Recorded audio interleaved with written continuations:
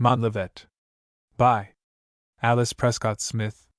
New York Grosset and Dunlap Publishers, Houghton, Mifflin & Co. 1907. To M. C. H. and A. E. H. I. The Key 2. The Captive 3. Behind the Commandant's Door 4. In the Ottawa Camp v. A Decision 6. Dame Opportunity 7. The Beginning 8. Partners 9. Westward X. I Wake a Sleeper 11. Mary Starling 12. A Compact 13. We Reach the Islands 14. A Provisional Bargain 15. I Take a New Passenger 16. The Storm 17. After the Storm 18. In which I Use Opportunity 19. In the Mist XX. What I Found 21. The Pivot 22. The Price of Sleep 23. I Encounter Mixed Motives 24. I Meet Various Welcomes 25. Over Cadillac's Table 26. From Hour to Hour 27. In Council 28. Children of Opportunity 29. I Follow My Path XXX. The Meaning of Conquest 31. The Undeserved 32. I Tell the Woman 33. To Us and to Our Children Montlivet Chapter 1 The Key. The May sun was shining on Michilimackinac, and I, Armand de Montlivet, was walking the strip of beach in front of the French garrison. I did not belong to Michilimackinac. I had come in only the day before with 2 canoes and 4 men, and I was bound for the beaver lands further west. A halt was necessary, for the trip had been severe, and remembering that it was necessity, and not idleness, that held me, I was enjoying the respite. My heart was light, and since the heart is mistress of the heels, I walked somewhat trippingly. I was on good terms with myself at the moment. My adventure was going well, and I was glad to be alone, and breathe deep of the sweet spring air, and let my soul grow big with the consciousness of what it would like to do. So content was I, that I was annoyed to see La Mothe Cadillac approach. Yet Cadillac was important to me then. He was commandant at Michilimackinac, the year was 1695, and so was in control of the strategic point of western New France. The significance of all that he stood for, and all that he might accomplish, filled my thought as he swaggered toward me now, and I said to myself, somewhat complacently, that, with all his air of importance, I had a fuller conception than he of what lay in his palm. He hailed me without preface. "Where do you find food for your laughter in this forsaken country, Montlivet? I have watched you swagger up and down with a smile on your face for the last hour. What is the jest?" In truth, there was no jest in me by the time he finished.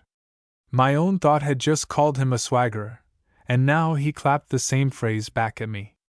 "There are more swaggerers upon this beach than I cried hotly, and I felt my blood rise. My tone was more insulting than my words, and Cadillac, too, grew red. I saw the veins upon his neck begin to swell, and all my childish irritation vanished. "Come, monsieur," I hastened. "I was wrong. But I meant no harm, and surely here is a jest fit for your laughter, that 2 grown men should stand and swell at each other like ticky-cocks, all because they are drunk with the air of a May day. Come, here is my hand."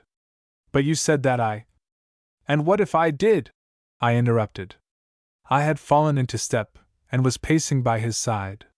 "What is there in the term that we should hold it in slight esteem? I swagger.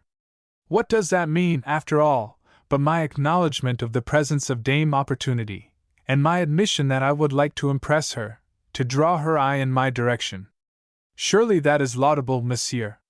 Cadillac laughed. His tempers were the ruffle of a passing breeze upon deep water. "So you think that I swagger to meet opportunity? Well, if I do, I get but little out of it. Sometimes I push myself near enough to pluck at the sleeve of the dame, oftener she passes me by." "Yet she gave you this key to an empire," I suggested.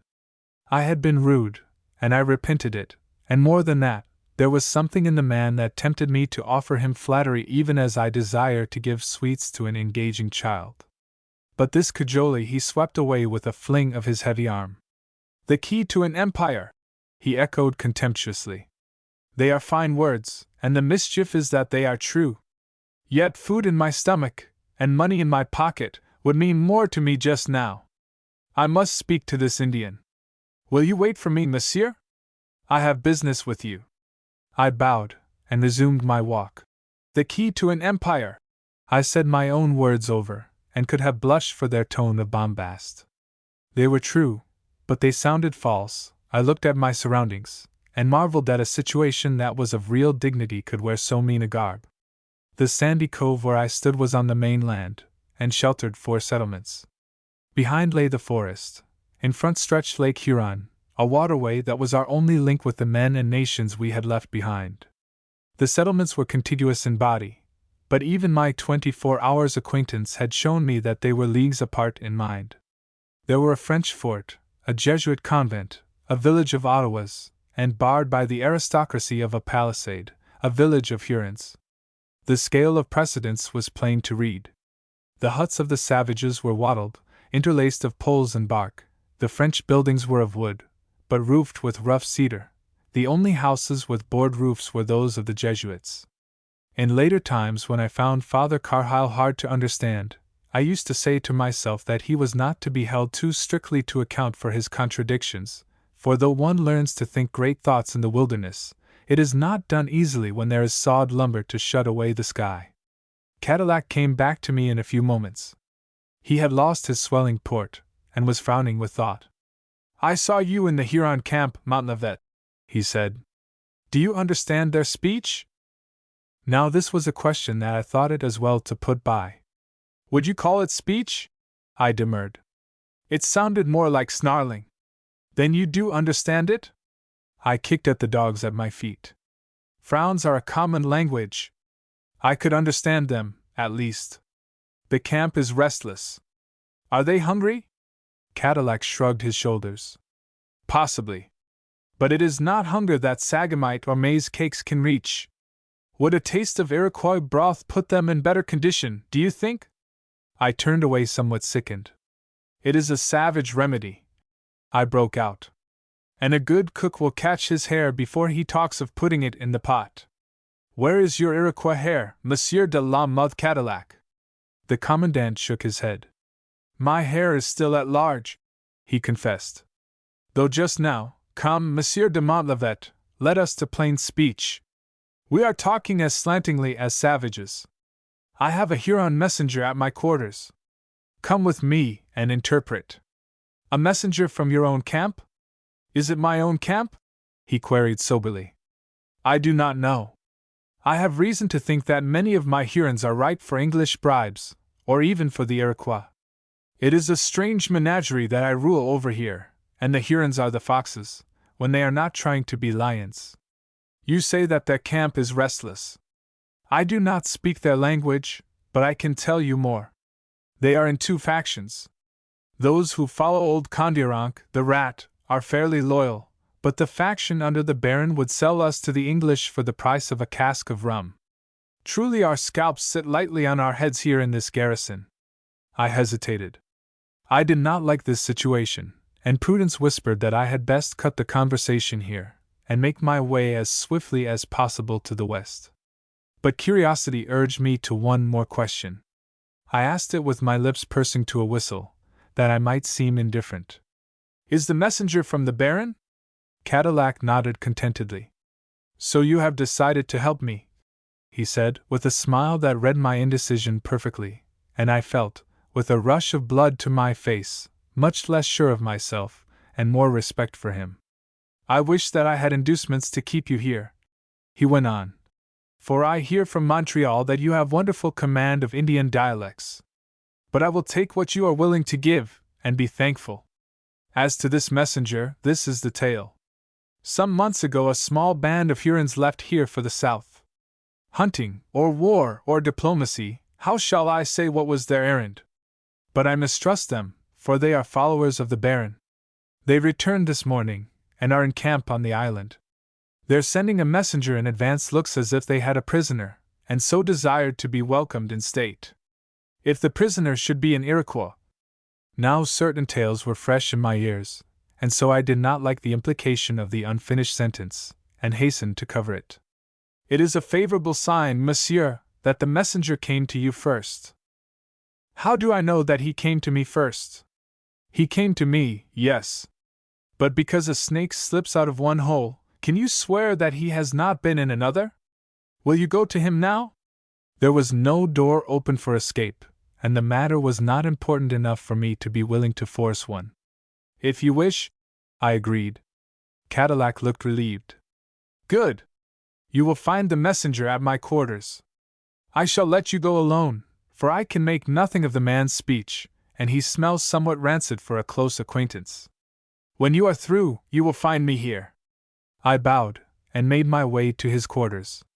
I knew as I opened his door that I might be entering more than appeared upon the surface, but the excitement of the game was worth the hazard, even the hazard of a possible delay, and I pushed the door wide, and went in.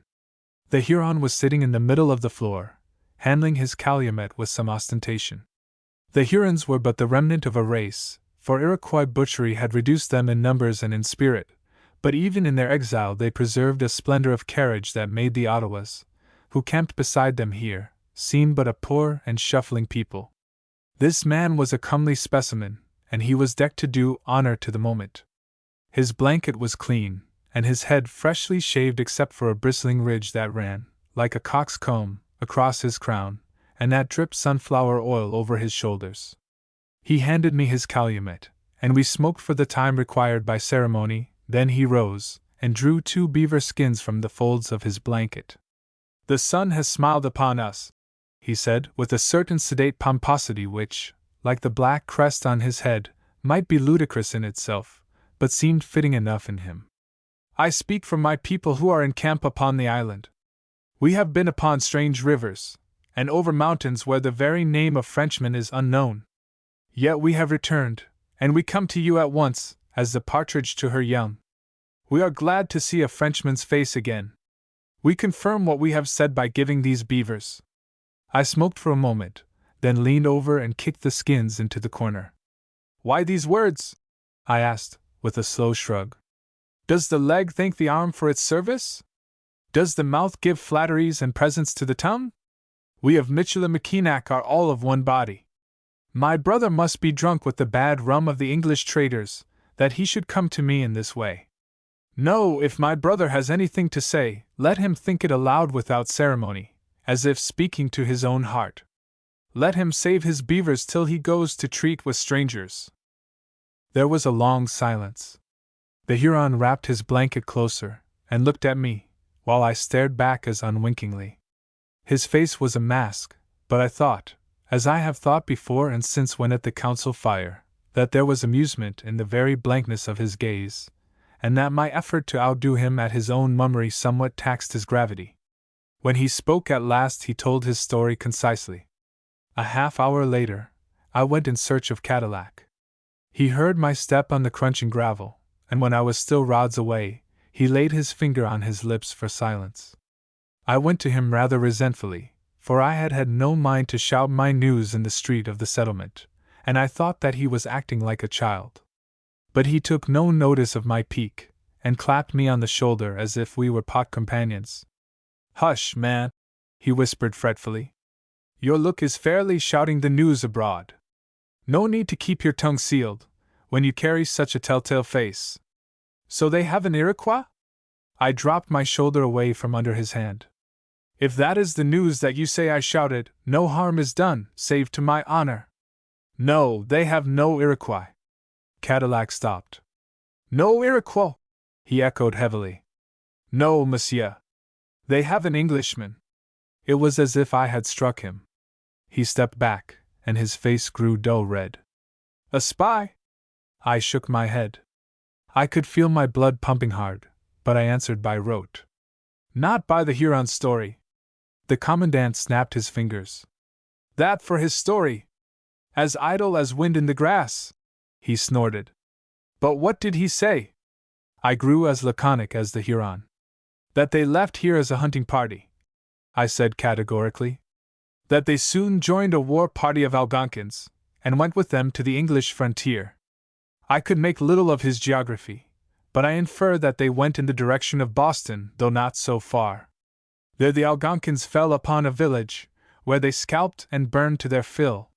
He says that the Hurons remained neutral, and this prisoner, he maintains, is theirs by purchase.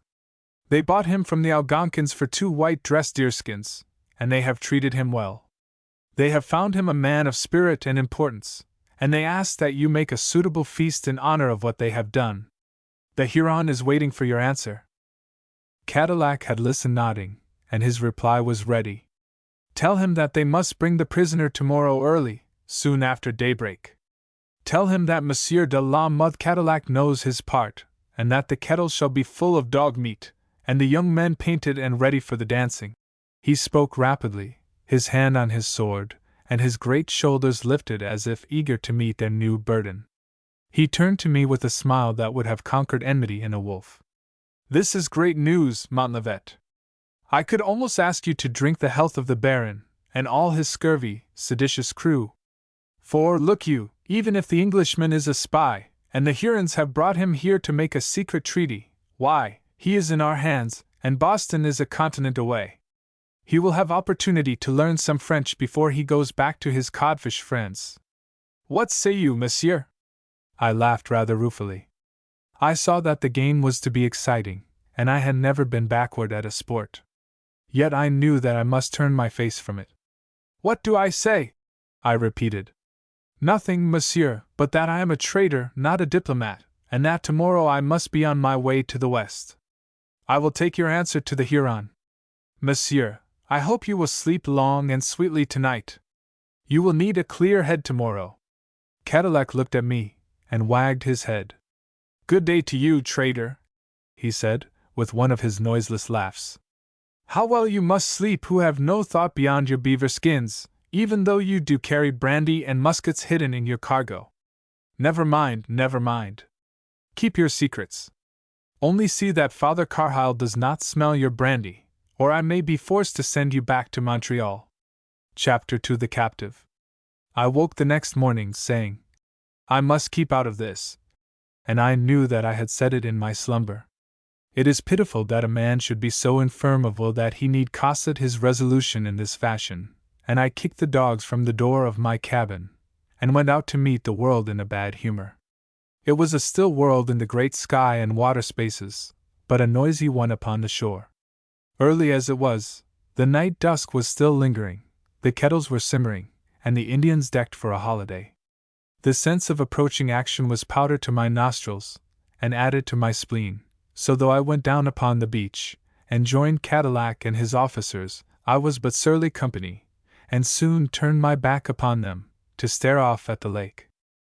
It was a breezeless morning, and the lake was without ripple. It lay like one of the metal mirrors that we sell the Indians, a lusterless gray sheet that threw back twisted pictures. I looked off at the east, and thought of the dull leagues that lay behind me, and the uncounted ones before, and I realized that the morning air was cold, and that I hated the dark, secret water that led through this strange land. Yet, even as I scowled at it, the disk of the sun climbed over the island's rim, and laid a shining pathway through the gray, a pathway that ended at my feet. I felt my pulse quicken. After all, it was a fair world, and the air, though keen, was a cordial. I let my gaze travel up that shining, glimmering track, and while I looked it was suddenly flecked with canoes. Long and brown, they swung down toward me like strong-winged birds upheld by the path of the sunrise. I looked back at the Indians. They, too, had seen the canoes, but they made no sound of welcome. Bedizened and wolf-eyed, they stood in formal ranks as attentive as children at a pantomime. In a moment the canoes took clearer shape, and the shine of the paddles could be seen as the flat of the blades slanted toward the light. The men at the paddles were indistinguishable, crouching shapes, but their prisoner was standing. He stood in the foremost canoe, and as his figure was outlined against the sun I saw that he was rigid as a mummy. I turned to Cadillac. To see a white man bound! I could feel the thongs eating into my own flesh. "They have bound the Englishman," I protested. "Let us hope that they are not daring enough, or crazed enough, to make him sing to grace their triumph." But he laughed at my tone. "What does it matter?" he shrugged. "These wards of mine, my happy family, must have their fate in their own fashion, or they will ask that I pay the piper. Well, whatever they do, the prisoner is in our hands, and it will be long before he escapes them. Yes, listen, oh, the play-acting dogs, they are making him sing now. He had a keen ear, for, even to my forest-trained sense, the sound came but faintly. The crowd hushed its breathing, and the air was unwholesomely still. A dog yelped, and an Indian silenced it with a kick. Each paddle stroke threw the canoes into sharper relief, and we could distinguish lank arms and streaming hair. The prisoner's voice echoed as clear as if he were in some great playhouse, and were singing to gain the plaudits of a friendly throng. I felt my blood tingling in my fingers' ends. It was a brave song, bravely sung. I could not understand the English words, but the sound was rollicking with defiance. It was a glove thrown in our faces, the challenge of a brave man to a cowardly foe. "The plucky beggar!" I said half aloud, and I set my teeth hard. But Cadillac was nudging my elbow. "You said that the prisoner was a man of importance," he accused, with a perplexed frown. "But listen! He has the voice of a boy." I was greedy to hear, so, with a wave of the hand, I shook Cadillac away. But, in truth, I was disturbed. The tones were certainly boyish. The canoes came within bowshot, and the hush that held the camp suddenly broke like the release of pent waters. There were yells and stamping, the smash of tom-toms, and a scattering salvo of musketry. It was a united roar that shut out from our consciousness the thought of the calm sky and the silent water. The canoes had come as unswervingly as arrows, and the one that held the prisoner landed at my feet. I looked up, and met his eyes, and I swept my hat from my head. "You are among friends," I called, not knowing that I did so. It was a foolish speech, since the prisoner could not understand, but I suppose that my tone was kind, for it apparently gave him courage. At least, a flush that might have been the color of returning hope rose in his cheeks. I was relieved at his appearance, for he was not the little lad that his song had made me fear. He was slim and beardless, but there were sorrow and understanding in his look that could not come with childhood. For the rest, he was dark and gaunt from exposure and privation. His rough woolen suit, leather-lined, hung loosely on him, but he wore it with a jauntiness that matched the bravado of his song. Cadillac came forward in welcome. He was always an orator that the Indians themselves envied, and now his rhetoric was as unhampered as though he thought that the prisoner was following each flowing syllable. As he unbound the stiffened arms, they were pitifully thin and small, I thought. He called all mythology to witness his deep regret that this indignity should have been offered to his brother of the white race. I followed him and listened, storing away metaphors even as I carried beads in my cargo. I should need all the eloquence at my command before the close of the summer, and my own tongue was always too direct of speech. Cadillac felt me at his elbow, and when he saw my listening face he stopped to give me a slow wink. "Will Monsieur turn pupil to learn swaggering?"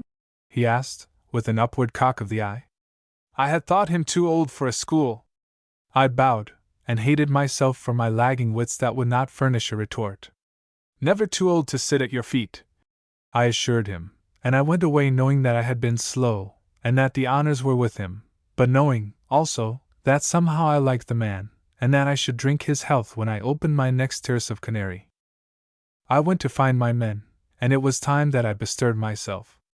License was in order, and the revel assaulted eyes, ears, and nose, till a white man was wise if he forsook his dignity, and ran like a fox to cover.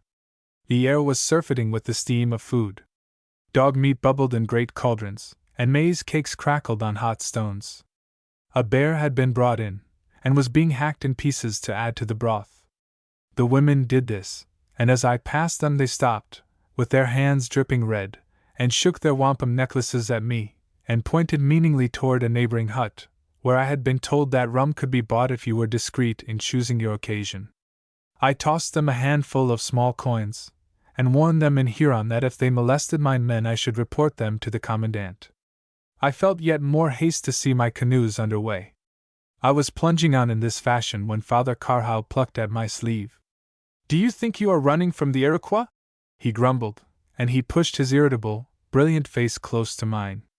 It was an old face, lined and withered, and the hair above it was scanty and gray, but never have I met a look that showed more fire and unconquerable will. "The commandant wishes you," he went on. He asked me to fetch you. I should not have complied. It is I who should ask services of him, but I wish to speak to you on my own account.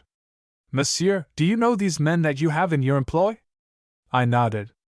As well as I know my own heart. They are my habitants. Your habitants? Then you have a seigneury? Why do you not stay there as the king wishes? I shook my head at him. We use large words in this new land, father. Yes, I have a seigneury. That is, I own some barren acres near Montreal that I can occupy only at risk of my scalp. As to the king, I think he wishes me to trade, at least I carry his license to that effect. But what are my men doing? The Jesuits' thin old hands clutched each other. They are turning this place into a Sodom, he said passionately. They are drinking and carousing with the Indian women. You traitors are our ruin. But we will shut you out of the country yet. Mark my words. Those 25 licenses will be revoked before the season ends, and you will have to find other excuses to bring your rabble here to debauch our missions. In view of what I had just seen, I felt impatient. You do my handful of stolid peasants too much honor, I said dryly. They would need more wit and ingenuity than I have ever seen in them to be able to teach outlawry to anything that they find here. But I am looking for them now. You will pardon me if I hasten. But his hand pulled at me. Is one of your men lipped like a bull moose and red as Rufus? Pierre booed into the life. I chuckled. What deviltry is he at now? The priest's face lost its flame. He looked suddenly the old man worn out in the service of a savage people. He is with an Ottawa girl, he said sadly. A girl the Indians call Singing Arrow for her wit and her laughter. She is not a convert, but she is a good girl. I wish you would get your man away. I felt shame for my man and myself. I will go at once, I promised soberly. I will be westward bound by afternoon. The old priest looked at me with friendly eyes. There will be trouble before sundown, he said gravely. If you wish to get away, go quickly, or you may not go at all. Now you must report to the commandant. But I had turned my face the other way. Not till I have found Pierre, I returned. I had no summer stroll before me.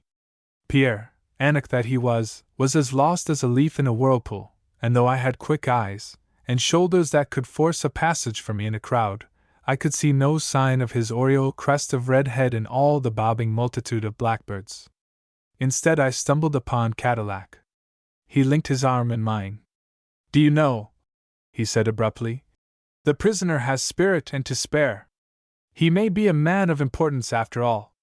I answered like a fool. I think not. He is dressed like a yeoman. Cadillac put me at arm's length, and puffed his cheeks with silent laughter. Plumage, eh? Are you willing to be judged by your own? He stopped to let his glance rest on my shabby gear. Truly it must be a long year since you fronted a mirror, or you would not be so complacent. No, monsieur, the prisoner is a gentleman. No yeoman ever carried his head with such a poise. But who is he? I would give all the pistoles in my pocket, though, in faith, they're few enough, if I could understand English. But you may be able to help me. Go speak to the prisoner in Huron. He must have picked up something of the Indian's speech in his trip here. This was my opportunity. Monsieur, I said, I should like an understanding. Remember how little all this can mean to me, a traitor, and do not think me churlish if I tried to keep myself free from this intrigue. I will go to the prisoner now, if you wish, but that done, I'd beg you to hold me excused of any further service in this matter. Cadillac looked me over, and now his glance went, not to my doublet, but to the man within. A traitor, he said curtly. A traitor carrying contraband brandy. A good commandant would send you back where you belong. No, no, monsieur, wait. I am not threatening you. Though you know as well as I that the thumbscrews are rather convenient to my hand should I care to use them. But there should be no necessity for that. Montlivet, I hardly understand your reluctance in the matter of this Englishman. We should be one in this affair, whatever our private concerns. Even Blackgown and I, and the world says we are not lovers, are working together. Why do you draw back? I could not meet him with less than the truth. You have stated the reason, monsieur. My private concerns, they seem large to me, and I fear to jeopard them by becoming entangled here. I regret this. You have shown me great clemency in the matter of the brandy, though if you had confiscated it I should still have pushed on, and for that, and for your own sake, monsieur, I should be glad to serve you. He looked at my outstretched palm, and laid his own upon it. "'Tea is fairly spoken,' he said slowly, "and I think you mean it." Then he grew peevish. "A pest on this country!" he cried. "We are all kings in disguise, and have a monarchy hidden in our hats. And what does it amount to? No bread, no wine, no thanks, a dog's life and a jackal's death, and all to hold some leagues of barren land for his petticoat-ridden majesty at Versailles. Oh, why not say it? We can tell the truth here without losing our heads." "The king's arm," I began. "Is long," he interrupted. "Yet, in truth, your face is longer. Are you so eager to be gone? Well, get you to the prisoner, and my hand on it, I shall ask for nothing more." Chapter 3. Behind the Commandant's Door. The Commandant's door had come to be the portal through which I stepped from safety into meddling. Yet I opened it now with laughter peeping from my sleeve. To bait the Englishman in Huron seemed a good-natured enough jest, and full of possibilities. But one look at the prisoner drained my laughter. He was lying on a bench, his face hidden in his outflung arms, and his slenderness and helplessness pulled at me hard. I knew that despair, and even tears, must have conquered now that he was alone, and I wished that I might save his pride, and slip away until he had fought back his bravery, and had himself in hand. But he had heard my step, and drew himself up to face me. He turned with composure, and fronted me with so much dignity that I stood like a blundering oaf trapped by my own emotion. There was no emotion in his look. He had been thinking, not despairing, and his face was sharpened and lighted with such concentration that I felt slapped with cold steel. He looked all intellect and determination, a thing of will-power rather than flesh and brawn. My Huron speech seemed out of place, but there was no choice left me, so I used it. There was refuge for my dignity in the sonorous syllables, and I spoke as to a fellow sachem. Then I asked the prisoner his name, and waited for response. None came. I knew that I had spoken rapidly, so I tried again. I chose short words, and framed my sentences like a schoolmaster. The prisoner listened negligently. Then he put out his hand. "Pardon, monsieur, but I speak French, though indifferently," he said, with a slight shrug. My anger made my ears buzz. I would not bandy words with a man of so small and sly a spirit. I turned to leave. But the prisoner stepped between me and the door. "You were sent here with a message," he said. "I am listening." His sunken brown eyes were so deep in melancholy that I could not hold my wrath. "Was it a gentleman's part to lead me on to play the clown?" I asked. "I came in kindness." He smiled a little, a bitter smile that did not reach his eyes. "I am not, like you, a gentleman by birth, monsieur," he said slowly, "and so often trip in my behavior. Granted that you were amusing, and you were, monsieur, can you blame me for using you for a diversion? I infer that you have come to tell me that the time left me, either for amusement or penitence, is short." It was bravely said, but I knew from the careful repression of his tone that his hardness was a brittle veneer. He was young to carry so bold a front when his heart must be hammering, and I would willingly have talked any doggerel to have afforded him another smile.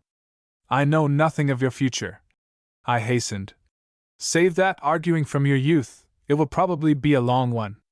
It was your past that I was sent to ask concerning. The Commandant sent me.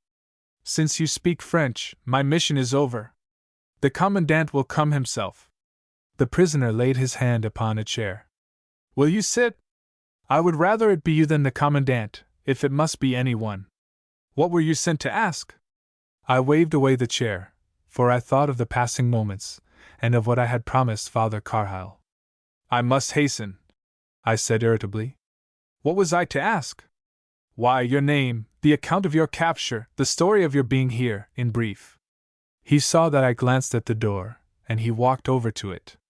"Wait," he interposed. "I can answer you in a line. But one question first. Monsieur, Yes, monsieur. Monsieur, I must think a moment. Be patient if you will. His voice was calm, but there was something in his look that forced my pity. Tell me nothing that I must not tell the commandant, I warned. But be assured of my good will. I think he did not hear. He sat with his forehead on his hand, and I knew that he was thinking. He looked up with a new decision in his glance. Monsieur, you lead a strange life in this place. I see nothing but men. Have you no families? I swore under my breath.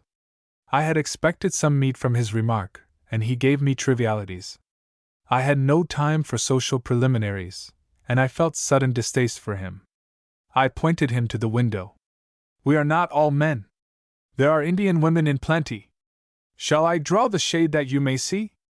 There are many of my countrymen to tell you that they find them fair. But are there no white families in the settlement? He was leaning forward, and he ignored the insult of my air. I shook my head. None, monsieur. None short of Montreal. He tapped the floor and frowned. His look went beyond me, and he was absorbed. None short of Montreal. Indeed, you live a strange life. Monsieur, is it far to Montreal? I shrugged. Yes, it is a long journey. Come, monsieur, we waste time. I wish you good day. He glanced up quickly. His was a misleading face, for while his words were meaningless, and showed him of a small and trifling mind, his look was yet keen. He saw that I had wearied of him, and he put out his hand to beg my attention. Wait, monsieur! He cried. Monsieur, you waste my time. I shall waste no more. I have made up my mind. Listen. I promise you my story. He had regained all his quiet arrogance. It is soon told. I am an Englishman, or a colonist if you like the term better. I was in a village on the Connecticut frontier, when your savages came down upon us. No, I am wrong. They did nothing so manly as to come down upon us boldly. They slid among us like foul vermin afraid of the light. They achieved a notable victory, monsieur. I see that you recognize their prowess, and that the feast you have prepared for them is lavish. It was a noble battle. I regret you could not have seen it. There were some hundreds of the Indians, and a scattering handful of us. A quiet farming community, monsieur, that worked hard, supped early, and slept the deep sleep of quiet living and sober minds. We waked to find the scalping knives at our throats, and the death scream of children in our ears. Look over the bags of scalps, and see the number of women and old men that your braves had to overcome. You will be proud of them, monsieur. I clenched my hand, and wished myself elsewhere. But our Hurons say they were neutral, I defended. He lifted his brows. You prefer to give all the praise to the Algonquins? He asked smoothly. I understand. Yes, I have heard that the Algonquins stand even closer to you than your Hurons here. They are more than brothers. Indeed, it is said that your Count Frontenac calls them his children. Well, they did you credit. It took 10 of them to silence Goodman Elwood's musket, but they butchered him in the end. If you find a scalp with long silky white hair, monsieur, it belongs to John Elwood. Value it, and nail it among your trophies, for it cost you the lives of a full half-dozen Algonquin braves. I kept my eyes down. I had come here to unearth a certain fact, and I would pursue it. But were the Hurons neutral? I persisted. I could not even guess at what raw nerve I touched, but he suddenly threw his arms wide as men do when a shot is mortal. His cool insolence dropped from him, and he was all fire and helpless defiance. He stamped his foot, till, slender as he was, the boards rang. Were the Hurons neutral? He mocked, in a voice so like my own I could have sworn it was an echo. What manner of man are you? Are you made of chalk? If you had seen a child's brains dashed out against a tree, would you stop to ask the Indian who held the dripping corpse what dialect he spoke? Oh, a man should be ashamed to live who has seen such things, and who keeps his sword sheathed while one of your Indian family, brothers or children, remains alive. If you had blood in your veins, you would be man enough not to put even an enemy upon the rack, in this way, and force him to live that time over to glut your curiosity. Here is my answer, which you may take to your commandant. I am an Englishman, I am your prisoner, and you are to remember that I am, first, last, and at all times, your foe. Now go to your commandant, and tell him to keep himself and his schoolboy orations out of my way." He was shaking, and his face was dead white. I did not answer, but I took him by the arm, and led him to a chair. He tried to resist, but I am strong. Then I brought him a cup of water from a pail that stood near by. "Drink it," I said, "and when food is sent you, eat what you can. Your race is not over, and if you wish to trick and outwit us, as you were planning when I found you lying here, you will need more strength than you are showing now. I have but one more question. You must tell me your name." For a moment he did not reply. He was still shaking painfully, and water from the cup in his hand splashed over him. "My name," he said slowly. "My name is Benjamin Starling." I took the cup away. "I am waiting," I said after a pause. "Waiting for what, monsieur?" When he willed, he could speak winningly, and he did it now.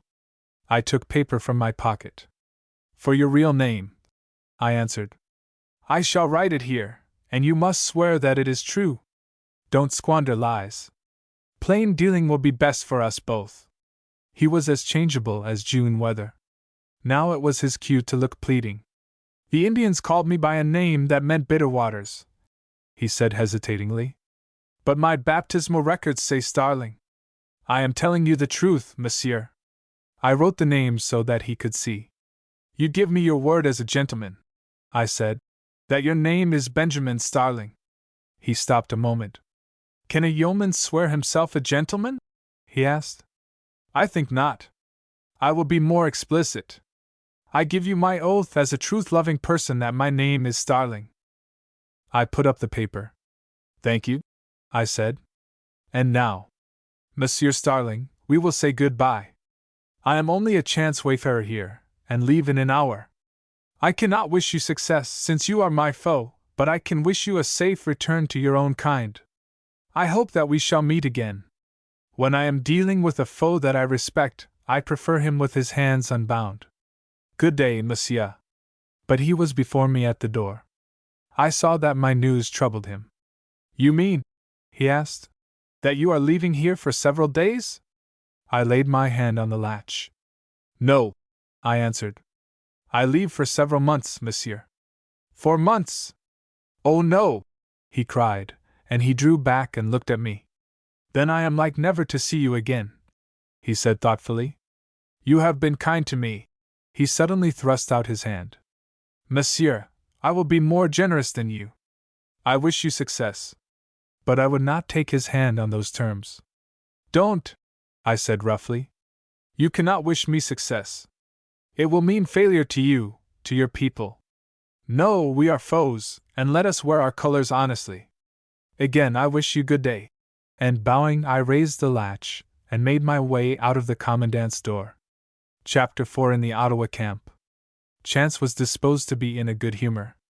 I had scarcely stepped into the crowd when I saw Pierre. I went to him knowing that I should find opportunity for reproof, but should probably lack the will. For Pierre was my harlequin, and what man can easily censure his own amusements even when he sees their harm? Then there was more to make me lenient. The man's family had served my own for as many generations as the rooks had builded in our ewes, and so, on one side at least, he inherited blind loyalty to my name. I say on one side, for his blood was mixed. His father had married a vagrant, a half-gypsy Irish girl who begged among the villages. It was the union of a stolid ox and a wildcat, and I had much amusement watching the two breeds fight for the mastery in the huge Pierre. The cat was quicker of wit, but the ox was of more use to me in the long run, so I tried to keep an excess of stimulants, whether of brandy or adventure, out of Pierre's way. He was a figure for Bacchus when I found him, and I pricked at him with my sword, and drove him to the water, where I saw him well immersed. "Now for quick work," I admonished. "I must see the commandant, but only for a moment. You gather the men, and have the canoes in waiting. There will be no tobacco for you tonight, if you are not ready when I come." He shook the water from his red locks, and wagged his head in much more docile fashion than I had expected. My master cannot go too fast for me, he said, with a twist of his great protruding lip. I have no liking for white meat broth myself. He drew back like one who has hit a bullseye and waited for me to ask questions, but I thought that I knew my man, and laughed at his childishness. No more of that, I said with perfunctory sternness. What pothouse rabble of Indians have you been with that you should prattle of making broth of white men, and dare bring such speech to me as a jest? That is not talk for civilized men, and if you repeat it I shall send you back to France. You are more familiar with the savages than I like a man of mine to be. Remember that, Pierre. Now go. But he lingered. It is no pothouse story, he defended sulkily. The Ottawas say they will go to war if the prisoner is not put in the pot before tomorrow morning. And what can the commandant do? The Ottawas are 2,000 strong. I knew, without comment, that he was telling me the truth, and I stood still. The din of the dancing and feasting was growing more and more uproarious, and the Indians were ripe for any insanity. I saw that the sun was already casting long shadows, and that the night would be on us before many hours. I looked at the garrison. 200 Frenchmen all told, and most of them half-hearted when it came to defending an Englishman and a foe. I turned to my man. You have been with an Ottawa girl, called Singing Arrow, I said. Are you bringing me some woman's tale you learned from her? He squirmed like a clumsy puppy, but I could see his pride in my omniscience. She is smarter than a man, he said vaguely. And Pierre were the man, I thought that likely. Take me to her, I commanded. I expected to follow him among the revelers, but he turned his back on them, and led the way through a labyrinth of huts, a maze so winding that I judged him more sober than I had thought. When we found the girl, she was alone, and I saw from her look that this was not the first visit Pierre had made. He summoned her importantly, while I withdrew to a distance, that I might have her brought to me in form. I was intent and uneasy, but I had room in my heart for vain self-satisfaction that I knew something of the Ottawa speech. My proficiency in Indian dialects, for which the world praised me lightly, as it might commend the cut of my doublet, had cost me much drudgery and denial, and my moments of reward were rare. Singing Arrow came forward, and curtsied as the priests had taught her. I was forced to approve my man's taste. Not that she was beautiful to my eyes, for brown women were never to my liking, but she had youth and neatness, and when she raised her eyes I saw that I might look for intelligence and daring. I motioned her to come nearer. Singing Arrow, I said in somewhat halting Ottawa, my man here tells me that your people are talking as if they were asleep, and were dreaming that they were all kings. Now when a dog barks at the moon, we do not stop to tremble for the safety of the moon, but we ask what is the matter with the dog. That is what I would ask of you. What do the Ottawas care what Monsieur de la Mothe Cadillac, the commandant, does with the English prisoner? She thought a moment, and plaited the folds of her beaver-skin skirt, as I have seen many a white girl do. I know of no dog, she said, with a slow upward glance that tried to gauge my temper. And as for the moon, it shines alike on the grass and the tall trees, and I have seen no Frenchman yet who could reach up and pluck it from its place. But I have seen a chain that was once bright like silver grow dull and eaten with rust. A wise man will throw such a chain away, and ask for a new one. I shrugged. You have sharp eyes, I said, shrugging yet more. If you can see rust on the covenant chain that binds the French to the Ottawas. Is that what you mean? She looked up with a flash of fun and diablerie such as I never thought to see in a savage face. Then Monsieur has seen it himself? Now this would not do. I would leave all gallantries to my subordinate. This is idle talk, I said, as I lit my pipe, and prepared as if to go. It is the clatter of water among stones that makes a great noise, but goes nowhere. I have seen many strange things in my life, but never a cat that could fight fair, nor a woman that could answer a direct question. Look at this now. I ask you about the English prisoner, and you talk to me of covenant chains. She looked at me with impassive good humor, her hands busy with her wampum necklaces, and I saw, not only that I had failed to entrap her into losing her temper, but that I was dealing with a quick-witted woman of a race whose women were trained politicians. But for reasons of her own, she chose to answer me fairly. The Frenchman is right, she said, with a second swift upward look to test the ice where she was venturing. I was wrong to talk of the covenant between the French and my people, for the chain is too weak to bear even the weight of words.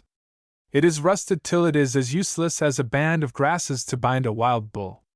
But blood will cleanse rust. What can the French want with their enemy, the Englishman? Why should not the prisoner's blood be used to brighten the chain between the Ottawas and the French? Now this was plain language. I listened to the girl's speech, which was as gently cadenced as if she talked of flowers or summer pleasures, and thought that here was indeed snake's venom offered as a sweetmeat. But why did she warn me? I had a flash of sense. I went to her, and compelled her to stop playing with her necklaces, and raise her eyes to mine. Answer me, Singing Arrow, I commanded.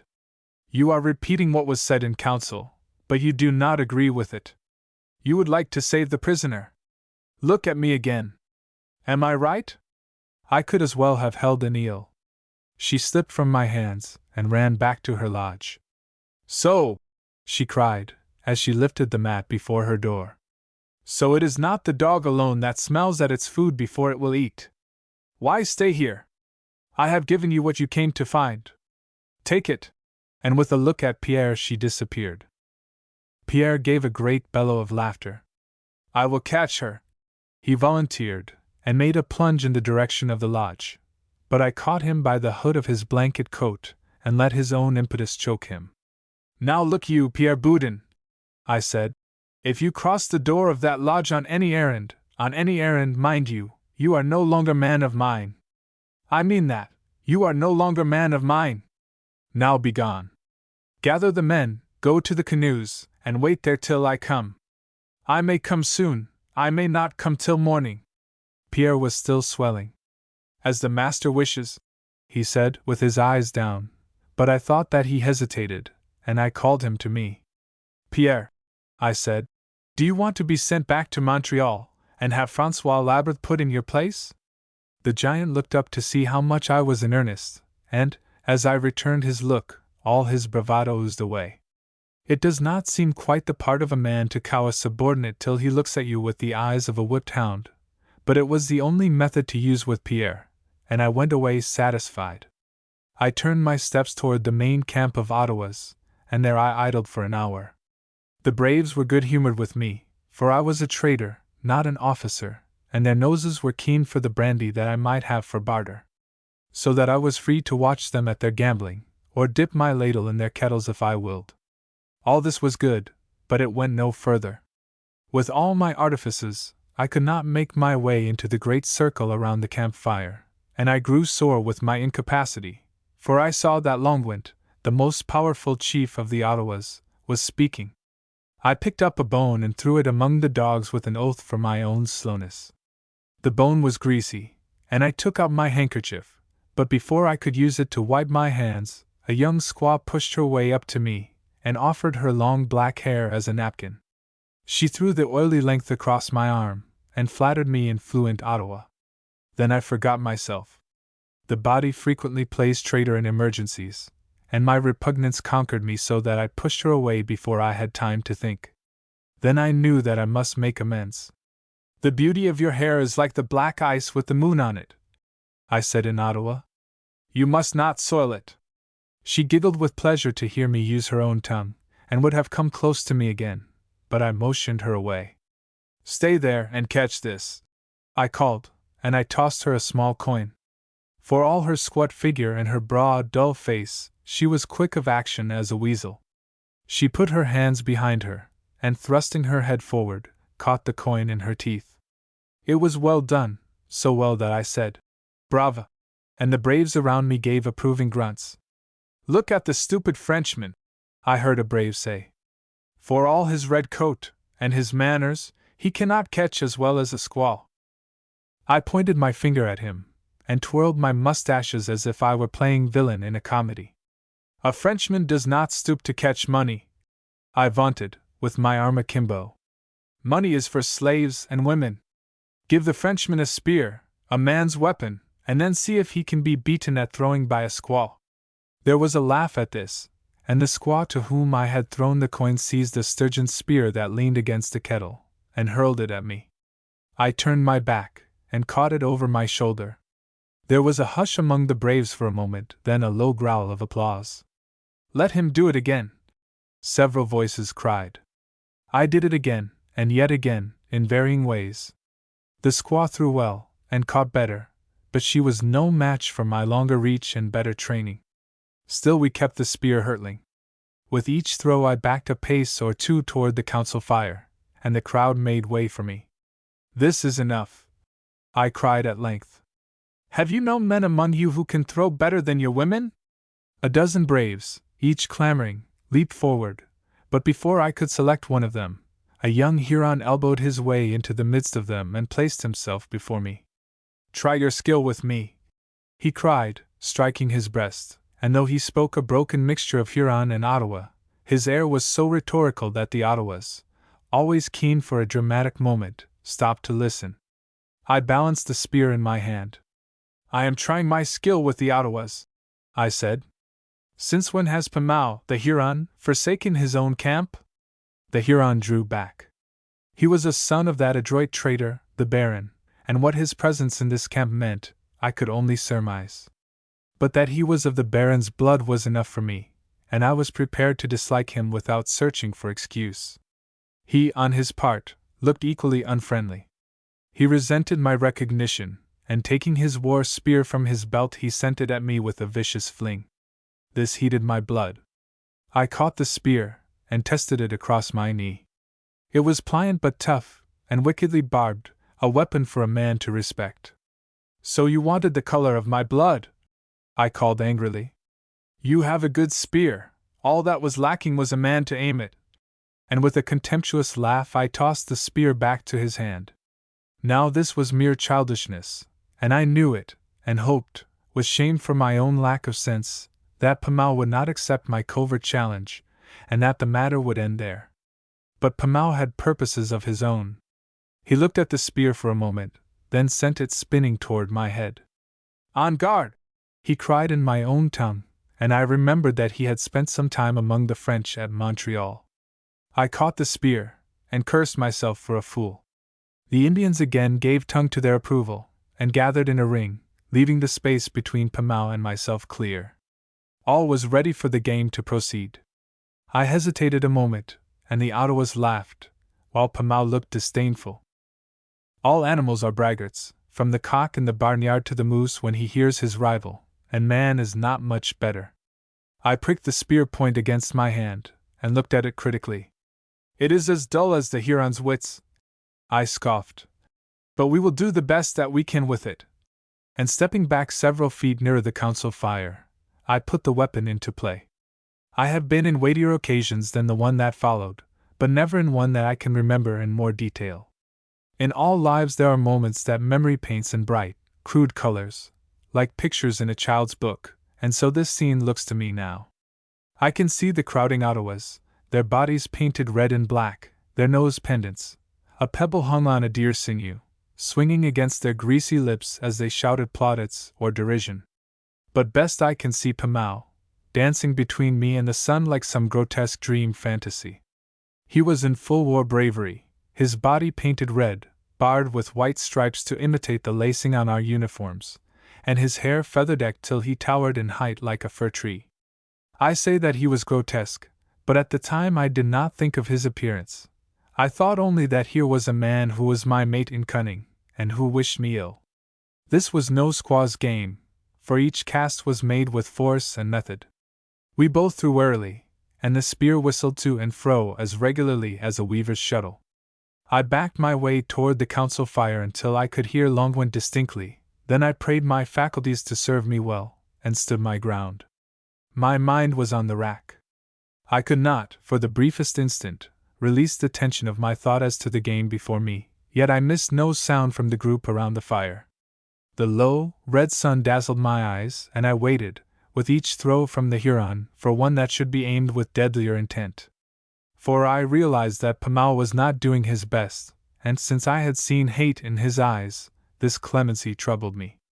I wondered if he were a decoy, and if someone were coming upon me from the rear, and I stopped and stared at him with defiance, only to see that he was looking, not at me, nor at the attentive audience around us, but over my head at the council fire.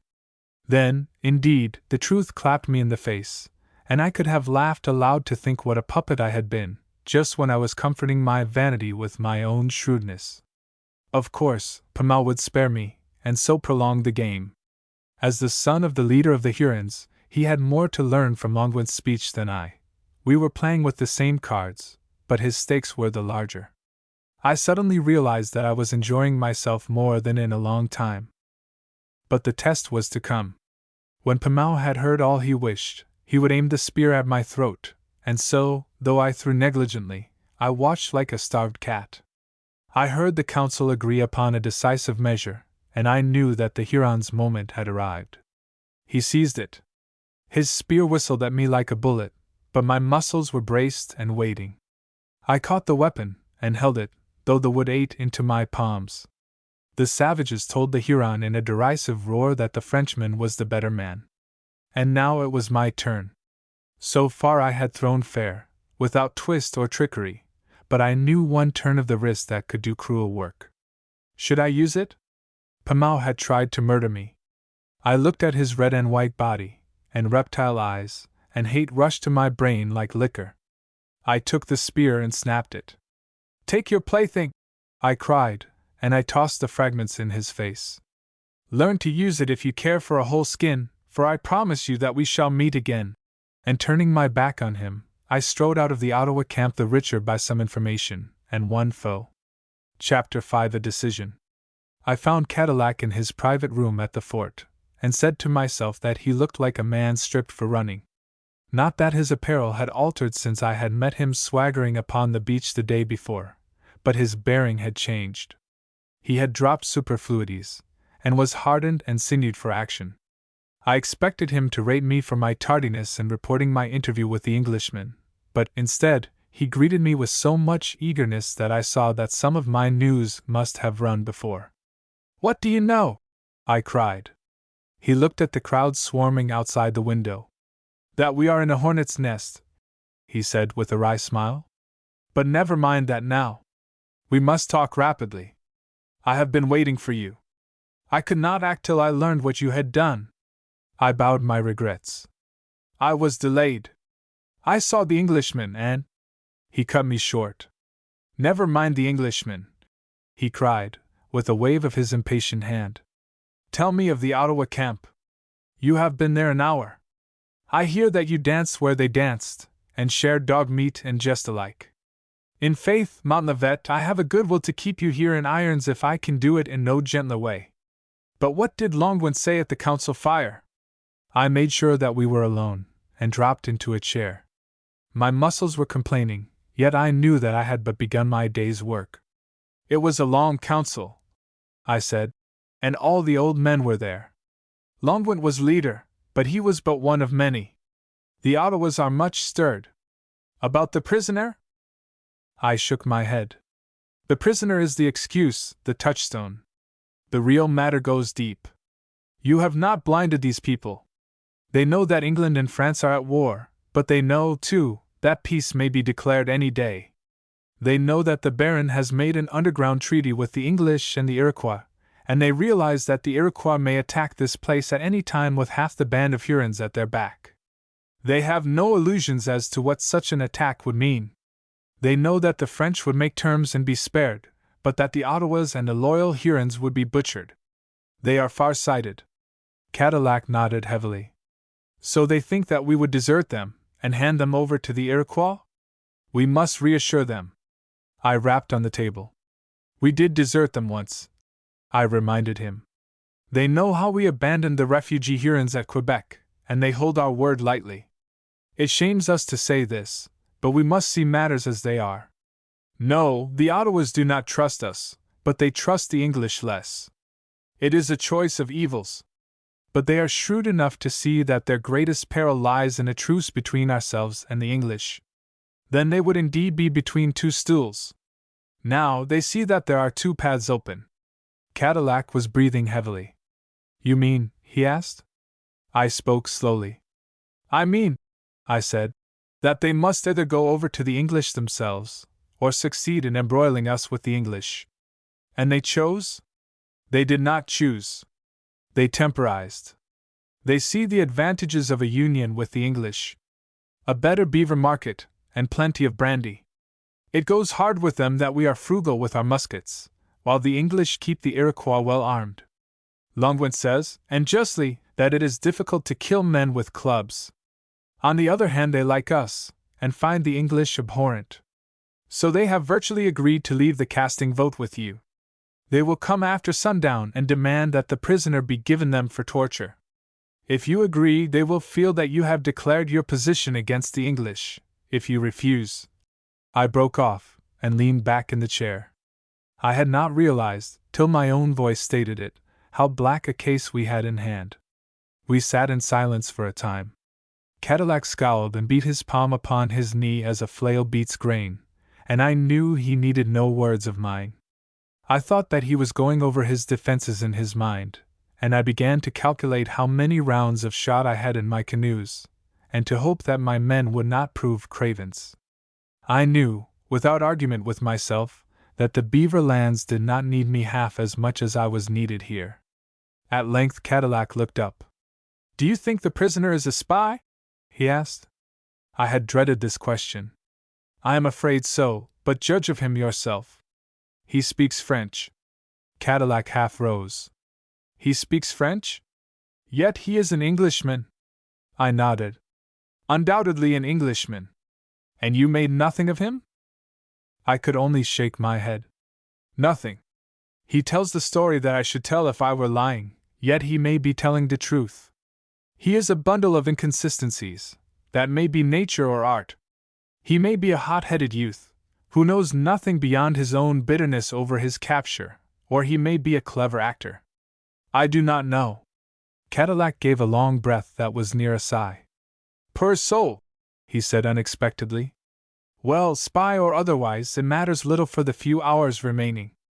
I caught his arm across the table. "Cadillac!" I cried, with an oath. "You would not do that!"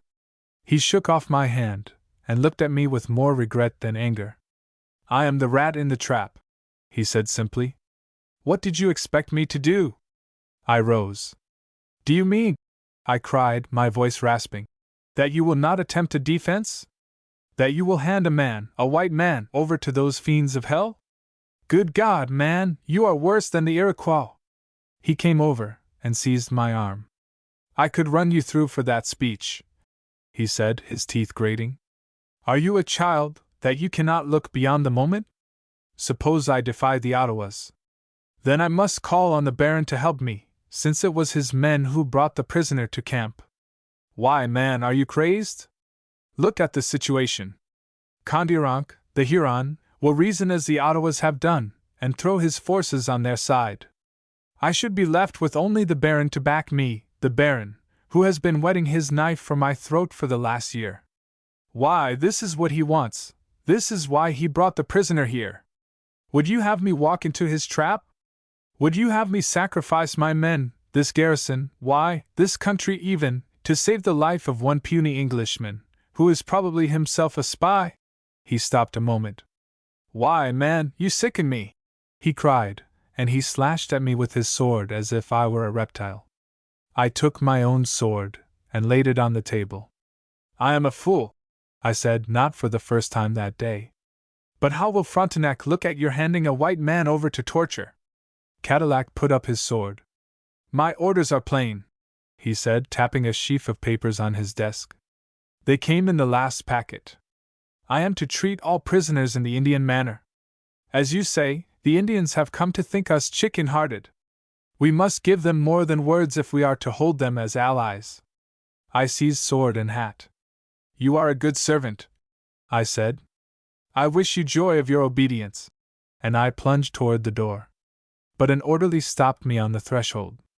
"Is Monsieur de la Mothe Cadillac within?" he asked.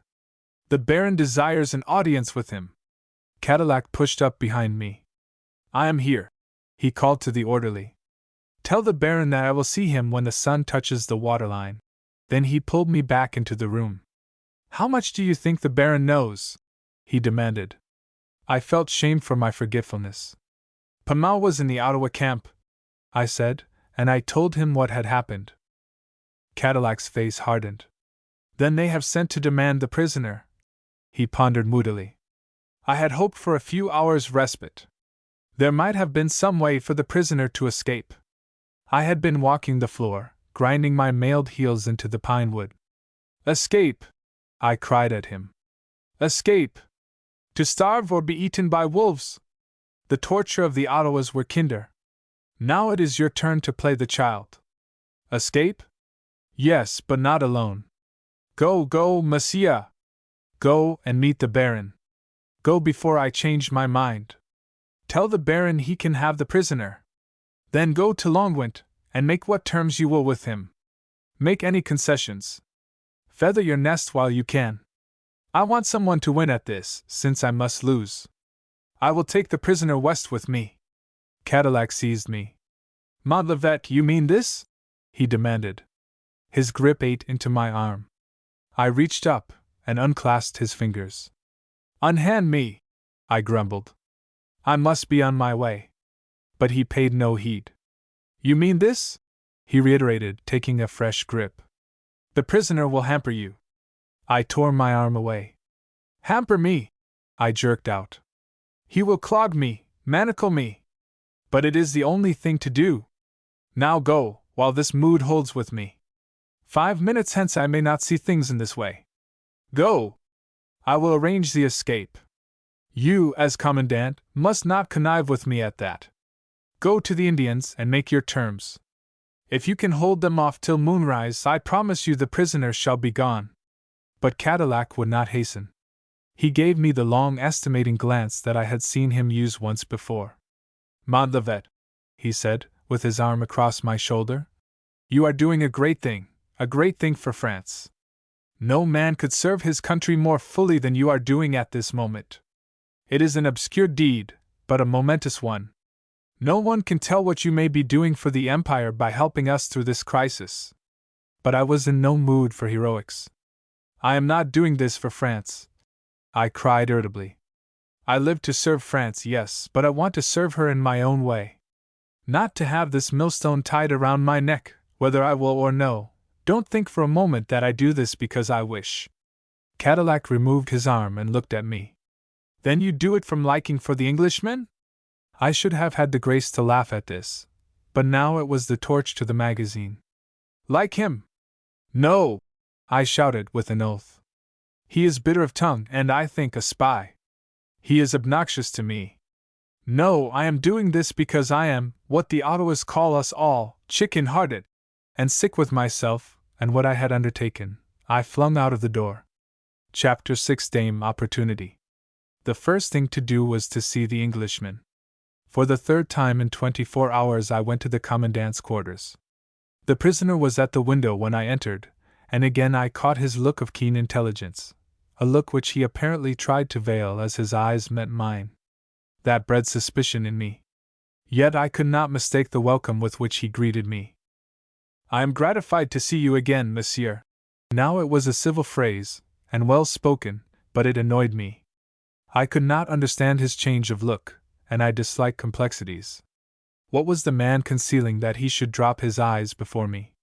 In spite of the seriousness of our joint state, I felt much inclination to take time, then and there, to box his ears, and tell him to be more forthright.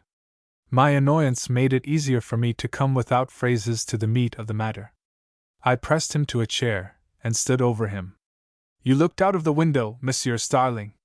What did you learn? He glanced upward. The Indians are excited. Am I the cause?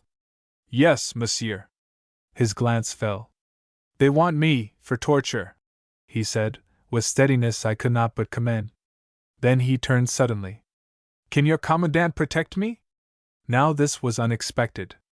I had intended to lead up to this situation gradually, and the question caught me unguarded.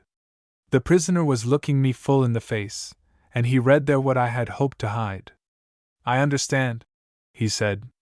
I have been with many men when they heard their death sentence, and those who take it as this man did, with spirit and knowledge, rob me of my hold on myself, so that I show emotion of which I am ashamed. I turned away. Wait, monsieur, I have not said all, I cried.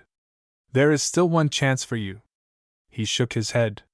Small chance for me with that swarm outside. Well, what must come will come. He was white, and his eyes grew even more somber. But though his blood might play him traitor, his will was unshaken. I saw that. I saw, too, that his manner had lost all bravado. He suddenly came to me, and laid his hand on my arm. I am glad, monsieur, that it was you who came to tell me. It is much easier to hear it from you. All day you have been thoughtful for me, a stranger and an enemy. I wish that my blessing might bring you happiness, monsieur. And before I could check him, he raised my hand to his lips. I was greatly disturbed. Stop! Stop! Stop! I expostulated, too much stirred to think what I was saying. This is not the end. You are to go west with me. He drew away. With you? Who are you? What is the West? You said that I had to die. I felt unsteady and ill at ease. Let us discuss this like sane men, I exclaimed, angry at myself. You jump at conclusions. That is a woman's foible. Who am I? A trader, Armand de Montlivet, from Montreal. I am going west for peltries. It will be a hard trip, and you will suffer, but it is your only chance. I will get you to the canoe in some fashion soon after dusk. I have not made my plans. I must reconnoiter. Hold yourself ready to do what I ask. Still he drew away. I shall be a burden. Tell me the truth, shall I be a burden? Yes. He did not look angered. Indeed, his eyes softened till I thought him near tears. And you will do this for me? Run all this risk? And yet you never saw me before today! He touched his hand to mine. Somehow this again annoyed me. The man was concealing something from me, yet affected to be moved to open emotion by his gratitude. I was not at the bottom of him yet. I removed his hand. Monsieur, you forget, I corrected. You said we were foes, and we are. I never embraced an Englishman, and I shall not begin now that our nations are at war. You may be a spy. You think me a spy? I sighed from exasperation, and pointed to the window. Monsieur Starling, wake up to this situation. What does it matter what you are, or what I think? We waste time. Say that you will follow me, and I shall go and make my plans. But still he looked at me. Then you encumber yourself with me from abstract duty. Personally you distrust me. The truth seemed best. I bowed. He thought this over. Then I refuse to go, he decided quietly. I refuse. And he bowed toward the door to put a period to our interview. But here my patience broke. I took him by the arm, and held him ungently. Words! Words! Words! I mocked at him. What would you have me say? That I love you? In faith, I don't. You irritate me, annoy me. But save you I will, if only for my peace of mind. Look at me! Look at me, I say. He obeyed. All his hard nonchalance had returned. Do you trust me? I demanded. Yes, monsieur. Then you will come with me? No, monsieur. This was madness, and it took time. Indeed you will come, I said between my teeth. And that without more words. Goodbye. But he caught my sleeve. Then you take me against my will. I brushed him away. And against mine too, if you balk my wishes at every turn. But I will take you. It is the only chance you have, and if you are mad enough to refuse it, I must force it on you. Remember, I shall use force. Now stay by the window, and await my signal. I shall come when I can. He followed to the door. You will not need to use force with me, monsieur, he said soberly. If you insist on taking me, I shall follow your directions, and use what wood I can. But I cannot thank you, for I cannot feel grateful. You give under protest, and I accept in the same way. It is a forced companionship. I do not wish to die, but after all, it will soon be over, and life has not been sweet. I would rather risk what meets me here than take help from you, now that I see you give it grudgingly." This chilled me, and excuses pressed hot on my tongue. Yet it was unwise to protest. Why should I wish his gratitude? It would hamper us both. I had no desire to bind him to me with obligations. I felt shame for my coldness, but for once my head ruled, and I let the situation stand. "You are a brave man, monsieur," I said inconsequently. "I know that you will bear your share tonight." He laid his hand on the door, and searched me with his sad eyes. "One last word," he said, "and then I shall bury this for I. Monsieur, if I bring you misfortune, I ask you to remember from now on, that you took me against my will." For all my impatience, I had some effort not to smile. He would be a burden, he might be a nuisance, but he could hardly be a misfortune. He had a weighty sense of his importance, to use so large a term. But I would not ridicule him. "I promise," I said. He held out his hand. "Say that again with your hand in mine. Promise me that, whatever disaster I bring you, you will remember that I came against my will." Somehow that sobered me. "I promise," I repeated, and touching his hand, and again bidding him be on the watch, I went away. I had no plans. My mind was cloudy as muddy water, and I sauntered around the camp looking important and weighty with calculation, but feeling resourceless and slow. Then I bethought me of Singing Arrow. I shouldered my way to her lodge with speed that made me a target for scantily hidden laughter. But I could not find her. Lodge and fire were alike deserted. I asked questions, but was met by shrugs. My eagerness had been unwise. I had sought too openly and brusquely, and the Ottawas suspected my zeal of being official rather than personal. I saw myself in their eyes as an officer of the law, and knew that I had closed one door in my own face. I told myself contemptuously that I had made so many blunders in that one day that I must, by this time, have exhausted the list, and that I would soon stumble on the right road as the only one left. And so it proved. For I went to my canoes, and there, perched birdwise on my cargo, and flinging jests and laughter at Pierre and the men, sat Singing Arrow. It was what I most wanted, and so relieved was I at finding it, that I could not forbear a word of reproof. "I told you to keep away from Singing Arrow!" I stormed at Pierre, like the mother who stops to shake her recovered child before she cries over it. Pierre grinned shamefacedly, but Singing Arrow smiled like May sunlight. "Has monsieur been looking for me?" she asked. "He carries the wet red clay that lies in front of my wigwam." And she pointed a curving finger at my boots. I could have embraced her. If I had no wit, she had it, and to spare. I made up my mind then and there to trust her. It was a mad chance, but a good gamester likes a dangerous throw. "Come here, Singing Arrow," I commanded, and I would have led her down the beach out of earshot. She followed but a step or two, then halted, balancing herself on one foot like a meditative crane. "I want Sunset Head to go too," she insisted, darting her covert bird glance at Pierre, and when I would have objected, I saw her mouth pinch together, and I remembered that no Indian will submit to force. So I let her have her will. We held short council, Pierre the peasant, Singing Arrow the squaw, and I, the Seigneur de Montlivet. We mingled suggestions and advice, and struck a balance.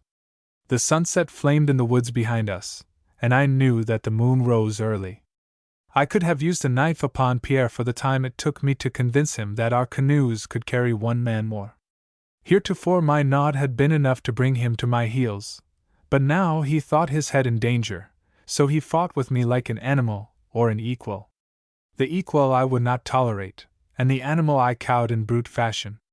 Then I sent Singing Arrow to do her work, and I went to the Englishman. The Englishman saw me from the window, and was at the door before I could lift the latch.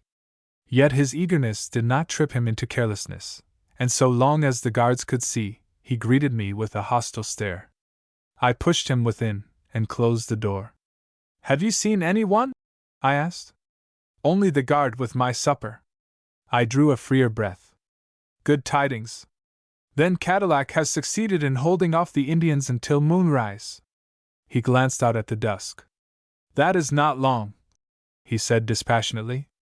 I put out my hand. Somehow this youth could move me curiously by his calmness, although I was no stranger to brave men. The time is terribly short, I agreed, but we will make it suffice. And we need not haste. We can do nothing till it is a little darker, then we shall move swiftly. A young squaw, Singing Arrow, will be here in a few minutes. You are to escape in her dress. He wasted no time in comment. Am I dark enough? He demurred. My neck, where I am not sunburned, is very white. I had thought of this, and had warned Singing Arrow. There is no opportunity to stain your skin, I said, so we must trust to the dark, and a blanket wrapping. The Indian will wear leggings, skirt, and blouse of skin, so you will be fairly covered. The hands and hair are the weak points. You will have to keep them in the blanket. He hesitated. You can trust this girl? He asked slowly. Now why should he ask what he knew I could not answer? Can you trust me, or I you, for the matter of that? I jerked out with a frown. This is an outlaw's land, and the wise man trusts no one except under compulsion. I would not trust Singing Arrow for a moment if I could help myself, but she is our only hope, so I trust her implicitly. I advise you to do the same. Half measures are folly. If you try to be cautious in your dealings with her, you will tie her hands so that the whole thing will fall through. If she betrays us, well, you are in no worse estate than now, and we will still have my sword and my men to depend on. But that is a slender hope, and we will save it for a last resort. Now we will hazard everything on this plan. I had made my long speech nervously, knowing, in my heart, that what I asked the man to do would take more courage of soul than one would expect to find in his slender frame. For I might be throwing him over to fiendish torment. The Indian women were cruel as weasels, and more ingenious in their trap-setting than the men. It cooled my blood to think what Singing Arrow's friendliness might really mean. The prisoner heard me without flinching. But what is Singing Arrow's motive? He asked, with his mournful eyes full on my own. We cannot read men's hearts, but, after all, there are but few springs that rule their action. You know that I will be loyal to you to save my head, to which, though it has served me badly, I yet cling. I know that you will be loyal to me because I see that God gave you a softness of heart which your brain tells you is unwise. But what string pulls this Indian that she should be a traitor to her people? If you will give me a hint, I will play upon it as best I can. I could only shrug. It may be my man, Pierre, I hazarded. He is red as a flamingo, and a fool into the bargain, but he has shoulders like an ox, so the women want him. I can see no other motive. Will you trust to that, monsieur? He looked back at me with the flicker of a smile. It is sufficient. I do not like smiles that I cannot understand, so I changed the subject. The plan is simple, monsieur, I said briskly. Singing Arrow will come to the window, and you are to make love to her. After a time, not too long, you are to beguile her inside. I think the guards will be complaisant, if you play your part well. Be as debonair as possible. A soldier is always tempted to be lenient to a jaunty foe. The prisoner nodded. And you will meet me? Outside in the camp. I shall stand near a fire, so that you can find me at once. Remember, monsieur, that you are Singing Arrow, and that it will be your cue to follow me, and mine to shrug you away. The Englishman drew a long breath. I am ready, monsieur, he said, with a little squaring of the shoulders, and I saw that, mortal danger that he was in, his spirit yet responded to the touch of comedy in the game. I saluted him with a laugh of my own. Then I will go, monsieur. Go into the next room to change your clothing, or the guard may come in and find you. One thing more. Remember you have overpowered Singing Arrow, and taken your disguise by force. It may be well to lock her in that inside room before you leave, but do as you like. I leave details to you. He made acknowledgment with a sweeping bow.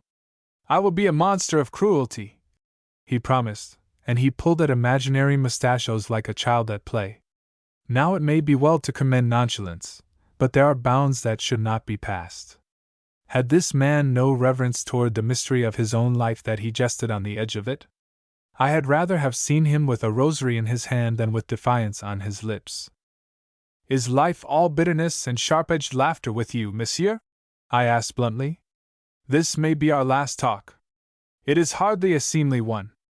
If you have messages to send that will not compromise you, I will try and get them through, in case our plans fail. The prisoner eyed me oddly. And in case you still live, monsieur, he corrected. You show much solicitude that I meet my end decorously, yet I cannot see that you display any dolour over your own condition. Why should I have less fortitude? You are like a man who cares not for religion for himself, yet insists upon it for children and for his womenkind, for his inferiors in general. Why should you feel that I need so much prompting? His voice suddenly hardened. Tell me, is it my youth that makes you feel yourself my mentor, or have I failed you in any way? Answer. And he gave the stamp of the foot that I had heard once before. How could I answer but with laughter? You are a leopard, and a lamb, and a bantam cock all in one. I jeered at him. No wonder that I feel you need a priest to shrive you. And I laughed again, and would not notice the hurt shining of his eyes as I went away. Chapter 7. The Beginning. I had not vaunted idly when I told the prisoner that our plans were ready. I had scarcely dropped the latch of the commandant's door when I saw Singing Arrow sauntering near. She was graceful in her finery. Even a white man might commend. Her skin garments looked soft and clean, and draped her cunningly. In the dusk and the firelight, with the bright blanket falling from her hair, she looked so winning that I thought the guards could find excuse if the prisoner loitered at the window. And loiter he did. I sauntered and watched while the prisoner and Singing Arrow threw glances that proved them no tyros in the game of love and life. The comedy was pleasing, and I did not wonder that the guards tilted their heads to one side and looked on with grins. Singing Arrow bridled, and drew away and then drew near. All was going as we planned, till Pamau and a band of his Hurons came around the corner of the house. I had done Pamau the justice to hate him when I first saw him. And one does not hate an inferior. He had as keen a mind as I have ever known, and he was not hampered by any of the scruples and decencies that interfere with a white man. So he was my superior in resource. I knew, as I saw him look at me now, that my share in the game was over. He had seen me listening to Longwint. Where had my wits been lagging that I had not foreseen that he would have spies watching me, and would trace some connection between the prisoner and myself? Well, there was nothing left me but to stroll away. I did not dare go in the direction of the canoes. It would be unwise to seek Cadillac, so I turned boldly to the Ottawa camp. Hardly knowing what I planned, I asked for Longwint. Somewhat to my surprise, the Ottawas listened with respect. I had apparently won some reputation among them, and without demur they took me to the chief. Longwint was squatting before his lodge. A piece of wood was laid across his lap, and he was chopping rank tobacco with a scalping knife. He smelled of oil, and smoke, and half-cured hides, yet he met me as a ruler meets an ambassador. As I stumbled after him into his dark lodge, I saw that he was preparing to greet me with all the silence and circumlocution of a state messenger. I had no time for that, though it gratified me. I tramped my way through all ceremony and plunged at my point. I am no Envy, I began, shaking my head in refusal of the proffered seat upon the mat beside him. I am only a voice. A bird that calls beware from the branches, and then flits away. Why watch the old wolf, and let the cub play free?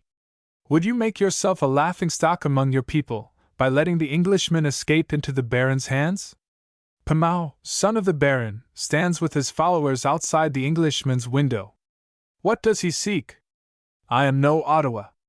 I am a free man, bound to no clan, and to no covenant, and friend to the Ottawas and Hurons alike. But I do not like to see a wise man tricked by a boy. I have spoken. Longwint rose. My brother's voice speaks the truth, he said, gathering his robes to leave me.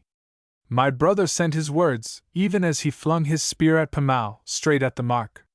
Only one word goes astray. My brother is not the free man he vaunts himself. He is tied by hate.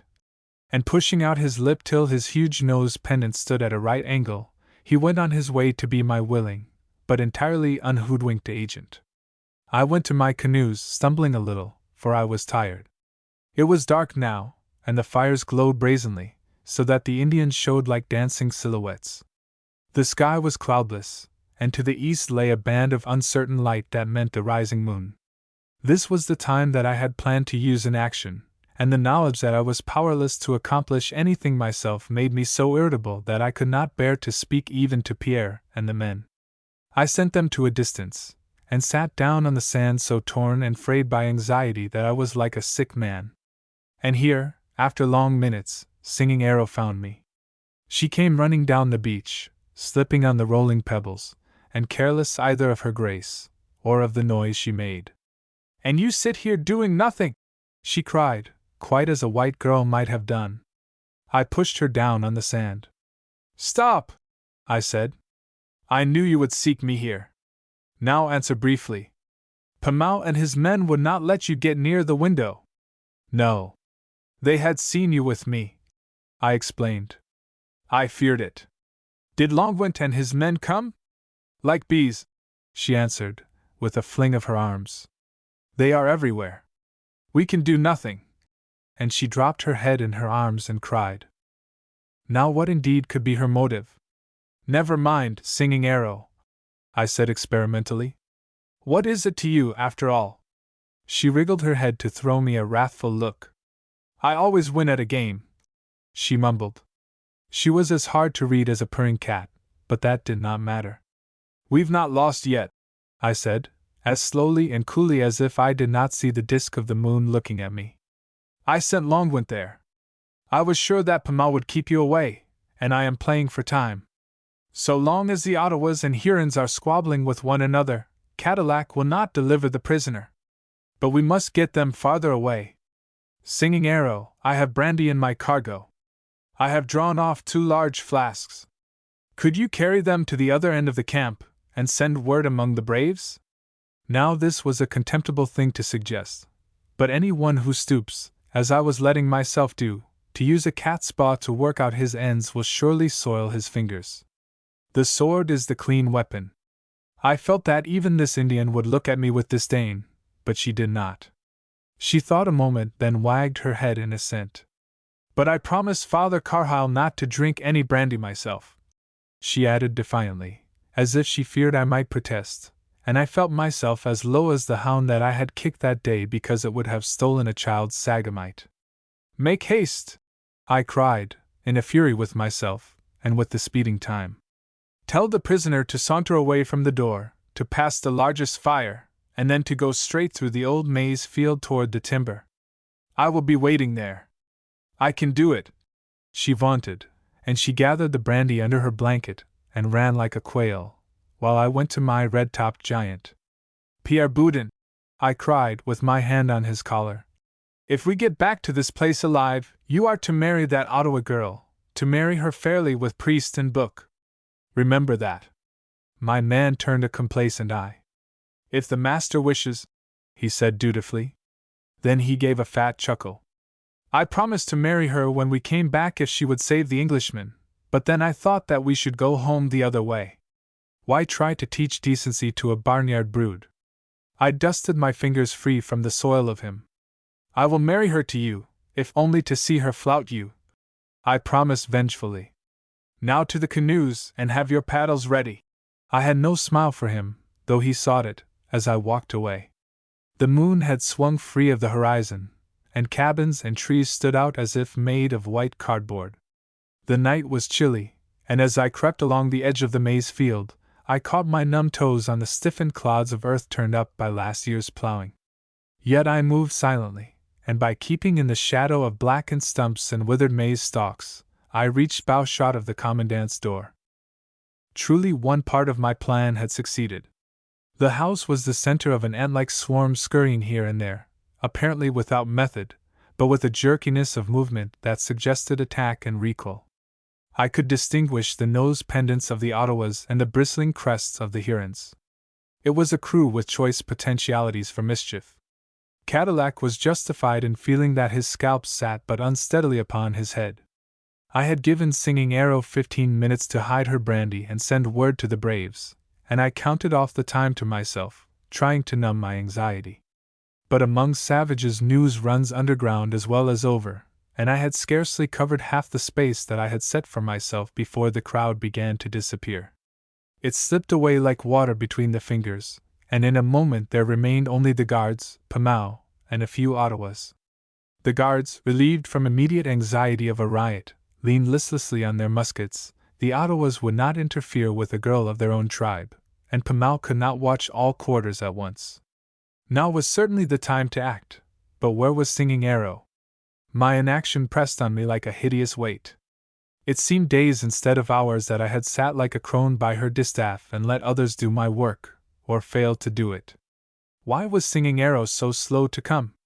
I thought that I had not shifted my gaze from the house for more than an instant, but now, as I watched the door, I learned, and not for the first time, that a white man should have a score of eyes instead of two when it comes to watching an Indian. For the commandant's door suddenly opened, and out came a blanket-draped, skin-clad figure. My muscles stiffened. It was the Englishman. Singing Arrow had brought him the clothing, and I had not seen. So the moment had come. I gripped my sword as one turns instinctively to the friend loved best. Would the prisoner act his part? So keen was my anxiety, that I felt my spirit leap out to stand by his side, and I shut my teeth upon the cry of encouragement that welled within me. But he needed no help of mine. He made his way leisurely past the great fire, walking with wonderful mimicry of a woman's gait, and he kept his face well in the shelter of the blanket in a way that suggested coquetry rather than disguise. And in this manner he came straight to me. He came, unerringly as a sleepwalker, past fires, past Indians, and through the gaunt rows of maize. He looked neither to right nor left, and no one molested him. He came to where I stood silent, and put out his hand to touch mine. "It is done," he said quietly. His fingers were warm, and his touch tingled. I marveled. "It is a miracle," I said. He looked at me in question. "Your hand is very cold. Monsieur, did you fear for me so much?" I bowed. "Yes. I did not think it could be done. You are an able man, monsieur." He did not answer for a moment, and he followed me silently along the edge of the maize field. Then he touched my shoulder. "Monsieur, how strange the world looks tonight. The moon, have you ever seen it so remote and chill? Oh, we are puppets! No, it was not my wit that carried me through. It was fate. Life has been hard on me. She is saving me now for some further trick she has to play. I pray that it may not bring you ill, monsieur." I knew not how to answer, for I was moved. As he said, the moon made the world strange. Great beauty is disturbing, and the night was like enchantment. He had come to me like a dream spirit in his woman's dress. I felt the need of a dash of cold water on my spirit. "You must not put on woman's fancies with your petticoats, monsieur," I cautioned over my shoulder. "Now we had best not talk till we are safe afloat in the canoes." The men were ebon, the canoes vague gray, and the water like sheet ice under the moon. The Englishman and I crept across the pebbles with panther feet, and the splash of a frightened otter was the only sound. I laid my finger on my lips, and my men checked their breathing. We were silent as figures in a mirror. I tapped the Englishman on the shoulder, and motioned where he should sit in the canoe. And then, from the timber fringe behind us, came a call. "Singing Arrow! Singing Arrow! Stop! Stop!" Sword unsheathed, I dashed across the open space of moonlight toward the trees. Who called, or why, I did not question. But I must smother the noise. "Singing Arrow!" The call came again, and the roar of it in the quiet night made my flesh crawl. I had not taken 2 strides into the timber when I saw a man running toward me. He was still calling. I leaped upon him, winding an arm about his neck, and covering his mouth. He was a small armful, a weazened body to have sheltered so great a power of lung. "Hush! For the Virgin's sake, hush!" I stormed in noisy whispers. "Father Carlyle, is it you?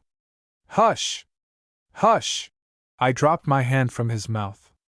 "Now speak in whispers," I implored. The father shook his cassock free from my fingers.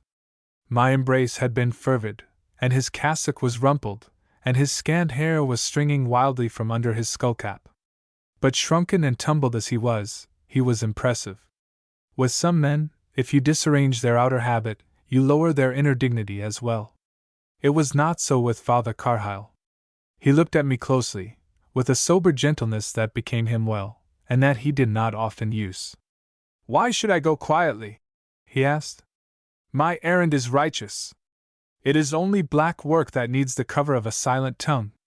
My son, you are letting your men abduct Singing Arrow. Did your promise to me count for so little in your mind?" I bowed, and mumbled something meaningless to gain time. I was not clear as to my course. "Why do you think that we have Singing Arrow?" I blurted out finally. "Pamau told me." Pamau again. But we had tricked him. I grinned with joy to think of him with his nose still rooted close to the deserted hole. I could almost forgive him for the trouble he was causing now. "Pamau lied," I said cheerfully. "Singing Arrow is not with us, Father Carlyle. Will you go back now? My mission is urgent and demands secrecy." He looked at the ground. "You swear to this? You swear that Singing Arrow is not with you?" I laid my hand on my sword, and bared my head. "I swear." He turned away. "You seem a gentleman," he said reluctantly. "I regret that I troubled you. I wish you fair winds, monsieur." Beshrew me, but the man could get close to my heart. "Thank you, Father," I cried earnestly. "I wish that I might requite your trust with greater candor. But, in the end, I hope to justify my means. I would that I might have your blessing on my mission and my cargo." Blockhead that I was, not to have let well enough alone. For I was to blame for what followed. I may have grown unconsciously rhetorical, and waved my hand in the direction of the canoes. I do not know. I do know that at the word cargo, Father Carlyle turned and looked toward the shore. There, in my canoe, with gaze searching the timber where I had disappeared, stood a figure, a woman's figure in Singing Arrow's dress and blanket. Father Carlyle looked at me. He did not speak. It was not necessary. I endured his gaze for a moment, then sold my prudence to save my honor. I laid my finger on the priest's arm. "Come with me to the canoes," I demanded. "If you find yourself in the wrong, it may teach you to trust a man's word against your own eyesight." He assented. We walked swiftly across the moon-lighted open, and I had scant time for fear. Yet I was afraid. I could give the Englishman no helping hand, no word of warning. Would he rise to the moment? He did. He turned his back upon us, Indian fashion, and squatted in his blanket.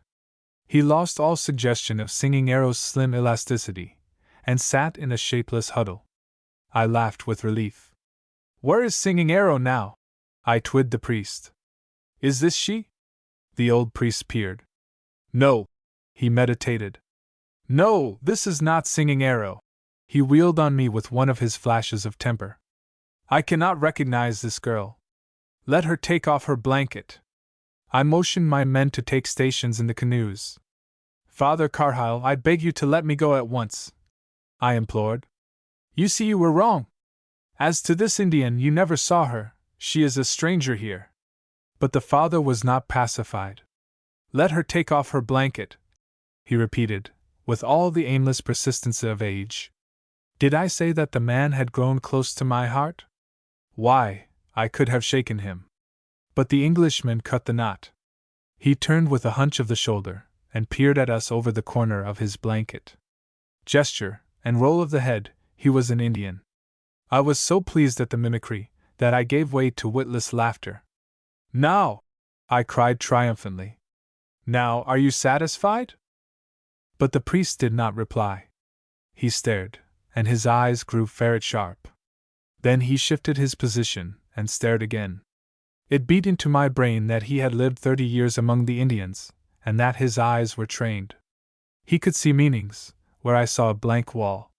"This is no Indian woman," he said slowly, with a wagging forefinger that beat off his words like the minute hand of fate. This is the English prisoner." He brought out the last words in a crescendo, and again my hand clapped tight against his mouth. "Be still! Be still!" I spluttered wildly, and I threw a disordered glance at the horizon, and at my astonished crew. I had not meant that the men, except Pierre, should be taken into the secret until we were well afloat. Here was another contretemps. "Are you mad, Father Carlyle?" I began, with a sorry show of dignity, while my palm stuck like a leech against his lips. "This is not any one but the prisoner himself," interrupted the Englishman's voice. He dropped his blanket and sprang to the sand. "Do not lie for me, monsieur," he went on in his indolent, drawling French that already had come to have a pleasant quaintness in my ears. "Monsieur, let me speak to the father." If nature had given me a third hand, I should have used it to throttle the Englishman. "Get back in the canoe!" I stormed. He motioned me away. Standing slim and tall in Singing Arrow's dress, he put me, such creatures of outward seeming are we, absurdly in the wrong, as if I had been rude to a woman. "Father Carlyle," he began, "your ears at least are not fettered. Listen if you will. This man is not to blame. I was thrown in his way, and he took me from pity, to save my life. Now that I am discovered, I will go back to prison with you. Let this man go west. Whatever his business, it is pressing." With two madmen on my hands, I had to choose between them. I dropped the priest, and gripped the Englishman. "If you go back, I go with you," I raged in his ear. Then I turned to Father Carlyle. "Are you going to report this, Father? It is as the Englishman says. I take him as the only way to save him from torture. May we go?" The father thought a moment. "No," he said. I gripped my sword. "You have seen torture, Father Carlyle. Would you hand this man over to it?" The father looked at me as if I were print for his reading. "I am piecing facts together," he said with unmoved slowness. "Singing Arrow is in league with you, for the prisoner is wearing her clothes. The Indians are wild with brandy, which, it is rumored, Singing Arrow furnished. The brandy must have come from you. Is that so? Answer me. Answer, in the name of the Holy Church. Is that so?" I bowed. "You are a logician," I said bitterly. "Father, I can hear the tom-toms. It is a miracle that we have escaped undetected so long. Our respite cannot last many minutes longer. May we go?" My tone seemed to reach him, and he wavered a moment. "Perhaps," he began haltingly, then he backed several paces. "No!" he cried, all his small wiry figure suddenly tense. "No! You are a dangerous man. You carry brandy, and no one knows your errand. If I let you go, I may save one man from torture, which, after all, is but an open door to the blessed afterlife, but I shall be letting you carry brandy and perdition on to scores of souls. No." And he opened his mouth to call for help. But I was on him before his shout could frame itself to sound. I drew my handkerchief, and tied it, bandage firm, across his mouth. Then I called to Pierre, and bidding him bring me thongs from our store in the canoe, I proceeded to bind the priest firmly. He was slight as a woman in my hands. I could feel the sharpness and brittleness of his old bones through his wrinkled skin, and I was sick at myself. "I am sorry! I am sorry! I am sorry!" I heard myself repeating, explaining to him, and to myself, and mostly, to the God who judges us. I looked at the wonderful mobile old face, with all its weakness, and all its wonderful white goodness, and hated myself for laying hands of violence on such a man. "I am sorry!" I cried again. I looked at the spit of land that separated us from the camp, and the light from the fires glowed red above it. The din of dogs and men swelled high. Something was happening. I glanced down at the priest, but turned away quickly, for I had no stomach for what I had done. "They will find you soon," I said, with my throat tightening. "God knows I'm sorry." Then I dashed to the canoes. "Quickly!" I cried, and I shoved the Englishman down behind me, that I might not have to see even the glint of his red blanket to anger me by thought of what I had sacrificed. In a moment, our paddles were dipping. I looked back at the settlement. "It is done!" I cried under my breath, and I could not forbid a moment of exultation. I glanced at the Englishman. But I met no exultation there. The man's strange eyes were still grave. "No, monsieur, it is just begun," he corrected, and I thought, as I saw his look at the retreating shore, that he shrunk from the uncertainties ahead more than from the death behind. Was there a coward streak in him, after all? I turned my back, and did not speak again. Chapter 8 Partners. To paddle by day, to work in sun and breeze, is a pastime, but to paddle by night drains a man's endurance. For long hours our canoes nosed their way around headland after headland and along wild shores peopled by beasts and shadows.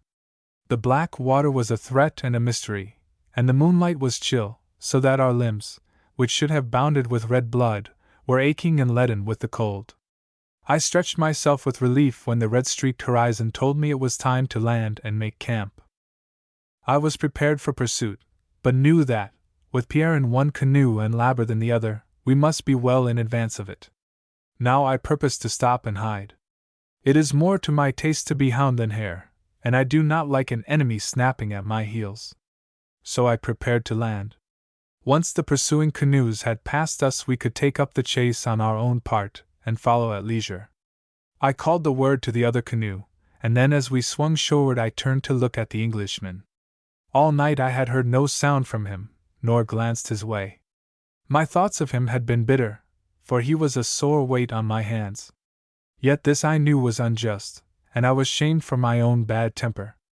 My surliness must have pricked him, as he sat silent through the long hours of dark and cold, and now that the approaching sun was putting me in a better humor, I could see that I had been hard, and I determined to speak to him fairly.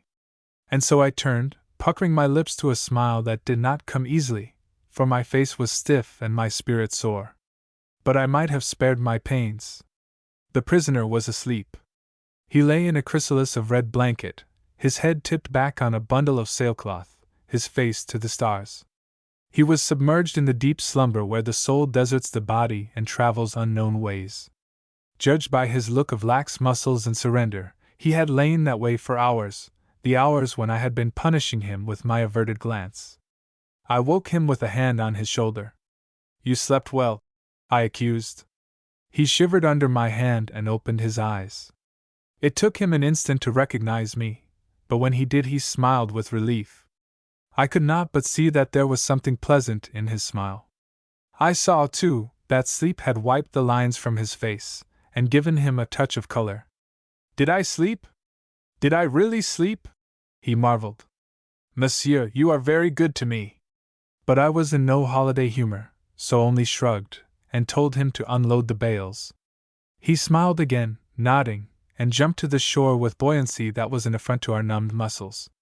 But once at work he was as useless as a sailor in a hayfield. He could lift nothing, and he was hopelessly underfoot. I bade him stand aside, and I prayed for patience. After all, he was young, and had been through great hardship. I would spare him what I could for a time. It is depressing to work in a cold dawn on an empty stomach. Our landing had been made at the mouth of a rivulet, and we followed it till we found a place, some quarter-mile inland, that was open enough for a camp. Here bale by bale we brought the cargo, piling it under trees and covering it with sailcloth. The canoes we put bottom up in the open, that the sun might dry them. I left Pierre hidden at the shore to watch the horizon for our pursuers, and the rest of us proceeded to breakfast. It was cheerless. When I say we made a camp it is misleading, for we could not swing our kettles for fear of the betraying smoke. We sat down stiffly, for the ground was still wet from the night dew, and we passed our bags of dried maize and jerked meat from hand to hand. I made some ado to eat cheerfully, for I saw that the men were surly from this unnecessary hardship. The Western Indians were friendly, and if we had not had this incubus of an Englishman on our hands we should have had fire and song, a boiling pot, and roasting maize cakes. There was no muttering among the men, for I was there, but they looked glowering, and drew away. The Englishman ate in silence. I was too ruffled and cross-grained to talk to him, but I could not keep myself from watching him. His eyes were less sad than I had thought. I could imagine that they might easily be merry. But they were watchful eyes. He saw the discontent among the men, and finally he rose and went to them. I followed him with some warning in my look, for I thought that he was vexed, and I knew that his tongue was sharp, but I realized in a moment that his brain was in control and that he was safe. I have brought you all discomfort, he said, with a shake of the head, and his slow French gave his words more meaning than they perhaps deserved. I regret this. It is hard for me to bear, for it is new to me to be a burden. But what can I do? I cannot go away. I am not enamored of this voyage, for I do not like being thrust upon your company, but you saved my life, and I have no right to throw away what you went to such lengths to preserve. What would you have me do? The oafs exchanged glances. They spoke after a minute in a united, disjointed grumble. You don't work. The Englishman looked at them and at me. I realized that he was curiously slight and young, and that we seemed hostile. That was hardly just, and I was ready to go to his rescue. But he turned from me to the men. It is true that I work very badly, he said. I do not know how. But men are born of women, and, well, what a man can do I can learn. Suppose, now, that I go and relieve Pierre at the watch. If you will show me what to do, I think you will find me teachable. I shall try to be as little of a burden as possible. Here is my hand on it. And he held out his slim palm for their grasp. Again they stared, but the hand won them. They touched it fumblingly and were impressed. They were a slow lot, selected for various purposes other than wit. Their minds moved too sluggishly for swift reactions, and I dismissed anxiety about them from my mind. The Englishman turned to me. Will you conduct me to the shore? I will take Pierre's place. It was my turn to stare. Suppose you conduct yourself, was on my tongue, but I let it escape unsaid. Come, then, I answered, with a shrug. I led the way over logs and under bushes, and the Englishman followed silently at least as to his tongue, but his feet were garrulous. They stepped on twigs, stumbled on slippery lichen, and shouted their passage for rods around. I would rather lead a buffalo in tether, I fretted, and just as I said it he completed the sum of his blundering by catching his toe in a root and plunging head foremost to the ground. I pulled him up by the sleeve of his skin blouse and shook him free from loam and twigs. Now will you stop that? I cried. He looked at me gravely, unabashed, but curious. I did not fall purposely to irritate you. Gravity, which, I understand, operates alike on the learned and the foolish, had some share in it. Why are you angry? Why are you reckless? You have crashed through here as careless of noise as a stag with the hounds hot behind. He dropped to the ground, and took one slim moccasined foot in his hand. He looked at it soberly. It seems a small thing, does it not, to cause so much ill will between us? It has neither weight nor mental force above it, that it should make the earth tremble. No, monsieur, you are searching for excuses for your annoyance with me. You are annoyed all the time. I vex you by my silence, still more by my speech. We are to be some time together, and I do not want to be a constant canker. Is it not possible for you to forget me, to ignore me? I saw he was in earnest. And so you really do not know what irritated me? Are you so little of a woodsman? I have never traveled through the woods. I gave him a dubious glance. Yet you were weeks with the Hurons after your capture. I saw him set his teeth hard as if at a memory. We traveled by waterways. I was little on the shore except at night. A sudden picture sickened me. The nightly camp and this slender lad with his curious air of daintiness, and the great oily Hurons lounging in the dirt and smoke. Were they cruel to you? I broke out. He shook his head. No, he said, with the air of justice I had liked in him heretofore. No, they were not cruel. Indeed, they were almost kind, in that they left me a great deal alone. I feared from the clemency they showed me that they were reserving me for torture. I eyed him with some skepticism. It was not the Hurons, but their rivals, the Ottawas, who would have sent you to the stake, I explained curtly. The Hurons, those of the Baron's band, would have held you as a hostage, perhaps as a deputy. He looked up with interested eyes. You are playing some political game, and these tribes are your counters. I should like to understand. I examined his look, but could make nothing of it. You will pardon me, monsieur, I said with a shrug, but these are troublous times, and I find it hard to believe you as ignorant as you seem. He still met my look. And if I were not ignorant? He asked. Could I, one Englishman, alone and unarmed, accomplish anything that would hurt you? You see that I am harmless. Why not be friends? I shrugged my shoulders. So you are determined that I am a secret ambassador? He meditated. Well, I must act my part with dignity. And you think we cannot be comrades? I dislike to irritate you as I do. I answered him soberly. We will be partners, I agreed. Friends for the night's bivouac, willing to help and to share. But you will not trust me? I looked away. What would a truce between us mean? You are English, I French. Be assured that sooner or later the fox eats the hen. He laughed. Who is to be the fox? He jumped to his feet. Partners, then, it shall be. A strange creed. A helping hand today and a knife in the back tomorrow. But I shall follow you, monsieur. You will follow? In this path as in others. If you refuse to admit even a truce between us, I agree. I shall keep out of your way as much as possible. Only, I would not have you think me ungrateful. I could never forbear a smile when he was serious. We shall probably think very little about each other, I said comfortably. Once settled into routine, we shall have work to fill our thought. You will learn to do your share. I think you willing. Indeed, I am willing, monsieur. Good. So we shall work hard, sleep early, and the months will pass before we know. Let us not talk of trust or friendship, since our ways are divided. He bowed. You are right, monsieur. And I meant only this. I will try not to be an irritation. You will try not to think of me as such. You agree? I smiled again. Yes. Partners for the night, I reminded him. I am gratified, Monsieur Starling, that you see the matter so reasonably. There is a gulf between us, and we cannot change it. We did not speak again till we reached Pierre at the shore.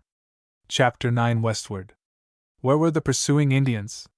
For 2 days we watched, and the water was unflecked by sign of life. We listened in the murk of night, and strained our eyes in the sun's dazzle. But we found nothing but forest and sky and mystery. We were alone with our shadows. The 48 hours crawled. Except at noonday we were chilled, our stomachs complained of the cold food, and our minds, and therefore our bodies, were sluggish. The Englishman had the best of it, for he could sleep like a bear in winter.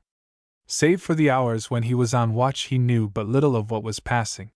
He lay on the warm side of the bank and slept with his face to the sun. At the end of 2 days I felt that I had paid all reasonable due to prudence, and could follow inclination and be comfortable. We shall push on at daybreak tomorrow, I told the men. Hang the kettles. Tonight we shall have a boiling pot. Truly a fire makes home of a wilderness. We sat with our heels to the blaze, and grew jovial. The Englishman said little, but was alert to serve us. It is salt to the broth to have it given me by a pretty squaw, I told him as he filled my bowl a second time. He flushed with anger, and I thought myself that it was a cheap jest and unworthy. He had been considerate to wear his disguise without complaint. I shall find something for you to wear when we shift our cargo to leave, I promised him, and since my mood was still mellow, I looked him over with a smile. He had smoothed and rounded in a wonderful manner in his 2 days of rest, and I was pleased by the red in his cheeks. You will soon be a second Pierre if you sleep and eat in this fashion, I laughed at him. And then there will be no room for you in the canoe. If all your countrymen sleep as you do, it is small wonder that they have left us undisturbed in the beaver lands. He smiled a little in deference to my small jest, but the next instant he looked away. I had not slept in weeks, he said softly, as if ashamed of his excuse. That shamed me, and I came to my feet and let my bowl of broth spill where it would. Sleep well, lad. You are safe with us, I cried, and I left my meal unfinished, and went to the hidden cargo. Then and there I would find proper clothing for the Englishman. I had been slothful in the matter. The clothing was stored deep, and I was bending to the search with some shortness of breath, when the Englishman touched my shoulder. Is it clothing for me? I handed him a blanket coat for answer. It is large but warm, I said, and bent again to my task. Still he kept a hand on my shoulder. Monsieur, I am satisfied with my dress. I could be putty in his hands one moment and scorn him the next. Nonsense! I snapped over my shoulder. But he clung like a gnat. It is not nonsense. Stop a moment and listen to my reasons. I drew myself up reluctantly. Well? He stood with arms akimbo, his head to one side. It is as plain as a pikestaff. In this dress I can go where you cannot. I can reconnoiter for you. In your man's coat I should be grotesque, for it is twice my size. I should be noticeable and draw comment on us. As it is, I can go unobserved. Now this was partly true. But the presence of a woman would discredit our canoes, I objected. He turned this over. A woman would discredit your party. Of course. But no one sees you but the Indians. They report to the priests. And you care what the priests think? I care for the good name of my company. Monsieur, do you like to wear a squaw's dress? He laughed. Why not? I like women. Why scorn their garb? But I see your reasons, monsieur. They are better than mine. So get out the clothing, though I shall look like an eel in a bear's skin. But I had lost my haste. Mock woman that he was yet somewhat pleasant to the eye. I had noticed more than once the picture that he made as he came and went among the trees. Yet I thought lightly of myself for enjoying the deceit of my eyesight. I rose. Wear your skirts, then, for a few days longer, I said coldly. It is too dark to find what I want. Come now. We must sleep early, and be up betimes, for we shall take up our journey in the morning. We were astir at daybreak. It was a red morning, and the birds were singing.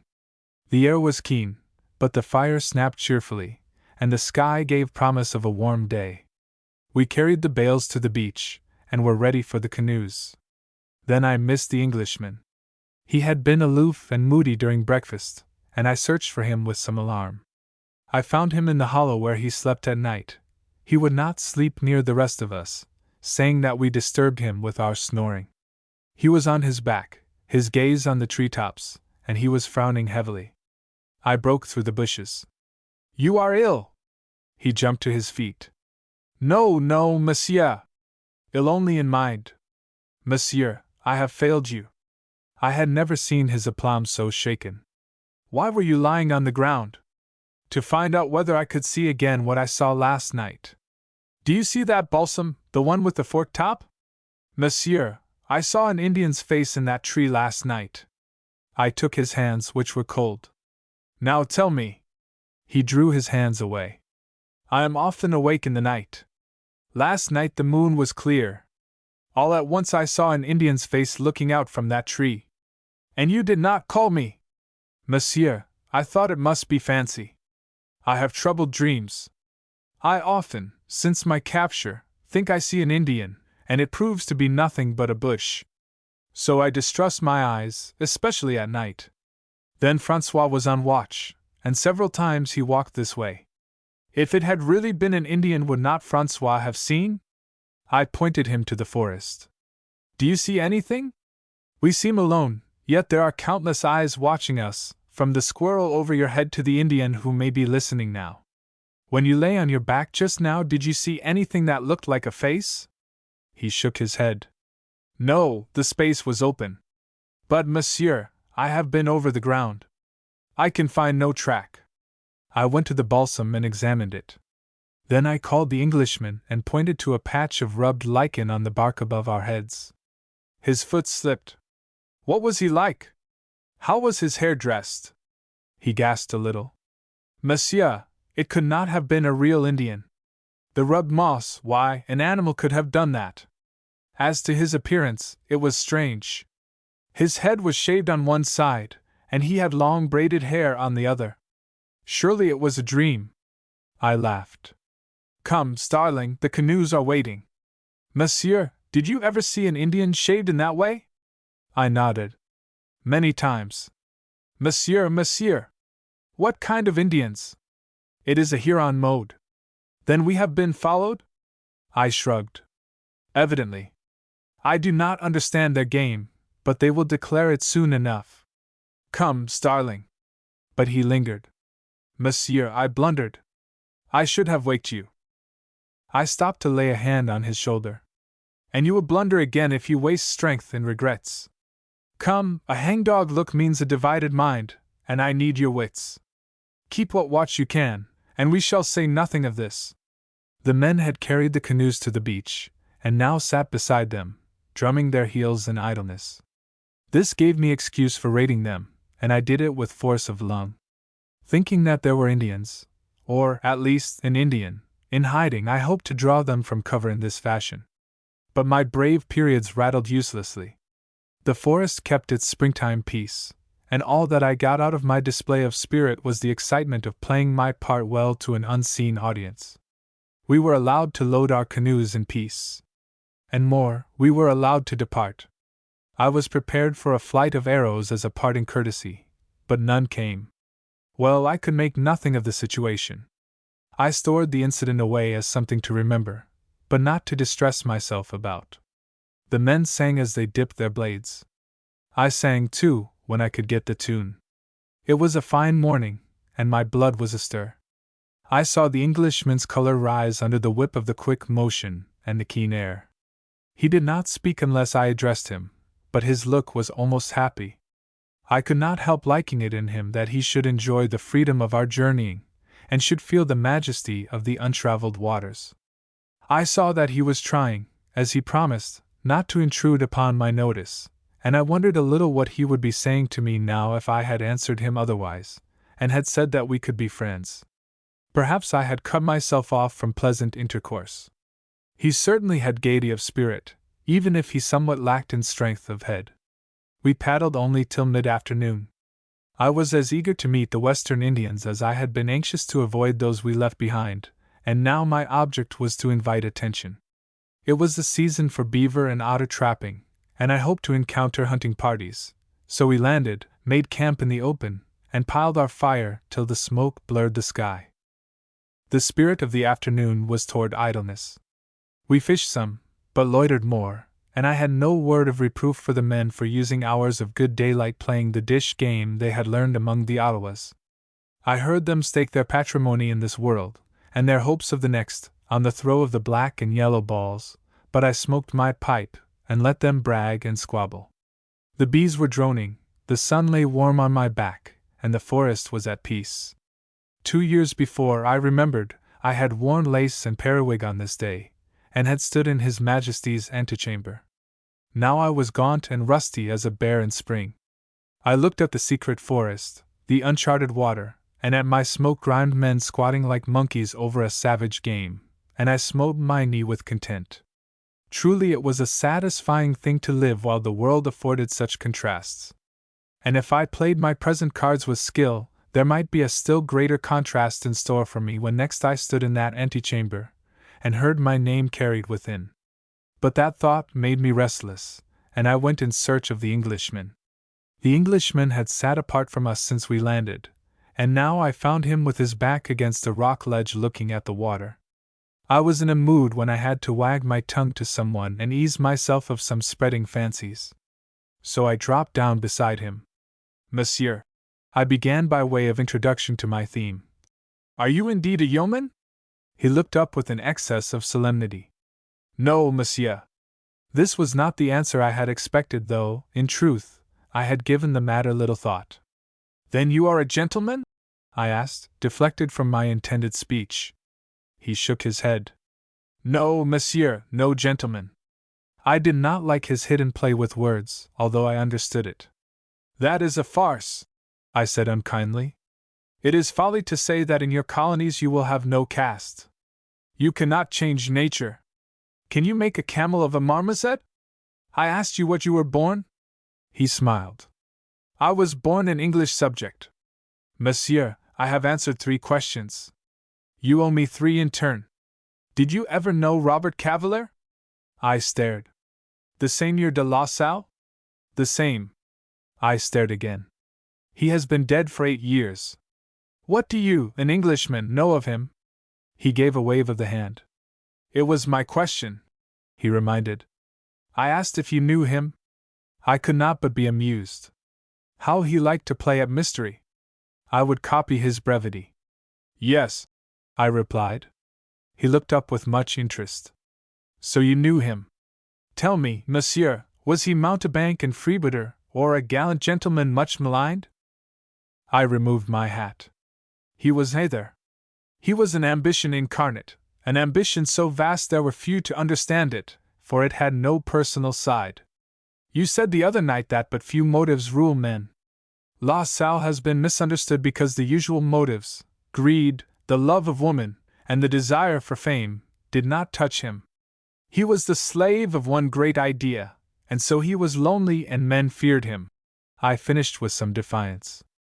I knew that the blood had risen in my cheeks as I spoke, for some subjects touched me as if I were a woman. The Englishman was watching me, and I disliked to have him see what I felt was weakness. But he did not scoff. His own cheeks flushed somewhat, and he looked off at the water. La Salle had more than a great idea, he said meditatively. He had great opportunity. He desired to found an empire in the West, did he not, monsieur? Well, he failed, but perhaps that was accident. He might have succeeded. It is not often in the history of the world that such an opportunity comes to any person, man or woman. La Salle, at least, tried to live up to his full stature. Monsieur, how pitiable it would be, yes, more, how terrible it would be, to have such an opportunity thrown in your way and know that you were too weak to seize it.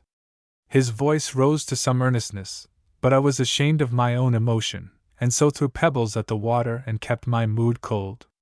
I suspected that through all this random philosophizing I was being probed by an Englishman who ate my rations and wore a squaw's dress. I grew angry. Who are you? I demanded roughly. Who are you, that you know of La Salle and of his plans, and use the French speech? Can you, for once, answer me fairly, or is there no sound core of honesty in you? He rose. But he replied, not to what I had said, but to what I had thought. It is true that I share your food and your escort, and that I requite you but poorly. Yet I must remind you again, I share it under compulsion.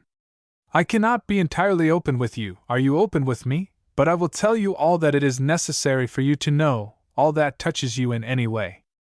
I said that I was a colonist. It was the truth, but I had been but a year in the colonies at the time of my capture. I was born in England, and I have passed some time in France. As to La Salle, I know nothing of him save what any man might hear. Is it strange that I should be interested in him now that I find myself following in his steps? Why do you always see a double meaning in my words, monsieur? I filled my pipe, and answered truthfully, I do not know. But here he began to laugh.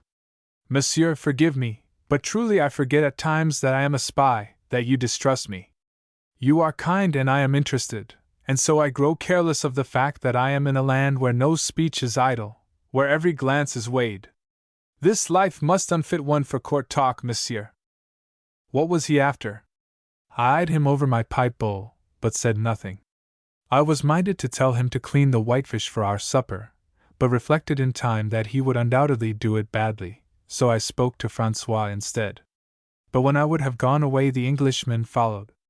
He clapped me lightly on the shoulder, a familiarity he had not ventured before, and he put his head on one side with a little bantam swagger. If I am an enemy, I am an enemy. He bowed. Yet one question, please, and I swear in the name of our joint father Noah that I ask it with the fairest motives in mind. Tell me something of what we are going to do. Is today a sample? I could not hold my ill temper. He must have led a psalm-singing youth that every attempt at rakishness should make him as piquant as a figure at a masque. Yes, I replied. Today is a sample except that we have been indolent this afternoon. I made this a semi-holiday as a sop to the men for the added burden I have laid on them. I wish to do some exploring along the coast here, and we shall have to spend some time hunting. If you show yourself capable, I shall leave you in charge of the camp while we are away. This time he bowed gravely. Thank you, monsieur. I have not been blind to the way you have spared me hardship, but when I said that I would do whatever you would teach me, I meant it. I think that I shall make a good woodsman in time. But I laughed.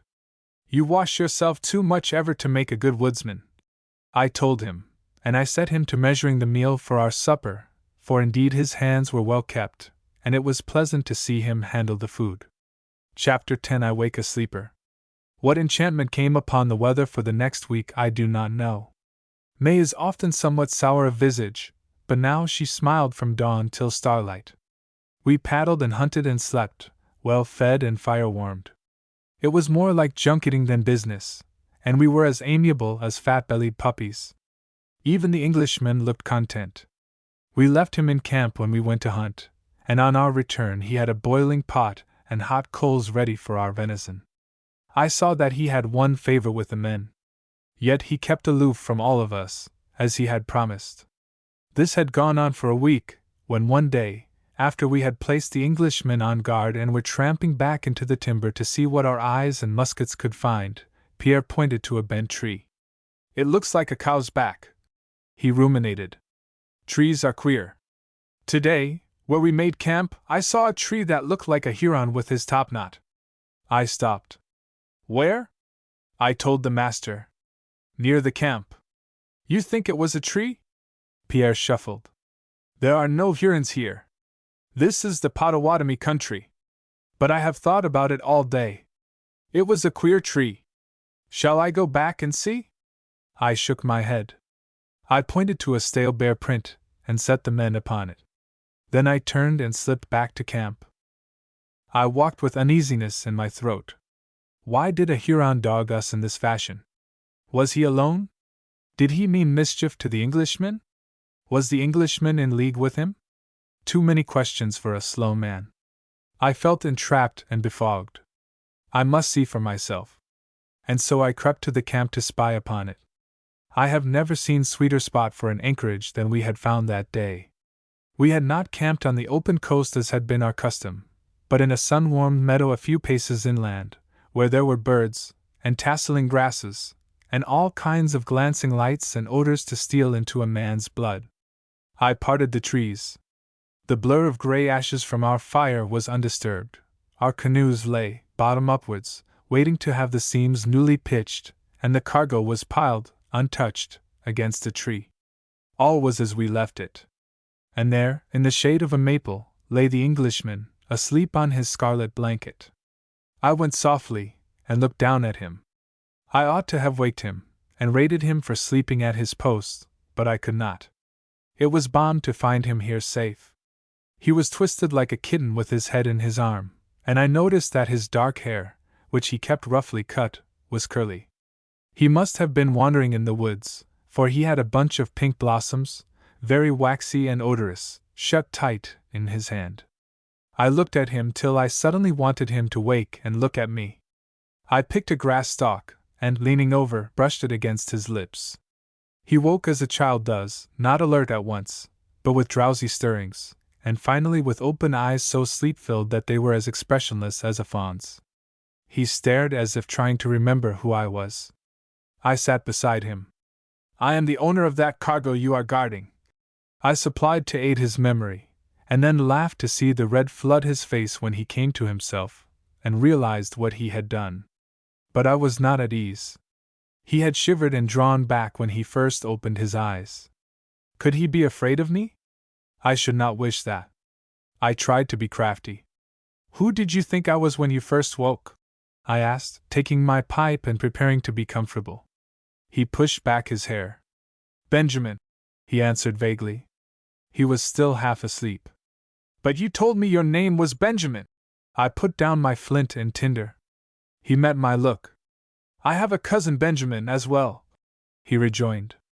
"I was dreaming of him. Monsieur, I am humiliated to think that I went to sleep. I have never done so before." My pipe drew well, and I did not feel like chiding. "It does not matter," I said with a yawn. "You must not take it amiss, monsieur, if I confess that, as a guard, I have never considered you much more seriously than I would that brown thrush above you. What is your posy?" And I leaned over and took the flowers from his hand. He smiled at me drowsily. "The arbutus," he explained, with a lingering touch of his finger upon the blossoms. "Smell them, monsieur. I found them in Connecticut last spring. Are they not well suited to be the first flowers of this wild land?" Repellent without, see how rough the leaves are to your finger, but fragrant and beautiful under its harsh coating. Life in the colonies grew to seem to me much the same. I turned the flowers over, and considered his philosophy. You are less cynical than your wont, monsieur, I reflected. May I say that I like it better in you? Cynicism is a court exotic. It should not grow under these pines. He put out his hand to brush a twig from my doublet. Cynicism is often the flower of bitterness. Monsieur, you have been very good to me. I cannot keep in mind my constant bitterness against life when I think of the thoughtfulness and justice you have shown me. I jerked away. Sufficient! Sufficient! Let us be comfortable. I expostulated, and I turned my back, and gave myself to my pipe and silence. The birds sang softly as if wearied, and the earth was warm to the hand. I held the flowers in my fingers, and they smelled, somehow, like the roses on our terrace at home on moonlight evenings when I had been young and thought myself in love. I watched a drift of white butterflies hang over an opening red blossom. Such moments pay for hours of famine.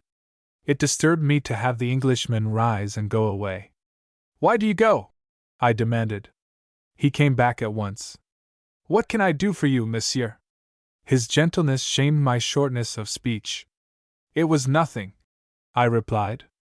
The truth is, it was pleasant to have you here beside me. I laughed at my own folly. Starling, I will put you in man's dress tomorrow, I cried. He turned away. As you like, monsieur. I think myself it would be best. Will you get out the clothes tonight? But I stared at him. Why blush about it, Starling? I shrugged. I felt some disdain of his sensitiveness. I did not mean to twit you. I understand that you have worn the squaw's dress to help us. But I think that the necessity for disguise is past. I see the skirts embarrass you. He turned to look at me fairly. I am not blushing, monsieur, he explained, with a great air of candor. It is the heat of the afternoon. But even as he spoke, the red flowed from chin to forehead, and when I looked at him with another laugh, his eyes fell before mine. I rose on my elbow. Starling! Starling! I cried. He made no sound. His head drooped, and I saw him clench his hand. I stared. He threw his head back, but when he tried to meet my look he failed. Yet I looked again. My God! I heard my voice say, and my teeth bit into my lip. I could smell the flowers in my hand, but they seemed a long distance away. My God! I cried again, and I rose and felt my way into the woods with the step of a blind man. Chapter 11. Mary Starling. I do not know how long I walked, nor where, but the sun dropped some space. When I returned to the camp, I found the men before me. They had returned early, empty-handed, and were in an ill humor because the Englishman was away, and there was nothing done. I commanded Pierre to build a larger fire than usual, and keep it piled high till I returned. Then I began a search for footprints. They were easily found.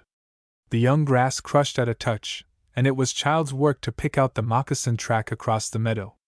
When the steps reached the beach, they were harder to follow. I lost them for a while, though there were scattered pebbles that would have led me straight as a homing pigeon, had I been cool enough in mind to have my eyes and wits as sharp as usual. As it was, I doubled, and squandered time, until the sun began to loom red near the horizon. And all the time I was saying to myself, "It is not true! It is not true!" The windings of the track puzzled me.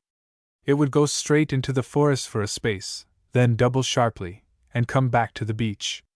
It came to me at last that the wish to hide pulled the steps into the timber, and that the fear and solitude of the great woods speedily drove them out again. Then I determined to pay no attention to these detours, but push along the beach. And doing this, I speedily came upon the red blanket flung down in the shelter of a rock, and its owner resting upon it. When I saw that all was well, I became suddenly exhausted, and went forward slowly. I reached the red blanket, and looked down. Yes, all was well. A hunting knife lay in an open bundle. I stooped and seized it, and hurled it far into the water, and then I asked, rather huskily, a question that had not been in my mind at all. "What is your name?" "Mary Starling." The woman had risen, and stood with her hands pressed tight against her throat. The look she gave me was the saddest I had ever seen. Monsieur, you wrong me. The knife that you threw away was for my protection, for my food. I stood over her. You swear this? I said, breathing hard. She held her head high. Monsieur, I am a coward in many ways, but not in this. Life is bitter, but I will live it as long as the powers please. I will take what comes. Even among the Indians I was not tempted to that. You would have died. Starved here in the wilderness if I had not found you. Perhaps, monsieur. Yet I gave myself what chance I could. I took some food, a fishing line, and that knife. Why did you leave me? Monsieur! I say, why did you leave me? Monsieur, what else could I do? I would have discredited you. Those were your words. A woman would discredit our canoes. Yet you were a woman all the time. Not in your eyes, monsieur. I gripped her hand. Did the Indians suspect? Never for a moment. Yet when they captured you, I was in man's dress. I was trying to defend the blockhouse. The men had. I seized her in my arm, and made her drink from my brandy flask. In a moment the color came back to her lips, and she drew away. I have never done this before, she explained unsteadily.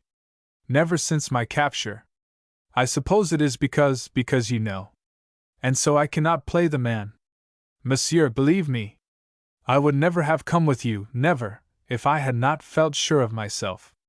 Sure that I could play my part, and that you would not know. I tried a little to make you understand there at the commandant's, and when I saw that you were really blind I thought that I was safe. Believe me, monsieur. I handed her my flask. Drink more, I commanded. I took the blanket and wrapped it around her though the air was still warm. You must not let yourself have chills in this fashion if you would save your strength. Madam, I believe nothing about you that is not brave and admirable. Are you Madam Starling, and is Benjamin your husband that you took his name to shield you, and even repeated the name in your dreams?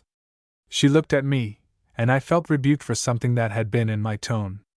I am unmarried, she said steadily. Benjamin Starling is a cousin. Monsieur, there is nothing left either of us but to let me go.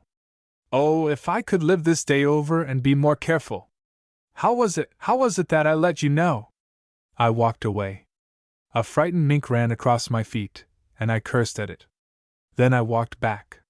You did not let me know, I said, and I stooped to pick up her bundle. I know nothing. I was always the blindest of men. Come, Monsieur Starling, let us go back to camp. Again she put her hands to her throat. You mean that? I took the bundle in my arm. It is the only way. Come, monsieur. I cannot. I think that you must. And can we go on as before? I shrugged my shoulders. We can try. Come, Monsieur Starling, the men are growling, for you should have made the fire. Remember, you strayed into the woods and lost your way. Come, you must do your part. She looked at me, and a sudden dry sob shook her. Forgive me, monsieur, she cried. Yes, I will come. She tried to square her shoulders. I must get my spirit back before I can meet the men in camp. Why am I such a coward? I dropped the bundle that I might take both her hands. Mademoiselle, I said, look at me. We are puppets in this matter. You have been thrown into my hands against my will and your own, and I swear to you that I will deal with you as fairly as I have strength. But you must play your part. So long as I treat you as a woman, you will be a coward. Therefore I must be harsh with you. You have great will and can endure loneliness of soul. I must thrust you back upon yourself. There must be no woman in the camp. Come, monsieur, let us not talk of this longer. Are you ready?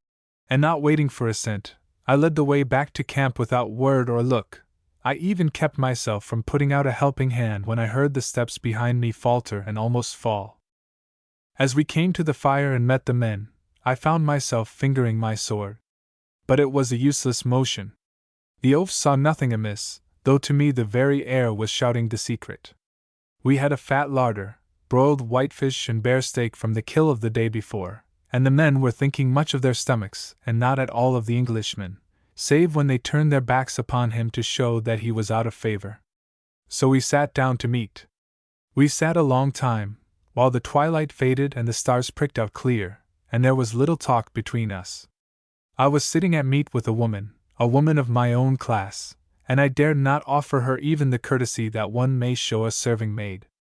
Well, I would take what each day might bring and not look ahead. I would think nothing about this person, as man or woman, but would fill my thought with the purpose that had brought me to the Beaver Lands. I told the men to be early astir that we might make a longer day of travel on the morrow. The morrow was gray. The wind was in the east, and the sunrise watery and streaked with slate-colored bands. The water was clammy and opaque, repellent to touch and sight. The way looked dreary, and the woman carried her head high, as if in challenge to her courage. She had risen early, and had gone through her trifling share in the preparations, and though she had avoided me, I could see that she was ready to play her part. We paddled on our knees that morning, for the waves were choppy. By 10 o'clock the bands of cloud had merged into a dun canopy, and by noon a slow, cold rain was drizzling. I dreaded a halt, but the necessity pressed. I selected a small cove, well tree-grown, and we turned our canoes inland. Fortunately the rain, though persistent, had been gentle, and had not penetrated far under the heavy foliaged pines.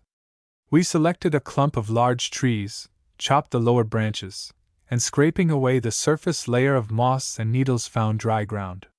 Here we piled the cargo in 2 mounds, which we hooded with tarpaulins and with our overturned canoes.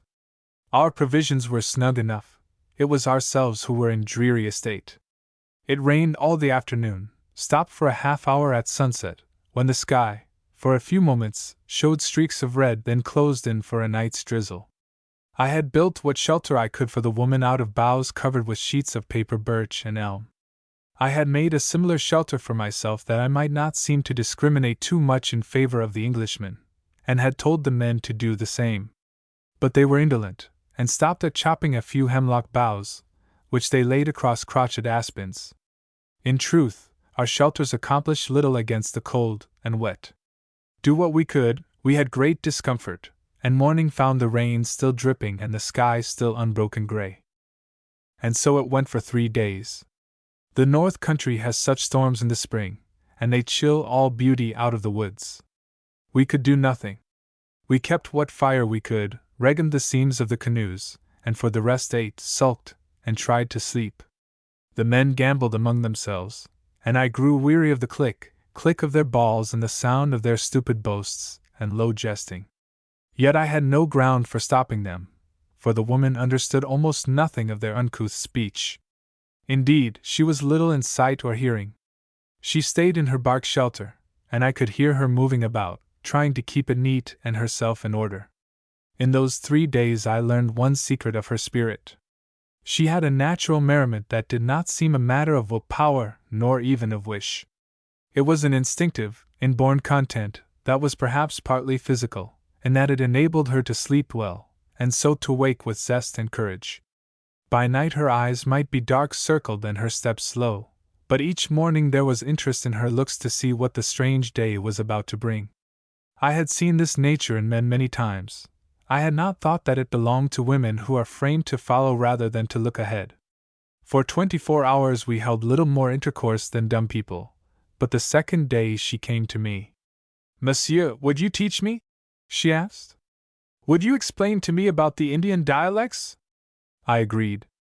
I threw her a blanket, which she wrapped around her, and we cowered close to the bole of a pine.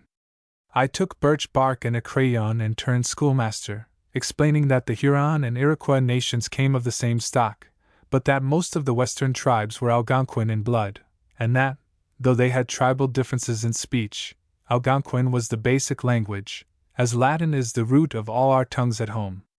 I took the damp bark, and wrote some phrases of Algonquin, showing her the syntax as well as I had been able to reduce it to rule myself.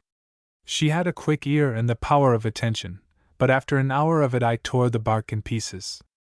"We will not try this again," I told her roughly, and we scarcely met or spoke for the next day. The 4th morning came without rain, and the sun struggled out. We built great fires, dried our clothing, repacked the canoes, and were afloat by noon. By contrast, it was pleasant, but it still was cold, and we stood to our paddling. I wrapped the woman in extra blankets, and made her swallow some brandy. I hoped that she would sleep, but she did not, for it was she who called to us that there were 3 canoes ahead. It showed how clogged I was by somber thought that I had not seen them, for in a moment they swept in full sight. I crowded the woman down in the canoe, and covered her with sailcloth. Then I hailed the canoes with a long cry, "Tanapai and Ank?" which means, "Whence come you?" and added, "Peka," that they might know I called in peace. The canoes wheeled and soon hung like water birds at our side.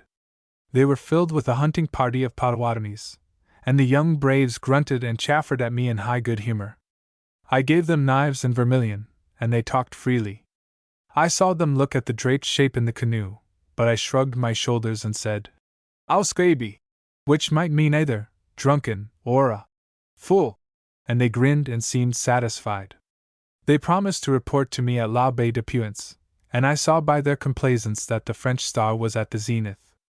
I should have stretched my legs in comfort as I went on my way. Chapter 12: A Compact. We paddled that afternoon till the men splashed water into the canoes, which was their way of telling me that I had worked them hard enough. It was dusk when we landed, and starlight before our kettles were hot. I had been silent, when I had not been fault-finding, till, supper over, the woman, leaning across the fire, asked me why. "Is something wrong?" she ventured. "Ever since we met the Potawatomis you have seemed in haste." I looked around. The men were at a distance preparing for sleep. "I wish to reach the Potawatomi Islands before tomorrow night. Mademoiselle Starling, may I talk of our future?" She rose. "You called me mademoiselle." "Yes, mademoiselle." "And you mean—" I took off my hat. "Will you come with me?" I asked. "Come where we shall not be overheard. We must talk of our future." I knew that she trembled as she bowed her assent, but I pretended to be blind. I led the way outside of the circle of light, then waited for her to come to me. I stood with my hat in hand, and my heart cried in pity for the woman, but my tongue was heavy as a savage's. "I learned from the Potawatomis," I said, "that Father Neuville is tarrying at their islands. If we haste, we may find him there. Mademoiselle, will you marry me?" I do not know that I was cool enough to measure rightly the space of the silence that ensued, but it seemed a long one. The woman stood very still. A star fell slanting from the mid-sky, and I watched it slip behind the horizon. The woman's head was high, and I knew that she was thinking. It troubled me that she could think at such a time. "Mademoiselle," I began. "Wait," she interrupted. She raised her hand, and her fingers looked carven white in the moonlight, though by daylight they were brown. "Monsieur, you watched the star. It went into the unknown, a way so wide and terrible that we may not follow it even in thought. We live alone with majestic forces, forests greater than an empire, unmapped waters, and strange, savage men. We are pygmies, yet if we have spirit we can grow into some measure of the greatness and inflexibility around us. Monsieur, when you asked me, what you asked me now, you were thinking of France and its standards. Of little, tidy, hedged-in France. You were not. Oh, monsieur, I am sorry you asked me that question. Of course I answer no, but I am sorry that you asked it." I went to her. "You are cold. Come with me to the fire. Come. The men are asleep by this time. Mademoiselle, your spirit is steel and fire, but your body betrays you. You are shivering and afraid. Yet, well, mademoiselle, pygmies or giants, whichever we may be, we must not scorn counsel. You once called us partners. On that basis, will you listen to me now? But you must not. Mademoiselle, on that basis will you listen to me now? Yes. Then come." I led her to the warmth, and placed her snugly, with logs to pillow her and her face away from the sleeping men. Then I sat beside her. But my speech had left me. I had no reasons, no persuasions at my tongue. "Father Neuville is at the islands," I said. "Mademoiselle, you must marry me. You must." "Why must, monsieur?" We cannot travel in this way. A week ago you thought it possible. I had not tried it then. It will not do. Monsieur, what has gone wrong? I took out my hunting knife and tried its edge. My mind, I answered savagely. Mademoiselle, I may, as you say, have tidy, circumscribed France behind my thought, but well, mademoiselle, I was brought up to certain observances in regard to a woman. And I cannot forget you are a woman. When the men speak roughly to you, I put my hand on my sword. I have seen you, monsieur. And so I lose much thought and time conquering my anger. It fills my thought. When I taught you Indian verbs the other day, the rain dripped from your hair. And I sat like a clod. What could I do? I could not shelter you for fear of rousing suspicion in the men. Mademoiselle, I cannot stand it. I must let the men know that you are a woman. And then I must marry you when we reach Father Neuville. She rose. Monsieur, you must send me back to Montreal. I kept my seat. Mademoiselle, I have your word, I reminded. You agreed to listen. I had meant to plead, not to rebuke, and I regretted that she flushed. She seated herself lingeringly, but I saw that she leaned back, and did not sit as she had done before with her muscles braced for flight. Why not send me back to Montreal? She begged. The embers of the fire fell into irregular, rectangular shapes like the stone buildings on the Marne, where I was born. My father had beggared us, but those buildings were left. I scorned my father's memory, but I had strange pride in the name and place that had been his. I have thought over this matter by night and day, I replied slowly. I cannot send you to Montreal, for I cannot trust these men. If I take you myself, I shall lose 6 weeks out of the summer. Then it would be too late to accomplish anything. No, I cannot afford so much time. The summer is all too short as it is. You would marry me to get me out of the way, rather than lose 6 weeks of time. I rose. Spare your scorn, mademoiselle. This is no joust of wits. I would sell everything, except the honor of my sword, rather than lose 6 weeks of time. Then you have a mission? A self-sent one, mademoiselle. But you can come again next year. Next year will be too late. She threw out her hands. Monsieur, try me. Let me travel with you as a man. I will be a man. I will be Monsieur Starling in truth. Try me once more. I took her hand. Mademoiselle, mademoiselle, I said, think a moment. Would I force you to this marriage? Would I suggest it even, if it did not seem a necessity for my own ends? For I must have my head and hands clear. It is a selfish view. I know that. It is crushingly selfish. But it is for a large purpose. I am a small man fitted to a great undertaking, and I can permit no divided interests. I need an unhampered mind. She walked a few steps. And if I should travel with you as a woman and yet not marry you? She asked over her shoulder. What then? I looked away. I should be obliged to fight every man of my company first, then every white man that we might meet. It would hardly leave me with an unhampered mind, mademoiselle. She made no comment with word or eye, and going back to the place where we had been sitting, she dropped upon the sand. I covered her shoulders with the red blanket, and again sat beside her. I would be silent till she chose to speak. After a time I went back into the forest to search fresh fuel for our fire. When I returned with my arms laden, she turned her face toward me. Her sorrowful eyes looked as if she could never again know sleep or forgetfulness. I am a coward, she said. Yet I thought that cowardice and my desire for life had both died together. I did not draw back from the knives of the Indians, but now I am afraid of a loveless marriage. We are young. We may live many years. Oh, monsieur, I have not the courage. I piled the wood on the fire and did not answer. I stirred the red coals and marked how the flames slipped along the dried branches in festoons of light. Pierre was snoring, and I kicked him till he rolled over and swore in bastard French. Then I went to the woman. You have one, I said, and I laughed a little, a mean, harsh laugh, my ears told me, not the laugh of a gentleman. Mademoiselle, you have one. We start toward Montreal tomorrow. Then marry whom you will.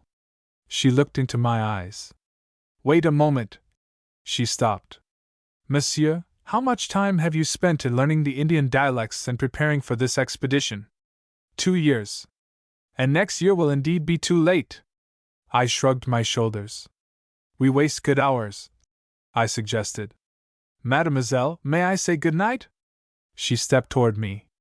Monsieur, do not spoil your courtesy, she begged. I asked you a question? I smiled at her. The answer has lost pith and meaning. Yes, mademoiselle, next year will indeed be too late. She put her hands before her eyes. Then I will change my answer. Monsieur, I will marry you when we reach Father Neuville. But I would not reply. I walked to the beach where there were dark and stars. I ground my heel into the pebbles, and I did not hear her moccasined step behind me. She had to touch my arm. I meant it, monsieur, she whispered. I raised her fingers and laid them back against her side. Why tempt me? I said rudely. Happily for you, my word is a man's word. We start toward Montreal tomorrow. Monsieur, I beg you. Go west tomorrow.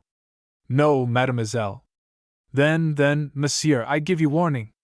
If we start toward Montreal tomorrow, I shall escape you at the first opportunity, and try my fortune alone in the woods.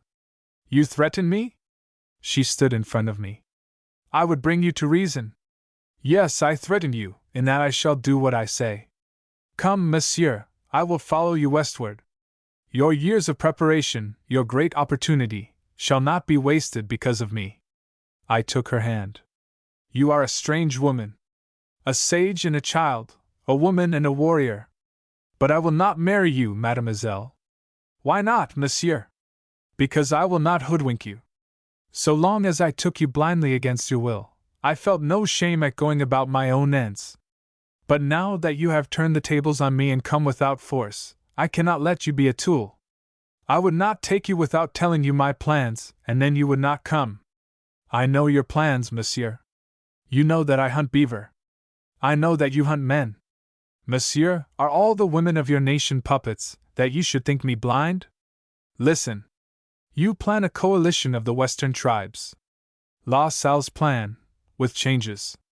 You hope to make yourself a dictator, chief of a league of red men that shall control this western waterway. Is not this so, monsieur? Aye, yes, mademoiselle. You intend to form your league this summer and advance upon the Iroquois in the autumn before the ice locks the lakes. You are in haste, for if you delay another 12 months you are convinced that the Iroquois will make a treaty with the Hurons at Michilimackinac, massacre your garrison there, cow the western tribes, and so wrest this country from the French. Is not this so, monsieur? Yes, mademoiselle. You see that I understand all this, monsieur. Yet I will go with you. I did not stir. You are acute. Yet there is one point in my plan that you did not mention, I said dully. She turned away. I hope to spare us both, she returned in a tone as lifeless as my own. Yet if you wish words, take them. Monsieur, the Iroquois are allies of the English. Your warfare with them is but a step in pursuit of larger game. In founding an empire for your own land you would take one away from mine. You hope in the end to crush the English on this continent. Have I stated you correctly, monsieur? I bowed. She laughed, a laugh more bitter than my own had been. I am indeed the plaything of fate, she said a little wildly. But I will marry you. You saved my life. Yes, more.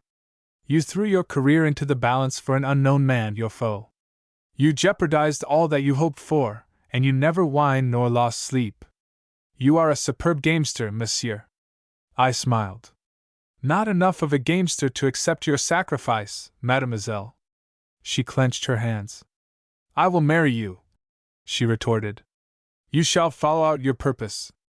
Though, after all, you cannot succeed. Who are you? A dreamer, a soldier of fortune, a man without place or following.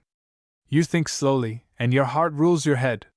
How can you hope to wrest an empire from us? You cannot do it.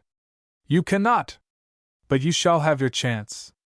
You gave me mine and you shall have yours. We go west. Otherwise, I have warned you, monsieur. I seized her wrist, and made her meet my look. That is a coward's threat, I said contemptuously. I could not daunt her. I mean it. I mean it, monsieur, she repeated quietly. I stood and looked at her. You have a man's equity, I said. You are determined to give me my chance. Well, I will take it, and remember that you gave it to me. But would you have me in any way weaken my purpose, mademoiselle? She looked up with a flash of anger. Am I a child or an intriguing woman? No, no. Do your best, or your worst, or I shall despise you for your weakness. I have told you that I have scant hopes for your success, monsieur. What could I say? I stood before her awkwardly. Mademoiselle, may I tell you something of myself and my people? You should know what sort of name you are to bear. But she pressed her hands outward. No, no, she cried. Why tell me? Then she sobered. I know that you are brave and kind, she said with her eyes down. Beyond that, I do not think that I am interested, monsieur. I felt angered. You should be interested, I said bluntly. Well, the night is slipping away. Let me lead you to the fire and bid you good night. Her fingertips met mine as we walked back together, but the touch was as remote as the brushing of the pine boughs on my cheek. Yet when I would have handed her her blanket and turned away, she detained me. Sit with me a little longer, monsieur, she begged. I think I am afraid of the woods tonight. Let us sit here a while. I could not grasp her mood, but there was nothing for me but to yield to it. I made her as comfortable as possible, and saw that the fire was kept alight. Then I sat near her. I was tired, but time went swiftly. My mind would not have given my body rest, even had I lain down. In time the woman leaned toward me. There is no woman who will suffer from this? She asked slowly. I stirred the fire. I have no wife, mademoiselle. I did not mean that. There is no woman who cares for you. Not to my knowledge. And you, monsieur? There is no one whom you are giving up. I answered slowly. Mademoiselle, I said, you are a strangely wise woman. You know the value of reticence, something few women seem to know. We have talked of many things, of ambition, of justice, of generosity, but never of love. Are you wise to open the past in that one matter? I have asked you no questions. She hid her face in her hands. But I will tell you. I was betrothed to my cousin, to Benjamin Starling. I would not marry him now. I would not marry him now to save him from the rack. I have nothing more to tell you, monsieur. I let the moments slip. The east was brightening, and in an hour it would be dawn. I knew we needed rest. I rose, and standing behind the woman, bent over her. Mademoiselle Starling, I whispered, tomorrow, at this time, you will be Madame Montlivet. She did not stir, and I laid my hand on her shoulder where it rose slim and sinewy as a boy's from the low neck of her squaw's dress. I bent lower. You strange woman, I went on, marveling at her calm. You strange woman, with the justice of a man and the tempers of a child. Have you a woman's heart, I wonder? I do not talk to you of love, but it may be that it will come to us. I will try to be good to you, Mary Starling. Carry that promise with you when I say good night. And then she trembled. Wait, monsieur. There is one word first. I have tried to say it. I knelt beside her. What would you say to me, mademoiselle? But she turned away. Monsieur. I will marry you, yes. But it is to save your hopes, your future. We have no love. Monsieur, will you not hold me as your guest, your sister? It is I who would kneel to you, monsieur. I pushed her down. Sit still, I commanded. I turned my back to her, for I had no speech. She did not plead, but I could feel her tremble. I forced words out of me. You are a Protestant? Yes, monsieur. I picked up the corner of her blanket. I am a Catholic, I said, drawing away the woolen folds that I might look at her. In our church marriage is a sacrament, mademoiselle. She lifted her great eyes. Monsieur, our marriage will be no sacrament. It will be a political contract. A marriage of convenience, in name only, Surely when we reach home it can be annulled. Must I beg of you, monsieur? I rose and looked down at her. A strange woman of a strange race, I said. No, you need not beg of me. I have never had a captive in my life, not even a bird. Mademoiselle, you shall bear my name, if you are willing, for your protection, but you shall go as my guest to Montreal. And I left her in her red blanket and went away. Chapter 13. We reached the islands. The dawn came with an uprush of unclouded light showing burnished green leaves and dancing water. I bowed my head to the woman's hand to bid her good morning, and I served her with meal cakes and sweet water from a maple tree. I was reckless of Pierre's eyes, though I knew them to be weasel-sharp for certain sides of life. The woman answered me but scantily, and when we were embarked sat quiet in the bottom of the canoe. I forbore to look at her. The men feared my mood that day, so paddled well. I charged them not to speak nor sing, for I would have no wasted breath, and the somber shore, pine and tamarack and savage rock, passed before us like pictures dropping from a roll. Towards sunset I sighted a canoe full of warriors, and when we drew near I saw that they were Potawatomis. Are we near your islands? I hailed. The men bowed toward the southwest. The space of the star rising, and you will reach them if you travel, spoke the tallest. You ride fast. I have seen you come like the white squall on the water. I called again. Does Father Nouvel tarry with you? I cried. I thought that they looked at the maid in the canoe. He tarries, they answered. I gave the signal and we slipped away. To the shore, I commanded, and the two canoes took new vigor. The men, like stall-fed beasts, spurred themselves by the prospect of eating and idleness, and we were soon at the beach. I bent over the woman. Be prepared, I whispered. I must tell the men. If I play the clown it is but to impress them, mademoiselle. She met my glance with a look of entire understanding, and rising gave me her fingertips and stepped from the canoe.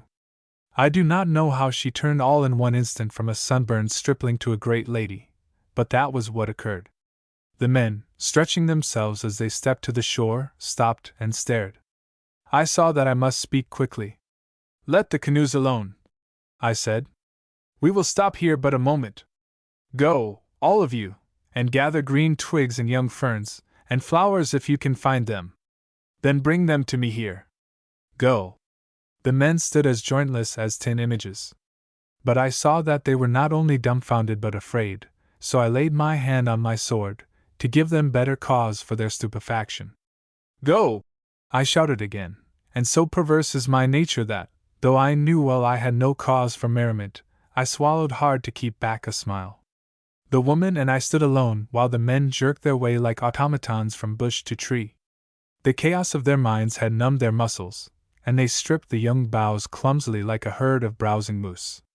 I did not look at the woman. I knew that she needed all my courtesy, but it was hard to speak to her just then. The men wandered for perhaps 5 minutes, then ranged themselves before me. They bore a curious collection of grasses, mutilated tamarack boughs, and crushed brakes. They eyed my sword hilt, and looked ready for flight. Yet I was master, and they remembered it.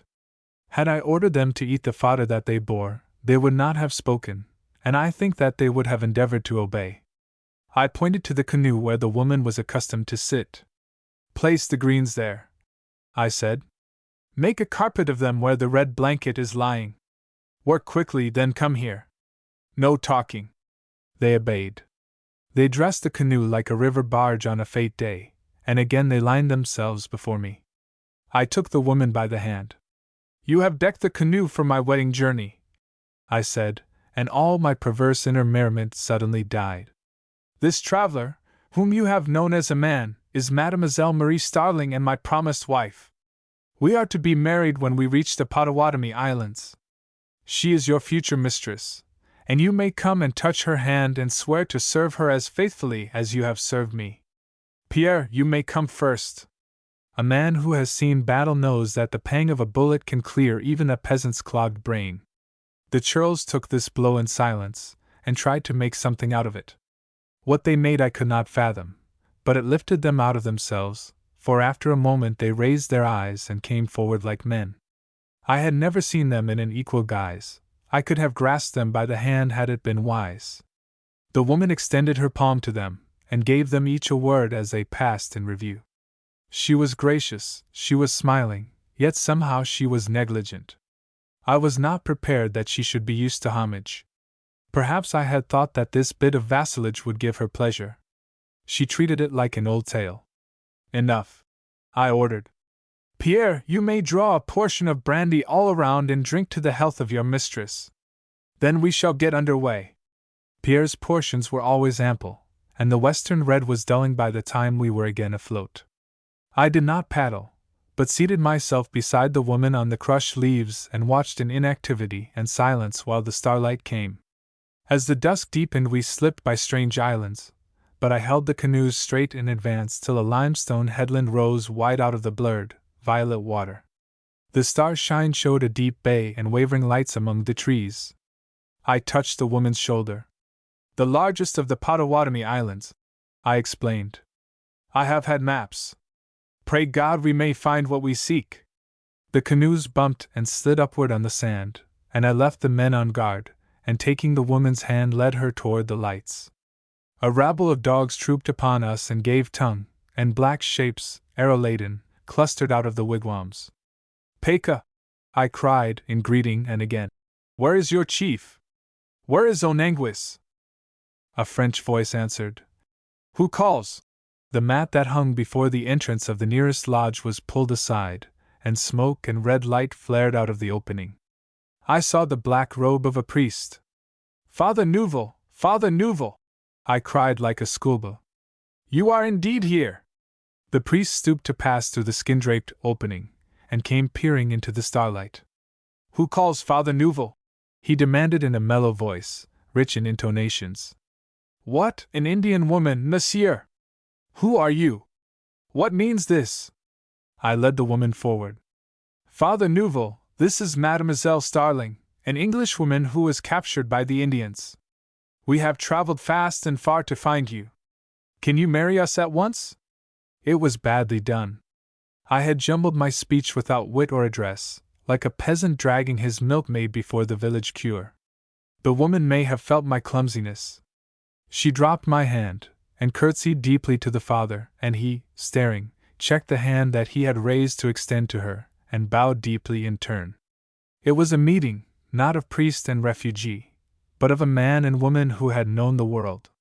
Father Nouvel was very old and his skin was wrinkled ivory, but at this moment he wore his cassock as if it were a doublet slashed with gold. His command was an entreaty.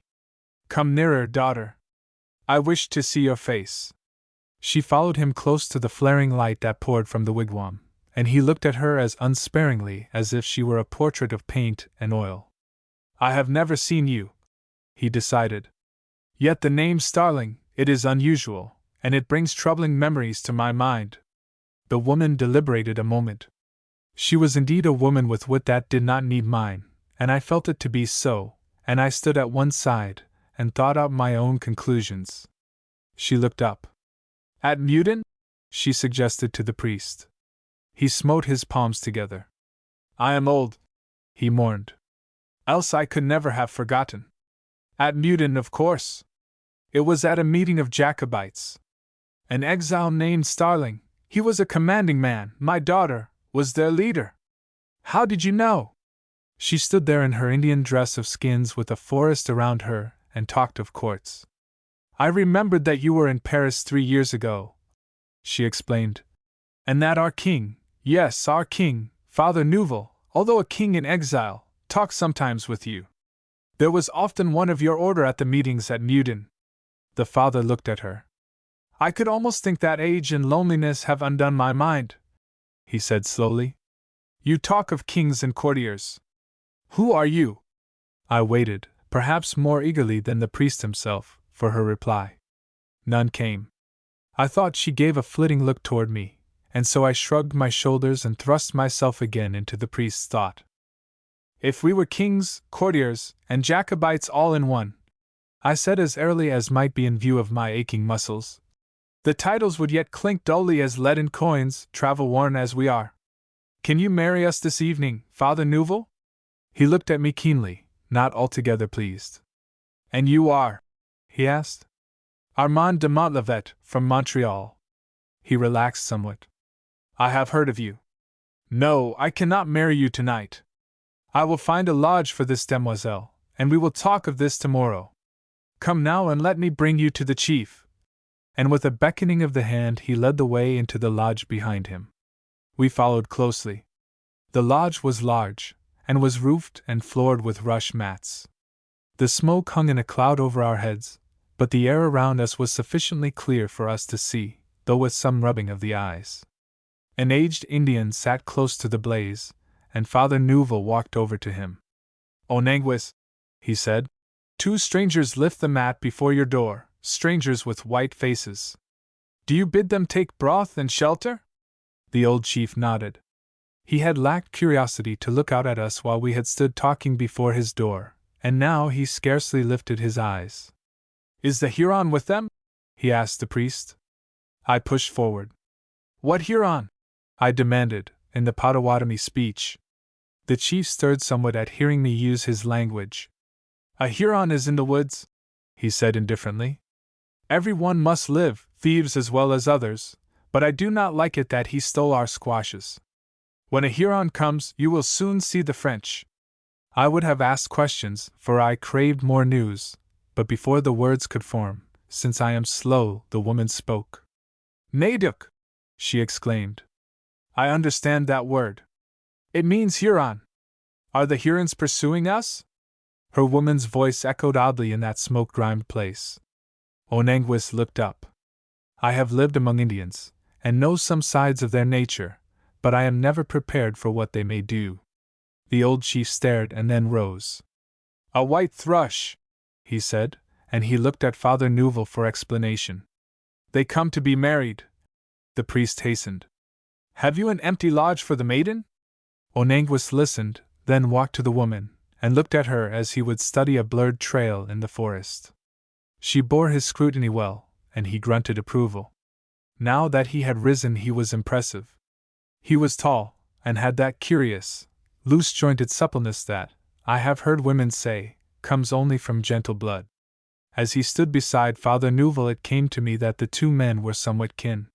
One face was patrician and the other savage, but they were both old men who bore their years with wisdom and kept the salt of humor close at hand. The chief turned to me. To marry? It is the moon of flowers, and the birds are mating. It is well. The white thrush shall sleep in my lodge tonight. I will go elsewhere. Come! And pointing to the door, he would have driven the priest and myself outside without more words. I glanced around. The lodge was unexpectedly neat, and though I dreaded to leave the woman in the smoke, I knew it was unwise to protest. Would she be willing to stay? She was often ruled by impulse, and it would be like her to clamor for the clean starlight.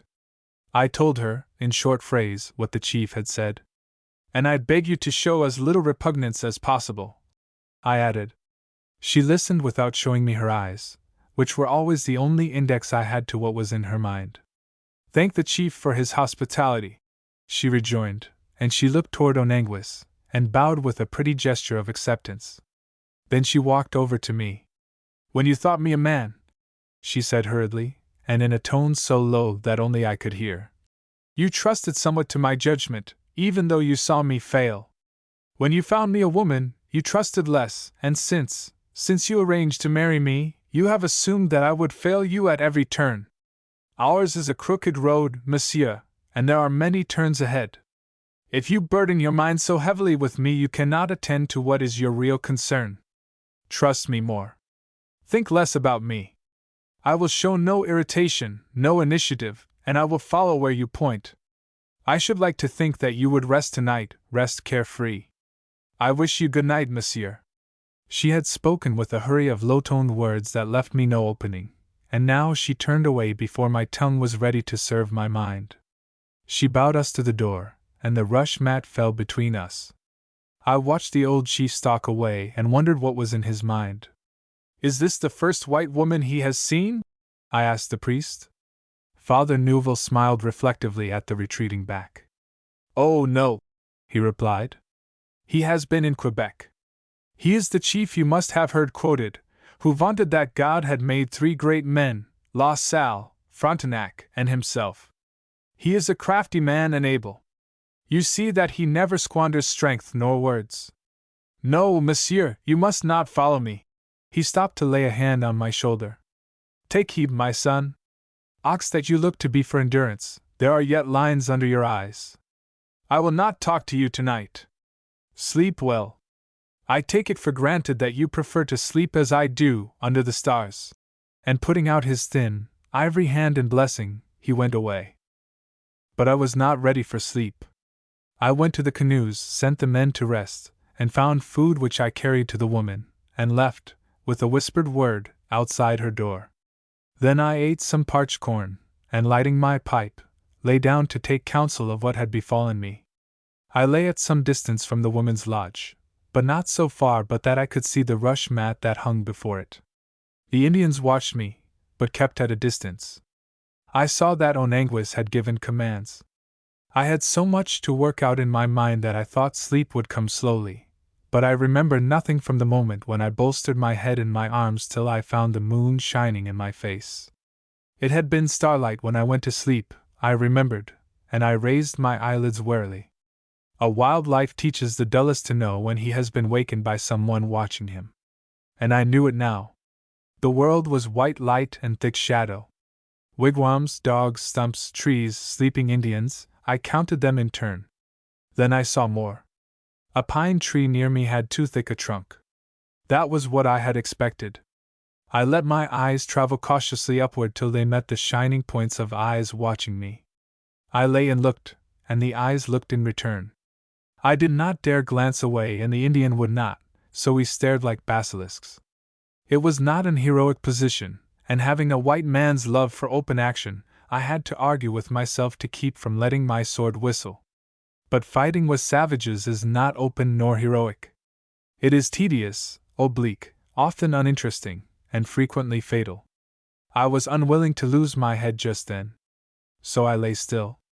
If this were the Huron, he was probably merely reconnoitering, as I had reason to believe he had done several times before. His game interested me, for he seemed to work unnecessarily hard for meager returns, and Indians are seldom spendthrifts of endeavor. I could accomplish nothing by capturing him, for I should learn nothing. There was ostensible peace between the Huron nation and myself. I would let him work out his plans till he did something that I could lay hold of. Yet I would not look away. I had grown very curious to see his face. I do not know how it would have ended, or whether dawn would have found us still staring like barnyard cats, for chance, and a dog, suddenly settled the matter. The dog, a forlorn, flea-driven cur, snuffed the fresh trail, followed it to the tree, and snarled out a shout of protest. He snarled but once. The Indian drew his knife, stooped, and I heard the sound of tearing hide and spouting blood. It was only a dog, but I cursed myself for not having been quicker. And so I sat up. I was forced to shift my eyes for an instant in order to pick up my musket, which, secure in a friendly camp, I had dropped at a careless arm's length from me on the ground. When I looked again, the Indian was gone. I went to the tree. The Indian had had but an instant, but he had secured himself out of reach of my eyesight, had faded into the background as a partridge screens itself behind mottled leaves. If I followed him, a knife would be slipped out at me from behind stump or tree trunk, and the dog might not have burial alone. I went to the dog and stirred him with my sword point. He was a noisome heap, but I knew that I must overcome my repugnance and bury him, or I should have to explain the whole tale to the camp at dawn. An explanation would take time and was not necessary. The Huron was following me, and had no quarrel with the Potawatomis.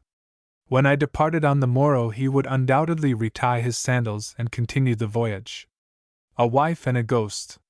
2 traveling guests I had not reckoned with in planning this expedition.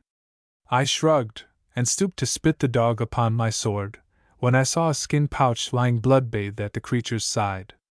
It was a bag such as savages wear around their necks, and the Indian had probably let it fall when he stooped to kill the dog.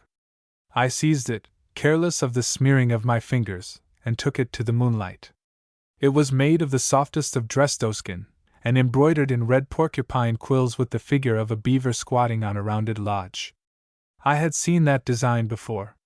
It was the totem sign of the house of the Baron, and this bag had hung from Pamau's neck that day when he danced between me and the sunset and flung the war spear at my heart. I felt myself grow keenly awake and alive. So it was Pamau who was following. Well, I had told him that we should meet again. I untied the strings of the bag and turned its contents into my handkerchief. There was an amulet in the form of a beaver's paw, a twist of tobacco, a flint, a tin looking-glass, and a folded sheet of birch bark. I stopped a moment. Should I look further? It was wartime and I was dealing with a savage. I unfolded the bark and pressed it open in my palm. There, boldly drawn in crayon, was a head in profile. It was the profile of the woman who lay in the lodge, and whose mat-hung door I was guarding. Yes, it was her profile, and it was one that no man could forget, though when I speak of a straight nose and an oddly rounded chin, they are but words to fit 1,000 faces. I refolded the bark, put it in my pocket, and buried the dog. Then I sat down before the woman's wigwam. I had one point to work on in my speculations. No Indian would draw a head in profile, for he would be superstitious about creating half of a person. I slept no more that night. Chapter 14: A Provisional Bargain. I began my day as early as I thought it wise to disturb the sleepers around me, and by the time the sun was 2 hours high I had accomplished several things.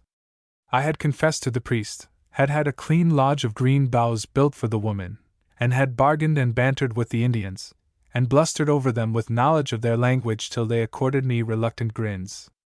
They had a village of 700 or 800 souls, and I found them a marked people. They were cleaner than any savages I had seen, the women were modest and almost neat, and their manners had a somewhat European air. I judged them to be politicians rather than warriors, for the braves, though well-shaped and wiry, lacked the look of ferocious hardihood that terrified white men in the Iroquois race. But I found them keen traders. One purchase that I made took time. I wished a new suit of skins for the woman, and I went from lodge to lodge, searching and browbeating and dangling my trinkets till I was ready to join with the squaws in their laughter at my expense. But my purchase once completed pleasured me greatly. I had found it a little here and a little there, and it was worthy any princess of the woods. I had gathered blouse, skirt, leggings, and moccasins, all new, and made of white dress deerskin pliable as velvet to the hand. They looked to me full of feminine bravery. The leggings and moccasins were beaded and quill-broidered, and the skirt was fringed and trimmed with tiny hawk's bells. I took the garments to the green lodge, laid them out in order, saw that there were trenchers of fresh water, and brought what conveniences we had from the canoe. The pity of the situation came upon me hard. I had to be father and friend, lover I could not be. The woman had great self-control, but she would need it.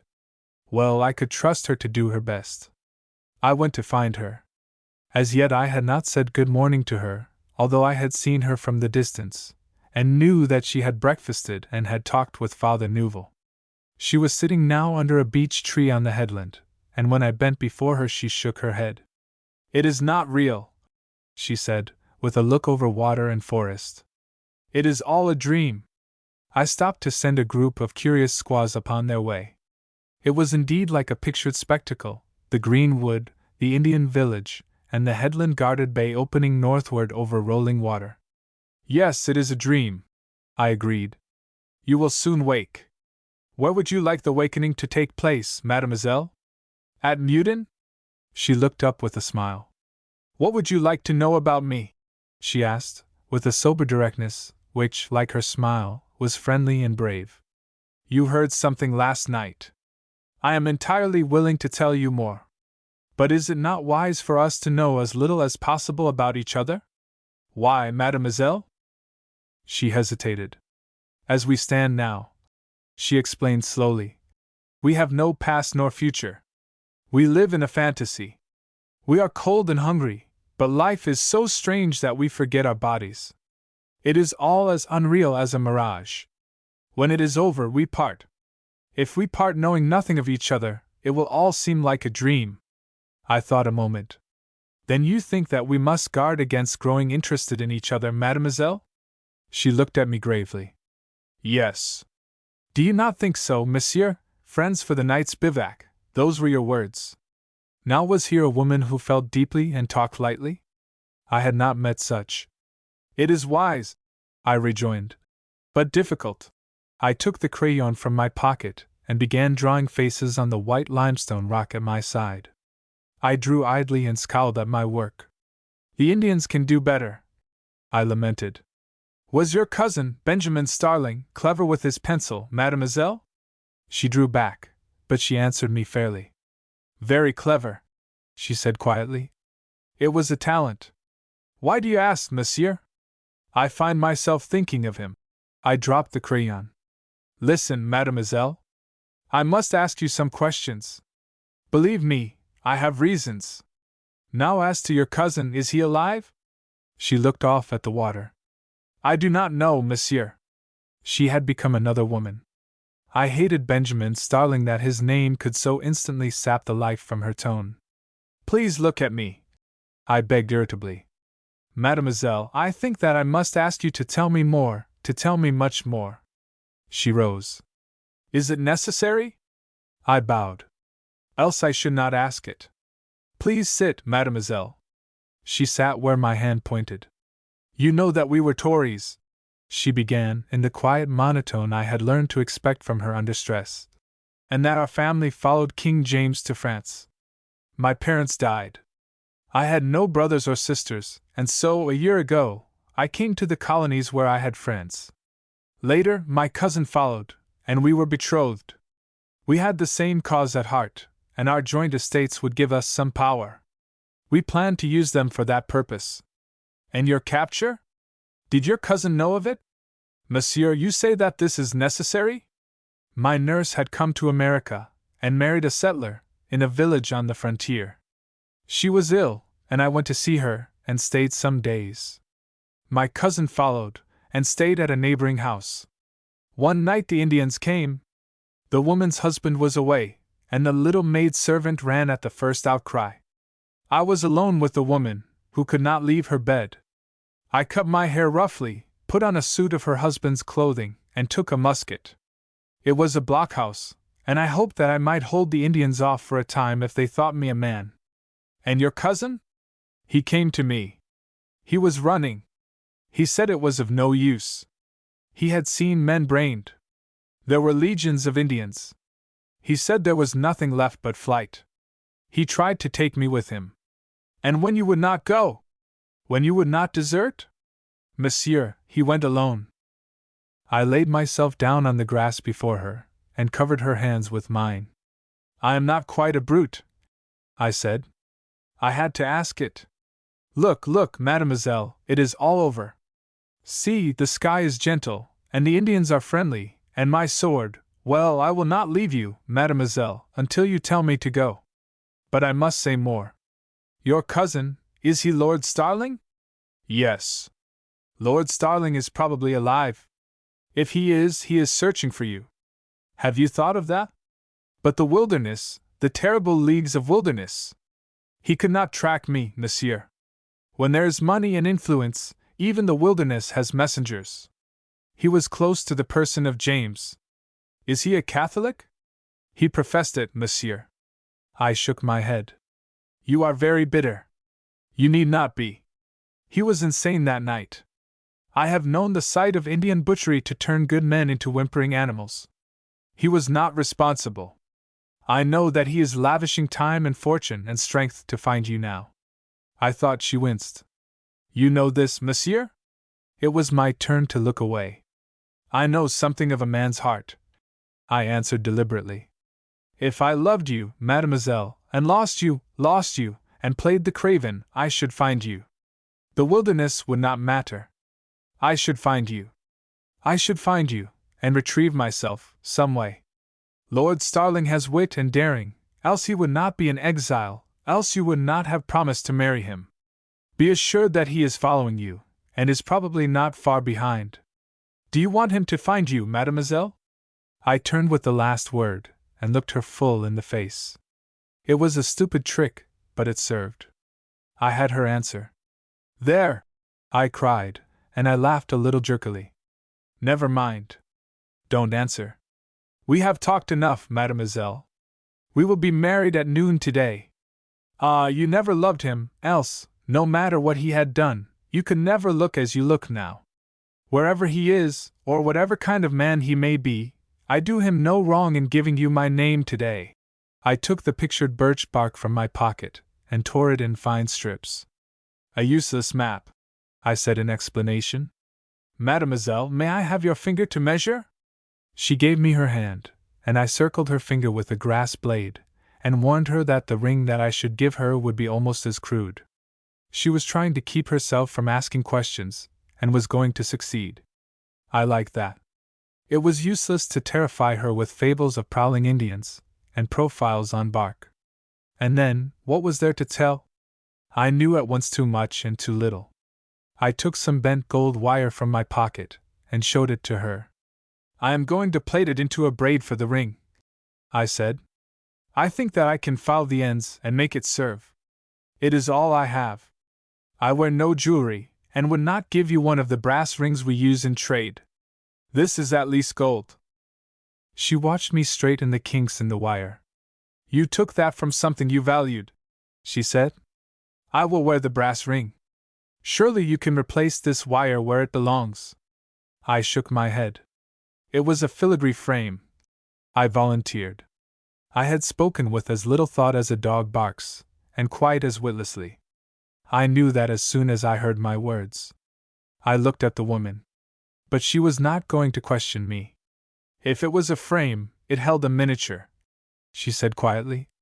Please twist the wire around it again. I prefer the brass ring. Because? I would not rob anyone. If you have carried the picture all these leagues, it is a token from someone you love, someone who loves you. I have no part in that. I went on plaiting the wire. The woman of the miniature will know no robbery, I said, because she knew no possession. Mademoiselle, you seem in every way to be a woman with whom it is wisest to have a clear understanding. You need tell me nothing. It is better to tell the whole, now that you have stumbled on a part. I was nothing to that woman whose face I carried with me. She did not know I had the picture. I might never have told her. It was nothing, you see. It was all in a man's mind, and the man now has sterner matters to fill his thought. I would like you to wear this ring. Why not the other? I laughed at her a little. I shall try not to give you spurious metal, even granted that our bargain is provisional. Now, mademoiselle, may I take you to the lodge I have had made? In 2 hours we are to be married. She followed at my side, and I took her to the lodge, and pointed her within. She glanced at what I had done, and I saw her bite her lip. She turned to me without a smile. It all makes it harder, she said indefinitely. Harder to think of the wrong that I am doing you and the other woman. I cannot abide misapprehension. We were alone. Wait, I begged. Mademoiselle, you cannot probe a man's thought. Often he cannot probe his own. But I am not unhappy. A man marries many brides, and ambition, if the truth be told, is, perhaps, the dearest. I shall embrace her. You should be able to understand. But the woman? She must have seen that you loved her. She may have cared more in return than you knew. I looked at her. The lady of the miniature, I said slowly, had many lovers. If she showed me special favor, I assure you I did not know. But even if her fancy did stray toward me, which I think it did not, why, she was a winsome, softly smiling, gentle lady, mademoiselle. She was not fire, and spirit, and courage, and loyalty, and temper, and tenderness. No, she was not in the least like that. I think that she would soon forget. Have we dropped this subject forever, mademoiselle? She made me a grave curtsy. Till we reach Montreal, she promised, and she did not raise her eyes. We were married at noon. The altar stood under an oak tree, and the lights sifted in patterns on the ground. I wore satin, and ribbon, and shining buckle, for I carried those gewgaws in my cargo, but my finery did not shame my bride's attire. She stood proud, and rounded, and supple in her deerskins, and a man might have gloried in her. 700 Indians, glistening like snakes with oil and vermilion, squatted around us, but they held themselves as lifeless as marionettes. It was so still that I heard the snore of a sleeping dog and the gulls in the harbor squawking over a floating fish. Father Neuville spoke very slowly. This was a real marriage, a sacrament to him. As we turned from the ceremony, Onanguis came forward. He was not painted, but he wore a mantle of embroidered buffalo skin, and his hair, which was dressed high with eagle's feathers, was powdered with down from the breasts of white gulls. He stood in front of the woman. "Listen," he said. "I speak to the white thrush. She cannot understand my words, but her heart has called to my heart, and that will teach her to know my meaning. Brethren, bear witness. An eagle cares not for a partridge, but an eagle calls to an eagle though there be much water and many high rocks between. You know the lodge of Onanguis. It has fire, but no warmth. I am old, and age needs love to warm it, but I am alone. First my wife, then my 2 sons, last of all, at the time the chestnuts were in blossom, my daughter Mimi. The Master of Life called them one by one. I have washed my face, and I have combed my hair, yet who can say I have not mourned? My life has been as dead as the dried grass that thatches the muskrats' lodges. When have any of you seen Onanguis smile? Yet think not that I stretch out my hands to the country of souls. I will live, and sit at the council fire till many of you who are before me have evaporated like smoke from a pipe. For I am of the race of the bear, and the bear never yields while one drop of blood is left. And the Master of Life has been kind. He has brought me at last a woman who has an eagle's eyesight and a bear's endurance. She is worthy to be of my family. I have waited for such an one. Her speech is strange, but her blood answers mine. It is idle to mourn. I will replace the dead with the living. This woman shall be no more the white thrush. She shall be Mimi, the turtle dove, the daughter of Onanguis. Brethren, bear witness. Mimi is no longer dead. She stands here." He stepped closer to the woman. "I give you this cloak that you may wrap me in your memory," he went on. "I hereby confirm my words." And thereupon, he threw over her shoulders a long, shining mantle made of the small skins of the white hare. It was a robe for an empress. I stepped forward, then stood still, and resolved to trust the woman as she had asked. "You are adopted," I prompted softly, with no motion of my lips. She understood. Wrapped in her white cloak, she curtsied low before Onanguis. Then she turned to me. "Tell him," she said, "that my heart is wiser than my tongue. The one is dumb, but the other answers. Say to him that I see his face, and it tells me that he has lived wisely and with honor. I am now of his family. I, too, will strive to live wisely, that he need not be shamed. Say to him that I will not forget." She stopped with her glance upon the old chief, and her eyes held something I had not seen in them before. With me, their self-reliance had sometimes been hard, almost provocative, as if the spirit behind them defied the world to break it down. But as she met this kindness that was instinctive, and not a matter of prudence or reason, all hardness vanished, and her dignity was almost wistful. I thought of my mother, the saddened head of a great house, who had seen the ruin of home and heart, but whose spirit would not die. Something in this woman's face, as she stood silent, suddenly gave me back the vision of my mother as I had seen her last. I looked with my heart beating hard. The hush lasted fully a moment, then the woman drew her cloak closer, curtsied again, and walked back to her green lodge.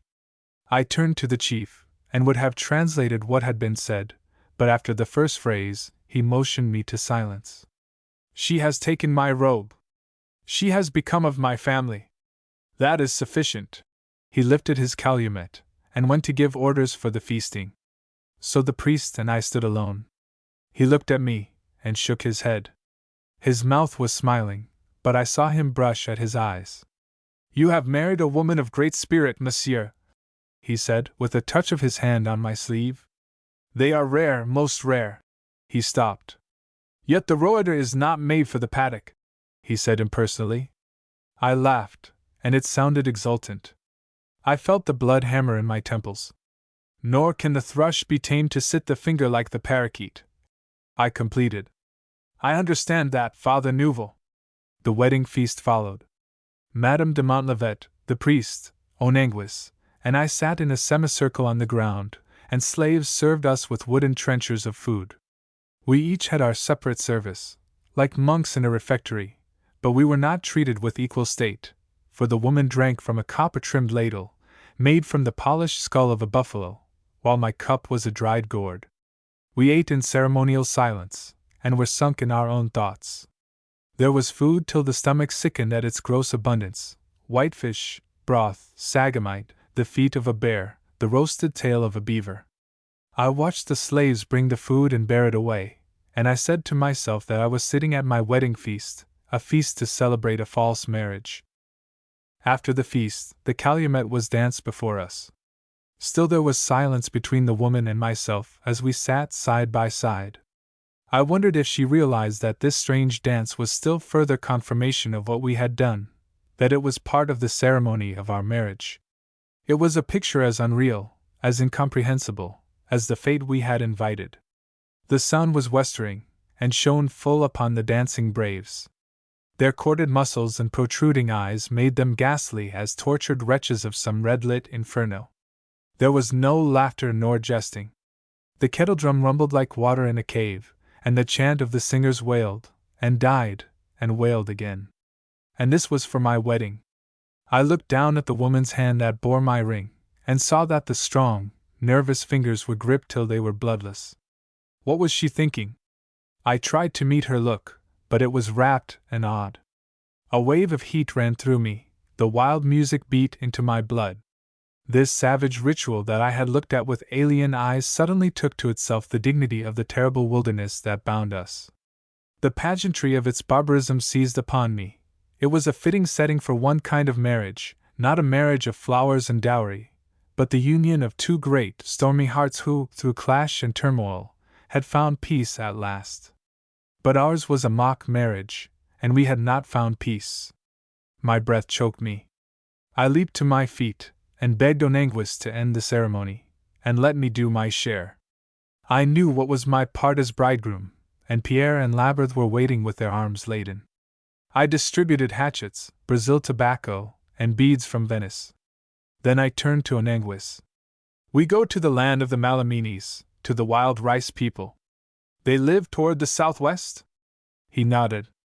Across La Baie de Puance as the wild goose flies. Then down till you find the mouth of the wild rice river. But why go till another sunrise? I hesitated. But I thought of the shadowing Huron, and decided that I could elude him best at night. We are in haste, I told Onanguis, and I pointed the men toward their work. But before I myself had time to step toward the canoes, I felt the woman's touch upon my arm. Though, in truth, it was odd that I felt it, for the movement was light as the brushing of a grass stalk. Monsieur, do we go now? She asked. You have had no opportunity for counsel with these Indians, yet I see that they are powerful. She was watching my interests. I laid my fingers on hers, and looked full at her as I had not done since we had been man and wife. Her eyes were mournful as they often were, but they were starry with a thought I could not read. The awe and the wonder were still there, and her fingers were unsteady under mine. I dropped to my knees. I have done more than you saw, I said, with my eyes on hers. I have talked with Onanguis, and have smoked a full pipe with the old men in council. Thank you for your interest. Thank you, Madame de Montlivet. But she would not look at me bent before her. That I wish you to do your best, unhampered by me, does not mean that I wish you success, she said, with her head high, and she went to Onanguis, and curtsied her adieus. Her last words were with Father Nouvel, and she hid her eyes for a moment, while he blessed her and said good-bye. Our canoes pointed to the sunset as we rounded the headland and slid outward. On the shore, the Indian women chanted a hymn to Mesu, the maker of life, and the god of marriage, to whom, on our behalf, many pipes had been smoked that day. Chapter 15. I take a new passenger. Now the great bay on which we were embarked was a water empire, fair to the eye, but tricky of wind and current. La Baie de Puance the French called it, from the odor that came at seasons from the swamps on the shore, and it ran southwest from Lake Illinois. The Potawatomi Islands that we had just left well nigh blocked its mouth, and its southern end was the outlet of a shining stream that was known as the River of the Fox.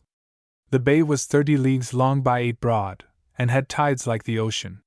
5 tribes dwelt around it, the Potawatomis at its mouth, the Malaminis halfway down on its western shore, and the Sacs, the Chippewas, and the Winnebagos scattered at different points in more transitory camps. To the east the bay was separated from Lake Illinois by a long peninsula that lay like a rough-hewn arrow with its point to the polestar. It was goodly land, I had been told, rich in game, and splashed with ponds, but since it was too small to support the hunting of a tribe it was left comparatively unoccupied. All of the 5 tribes, and sometimes the Miamis, fished there at intervals. It was neutral ground. I told all this to the woman as our canoes swept toward the sunset. She sat with her back to the west, and the sun, that dazzled my eyes, shone red through her brown hair, and I scorned myself that I should have believed for a moment that such soft, fine abundance ever framed a man's forehead. I talked to her freely, talked of winds and tides and Indians, and was not deterred when she answered me but sparingly. I could not see her face distinctly, because of the light, but there was something in the gentleness and intentness of her listening poise that made me feel that she welcomed the safeguard of my aimless speech, but that for the moment she had no similar weapons of her own. So long as daylight lasted, we traveled swiftly toward the southwest, but when the sunset had burned itself to ashes, and the sky had blurred into the tree line, I told the men to shift their paddles and drift for a time. The last 24 hours had hardened them to surprise. They obeyed me as they did Providence, as a troublesome, but all-powerful enigma. And so we floated, swinging like dead leaves on the long swells. The stars came out, the gulls went shoreward for the night, and we were as alone as if on the sea. The woman's slender figure, wrapped in her white cloak, became a silent, shining wraith. She was within touch of my hand, yet unreachably remote. I lost my glib speech. The grey loneliness that one feels in a crowd came over me. If I had been alone with my men, I should have felt well accompanied, master of my craft, and in tune with my condition. It was the presence of this alien woman, whom I must protect, but not approach, that made me realize that I was thousands of leagues from my own kind, and that I must depend on my own judgment, with which I felt much out of conceit, to carry this expedition safely through the barbarous wilderness. I shook myself, and told my men to pick up their paddles. But we were to travel no more toward the southwest that night. My plan was to turn back, paddle due east, and reach the peninsula before the late moonrise. This doubling on my track was to cheat Pimau if he were indeed pursuing. Then I was planning to make the peninsula my headquarters for a time. I had left word at the islands that I was on my way to confer with the Malaminis, but I had not committed myself as to where I should make my permanent camp. I hoped, in this game of hide and seek, to shake off the Huron, and leave the woman in safe hiding, while I went on my mission from tribe to tribe. And so I told the men to work with muffled paddles. I thought the precaution somewhat unnecessary, but took it as a matter of form. Now that I was in action again, I felt in command of the situation. And then, from some shadowy distance, I heard the splash of a pursuing oar. I commanded silence, and we craned into the darkness, and listened. We all heard it. The sound came as regularly as a heartbeat, and it was no muffled stroke. The oarsman was using his paddle openly and fast. The sound came from behind us, a little to the north, and judging from its growing distinctness, it was following hard in our track. There was nothing for it but a race. I gave orders. The men worked well, and we sped through foaming water for perhaps a quarter hour. Then land rose in front of us. It shot up, all in an instant, out of the murk, and we had quick work to keep from grounding our canoes. I could see no shore line to north or south. We had found either the end of a promontory or a small island. We landed on a shelving beach, and lifted the canoes out of danger.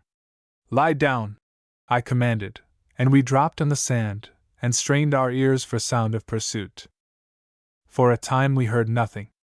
Our burst of speed had carried us some distance, and I had begun to think that we had shaken off our pursuer, when again came the beat, beat, beat of the distant oar. We lay close as alligators on a bank, and waited. The strokes came nearer, and at last we saw a sliding shape. As well as we could make out, there was but one canoe, and it was passing us a little to the northward. It would miss the jut of land where we were hiding, and land on the main shore of the peninsula. We could hear but one paddle, so judged that there was but one person in the canoe. Still we did not know.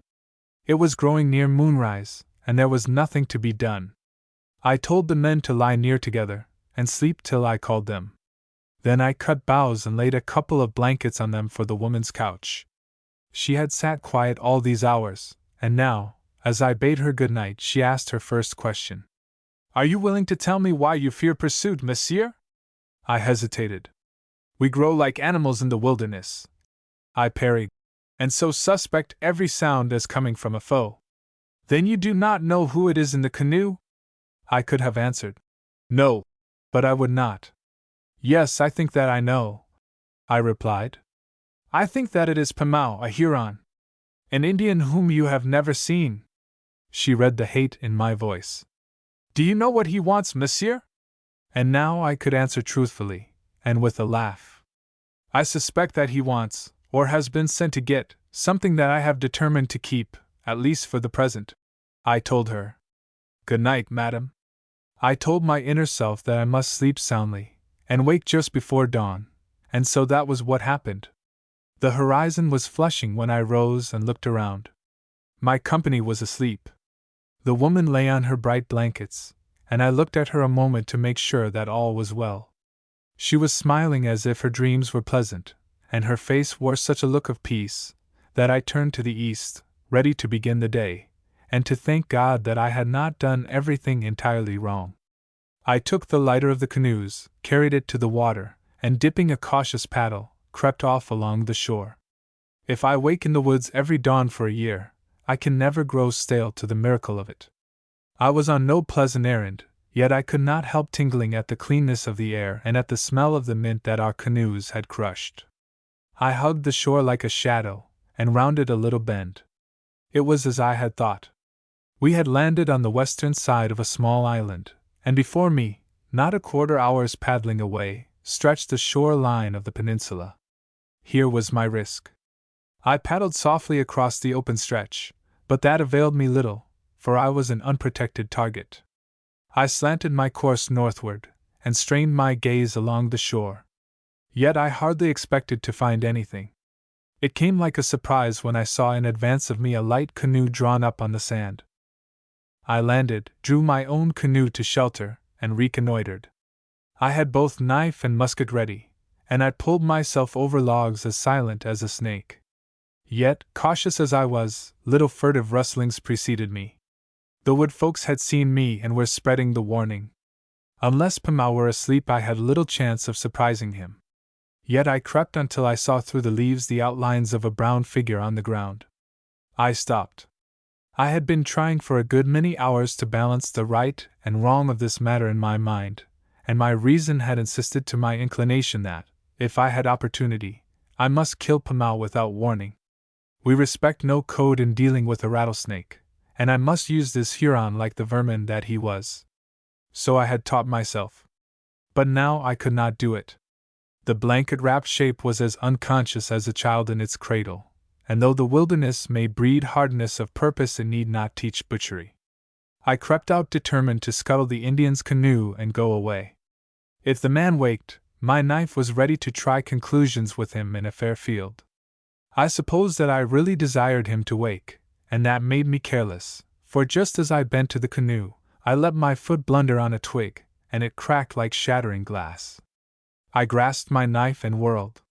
The figure on the ground jerked, threw off its shrouding blanket, and stretched up. It was not Pamau. It was the Ottawa girl singing Arrow. I did not drop my knife. My thought was of decoy and ambush, which was no credit to me, for this girl had been faithful before. But we train ourselves not to trust an Indian except of necessity. "Are you alone?" I demanded. She nodded, pressing her lips together and dimpling. She feared me as little as a kitten might. I came to the Potawatomi camp just after you left, she volunteered. And then I laughed as I had not done in days. So this was the quarry that I had been stalking. I had been under a long tension, and it was suddenly comfortable to be ridiculous. I sat down and laughed again. Are you following Pierre? I asked, sobering and trying to be stern. But she put her head sidewise and considered me. She looked like a squirrel about to crack a nut.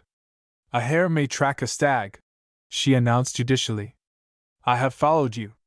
My back is bent like a worm with the aching of it, but I came faster than a man. I have this for you. And fumbling in her blouse, she brought out a bulky packet addressed with my name.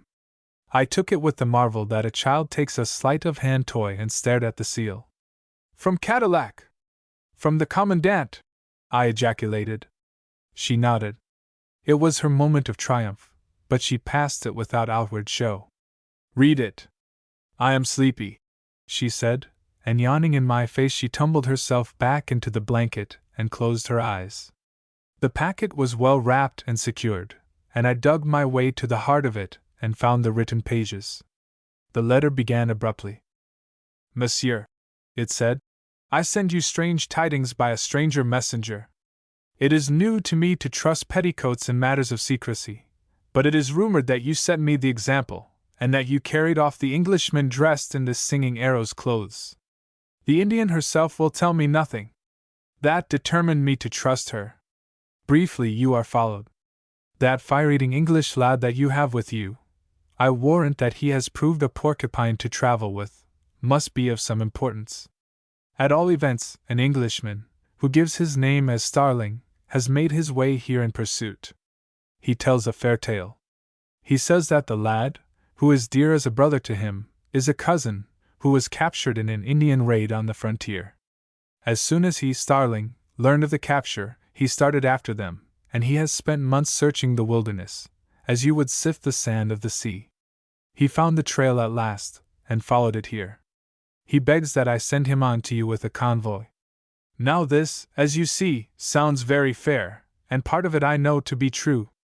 The man is certainly in earnest about something, and has spent great time and endeavor in this search. He has even been to Quebec, and worked on Frontenac's sympathies, for he bears from the governor a letter of safe conduct to me, and another, from the Jesuits, to Father Carheil.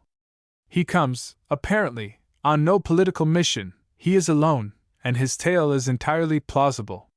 There is but one course open to me. I must let him go on. But I do it with misgivings. The story is fair, but I can tell a fair story myself upon occasion, and there is no great originality in this one. I remember that you said after your first interview with your Englishman, that you were afraid he was a spy. There is always that danger, a danger that Frontenac underestimates because he has not grasped the possibilities that we have here. If both these men should prove to be spies, and in collusion, well, they are brave men, and crafty. It will be the greater pleasure to outwit them. I cannot overlook the fact that the first Englishman was brought here by the Baron's band of Hurons, and that this man selects his messengers from the same dirty clan. I have reason to think he was in communication with them before he came, which is no credit to a white man. Debisson, my lieutenant, tells me that a Huron told his Indian servant that pictures of the prisoner drawn on bark had been scattered among the Indians for a fortnight past. The story was roundabout, and I could not run it down. But it makes me watchful. So this is where we stand. I must give this man Starling a letter to you. The letter will be official, and will direct you to deliver your prisoner into Starling's hands. If he finds you, you have no choice but to obey, so if you think from your further knowledge of your prisoner that it is unwise for these two men to meet, it is your cue not to be found. I leave it with you. There is, of course, great doubt whether this will find you. You asked me about Onanguisi, so I infer that you will stop at the islands at the mouth of Law Bay, and I shall send the Indian girl directly there. I shall suggest to Starling that he hug the coastline, and search each bay, and if he listens to me, the girl should reach you well in advance. But it is all guesswork. Starling may have spies among the Indians, and know exactly where you are. I wish he were out of the way. Granted that his errand is fair, he will still see too much. For all men, in whatever state they are born, lack neither vanity nor ambition, and this man is accustomed to command. It is a crack in the dike, and I do not like it. But enough. I hear that you trust Father Blackgown like a pigeon for the spit the night that you went away. I would have given my best tobacco box to have seen it. There was some excitement here over the loss of the prisoner, but no talk of pursuit. Indeed, the Hurons seemed relieved to have him spirited out of the way. Which is odd, for they took great pains to obtain him. But I am wonted to the unexpected. It is the usual that finds me unprepared. Even Father Blackgown surprises me. He has not complained to me of you, though heretofore I have found him as ready to shout his wrongs as a crow in a cornfield. But again enough. And I have the honor to be, with great respect, monsieur, your very obedient servant, Antoine de la Mothe Cadillac. I read the letter through twice. Then I turned to Singing Arrow. I was glad she was a savage. If she had been white, man or woman, I should have been obliged to go through a long explanation, and I was not in the mood for it. Now savages are content to begin things in the middle, and omit questions. It may be indolence with them, and it may be philosophy. I have never decided to my satisfaction. But the fact serves. Do you think that you were followed? I asked. The girl sat up and shook her head. Only by the stars and the clouds, she answered. I felt relieved. And how did you happen to come this way? I went on. What did they tell you at the Potawatomi Islands? She stopped to laugh. That you went the other way, she replied, and she swept her arm to the southwest. I shrugged my shoulders. And you thought I lied to them? She nodded her answer. The bird who hides her nest cries and makes a great noise and runs away from it, she explained. You told all the Potawatomis who would listen that you were going southwest. So I went southeast. I could afford to let her laugh at me. We stopped at that island over there, I said without comment. Now we will follow this shore line for a distance south. You must go with us. Singing Arrow, did they tell you at the islands that the English prisoner was a woman, and that she is now my wife? The girl did not answer nor look in my direction. She pulled her blanket over her head, and sat as stiffly as a badger above his hole. I could not determine whether the news of the marriage was a surprise or not. It did not matter. I lit my pipe and let her work it out. Are you coming? I asked at last. I must go back to the island now. She rose and pulled her blanket around her. She was typically Indian at the moment, unreadable and cold. But she nodded in acquiescence and went to her canoe. I found my own canoe and we paddled side by side. The sun was over the horizon now and fish were jumping. I saw a great bass that must have weighed 5 pounds spring his whole length out of the water for a fly. A sportsman in France would have traveled leagues to have seen such a fish, and here it lay ready for my hand. Perhaps after all there was no need to search for reasons for the exultation that was possessing me. A few moments brought us to the island, and we rounded the point and came into the cove. The little camp was awake and startled by my absence. Pierre was searching the horizon from under a red, hairy hand, and Labyrinth was looking to the priming of his arquebus. Only the woman sat steadfast. All this I saw at a glance. I rushed the canoes to the shore, and helped the Indian girl to alight as I would have helped any woman. I gave one look at the men and said, "Be still," and then I led Singing Arrow to the woman. "Madam," I said, "here is the Indian girl who befriended you when you were a prisoner. It was she who passed us last night. She comes to me with documents from Cadillac, and I have great reason to be grateful to her. I commend her to you, madam." I doubt that the woman heard much of my speech, though I made it earnestly. She was looking at the Indian girl, and the Indian girl at her. I should have liked cordiality between them, but I did not expect it. The woman would do her best, but she would not know how. I had come to think her gracious by nature, and she would treat this girl with courtesy. But she was a great lady while Singing Arrow was a squaw, and she would remember it. Yet Singing Arrow, even though she might admit her inferiority to a white man, would think herself the equal of any woman of whatever rank or race. I could not see how the gulf could be bridged. But bridged it was, and that oddly. The woman stood for a moment half smiling, and then suddenly tears gathered in her eyes. She put out her hand to Singing Arrow, and the Indian took it, and they walked together back into the trees. They could not understand each other, and I wondered what they would do. But later I heard them laughing. Well, the woman was destined to surprise me, and she had done it again.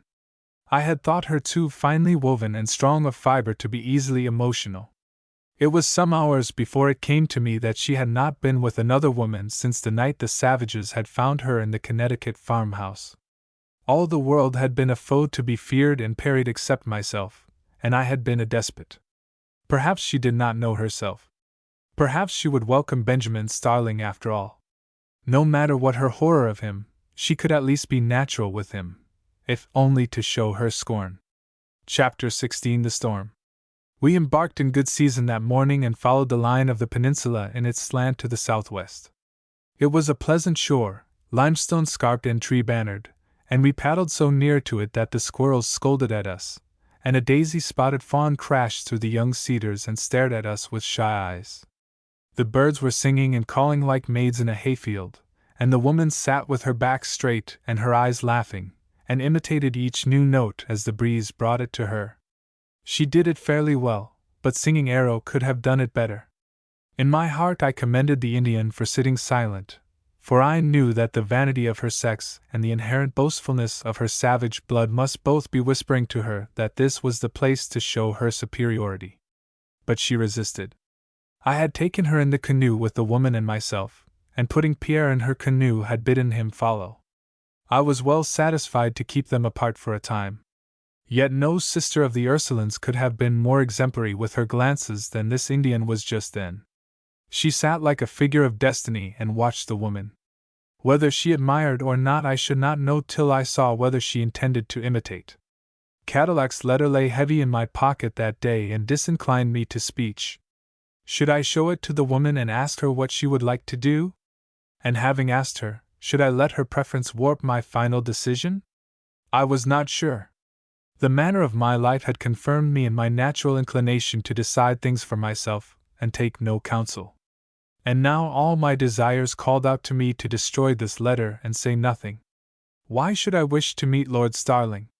And by keeping out of the way I should be playing into Cadillac's hands and therefore furthering my own ends. Yet the woman! After all, Starling was her cousin. Had she not the right to choose for herself whether she should see him?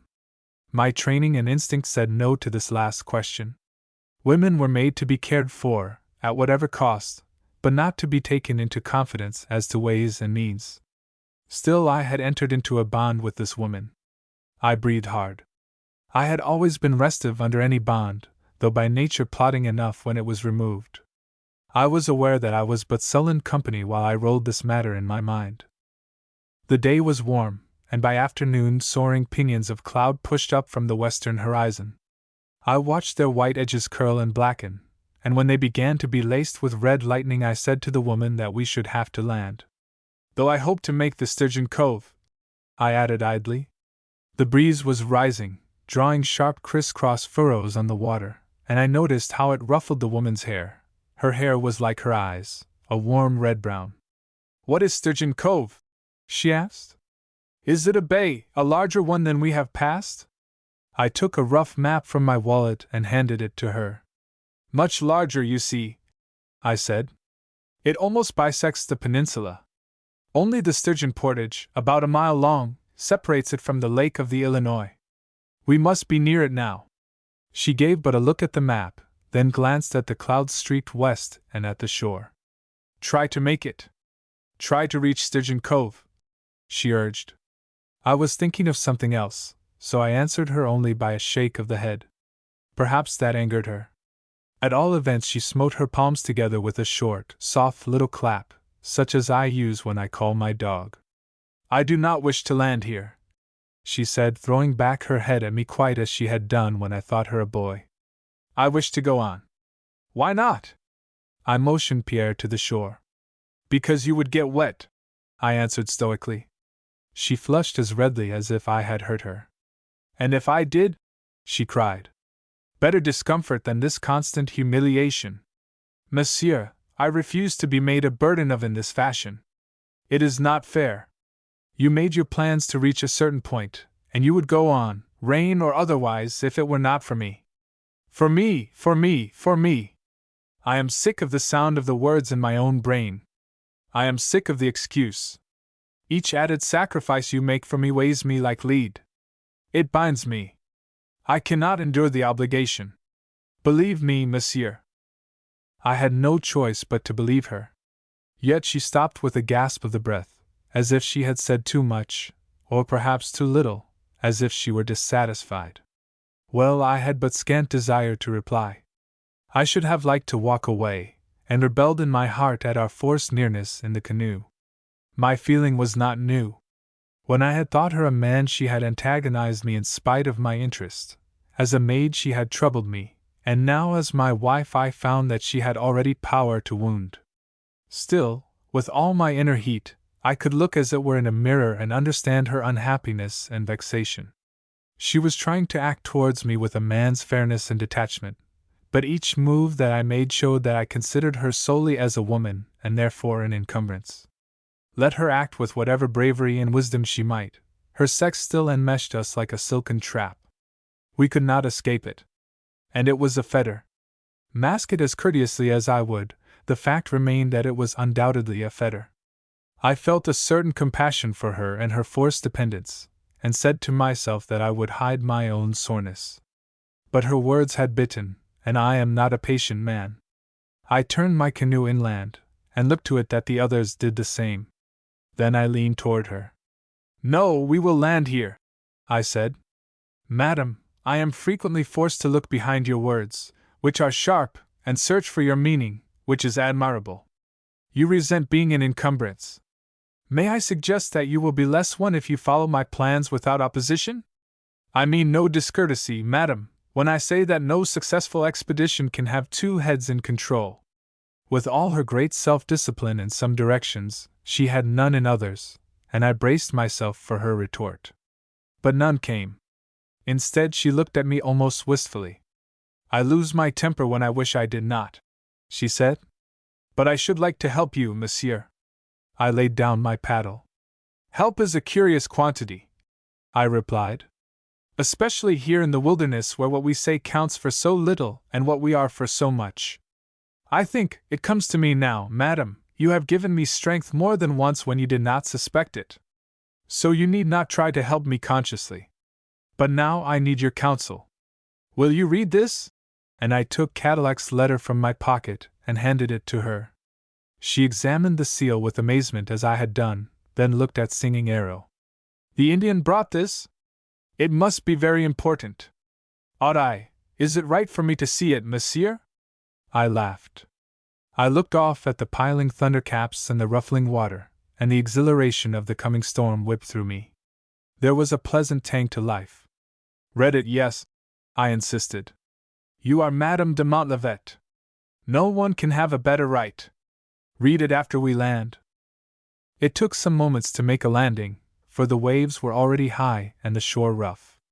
In spite of ourselves, we tore the canoes on hidden rocks. We unloaded the cargo and had things snug and tidy by the time the first great drops plumped down upon us. We worked like ants, and I did not look at the woman. I knew that she was reading the letter, and I had no wish to spy. But when I went to her, there was no letter in sight. I did not stop to talk, but I wrapped her in the cloak that Onanguis had given her, and wound her still further with blankets. "You will be cool enough in a few minutes," I assured her, and I made a nest for her in a thicket of young pines. She obeyed me dumbly, but with a certain gentleness, a sort of submission. As she gazed up at me with her brown face and inscrutable eyes, my hands were not quite steady. Heretofore I had felt her power, now I felt only her inexperience, her dependence. Child, woman, sphinx. What should I do with her? I turned away. The rain was upon us in earnest. I looked for my crew. The men were curled under trees, but Singing Arrow had used more craft. She had hidden herself under her light canoe, which she had first secured with pegs that it might not blow away, and she lay as compact and comfortable as a tree-house grub. I lifted the corner of the canoe and peered at her, whereat she giggled happily, serene in the thought that I was wet while she was dry. She was as restful to the brain as a frolicking puppy, and I shook my head at her to hear her giggle again. I was about to wonder whether she had ever known awe of anything, but just then the thunder, which had been merely growling, barked out like a howitzer above us, and she covered her head and screamed like any of her sex. The thunder sent me back to the woman. I crept, wet as I was, into her pine-needled hollow, and started to ask if she were afraid. But the question died at sight of her. She was propped on her elbows, and had parted the low boughs in front of her that she might look out at the storm. She turned at sound of me, and the blood was in her cheeks as I felt it in mine. "Come!" she cried with her motion. I went and lay close beside her, peering, as she did, through the trees. The world was all wind and red light and churning water. I could feel her quick breathing. "I can hear the spirit of the wilderness crying," she said to me. The lightning played over her face and eyes, and they shone like flame. I laid a hand on her wet blankets. "Has the rain soaked through?" But she did not listen. The exultation in her look I have seen sometimes in the face of a young priest. I have also seen it in a savage dancer. It is all one. It is the leaping response of the soul to the call of a great freedom. Storm was summoning storm. I found the woman's hand, and lay with it in mine. She remembered me again after a time. "Does it call to you?" she cried. I could feel the blood racing in her palm. "As it does to you," I answered, and I lay still, and let the storm riot in me, and around me, with her hand held close. We could not speak for some time. The thunder was constant, and the play of the lightning was like the dazzle of a fencer's sword. Mingled with the thunder came the slap of frothing water and the whine of bending trees. The wind was ice to the cheeks. At the first lull the woman turned to me. "If you had followed my wishes we should have been drowned." I nodded. I had no wish to speak. The storm in me was not lessening. I kept the woman's hand and was swept on by the tempest. And the woman, too, lay silent. I saw her look at me once, and look away. And then, because I could think more coherently, it came to me that she had changed. The change had come since she had read Cadillac's letter. She had said nothing, but she was different. What did it mean? Was she natural at last because she thought succor was near? I was not ready to know. The moments that I had now were mine. 10 minutes later they might, if she decreed, belong to Benjamin Starling. The storm passed as swiftly as the shifting of a tableau. The rain stopped, not lingeringly, but as if a key had been turned, and cracks came in the clouds like clefts in black ice and showed the blue beyond. In 5 minutes the sun was shining. We all crept out from under trees and canoes, and shook ourselves like drenched fowls. It was magic the way the world changed. The wind died, and the sun shone low and yellow, and a robin began to sing.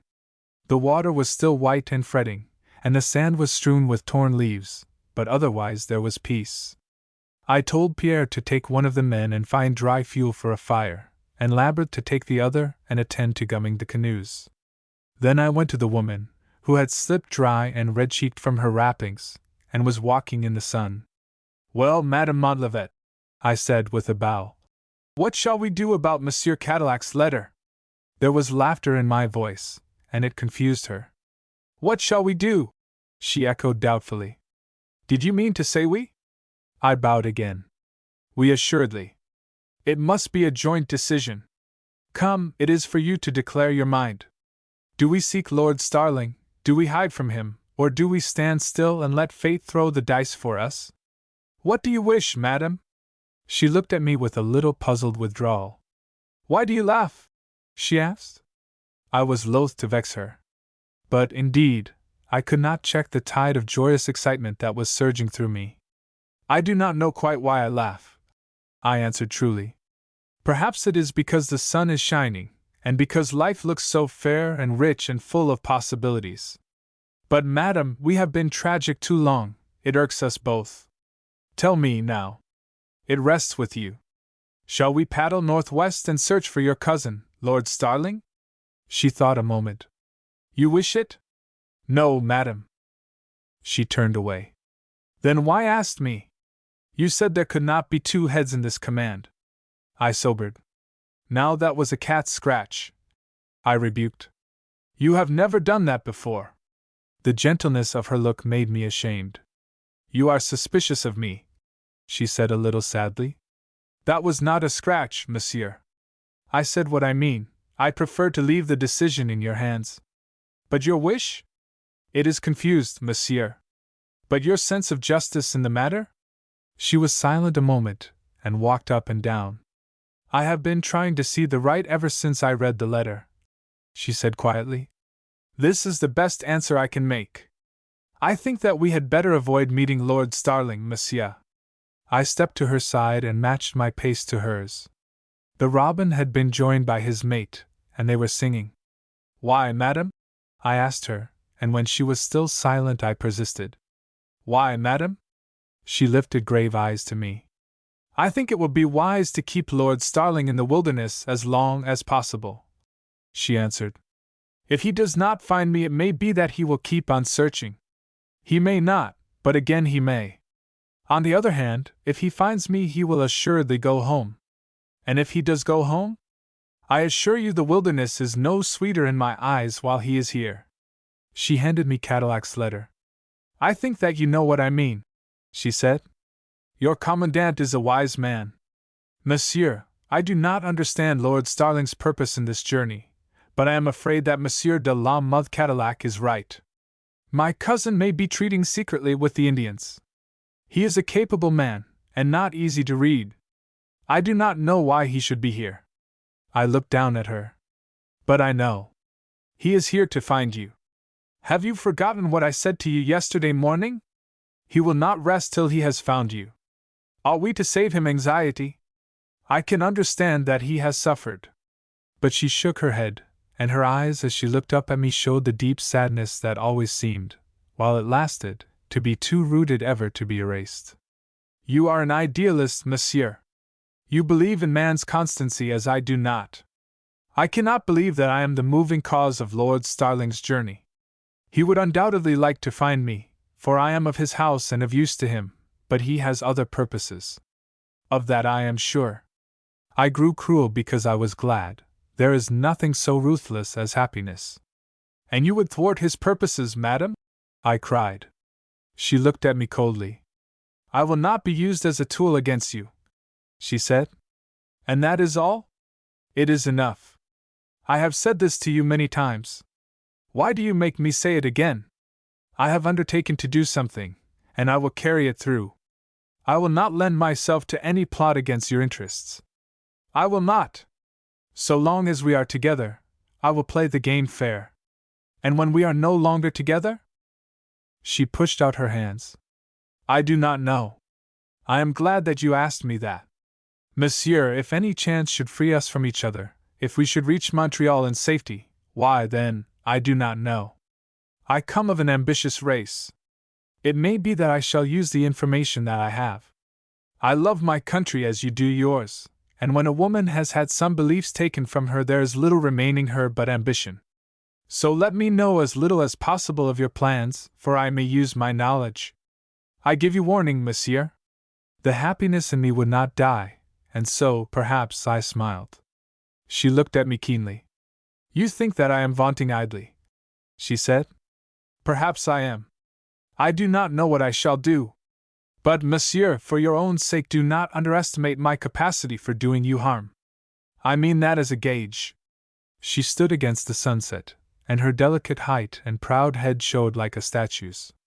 I stooped and lifted an imaginary glove from the sand. I take your gauge, I said. But I find it a small and delicate gauntlet for so warlike a purpose. May I wear it next my heart, madam? She looked at me proudly. I am serious, she said. And I take you seriously, I rejoined. I stepped to her and let my hand touch hers. You wrong me. I find that I take you very seriously indeed. Believe me. But I have always lived in the present. Come, we have been grave long enough. Let us be children and take the passing moment. Madam, Montreal is very far away.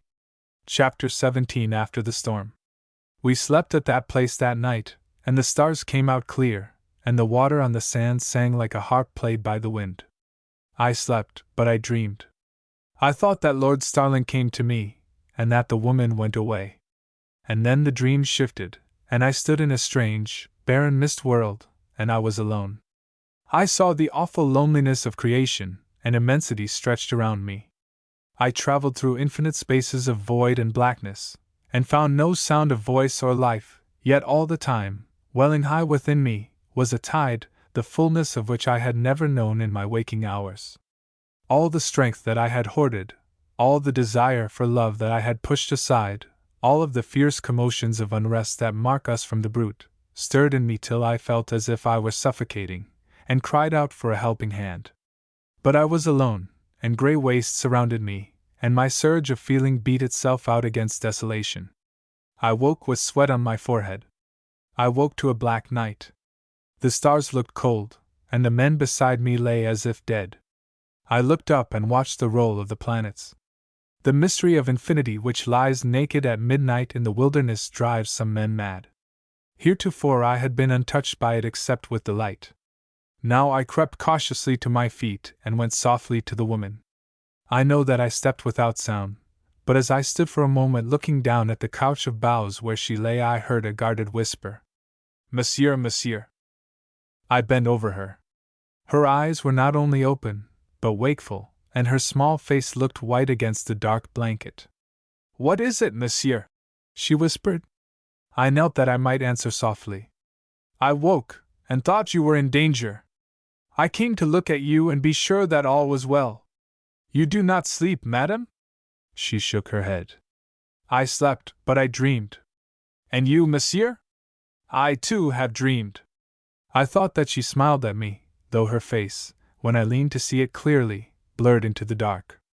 "Will you sleep the rest of the night within sound of my voice?" she asked, with a little tremble in her whisper. "The wilderness tonight is like that storm. Its greatness terrifies me. Do you think that all is well, monsieur?" I was glad that she could not see my face. "Yes, I think that all is very well," I answered. "Blessedly well. Sleep now, madam. I shall stay here, and your whisper would wake me. Is there terror in the wilderness now?" Again she shook her head. "No," she whispered. I lay beside her couch and cushioned my head in my arm. I had answered her truly. All was very well with me, for at last I saw clearly. I knew myself. The dream, the night, and something that I could not name, had stripped me naked to my own understanding. I felt as if, man that I had thought myself, I had played with toys until this moment, and that now, for the first time, I was conscious of my full power for joy or suffering.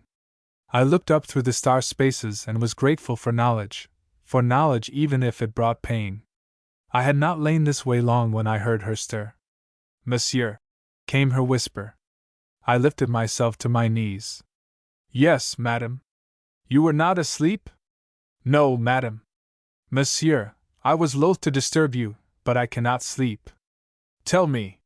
Suppose that Lord Starling should find us. Will he have power to take me? Away from your husband?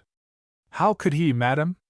She stirred, and turned her face from me, even though I could not see it in the dark. "But he has a warrant," she whispered. "The letter said that you must deliver me to my cousin if we were found. What would be done with you, monsieur, if you refused to obey?" Then I bent close and let her hear me laugh softly. "I know of no warrant that applies to you," I murmured. "Cadillac's letter mentioned an Englishman. I know of none such. I travel with a woman, my wife, and commandants have naught to do with us. Was that what was troubling you, madam?" She bowed, and her breath came unevenly. Her right hand lay outside the blanket, and I bent and touched it with my lips. "How you hate Lord Starling! How you hate him!" I whispered. "I wonder, can you love as singly? Can you love with as little care for self and comfort and for all the fat conveniences of life? Madam, you are a wilful child to lie here and tilt at shadows when you should be garnering strength by sleep. I promise you my sword and my name, and I agreed that they should both be yours till of your own wish you should send me away. Had you forgotten that I promise?" I had not. I had slipped to my knees again and rested with my forehead on her hand. I could feel her other hand stray toward me. No, she whispered. No, I had not forgotten, but the dark and a sudden loneliness made me a coward. Thank you. It is over now, and I will sleep. Monsieur, my partner, I will say good night, and this time I will not call you. But I rested a moment longer on my knees with my head against her palm. Then I rose. Partners, perhaps, I said softly. Yet more than that. Madam, are we not like pilgrims groping our way together on a dark road? We cannot see far ahead, but there is a light in the distance. I think that we shall reach it. Good night. We shall both sleep now, madam. But she slept and I did not. It was nearly day when I closed my eyes again, yet I did not find the moments long. The next morning was quiet and the sky clear. I had read my maps rightly, and once embarked, an hour of paddling brought us to Sturgeon Cove. It opened before us suddenly, a wedge of flecked turquoise laid across the shaded greens of the peninsula. As we entered it, a flock of white gulls rose from the rocky shore and flew before us. The air, rain-washed, was so limpid that it seemed a marvel that it could sustain the heavy pinioned birds, but they moved in sure curves and seemed to bear us with them. I pointed the woman's glance toward them. An omen. We shall follow them and rest here. It is our home. We nosed our way, with leisurely paddles, close to the northern shore. The land sloped gently from the beach, and the quivering water, a faded green from the tree shadows, crawled over gravel that was patterned with the white of quartz and with the pomegranate of carnelian. It was a jeweled pavement, and it led to forest aisles where cathedral lights splashed through the trees. But I would not stop. The gulls were still eating. The bay narrowed, and the shores pressed close to us, with compact ranks of cedars held spearwise. Yet we pushed on, and the water path spread out once more, a final widening. We saw before us the rounded end of the bay, and the neck of land that formed the Sturgeon portage. The woman looked at me. What now, monsieur? But I smiled at her with my conceit untroubled. I had seen reeds close to the northern shore. Halt! I cried to the canoes. We lay quiet a moment, and the birds glancing back at us found us suddenly harmless. The reeds under them were swarming with young fish. The gulls looked down and squawked in a hungry chorus. In a moment they lighted, balancing their great wings like reefing sails. I laughed as I looked at the woman. It was a small triumph, but intoxication breeds easy laughter. I had been drinking deep that morning of a sparkling happiness more disturbing than any wine. We sent the canoes shoreward into the curve where the reeds lay. The stiff green wides rattled against our canoes like hail, and gave warning of our approach for a half-mile distant. I nodded my inner approval. The gulls are wise, I said to the woman. We could not plan a better water defense to our camp. The grass came down to the water, and we pulled the canoes over short turf and into beds of white blossoms. A cloud of butterflies rose to greet us. They too were satin white, the color that a bride should wear, and they fluttered over us without fear. The smell of the grasses rose like incense. With all the light and perfume there was a sense of quiet, of deep content and peace. Even the woods that fringed the meadow seemed kindly. They did not have the somber awe of the heavy timber, but looked sun-drenched and gay. We shall stay here, I said. Unload the canoes. 5 men with good sinews, some understanding, and well-sharpened axe blades, can make a great change in the forest in one day. When the sunset found us, I had a fortified house built for my wife. It was framed of fragrant pine, and occupied the extremity of a spit of land that lay next the meadow. Its door opened on the water, and I made the opening wide so that the stars might look in at night. All about the sides and rear of the house were laid boughs, one upon another, and on the top of this barricade was stretched a long cord threaded with hawk's bells. The lodges for myself and the men we placed in the rear, and behind them we laid still another wall of brush to separate us from the forest. I was satisfied with the defenses. With the reeds in front and the brush behind, any intruder would sound his own alarm. The woman took Singing Arrow and went to her house early that night, but I sat late over my charts and journal. I had much to study and more to plan. Yet I was abroad the next morning while the stars were still reflected in the bay. Labyrinth was with me, and we took Singing Arrow's light canoe and packed it with supplies and merchandise. Then we breakfasted on meal and jerk meat and were ready to start. But the rest of the men were not yet astir, and the woman's house was silent. I walked to it and stood irresolute. I disliked to wake her. Yet I could not leave her without some message. But while I pondered, I heard her step behind me. She came up from the water, and she looked all vigor and morning gladness. "Why the canoe so early?" she called. "Do we have fish for breakfast?" I took her hand. "Come with me to the water." I led her to the canoe and pointed out the bales of supplies. "You see, we are ready for work. We shall be back in a few days." She dropped my hand. "Then why did you build that house?" "Why not, madam?" "But you say that we are to go this morning." "I must go, madam." "And you intend to leave me here?" "Why, yes, madam." "But you said we." I looked some amazement. "I take Labyrinth with me. I leave 3 men with you on guard. There is nothing to fear." And then she threw back her head.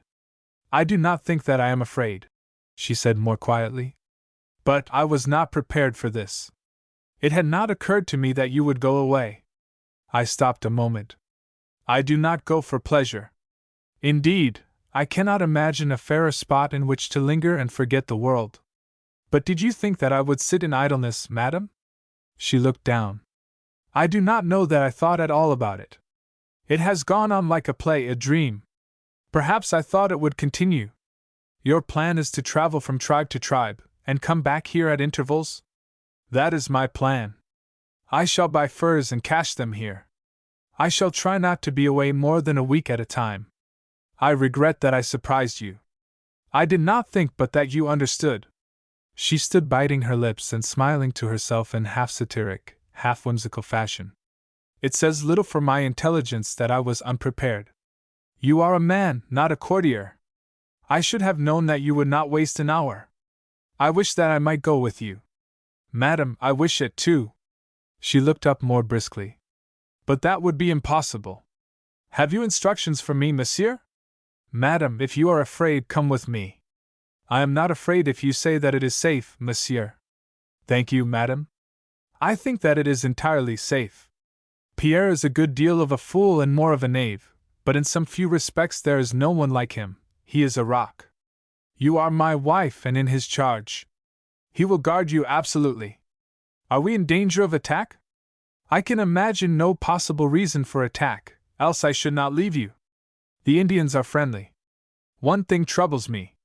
Your cousin should—" She looked up. "Should Lord Starling find me?" she completed. "Well, he would tarry here until you came. He would at least show that courtesy. I can promise as much as that for the family name, monsieur." I smiled at her. "I shall await the meeting," I said with unction. I motioned Labyrinth to the paddle, and I kissed the woman's hand. "I salute your courage. I shall see you within the week, madam." She looked straight at me. "And until then, good fortune." But I paused. "Wish me opportunity. That is all that I ask from you or of you, opportunity. Goodbye for a week, madam." Chapter 18, in which I use opportunity. I squatted beside many campfires in the next week. I sat in the flattened cones of the Chippewas' teepees and smoked innumerable pipes of rank tobacco with the old men. I traded some, but talked more, and at the end of the week I started home. I waited for a pleasant day and a westerly wind, for the small canoe was perilously laden with skins. There was scarcely room for Labyrinth and myself to crowd down on our knees and use our paddles. We slipped into Sturgeon Cove late in the afternoon, and swept with the wind up the stretches of the bay to the camping ground. Summer was at flood tide, and the air was pungent and the leaves shining. The sunset shone through tattered ends of cloud, so that the west was hung with crimson banners. It was my first homecoming.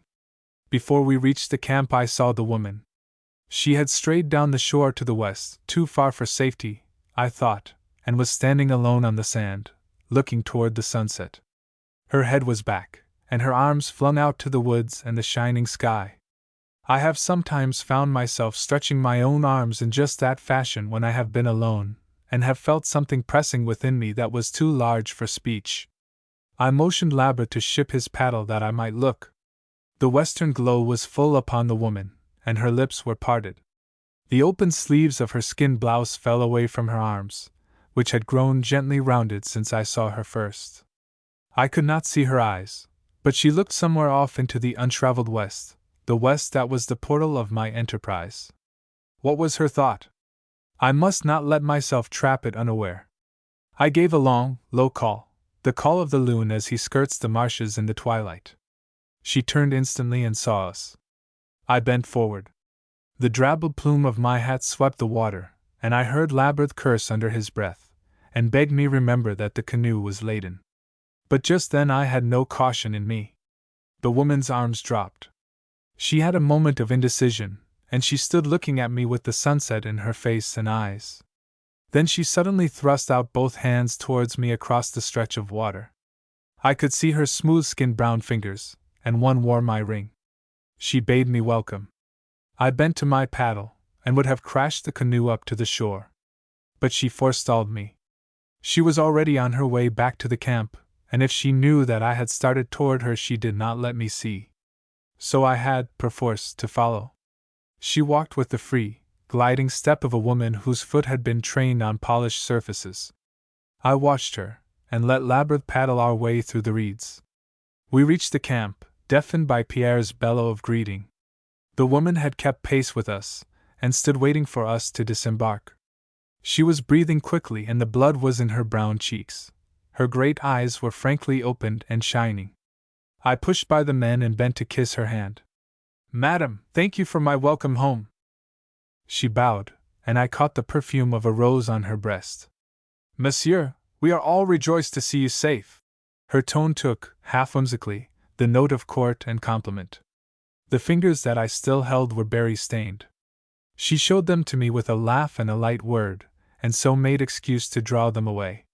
Her hair had grown long enough to blow into her eyes, and she smoothed a soft, loose wave of it as she questioned me about my voyage.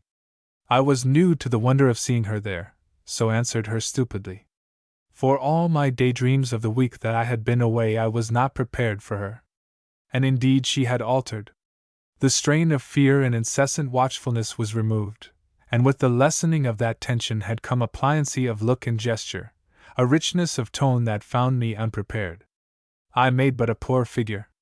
It was as well that work clamored at me, and that I had to turn away and direct the men. We ate our supper at the time of the last daylight, and the whippoorwills were calling and the water singing in the reeds. It was a silent meal, but I sat beside the woman, and when it was over I drew her with me to the shore. It was very still. Fireflies danced in the grasses, and the stars pricked out mistily through a gauze of cloud. I wrapped the woman in her fur coat, and bade her sit, while I stretched myself at her feet. Then I turned to her. "Madam, have you questions for me that you did not wish the men to hear?" She sat very quietly, but I knew that her hand, which was within touch of mine, grew suddenly rigid. "Monsieur, you heard nothing of Lord Starling?" I touched her hand lightly. "Nothing, madam. I have no news." "Then matters stand just as they did a week ago?" I hesitated. "As concerns Lord Starling, yes. As concerns ourselves, madam, I carry a lighter heart than I did. All this week I have feared that you were fretting at the loneliness and the rough surroundings. But I find you serene and the surface of life smooth. It is a gallant spirit that you bring to this situation. I thank you, madam." She did not speak for a moment, so that I wondered if I had vexed her. I looked up straight into her great eyes that were full on me, and there was something disquietingly alight in her glance, a flicker of that lightning that had played between us on the day of the storm. "Monsieur," she cried, with a little sobbing laugh, "I beg you never to thank me for anything. The stream of gratitude must always run from me to you. I have not been serene because of any will of mine. It has been instinctive. I can sometimes carry out a fixed purpose, but I do it stiffly, inflexibly, not as you do, with a laugh and a shrug, monsieur. No, no! My serenity has not been calculated. I have been almost happy. It is strange, but it is true." I drew my hand away from her fingertips, for my own were shaking. "Madam, what makes you happy?" She looked down at me with frank seriousness, but her eyes still kept their sweet, strange brightness. She pressed her palms together, as she always did when much in earnest. Monsieur, is it so strange after all? Think of the wonder of what I see about me. The great stars, the dawns, and the strange waters that go no one knows where. I have lived all my life in courts and have not felt trammeled by them, but now, monsieur, there is a freedom, yes, and a happiness stirring in me that I have not known. I wonder if you understand?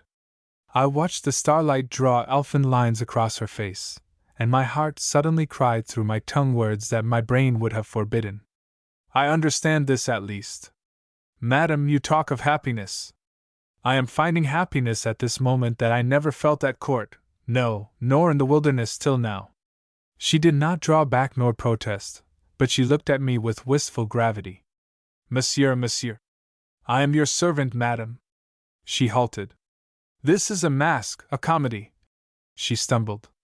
This life in the greenwood. Does it not seem a fantasy? You seem very real to me, madam. Monsieur, I tell you, it is a mask. Will you not help me play it as such? You treat it as a mask in your own heart, madam? She turned her face into the shadow. I eat, I sleep, I laugh with the birds, and I play with Singing Arrow. I do not look ahead. She rose. Play with me. Play it as a dream, monsieur. I rose and stepped beside her toward her cabin. I am a man, I said with a short laugh of my own. I cannot spin words nor cheat myself. But I shall not distress you. Do not fear me, madam. But her step lingered. You leave us soon? At dawn tomorrow. Monsieur. And you go? To the Winnebagos. I shall return in a week. She clasped her hands behind her as if her white cloak bound her. To the Winnebagos, to another tribe of Indians. Are you sure that they are friendly? I forget that there are Indians in the forest, since I see none here. Ah, you must sleep now if you are to rise so early. Good night, and thank you, monsieur. Good night. I had hardly bowed to her in turn before her long light step had brought her to her door. And then I went back to work. The furs had been sorted, labeled, and cached. The canoe had been dried, and its splints examined, and new bales of merchandise had been made up for the trip on the morrow. But there remained much writing and figuring to be gone over. It seemed as if I had but closed my eyes when Labyrinth touched me on the shoulder and told me it was dawn. And out in the dawn I found the woman. She had seen to it that the whole camp was astir, and the fire was crackling and the kettle already puffing steam. The morning was austere and grey-veiled, so that the red blaze was like the cheer of home. We ate with laughter, and sleepy birds scolded in the thickets. The woman sparkled with dainty merriment that held my thanks at bay. It was only when she waved her adieus at the beach that she dropped her foils. I shall pray for fair winds, monsieur, she called. I looked back at her across the widening water. Madam, can you hear me? The wind I pray for will blow me back to you. Metaphor aside, it was a favorable day and the breeze was with us. We pushed up a tarpaulin on our paddles for a square sail, and covered the distance to the west shore of La Bay in a few hours. Before night we were lifting the rush mats that hung before the reed-thatched lodges of the Winnebagos. And here for 7 days I plied my trade. A man has many coats, and all may fit him. The one that I wore in those days showed the bells and ribbons of the harlequin, but there was chain armor underneath. I counted my results as satisfactory when I started home. We did not reach the camp on this second homecoming till after the stars were out. That left me too few hours for a large labor, and I had but hurried greetings from the woman while all the camp looked on. The men were sleek from idleness, and I had need to goad them with word and eye. It was late before I could linger at the woman's cabin and beg a word. She sat with Singing Arrow, watching the soft night, and again her first question was of her cousin. You have heard nothing of Lord Starling? Was this fear of him, or a covert wish to meet him? Nothing, madam, I replied. But I have been to the south far out of your cousin's way. I go next to the Malaminis. I think I shall certainly hear tidings of him there. You go tomorrow? I must, madam. Madam, I have been anxious about you. Will you promise me not to stray alone from the camp? She left the cabin and came and stood beside me in the quiet and starshine. She looked off at the forest. Is there danger around us, monsieur? I followed her look back into the dark timber. We both hushed our breathing till we heard the moan of the water and the lament of some strange night bird. The woman was so small, and yet I left her in the wilderness without me. Keep close to the camp, I said hoarsely. No, I know of no danger. But keep close to the camp. Her glance came back to me. Ah, you do think there is danger. But, monsieur, of yourself, if there is peril for me, there must be more for you. She looked at me fully, with no fear in her eyes, but with quick, intelligent concern. She stood beside me in the dusk, as wife should stand with husband, and feared for my safety and forgot her own. Yet I dared not touch her hand. I lifted my sword and slammed it in its scabbard.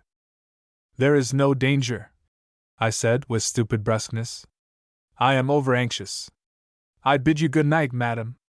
I went to the Malaminis with haste pushing me, for I hoped for news of Starling. I pressed forward, yet I recoiled. There would be cross threads to untangle when I met my wife's cousin. It was wonderful voyaging to the Malaminis. Their village was near the mouth of a river, and they were close bound with great rice swamps that gave them their name. Our low canoe burrowed through a tunnel of green as we nosed our way up to their camp. Birds fluttered in the tangle, and fish bubbled to the surface under our paddles. I did not wonder that I found the tribe as well fed as summer beavers. But I learned nothing from them. They were a good-natured people, as running over with talk as idle women, and they assured me that I was the first white man they had seen since the Moon of Worms. We talked of the Huron situation at Michilimackinac, but they said nothing of having seen a warrior of that tribe, so I made sure that Pamau had not been with them. I swallowed relief and disappointment. They said that a small company of Sacs was encamped to the north, and that Father Neuville was with them. So after a few days I went on. A waft of fetid air on a hot day will bring the smell of that Sac camp to me even now. The Sacs were a migratory, brutish people, who snatched at life red-handed and growling, and as I squatted in their dirty hovels, I lost, like a dropped garment, all sense of the wonder and freedom of my wilderness life. Suddenly all the forest seemed squalid, and a longing for the soft ease and cleanliness of civilization came on me like a wave. But I hid the feeling, and lingered though my welcome was but slight. Even my small cask of brandy failed to buy their smiles, and it was only when I talked of war that they listened. They were a useless people on the water, for they could not handle canoes, but land warfare was their meat. So I talked long. I found Father Neuville among them, his delicate old face shining white and serene amid their grime. I fell upon him eagerly, but he could tell me nothing. He had left the Potawatomis the day after the wedding, and had heard no rumors of any Englishmen. I did not take him into my confidence. He had outlived the time when the abstract terms ambition and patriotism had meaning to him. The story of my hopes would have tinkled in his ears like the blarings of a child's trumpet. But in one matter he questioned me. Your wife, should you not have brought her with you, monsieur? I felt piqued. But her comfort, Father Neuville. He looked me over. I think somehow that she would prefer your company to her own comfort, he said, and when I did not answer he looked troubled. When he bade me good-bye, he spoke again. Your wife came strangely near my heart. You are giving her a hard life. You will be patient with her, monsieur? I bowed, for I did not wish to answer. Mine was a real marriage to Father Neuville. I thought of the look in the priest's eyes as he made us man and wife, and of the voices of the Indian women as they chanted of life and marriage, and I shut my teeth on a sudden feeling of bitterness. A man may be counted rich yet know himself to be a pauper. I never saw Father Neuville again. If he were living now, I would go far to meet him. It was a long day's travel back to Sturgeon Cove, and night had fallen before we wound our passage around the curves of the bay and saw the clear eye of the evening fire burning steadily on the shore. Our double trip had taken 11 days, and for me the time had lagged. I had carried an unreasoning weight of oppression, and the shout that I gave at sight of the black figures around the blaze was an outburst of relief. My company flung themselves at the shore, and all talked at once. For 3 days we have watched. Singing Arrow scolded. The woman stood near, and I went to her. Have you watched for 3 days? I asked, with my lips on her hand. Yes, she said, and then I felt ashamed, for her eyes looked worn and troubled. Forgive me, madam, I murmured, though I scarcely knew for what, and I felt embarrassed and without words.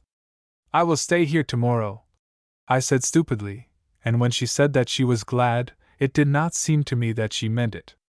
I saw her no more that night. But with the fresh morning I forgot all chill. We lingered over a breakfast of broiled base, and the woman showed me a canoe that Simon had made for her. Simon was the deft-fingered member of my crew, and he had fashioned a fairy craft. I saw that it would carry 2, and I said to the woman that we would take it, and have a day of idleness together. I feared she might demur, but she did not.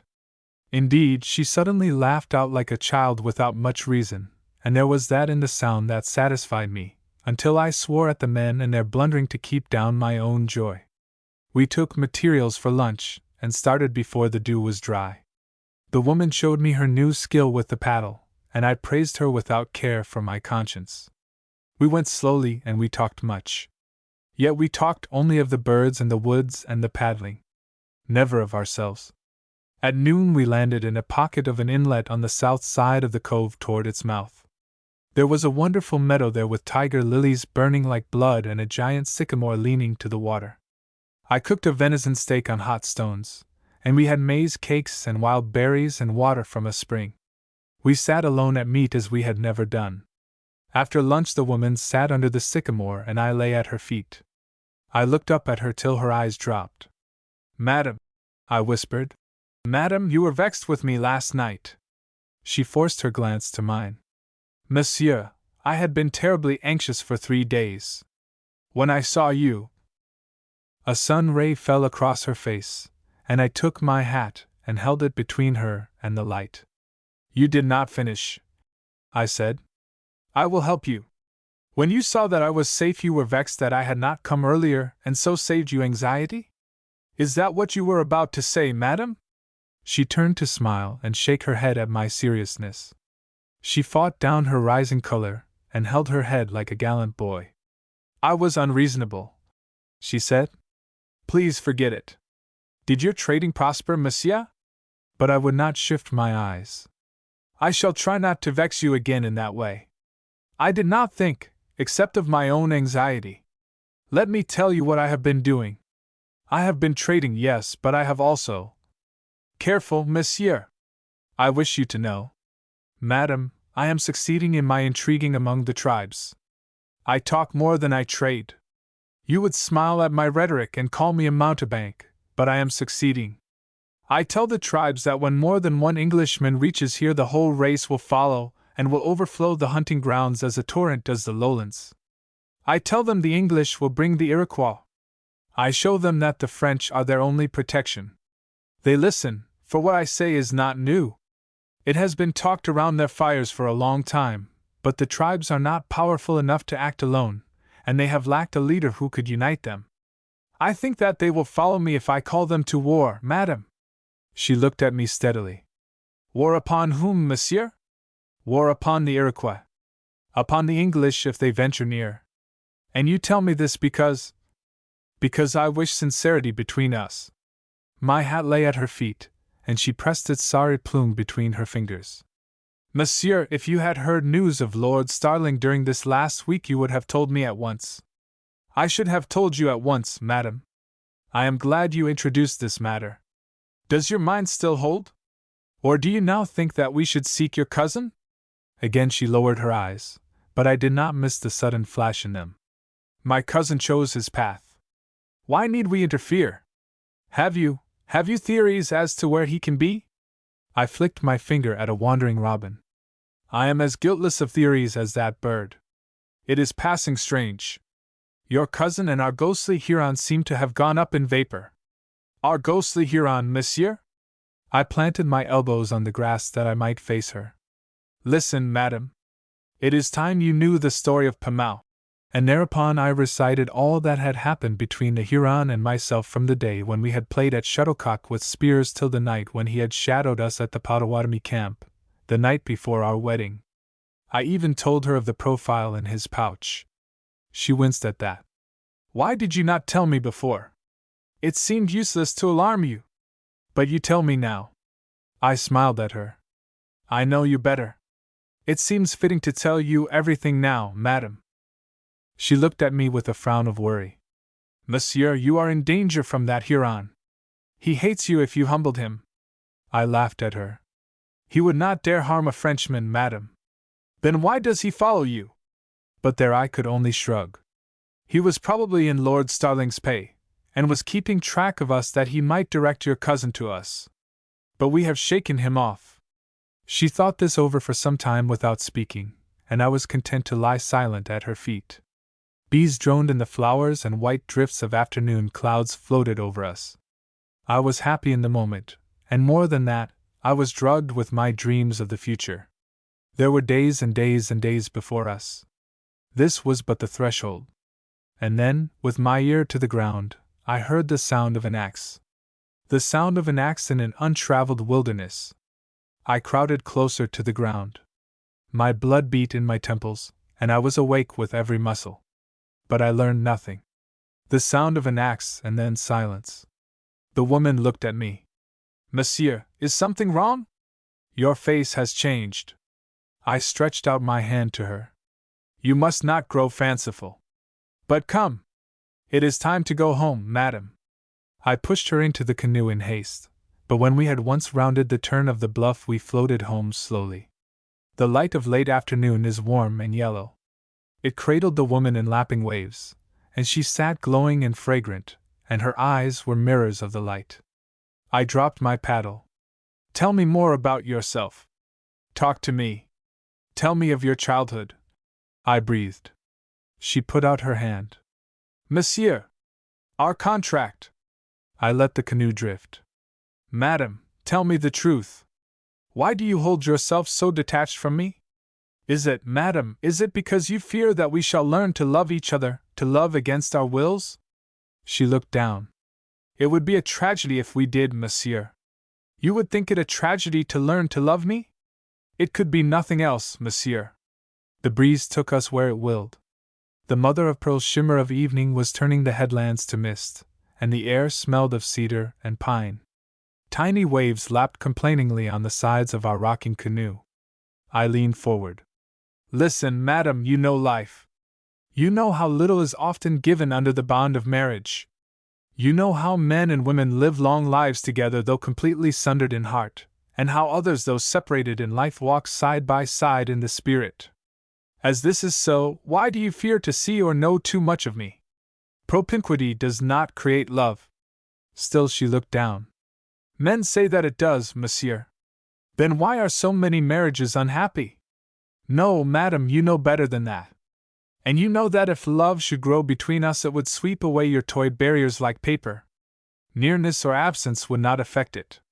Madam, let me have your hand. No, no! Monsieur, I do not know you. You shall know me better. Come, what is a hand? There. Madam, would you prefer, from now on, to travel in hardship with me rather than be left in comfort here? I should indeed, monsieur. Then you shall go with me. But your work, monsieur! I released her hand and picked up my paddle. I see that Indian tribes are not my only concern, I explained. I have other matters to conquer. We shall not be separated from now on.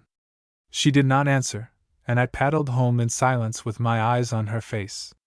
As we landed, she gave me her hand. I do not care for supper, and am going to my house. Good night, monsieur. I bowed over her hand. Are you glad that you are to travel with me and know me better? Are you glad, madam? She smiled a little. I think so, monsieur. You are not sure? Think of it tonight. Perhaps you will tell me tomorrow. Will you tell me tomorrow, madam? She drew back into the dusk. Perhaps tomorrow. Good night, monsieur. I walked through the meadow. I would not eat supper, and I would not work. Finally I called Simon. He was a strange, quiet man, not as strong as the others of the crew, but of use to me for his knowledge of woodcraft. As a boy he had been held captive by the Mohawks, and he was almost as deft of hand and eye as they. Have you seen any sign or sound of Indian or white men in these 3 weeks? I asked him. He looked at me rather sullenly. Yes. A canoe went through here one night about a week ago. Who was in it? I do not know. You should have followed. I did. You should have reported to me. He glowered at me with the eye of a rebellious panther. I washed. The master went away. Then he showed his teeth in open defiance. I watched every night on the beach. The master slept or went away. I opened my mouth to order him under guard, but I did not form the words. I thought of the way that he had spent his days working on the delicately fashioned canoe and his nights in keeping guard. And all for the woman. Women make mischief in the wilderness. I grew pitiful. Watch again tonight, I said kindly, and you shall sleep tomorrow. Simon, I thought that I heard the sound of an axe off the south shore today. I shall take the small canoe at daybreak and see what I can find. Tell the camp I have gone fishing. I shall return by noon. And Simon. Yes, master. Madame de Montlivet is your special care till I return. Chapter 19 In the Mist. I slipped off in grayness the next morning. There was a water fog that hugged me clammily, and sounds echoed in it as in a metal canopy. I could not have found my way in open water, but here I could crowd tight to the shore and keep my bearings. I took a keg of pitch with me, for when I saw the weather I knew that I would give the canoe many a scrape on rocks and snags. It was tedious traveling, and it seemed a long time before I made my worming way around every inequality in the shore and reached the inlet where we had eaten lunch. Here I lifted the canoe, turned it bottom side up in the meadow, and covered it with a sailcloth.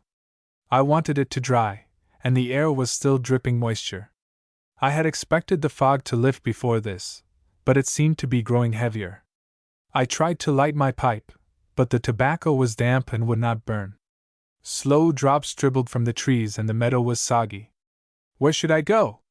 I could hear nothing, and as for seeing anything I could have passed my own camp a rod away. It began to seem a fool's errand. I thought of returning. Perhaps it was a boyish feeling that took me to the sycamore. I looked about. The ashes of our little fire still lay in a rounded pile, and at the edge of the pile, printed deep in the yielding surface, was a moccasin print. It was not the woman's moccasin, nor my own boot. One look showed me that. And then I went over the surrounding ground. I learned nothing, for pebbles and short grass are as noncommittal as a Paris pavement. The print had been made before the mist fell, for the dew was unbrushed. I looked at the encircling forest, and its dripping uniformity gave no clue. I knocked the charred tobacco from my pipe, pulled my hat down on my ears, and plunged straight ahead. It was a fool's way of going at the matter, but a fool has as good a chance as a philosopher in such a case. I clove my way through the mist as blind and breathless as a swimmer in a breaker. The forest was thickly grown and the trees stood about me as alike as water reeds. Whenever I touched one it pelted me with drops, and I was numbed with cold. My feet slipped, for the ground was slimy with wet. But I was not thinking of comfort, nor of speed. I was listening. For the strange, gray air was trembling with echoes. Every snapped twig, every bird murmur, every brush of a padded foot on leaf mold was multiplied manyfold. The fog was a sounding board. All the spectral space around me, above me, below me was quivering and talking. My very breath was peopled with murmurs. I have been in many fogs, but none like this one. If the spirits of the dead should revisit us, they would whisper, I think, as the air whispered around me then.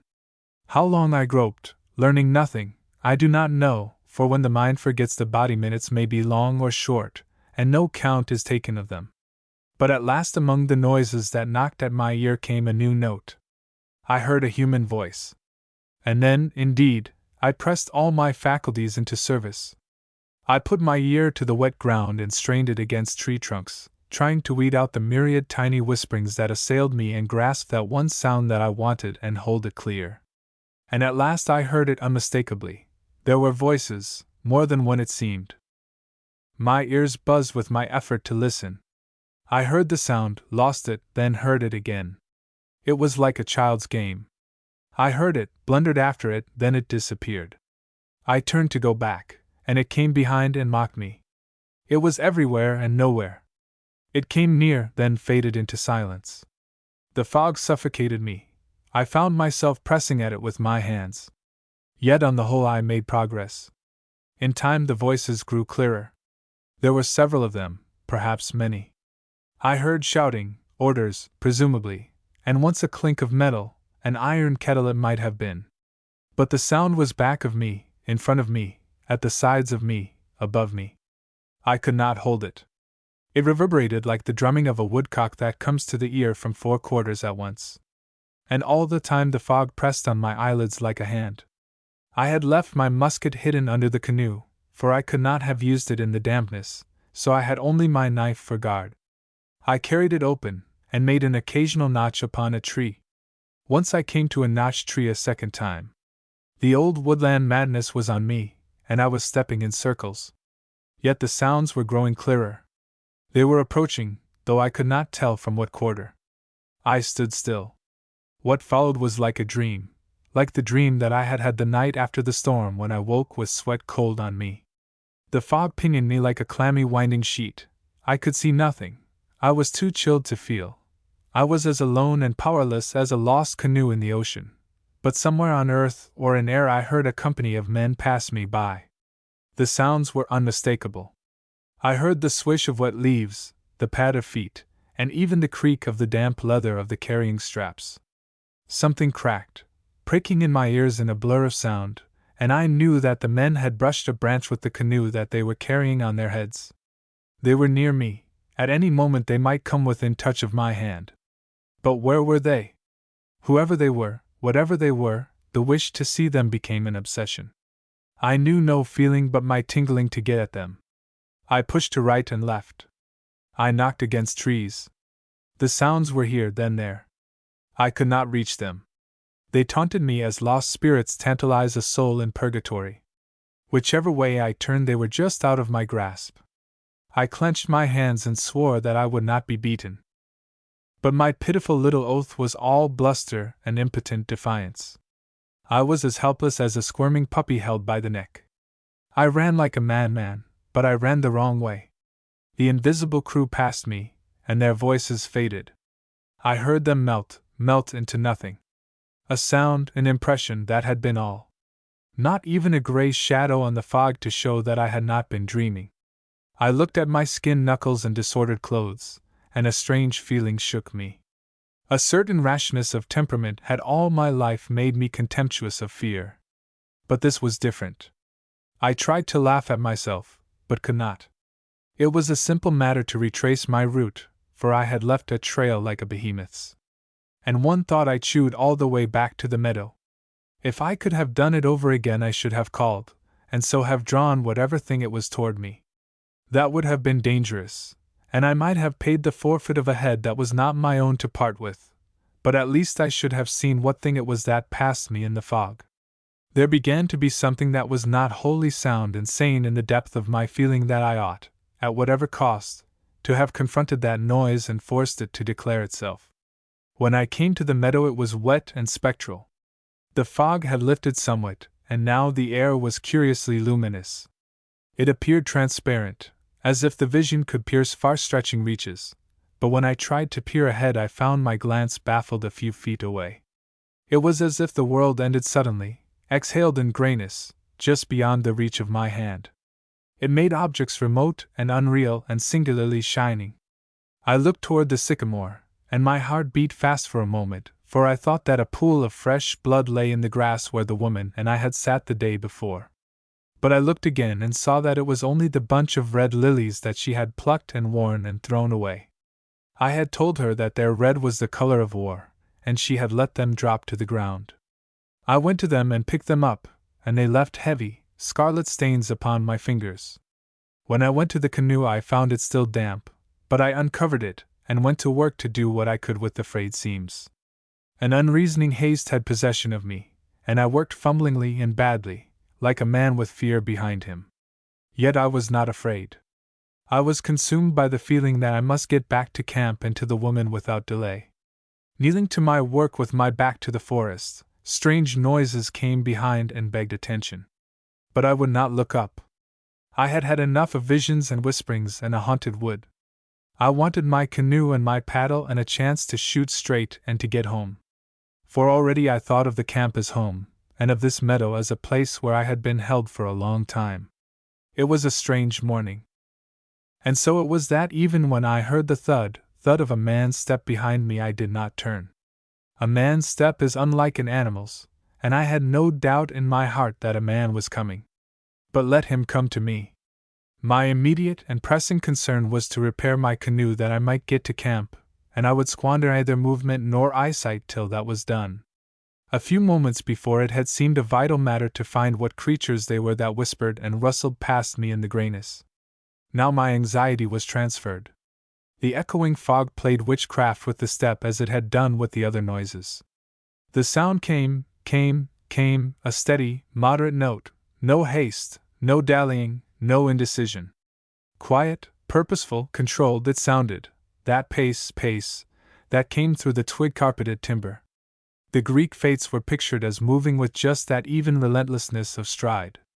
Yet in life, so far as I have seen it, tragedies commonly pounce upon us, like a wolfish cat upon her prey, and we find ourselves stunned and mangled before we gather dignity to meet the blow. I thought of this, in an incoherent, muddy way, as the step came nearer. And I worked with hurrying hands at the canoe. Then came a voice. No whispering, no rustling, nothing vague and formless and haunting, but a low, commanding call. Bonjour, mon ami. I did not start. If I turned slowly, it was because I knew what was waiting me, and was adjusting several possibilities to meet it. It was a man's voice that called, yet its every inflection was familiar as the beating of my heart. For Madame, my wife, had called to me more or less often in the twin of that voice, with its slurring deliberateness and its insolent disregard of the pitfall accents of a foreign tongue.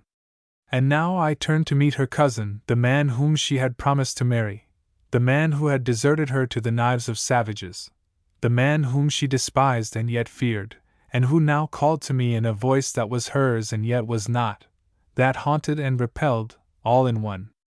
I did not think out any of this by rule and line. I only knew that I dreaded meeting this man who was stepping into my life through the fog, and that I turned to meet him with my heart like ice but my brain on fire. I had ado to keep my tongue from exclaiming when I turned. I do not know why I expected the man to be small, except that I myself am overly large, and that I was looking for him to be my antithesis in every way. But the figure that loomed toward me out of the luminous mist dwarfed my own stature. Never had my eyes seen so powerful a man. Long and swinging as an elk, he had the immense, humped shoulders of a buffalo and the length of arm of a baboon. His head would have sat well on some rough bronze coin of an early day. Semitic in type he looked, with his eagle-beaked nose and prominent cheekbones, but the blue of his eyes was English. They were intelligent eyes. He looked at me a moment, and I stood silent for his initiative. I remembered that I was dressed roughly, was torn and rumpled by my contest with the forest, and that I must appear an out-at-elbows coureur de bois. He would not know me for the man he was seeking. I waited for him to ask my name, and selected one to give him that was my own and yet was not M. de Montlivet. Since names cannot be sold nor squandered, my father had bequeathed me a plethora of them. But I credited the Englishman with too little acuteness. He stepped forward. This is Monsieur de Montlivet? I could do no less than bow, but I kept my hand by my side. And you, monsieur? He smiled as at one indulging a childish skirmish of wits, but controlled as his face was, I could see the relief that overspread it at my admission. My name is Starling. I have a packet for you, monsieur. And he handed me Cadillac's letter. I hated the farce of the whole affair, and when I ran my eye over Cadillac's message, which I could forecast word for word, I felt like a play-acting fool. But I read it and put it in my pocket. You have had a long trip, Lord Starling, I said, with some show of courtesy. It is new to see a man of your nation in this land. He waved me and my words into limbo. Where is the Englishman, the prisoner? A folded blanket lay beside the canoe, and I shook it out and spread it on the dew-drenched grass. Will you sit, Lord Starling? Forgive me if I smoke. It is unusual grace to meet a man of my own station, and I would enjoy it in my own way. Will you do the same? I see you have your pipe. He swung his great arm like a war club. Where is the prisoner? I sat on the red blanket and filled my pipe. I know of no prisoner. I thought he would have broken into oaths, but instead he shrugged his shoulders. He walked to the other side of the blanket, and I saw that he limped painfully. Then he sat down opposite me, his great turtleneck standing up between his humping shoulders. With all his size and ugliness, he was curiously well finished, a personality. He was a man to sway men and women. I felt it as I felt his likeness to his cousin, a likeness that I could not put my finger on but that I knew was there. Small wonder that she dreaded him. He was a replica in heavy lines of the sterner traits in her own nature. He had something of her curiously winning quality, too. Did she feel that? She had promised to marry him. I lit my pipe and smoked, and waited for him to declare himself. He did it with his glance hard on me. You are playing for time. Is that worthy your very evident intelligence, monsieur, since you can protract the game only the matter of a few hours at most? I have Cadillac's warrant for the prisoner. I smoked. I felt no haste for speech. What I had to say would make a brutal, tearing wound, and I hugged my sense of power and gloated over it like an Iroquois. A woman was between us, and I knew no mercy. My silence appeared to amuse him. He studied me and looked unhurried and reflective. He stretched out a long, yellow arm in simulation of contented weariness. I wonder why you wish to keep the prisoner with you longer, he marveled. And then I laughed. I looked him full in the face and laughed again. But I have no prisoner. Unless, indeed, matrimony be a sort of bondage. I travel with my wife, with Madame de Montlivet, nay Starling, monsieur. I knew that I had cut him in a vital part, but he held himself well. An oath burst from him, but it did not move his great, immobile face into betraying lines. Yet when he tried to speak, his voice trailed off in an unmeaning rattle. He tried twice, and his hands were sweat-beaded. Then he heaved his great bulk upward and stood over me, his baboon arms reaching for my throat. The marriage was honest? Speak. I could respect that feeling. Father Neuville married us, I replied. We found him at the Potawatomi Islands. I marvel that you did not hear news of us from there, monsieur. He sank back on the blanket. I did not go there. I sprained my ankle. He talked still with that curious rattling in his voice. I lost time and the damned Indians left me. When did you discover? I married Madame as soon as I discovered. Monsieur, you are of her family. I can assure you that I have shown your cousin all the respect and consideration in my power. He looked at me as if I were some smirking carpet knight who prated of conventions when a man was dying. Where is she? In my camp, monsieur. Take me to her. Monsieur, I must refuse. He opened his mouth with a look that cursed me, but before the words came he thought twice and changed his front. He spoke calmly. I am her guardian and her cousin. I was her intended husband. You are a gentleman. I ask you to bring me to my cousin, monsieur. His tone of calm possession fired me. I remembered what he was, and I enumerated his titles in order. Yes.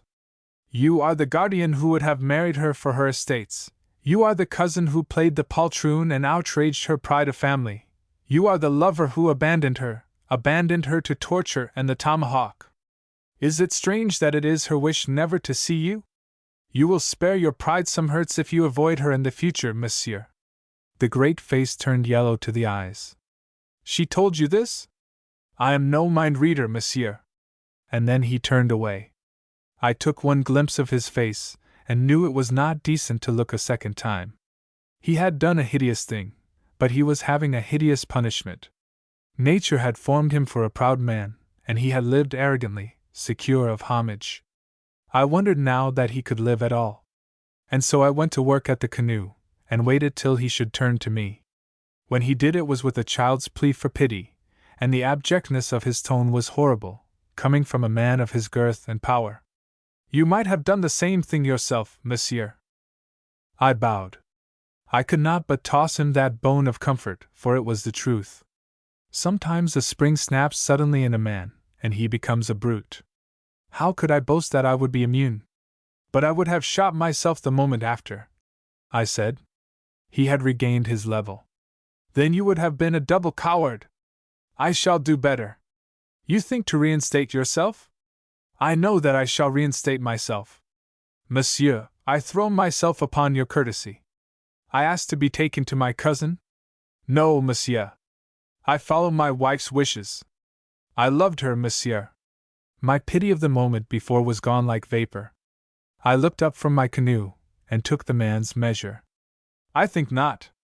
You loved something, I grant. Her wit, perhaps, her money, the pleasure she gave your epicure's taste. But you did not love her, the woman. My God, if you loved her, how could you endure to scatter her likeness broadcast among the savages as you did? To make that profile, that mouth, that chin, the jest and property of a greasy Indian. No, you shall not see my wife, monsieur. He changed no line at my outburst. Then I shall follow by force. I shall sit here till you move, monsieur. I shrugged. A rash promise. Are your provisions close at hand? He looked at me steadfastly. Then you absolutely refuse to take me to her? I refuse. Yet I shall reach her. I took moss from my pocket and caulked a seam with some precision. I did not speak. You think that I cannot reach her? I smiled. There was a womanish vein in the man that he should press me in this fashion for a useless answer. I began to see his weakness as well as his obvious strength. I waited till he asked yet again. You think that I shall not be able to reach your wife, monsieur? And then I shrugged and examined him over my pipe bowl. Yes, you will reach her, I think. You have a certain persistence that often wins small issues, seldom large ones. But I shall not help you. I shall stay here till you go. Then we shall be companions for some time. May I offer you tobacco, monsieur? He smiled, though wryly and against his will. It was plain that we were taking a certain saturnine enjoyment out of the situation.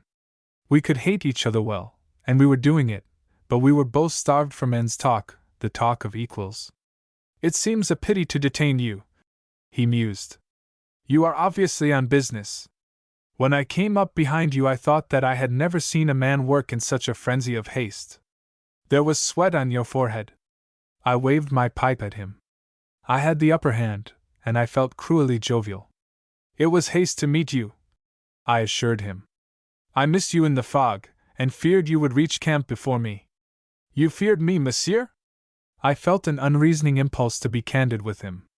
The strange, choking terror had swept back at that instant, and again it had me by the throat.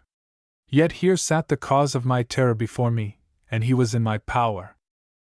I feared your Indians. I spoke gravely. Handle those Hurons carefully, monsieur. It is a tricky breed. But I have no. He stopped, and looked at me strangely. What made you think that I was near?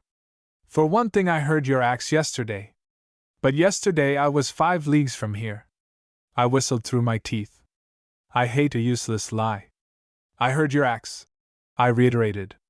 This morning you and your men passed me in the fog.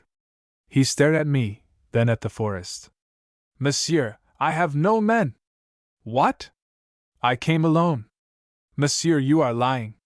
It is you who are mad. Take your hands away. I will let you go when you tell me the truth. Remember, your men passed me this morning. I tell you, I came alone. Where are your Indians that Cadillac sent with you? I sprained my ankle and they left me. Where did they go? How should I know? I tell you, they left me. Was Pamau, the Huron, one of them? He was guide. Monsieur, what do you mean? I could not answer. My throat was dry as if I breathed a furnace blast. I looked at the canoe under my hands. It was not seaworthy. Will your canoe carry 2? I cried. He nodded. His great rough face was sickly with suspense. Monsieur, what does this mean? I swore at him, and at the hour he had made me lose. Men passed me in a fog. They have been hiding here for a day at least. Show me your canoe. We must get to camp. Yes, come with me. Come, show me your canoe. Chapter 20. What I Found. Once in the canoe, I bade Lord Starling crouch low, and I paddled fiercely. I breathed hard, not from exertion, but like a swimmer fighting for his breath. I was submerged in waves of terror, yet I had no name for what I feared. I learned then that there is but one real terror in the world: fear of the unseen. The man who feels terror of an open foe must be a strange craven. Lord Starling respected my mood and was silent. He sat warily, shifting his weight to suit the plunging canoe. "The fog chokes me," he said at length. "How large a camp have you? Whom did you leave on guard?" I told him. "That should be sufficient. Not for a concerted attack." "But who would make a concerted attack?" I lengthened my stroke till the canoe quivered. "I am not sure. I have been shadowed. I thought it was by your order." "I cannot talk and paddle, monsieur." But I could paddle and think. And always I saw the meadow as we had found it that first day, with drifts of white butterflies over the flowers, and the woods warm and beckoning. How would the meadow look now? But when we came to it, I thought it looked unchanged, save that the fog made all things sinister. We crashed through the guarding reeds, and I let the canoe drive hard upon the sand. No one was in sight, and a wolf was whining at the edge of the timber. I leaped to the shore. I think that I called as I stumbled forward. I saw the ashes of a dead fire, and a cask that had held rum lying with the sides and end knocked in.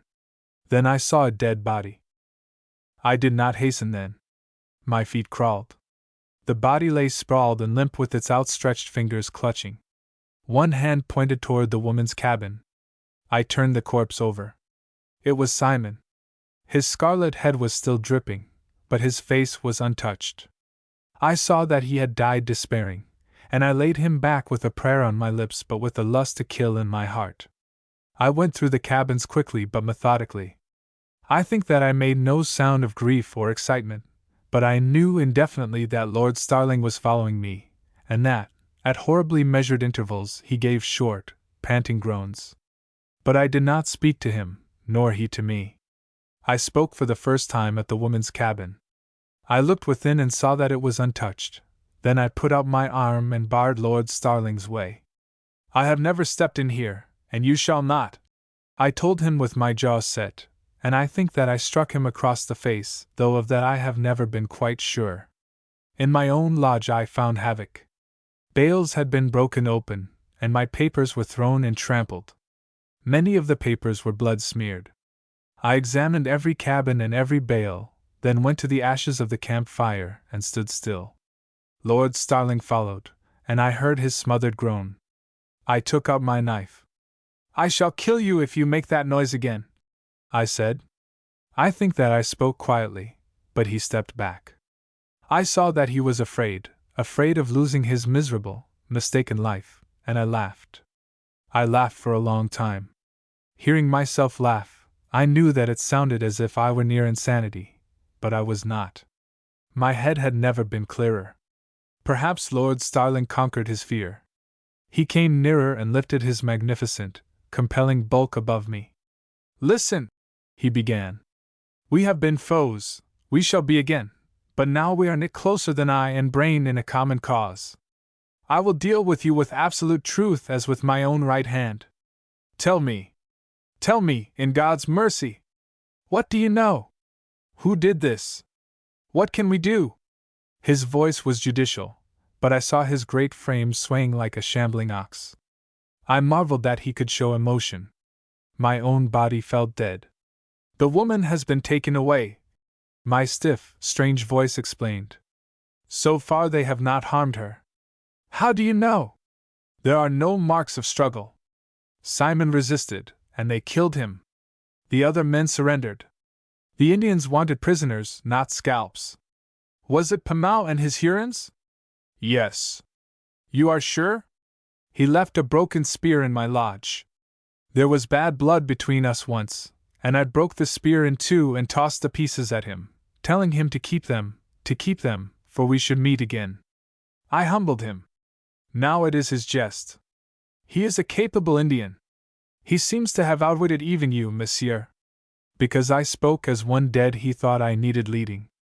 He took me by the arm and would have guided me gently to the canoe. Come, Monsieur de Montlivet, you must rouse yourself. We must start in pursuit. I shook him off. Sit here where it is dry. You need your strength. We have hours to get through here before we leave, and little to do to help us through the time. We must wait here for Pierre. What do you mean? We must go at once. No, we wait for Pierre. It may be dusk before he returns. I sent him over the portage yesterday with orders to explore some leagues to the south. We must wait for him. He can tell us whether Pomau went east by way of the portage. But we lose time. We gain it. If Pomau did not go by way of the portage, he went west. He would not dare go north, for fear of the Potawatomis, and he would have no object in going south. He went east or west. We can learn from Pierre. The man's shoulders heaved. Your men were cowards, he muttered. I looked at him. So a coward could despise a coward. My men were wise, I corrected. With Simon killed, there were only 2 men left, one, rather, for Leclerc is a nonentity. Labyrinth, left alone, was wise to surrender. He is skillful with Indians. Monsieur, tell me of your dealings with Pomau. Tell me your trip here. I need details. He measured me. You dictate, monsieur? I pointed to Simon's body. That is my claim. He gulped at that, and turned his back on the red horror to fix his steady, critical gaze on my face. After the massacre, he began, with an effort, I followed many false trails. I went to Quebec, to Montreal. All this has nothing to do with what you wish to know.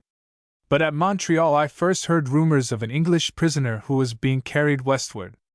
That sent me to Michilimackinac. You heard this rumor through the priests? Yes, monsieur. I thought so. It is fortunate for the success of your somewhat complicated plans that you are a Catholic and a Jacobite. Is there a slur in that remark, monsieur? Not unless the facts themselves are insulting. Our priests would see no hidden purpose in your story. They would be predisposed in favor of a Catholic and follower of James. They would give you letters where a commandant would not. It was good policy to go to them. But, monsieur, I am a Catholic. Which, I repeat, is fortunate. Monsieur, this is wanton insult. Are you trying to pick a quarrel with me here with this tragedy around us? It is a dog's trick. I will not fight you. Again I took out my knife. I will not fight you here with this tragedy around us, but I may kill you. I shall do it if you do not tell me this story fairly. I care nothing for your life, and I need this story. I will have it if I have to choke it out of your throat. I am trying to tell you the story, monsieur. No, you are telling me a pleasant fairy tale of a lovelorn knight searching the wilderness for his lost mistress. A moving tale, monsieur, but not the true one. I want the real story. The story of the English spy who wishes to ransom his cousin, but who also treats secretly with the Hurons, who treats with Pomau, monsieur. Tell me his story. His face did not alter. You believe me a spy? I have reason, monsieur. Still he regarded me. You might be right, but you are not. Monsieur, I am a broken man. I want nothing but my cousin. If there is intrigue around me, I do not know it. I am telling you the truth. I fought hard against the man's fascination, his splendid, ruined pomp. You must have a code, I burst out. There must be something you hold dear. Will you swear to me by the name of the woman that you have not had secret dealings with the Hurons? I swear. But the profile that the Huron carried? Those pictures I scattered broadcast. You will find them among the Algonquins and the Ottawas of the upper river. My cousin has a distinctive profile. I offered rewards for news of anyone, man or woman, who looked like the face that I had drawn. I put out my hand. I hope that I have wronged you, monsieur. He bowed and touched my fingers. His own were icy, yet he shivered at the chill of mine. Pomau would not dare harm the woman. Monsieur de Montlivet, you know Indians. Surely Pomau would not dare? I gripped my knife. No man knows Indians. Where did you see Pomau first? At Michilimackinac. When I reached there and learned that the prisoner had gone with you, I sent interpreters through the camps with offers of reward for news of your whereabouts. Pamau came. He said he could locate you, and I took him as guide. He selected his own escort? Yes. And you traveled slowly? Very slowly. I fingered my pipe and bit hard at its stem. Pamau has played carefully. He had the woman captured and brought to camp. The time was not ripe for him to use her, so he let me carry her away. But he has had me shadowed. You played well into his hands, for you furnished blankets and provisions. He had no intention of letting you find us. We are equal dupes. I see that I wronged you, monsieur. He looked down, his breath laboring. I could look at him now without recall, for a common humiliation bound us. We were white, and we had been tricked by a savage. We sat in heavy silence. At last Starling spoke dully. Why did Pamau wait so long? I gripped my knife the closer. That we shall learn when we learn what he has done with the woman. He looked up with his jaw shaking. Monsieur, we must make haste. But I shook my head. Monsieur, no, we must await Pierre. The fog was withdrawing. It was noon, and I rose and made ready a grave for Simon. I chose a spot under a pine where I had seen the woman sit, and I dug deep as my crude implements would permit. Then I piled stones on the mound. The Englishman helped me, and together we said a prayer. We did not comment till our work was over. Then Starling looked down at the mound. I wonder why he was killed? The other surrendered. I shrugged a trifle bitterly. He loved the woman. It was not her fault. I doubt that she knew it, and she could not help it. But it cost him his life, for it made him attempt to carry a forlorn hope. And she never even knew. It is suicide to love a woman hopelessly, monsieur. It was hideous when we went back to our seats by the ashes. The sun had come out hot and nauseating, and the flies buzzed horribly. We tried to crowd down food, but we could not swallow. We sat and chewed on our despairing thoughts, and hate that was a compound of physical faintness and sick uncertainty rose between us. The Englishman took a miniature from his pocket and handed it to me. She gave it to me herself, he said. With laughter and with kisses, monsieur. I tried to wave the picture away, but I had not strength to resist looking. It was no profile that I saw. The brown eyes looked full in mine, merry eyes, challenging, fun-crowded, innocent. There were no somber shadows there. There was spirit in plenty, but no sorrow. White shoulders rose from clouds of pink gauze, and the hair was powdered and pearl-wreathed and piled high in a coronet. It was not the face of the woman that I knew. I said so, and returned the portrait to the Englishman. He could not resist baiting me. You do not like it, monsieur? I shook my head. It is nothing to me. It is the face of a laughing, trusting, untouched girl. I have never seen her. You say that you married her. Monsieur, this is a girl. I married a woman matured by tragedy. The eyes that are laughing in this portrait are wiser now. They have seen the depths of a man's treachery. But they have not lost their spirit, no, nor their tenderness, monsieur. You will find little that you recognize in the woman who is now my wife. He kept his composure. You use the word wife very glibly, he said with a yawn. Do you use it when the lady is within hearing as you do now? She is my wife. He laughed, for he saw he had drawn blood. Your wife in name, perhaps I grant you that, but not in fact. Do you think me blind that I should not see the two cabins? And you said that you had never crossed the threshold of the woman's room. I see that I shall find my cousin the maiden that I left her, monsieur.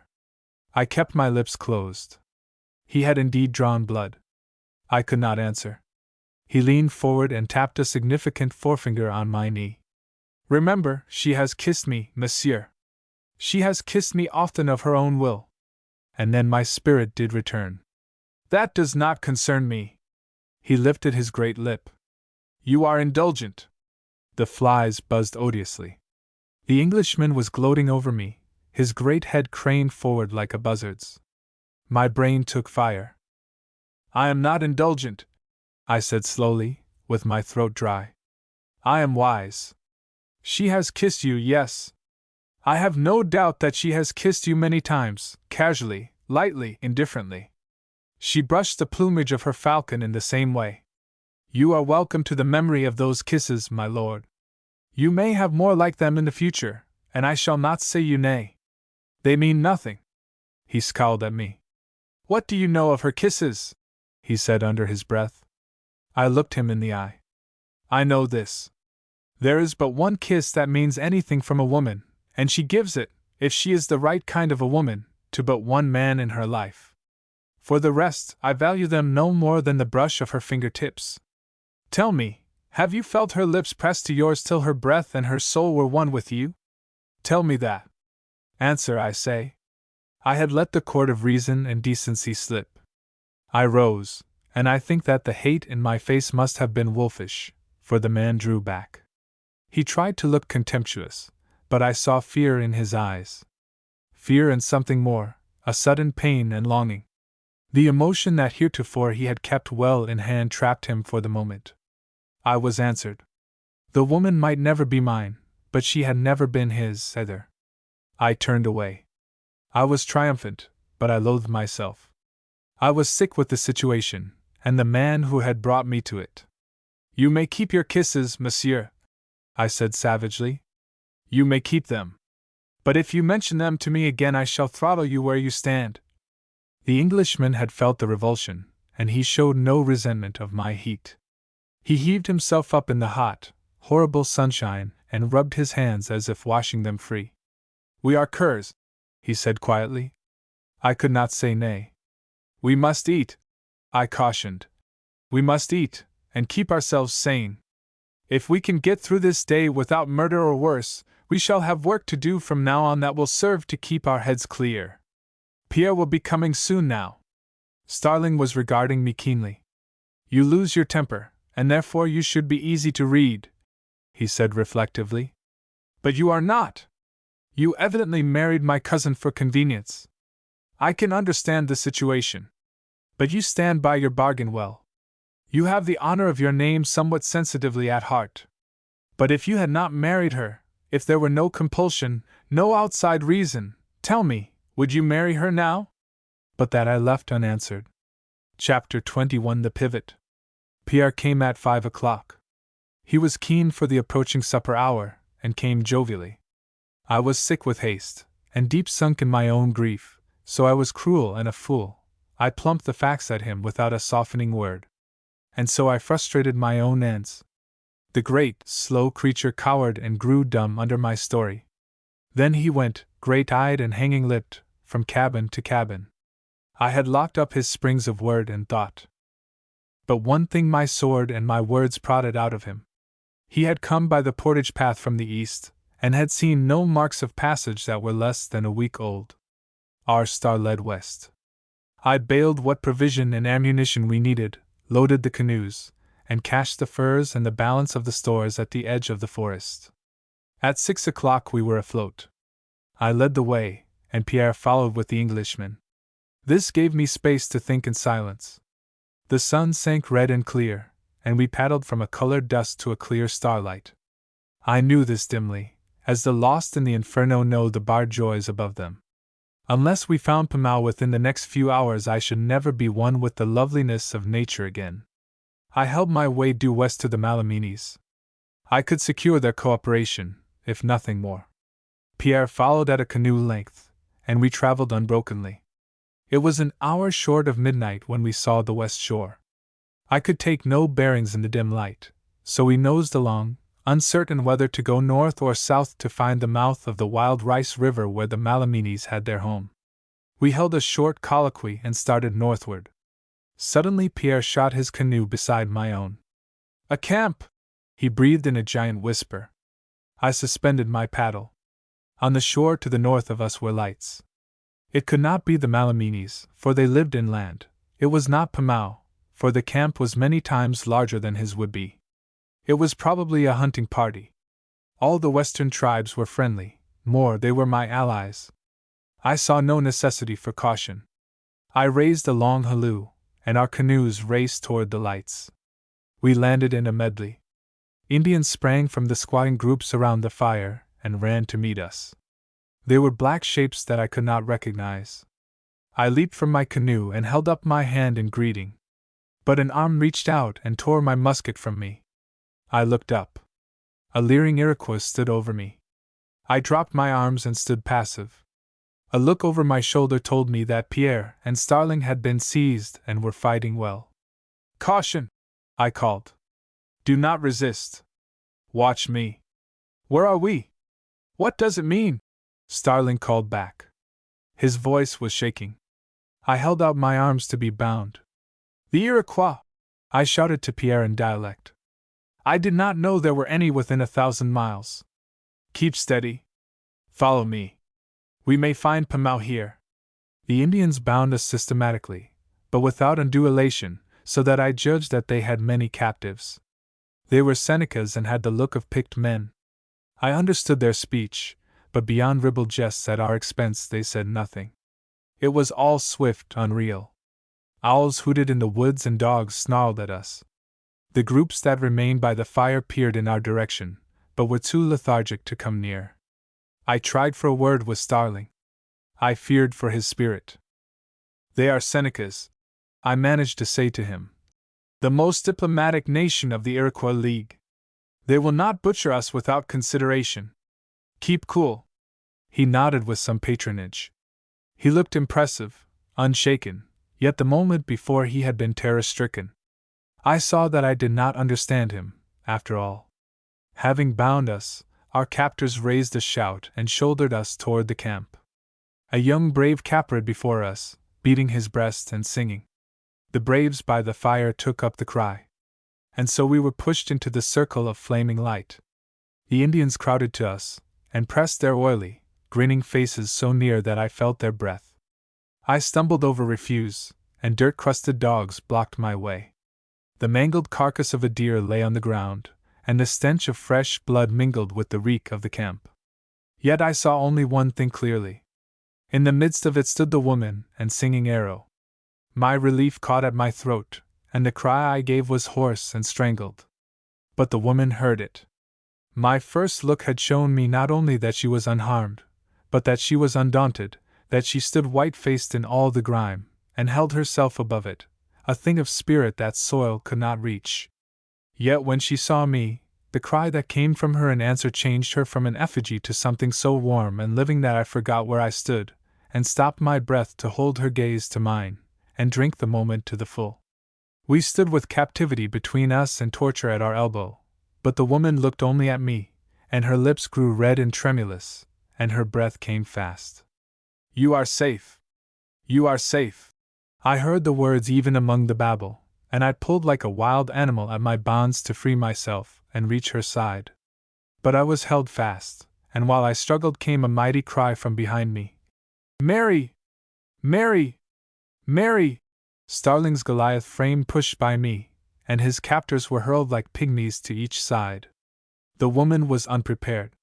She cried at sight of him with a deep throaty terror that sent the blood to my brain.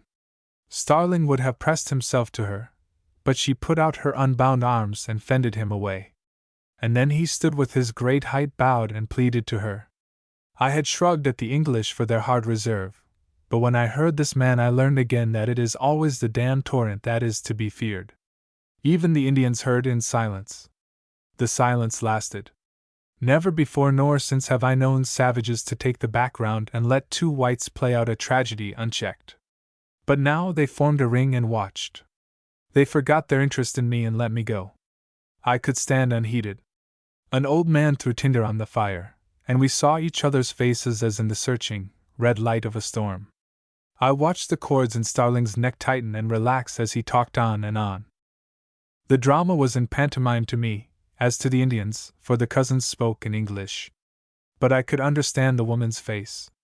She spoke in monosyllables, but I could have pitied any other man for the gulf she put between them by her look. She was more than scornful. Torn and disheveled as she was cruelly radiant, her eyes black-lined and her lips hard. She was unassailable. And when she met her kinsman's eye I gloried in her till I could have laid my cheek on the ground at her feet. It was plain they were kinsmen. I had marked the strange blood resemblance between them when I first saw the man, and it was doubly to be noted now. It was blood against blood as they faced each other.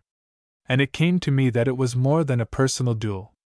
No wrong is so unforgivable as one from our own family whose secret weaknesses we know and share, and I felt that the repulsion in the woman's eyes was part for herself and part for her pride of race. Yet I was uncertain of the issue. The tie of blood is strong, and after a few minutes I thought that Starling was gaining ground. His great personality enwrapped us all, and his strange, compelling voice went on and on and on, pleading in a tongue that I could not understand. His eyes never left the woman's, and in time hers fell. I tried to clench my bound hands, for my pride in her was hurt, yet I could understand his power. It was just then that the savages wearied of the spectacle and hustled Starling away. They saw that he was English, and they unbound his arms, and began to take counsel concerning him. In a flash I saw my path clear. They were friendly to the English. The woman was English. I must not let her identify herself with me. And so when her glance crept back to me, I was prepared. I would not stop to read what her look might say. I shook my head at her and dropped my eyes. I made the same signal to Singing Arrow. The Indian would understand my motive. I could not be sure about the woman. And then I turned and mingled with the crowd, with my heart beating strangely but my brain cool. The interest was centering in Starling, and the older men had their calumets in hand and were preparing for the council. I saw that for a few hours at least I should have life and semi-liberty. There was no possibility of my escape, so, bound as I was free to wander within limits. I would keep as near the women as possible and try and herd my faction together. I had been too absorbed to use my eyes, but now I saw that a captive was lying near my feet. He was closely tied on 2 pieces of rough wood shaped like a St. Andrew's cross, and was a hideous sight with his tongue protruding and his eyes beginning to glaze. Dogs were scrambling and tearing at him, and I edged nearer and tried to drive them away. I examined him as closely as I dared, and judged by the dressing of his long hair that he was a Miami. In that case the war party must have come from the south by way of the Ohio and the Illinois country, and they were probably working their way north to reach Michilimackinac on its unguarded side. I saw it was a war party, for there were no women with them, and the Iroquois carried their families on all hunting trips. I looked at the dying man and wished for my knife. So they tortured Indian captives while they let me, a Frenchman, go lightly bound. Well, my turn was yet to come. My white skin probably gave me importance enough so that I would be referred to the council. I would not look ahead. I would plan for the moment, and open eyes and ears. There were many captives, I saw now, and my anxiety for Leclerc and Labyrinth grew keen. I made my slow way around the bound figures. Some were pegged to the ground by their outstretched hands and feet, and some were stretched on crosses. But all were Indians. I saw more Miamis, a few Kickapoos, and some whom I did not know. I learned later that they were Mascoutins. And then I saw Labyrinth. He was tied to a tree, Leclerc beside him. Leclerc, who was ever a fool, would have motioned to me, but Labyrinth struck down his arm and gave a blank stare. So I was able to get near them. They looked blood-stained and jaded, but practically unhurt, and I saw a half-eaten chunk of meat in Leclerc's hand. They had been fed and reasonably well treated. But that meant nothing as guide to what might come. I had not made my way alone. Starling was the chief attraction, but I, too, was the center of a curious, chaffering crowd. The braves were unwontedly good-humored, childishly pleased with the evening's excitement, and I amused them still further by shrugging at them and making great faces of contempt. When one offered me a meal cake I kicked at him and trampled the food into the ground, and as I swaggered away I heard him tell the others that I was a bear for courage. I could have smiled at that, for I was acting more like a blustering terrier than any nobler animal, but I would not let them see that I understood their tongue. And so I pushed my way about. But wherever I went, or whatever else my eyes were doing, I kept watch upon the woman. She stood quiet with Singing Arrow and waited for what might come. Her fate was hanging with Starling's at the council ring, and I knew that I must keep away from her. That was not easy. Each time that I let my glance rest upon the foulness of the camp I felt that I must go to her and blind her eyes. But I never made more than one step. I had only to look at her to understand that her spirit had learned in these months to hold itself above the body. What was passing did not touch her. She lived in the fortress of her splendidly garrisoned pride. Singing Arrow stood equally aloof, entrenched in her stoicism, but I think the root motives of the two were different, though the outside index was the same. Indeed, we all had different wellsprings for our composure. Pierre's stolidity was largely training. Starling's quiet might mean instinctive imitation, but I feared it was something more sinister. While mine, but I had no composure. I swaggered and shrugged and played harlequin and boaster. We were soon to learn that Starling's quiet was not impervious. I saw him start. His hand flew to where his knife had been, and his teeth showed like a jackal's. A figure that had lain, blanket shrouded in the shadow, had risen and come forward. It was Pamel. He had pleased his humor by being an unseen auditor and letting us play out our various forms of resistance and despair for his delight. Now he would make a dramatic entry.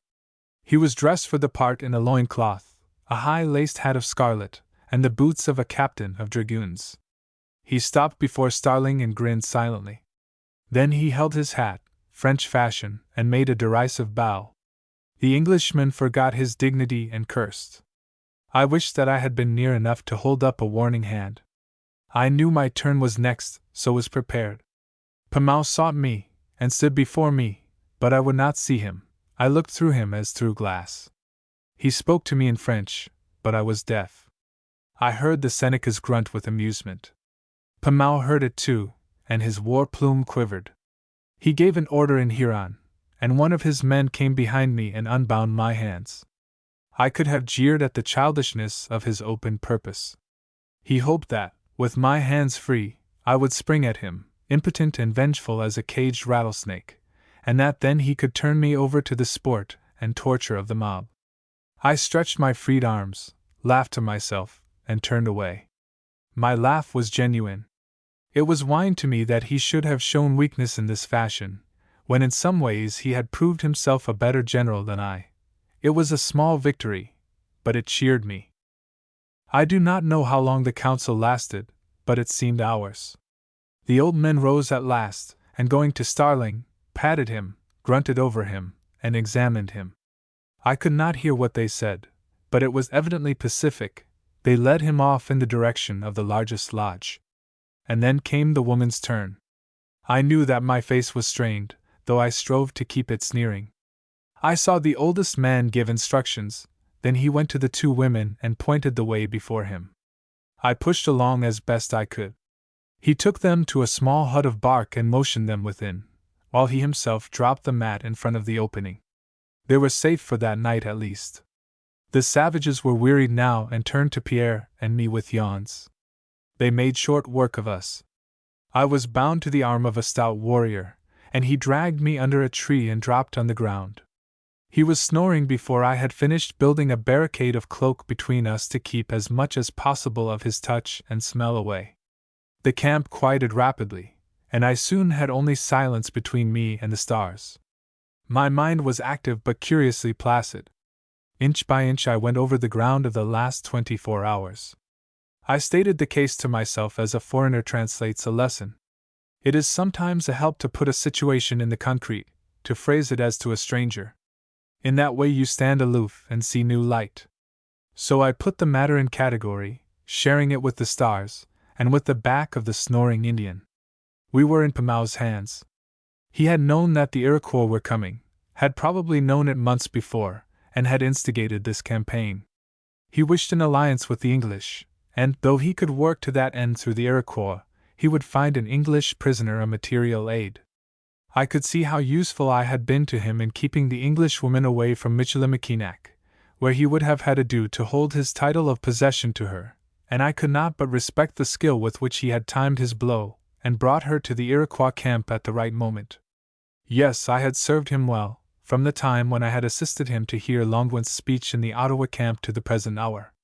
The accident that had strengthened him still further by throwing Lord Starling into his hands he also owed to me. But I looked up at the stars and did not lose courage. The game was not over, the score was yet to be paid. I had many plans to arrange.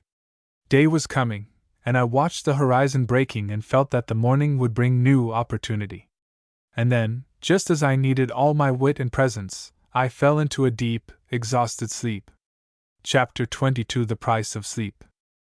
I do not know that, after all, I can call that sleep which fell upon me. Sleep is merely a blessed veiling of the faculties.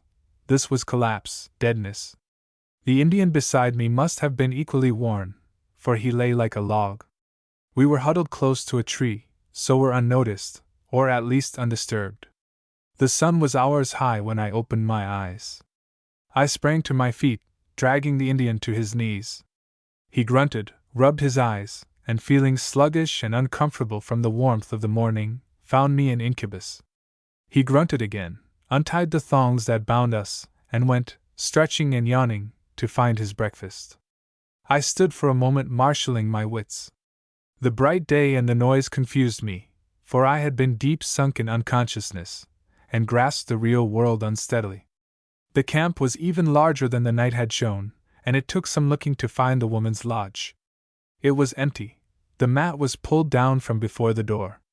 I should have expected nothing else, for the morning was far advanced, but I felt baffled, belated, like one whose long unconsciousness had carried him hopelessly out of touch with his surroundings. Most of the Indians were gathered at the shore, and I made my way toward them. I went but slowly, for I had to feign indifference. I knew that every step was watched. Perhaps the woman herself was watching. I burned with shame to think she should have seen me sleep so suddenly. I expected every moment to see her in the crowd. But when I reached the beach, the crowd was straying as if the excitement were over. Far out on the water to the northeast was a flotilla of canoes fast disappearing. Whom did they carry? Had they left from the camp? I cursed myself for my lost hours. The threads of the situation had slipped from my hand, and all my feeling of competence and hope of the night before had gone with them. I could see no sign of the woman nor of Starling. Pierre's red head was a beacon, but I dared not go to him. He was bending over a cauldron of boiling meat, and I saw that my man was himself again, and that the trencher called him more winningly than any voice of mine. I shrugged, and went to the beach to make what toilet I could. The cold water recreated me. I was more a man when I strolled back in the crowd. And then I saw Labyrinth. He was unbound and mingling with the Indians. Leclerc was close beside him, shuffling and docile. He, too, was free, as was Pierre. 4 of us, and our hands at liberty. This looked better. I hummed a tune, clapped a brave on the shoulder, and motioned him to bring me meat and meal. But where was the woman? I saw Labyrinth working toward me with his eyes the other way, so I knew he had news. He was nimble-witted than Pierre, though less valuable on a long stretch. I dreaded Leclerc, for he could not be trusted even for good sense, and I heartily wished him elsewhere. But Pierre came to the rescue. He called Leclerc boldly, and drew him to the meat cauldron. I was satisfied. 3 of us were working in unison, and we had worked together in this way before, and won. But where were Pamau, and Starling, and the woman? Labyrinth made his way near, and stood with his back toward me. I remembered a roundelay that we had sung in camp. I whistled it, picking, in the meantime, at the bone the Indian had brought. I whistled the tune once, twice, several times. Then I fitted words to it. "Where is the woman? Where is the Englishman? Tell me." I sang the words boldly, but in bastard French with clipped accents. I feared that among all these Senecas there might be one or more who had some smattering of the French tongue. Labyrinth did not answer at once nor look around, so I went on singing. Nonsense words now, with no coherence or meaning, and all in French that a cowherd would have been ashamed to own. I worked at last to a crescendo of sound that gave Labyrinth his cue. He turned and laughed, as if noticing me for the first time. He cocked his head like a game bird, planted his legs apart, and joined the song.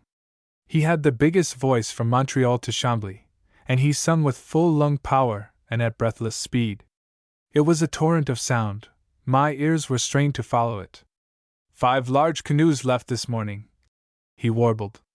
They carried Madame, the Englishman, Pamau, and his Hurons, and a detachment of the Senecas, some 75 in all. They went to Michilimackinac.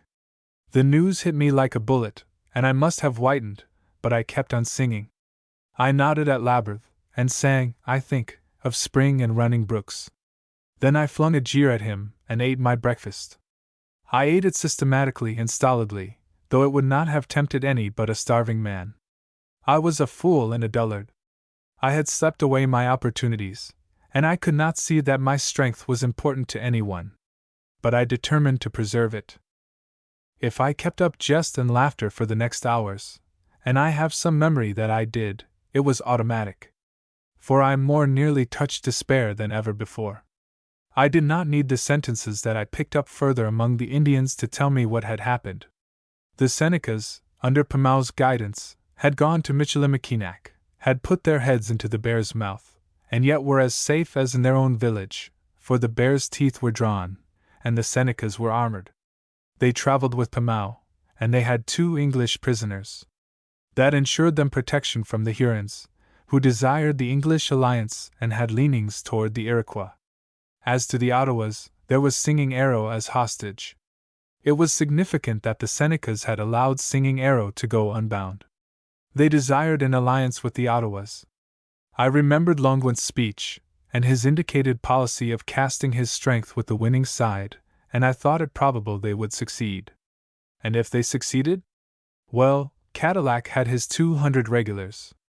Yet he could not hope to win, and he would do what he could to hold off the necessity of trying. He would not dare seize the Senecas. No, the League of the Long House had won.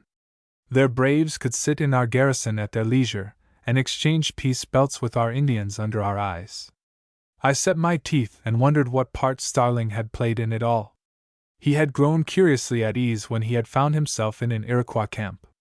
I had no choice but to believe that Pamau had tricked and deceived him, as he had said, but that did not mean that he had not been in league with Pamau in the beginning. Pamau was capable of tricking a Confederate. No Englishman understands an Indian, and if he had patronized Pamau the Huron would have retaliated in just this way. I grew sick with the maze of my thought. But one thing I grasped. With part of the Senecas in the French camp, we Frenchmen would be spared for a time. We would be convenient for exchange, or to exact terms of compromise. They might torture us, but they would keep us alive till the issue of this expedition was known. All about me were preparations for a permanent camp. This puzzled me for a time, but I soon worked out the reason. They were afraid to march with their full force on Michilimackinac, for they feared the friendship of the western tribes for the French, and thought that if a large war party marched openly toward the garrison these tribes would rally to Cadillac's defense. So this camp was kept as watchdog for the western region. I prayed that Cadillac keep his judgment cool. One thing brought smiles that I had to turn into vacant and misleading laughter. Through all the talk ran my name, that they did not know was mine. They had heard that I was stirring among the western tribes, and that I was making them dangerous. They spoke of my knowledge of Indian tongues, and added apocryphal tales of my feats of wit and daring. My image loomed large, and it was no wonder that they did not connect this mythical colossus with the swaggering roister who played buffoon for their mirth. I wondered that Pamau had not told them, but I reflected that there is a mutual distrust among Indians that takes the place of reticence, and that had saved me. I had escaped for the moment, but the ice was thin. I should be given short shrift once my name was known. The day passed, warm and lovely in the woods and on the water, hideous and sweltering in the stench of the camp. I saw captives die of heat and flies, but I could do nothing. My men took cue from me, and we all laughed and chaffered. I even took a turn at spear throwing, but was too discreet to win. I gained some goodwill, perhaps, but nothing more, and when the stars came out that night I ground my teeth to think of how little I had accomplished, and of the slender opportunity ahead. But the next morning I saw a straw to grasp. Up to that time we had been left to the guardianship of all the camp, but the second day I saw that the huge brave to whom I was tied at night followed me incessantly. I watched, and saw that my men had similar attendants. This was a gain, as I said to Labyrinth. I did not try to have connected speech with the men, but by saying a word at a time as we passed we could patch together a few sentences. From that on I gave the day to winning my special jailer. He was an intelligent Indian and inclined to be good-humored. I amused him, and when I took a net and motioned that we go to the swamp to fish he grunted and agreed. The swamp lay on the north of the camp, and was, I was sure, part of the great rice field on which the Malaminis had their village to the west. The swamp was flooded so that it would bear a canoe, and it teemed with fish. I took the net. It was ingeniously woven of nettles pounded to a fiber and then spun into cords, and showed the Indian how to swing it across an eddy and draw it under with a swift, circular sweep that would entangle any fish. I had success, and the Indian warmed to the sport, and tried it himself. He could not do it. He could not get the twist of the hand that was the whole secret, and I had to show him again. He improved and grew ambitious. A few braves wandered over to look at us, but my jailer was jealous of his new accomplishment, and we took a canoe and paddled out of sight. We spent most of the day in the swamp. That evening I went boldly to Pierre and said a few swift words. I told him to keep as near the swamp as possible, and to tell the other men to do the same. In about 2 days, if my plans carried, we should be able to accomplish something. In the meantime they must appear contented, and try for the confidence of their guards. Now my plan was simple. I had in my shirt the bottle of laudanum that all traders carry, and it was my only weapon. Pierre had shown me a small flask of rum which the Indians had not discovered, and which he had had the unexpected self-control to leave untouched. I hoped that when my Indian had learned the casting of his net his vanity could be played on to invite the other Frenchmen and their guards to see his prowess, and that we should then have opportunity to treat the Indians to the laudanum-dosed rum. It was a crazy scheme, but worth a trial. If we could get possession of the canoe, there was some hope that we could make our way to the Malaminis' village. No teacher was ever more zealous than I for my net thrower. Early the next morning I winked toward the swamp, and jerked my thumb over my shoulder. The Indian came willingly. Why should he not? I was unarmed, and he had knife and hatchet and was my peer in strength. He thought me a strange fool, but useful. But that morning the lesson went badly. The Indian was clumsy, and being ashamed of himself, grew surly and indifferent. The sun was hot, the water dazzling, and mosquitoes rose in clouds. The Indian wanted to go back to camp, and I cudgeled my wits for expedients to keep him there. And then I bethought me of an accomplishment which I had shown Indians before. Quickness of hand is my greatest resource, and I had been known to noose a fish. I tore my handkerchief in ribbons, made a weighted sling, and had the Indian swing the canoe over a ripple where a great bass lay. I waited my time, then plunged my hand down with the weighted noose. I drew it up, with the fish caught through the gills. The Indian was pleased. He grunted and exclaimed in his own speech, though he thought I could not understand. They say the Frenchman, Montlivet, can do that. Then he looked at me and light dawned. You are Montlivet! I wasted no time. I do not know how I did it, but I sprang the length of the canoe and was on him before he could reach his knife. The canoe rocked, but righted itself. I knotted my fingers in the Indian's throat, and my body pinioned his arms. The surprise of my attack gave me a second's vantage, and in it I snatched at the vial in my shirt, and drew the stopper with my teeth. It was difficult, for the great, naked frame was writhing under me, and the canoe pitched like a cork in an eddy. I felt the Indian's hot breath, and his teeth snapping to reach me. His arm was working free and his knife unsheathed. I threw my whole weight on his chest, released my clutch on his neck, and taking both hands, forced his mouth open and dashed the contents of my laudanum vial down his throat. Then I sprang into the water, dragging Indian and canoe after me. I felt the slash of a knife in my right shoulder as I touched the water, and the Indian's wiry grasp on my coat. I rolled and grappled with him, and the canoe floated away. Hugging each other like twining water snakes, we sank down through the reeds to the slimy ooze of the bottom. Down there we wrestled for a second, blinded and choking. Then self-love conquered hate, and we kicked ourselves free and spluttered to the surface. My shoulder was stinging, and I could not tell how long I could depend on it. I made a desperate stroke or two, dived, and put myself in the cover of the reeds. The Indian splashed after me, but the water flowed through the reeds in a dozen channels, and he took the wrong one. He would find his mistake in a moment. I swam a few paces under water, then lay quiet, holding myself up by the reeds, and keeping my mouth to the air. Piece by piece I freed myself of my clothing and let it drop. The cut in my shoulder was raw and made me faint. It was not dangerous, but deep enough to give me trouble, and would make my swimming slow if, indeed, I could swim at all. I felt the water swash against me and knew the Indian was swimming back. There was only a thin wall of reeds between us, and in a moment he would come to where the channels joined and see my floating garments. I could not stop to secure them, though I had hoped to tie them in a bundle on my back. I dropped under the water and swam away. I have often marveled how I distanced that Indian so easily. It may have been his discomfort from the opiate, though I have never known how much of what I splashed over him went into his mouth, nor what effect it had. But after a little I heard no sound of pursuit. I thought that perhaps the Indian had gone back to spread the alarm, and I took no risks. I swam as fast as I had strength, resting occasionally by holding on to the reeds, and trying to keep my course due northwest. An hour by hour passed, and still I kept on swimming. It was torture after the first. I could rest as often as I needed, but the cold water palsied me, and I feared cramp. My shoulder was feverish, and the pain of it sapped my strength. Occasionally I found a log tangled in the reeds, and I pulled myself up on it into the sun. If I had not been able to do that, I could not have gone on. With chill and fever and pain I had light-headed intervals. These came as the afternoon waned, and while they lasted I thought that the woman was in the Seneca camp, and that I must get back to her.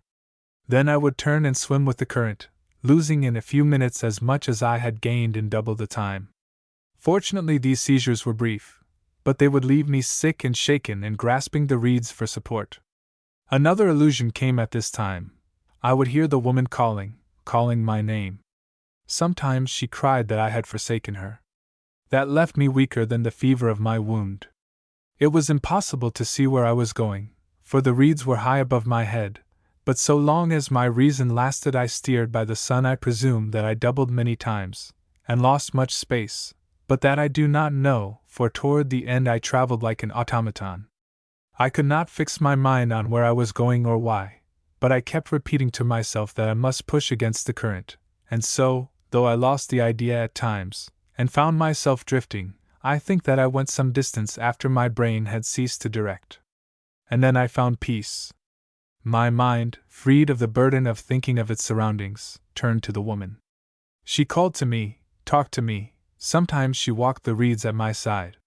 She was all smiles and lightness, and her tongue had never a barb. I forgot to struggle.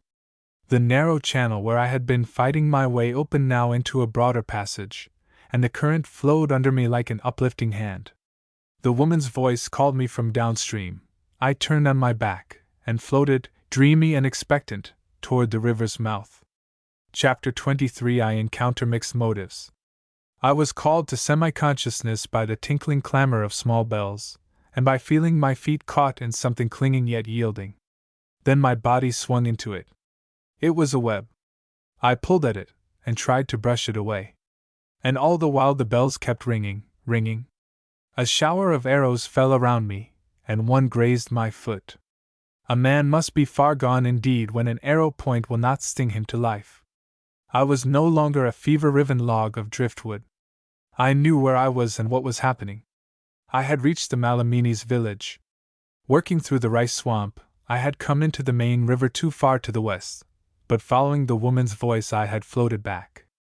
I was caught in one of the nets that the Malamini strung with small bells, and stretched across the stream to keep both fish and enemies in bounds.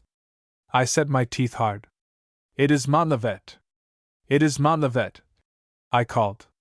Had I thought the Malamini stolid and none too intelligent? They heard me call, they pushed a canoe to my rescue, and they carried me to a warm lodge. I remember that I bandied words with them as they carried me. They made sport to see me naked, for on my former visit I had rebuked them severely on that score. But they were tender of my shoulder. The time for the next few hours, indeed for the night, is confused. My shoulder was dressed and bound with herbs, and I was laid on a bed of rushes.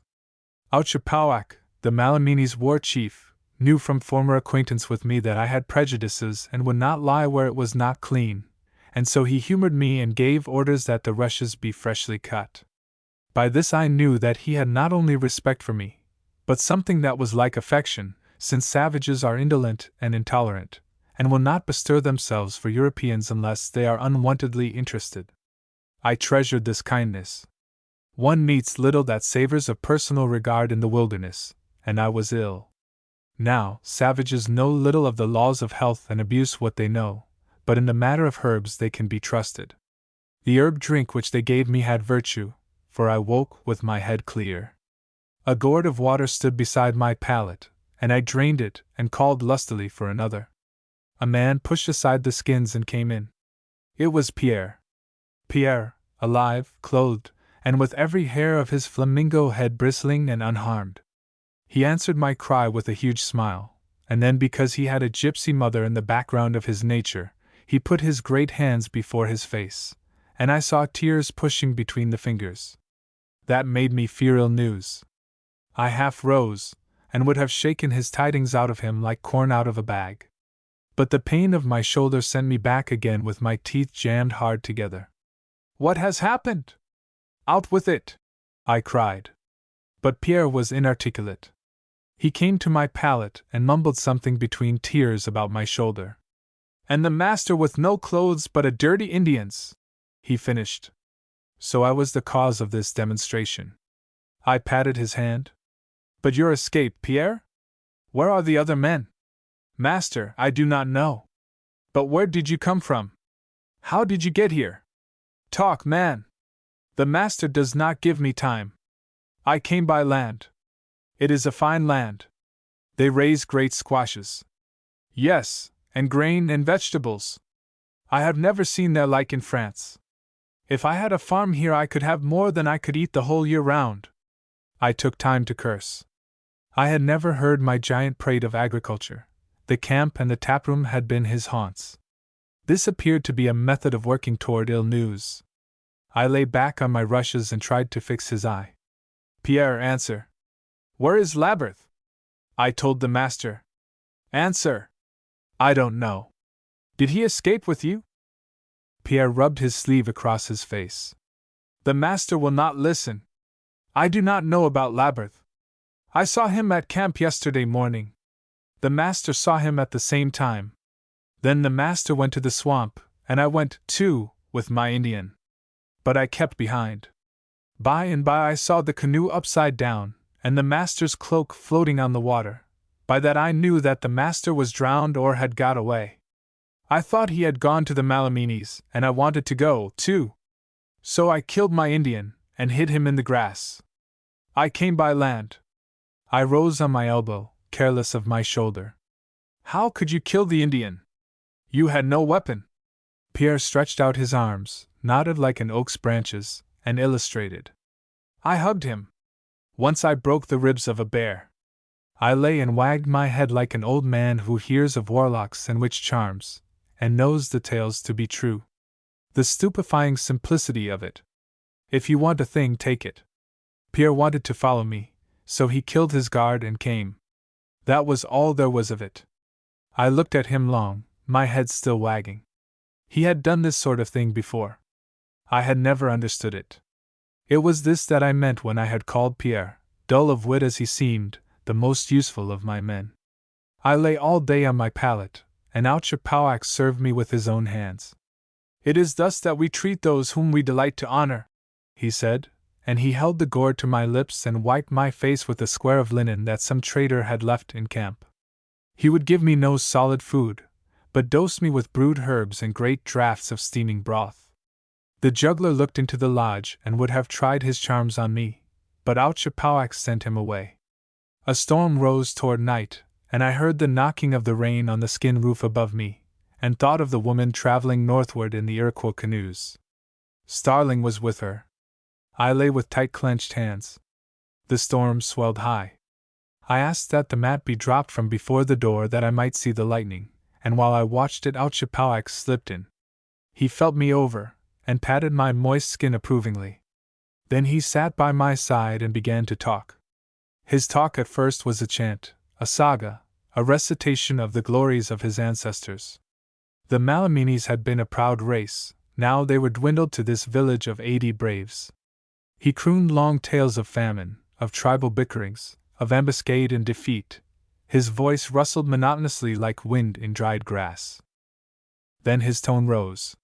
He spoke of the present, its possibilities. The Iroquois League was a scourge, a pestilence. Could it be abolished, the Western nations would return to health. Security would reign, and tribal laws be respected. The French would be friends, partners, never masters, and a golden age would descend upon the West. It was the gospel that I had cried in the wilderness, but phrased in finer imagery than mine. I felt the wooing of his argument, even as I had wooed others, and I listened silently and watched the lightnings play. But I dreaded the moment when his argument should leave theory and face me in the concrete. The change came suddenly, as in music a tender melody will merge abruptly into a summons to arms. He called me to witness. The Iroquois were at the gates. They outnumbered the Malaminis, but the Sacs, the Chippewas, and the Winnebagos were all within a day's journey, and would come at my call. The time for the alliance of which I had told them was at hand. My body was crippled, but my brain was whole. Tomorrow he, the chief, at my bidding, and with my watchword, would send runners through the tribes. Within the week a giant force could be gathered and an attack made.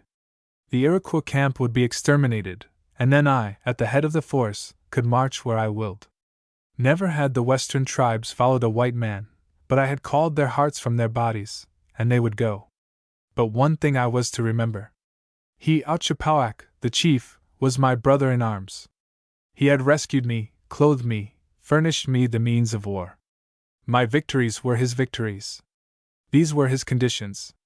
All Iroquois slaves that might be captured were to belong to the Malaminis to be incorporated in their tribe. The other tribes could divide the plunder, but the Malaminis needed new blood for adoption. I must agree to that. He stopped. I was too sick of mind to speak, and my distemper was not of my wound. I had builded for this moment for 2 years, and now that it had come I was going to turn my back on it.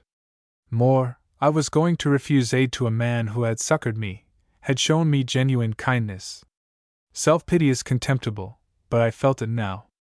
I cannot lead you, I said dully. Gather your troops if you like, and make the attack without me. I cannot be here. Tomorrow I must start for Michilimackinac. You will give me a canoe and a man? The lightning filled the tent and lit our faces, and I saw the chief start back under the blow of my words. He was shocked out of all his inherited and acquired phlegm. He did not speak, but he rose and peered into my eyes, and I saw bewilderment go and contempt rise to take its place. To feel the righteous disdain of an Indian. That is an unusual experience for a white man. And still he did not reply. He sat down and pulled his blanket over him. He was sorting out the evidence against me and giving judgment. It seemed at least an hour that he sat silent. And when he did speak, he brought no manna. You have sold yourself to the Iroquois wolf. You are a child. You see only what is in front of your nose and forget what may come later. You are a fox. You hand us over to the wolf, but what do you expect? Has a wolf gratitude? No, but he has hunger. Fox meat is poor and stringy, but the wolf has a large stomach. Let the fox beware. I pulled myself to my feet, though my shoulder cried to me for mercy. I jerked the chief's blanket aside. Ouchapauak, I have listened. You have used an old trick. When a man wishes to be rid of a dog, he cries that it is mad, then he can kill it, and no one will call him to account. So you. If you wish to break the covenant between us, now is your time. You can call me a fox, you can say that I have sold my honor to the Iroquois wolf. No one will check you, for I am naked and ill, and you are powerful. But you will have lied. This is my answer. I have called you brother, I have kept the bond unbroken. If there is a fox here, it is the man who calls me one. I waited, and my mind was heavy. If the chief called me brother, in turn, I was ready to embrace him as of my kin. For he was full of vigor of mind and honesty, and I respected him. He had been kind to me. Would he trust me against the evidence of his ears and of my reluctant tongue? He temporized. The Frenchman has a tongue like a bobolink, pleasant to hear. Whether it says much, that is a different matter. Can the Frenchman tell me why he wishes to go to Michilimackinac? Can he tell me why he spends time from the moon of breaking ice to the moon of strawberries building a lodge of promises, and then when he is just ready to use the lodge blows it down with a breath? What could I tell him? That I was following a woman? That I had given her my name, and that I must protect her? It would sound to him like a parrot's laughter. This was no court of love. It was war. A troubadour's lute would tinkle emptily in these woods that had seen massacre and knew the shriek of the death cry. Again I set my teeth and rose. Ouchapauac, war is secret. I cannot tell you why I go to Michilimackinac. But trust me. I go on business. I shall return at once, within 10 days, unless the wind be foul. Will you furnish me a canoe and a man to paddle?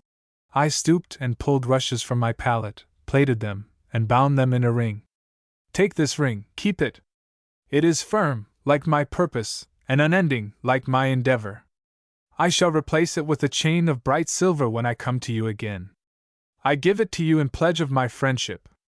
The chief took the ring and handled it loosely.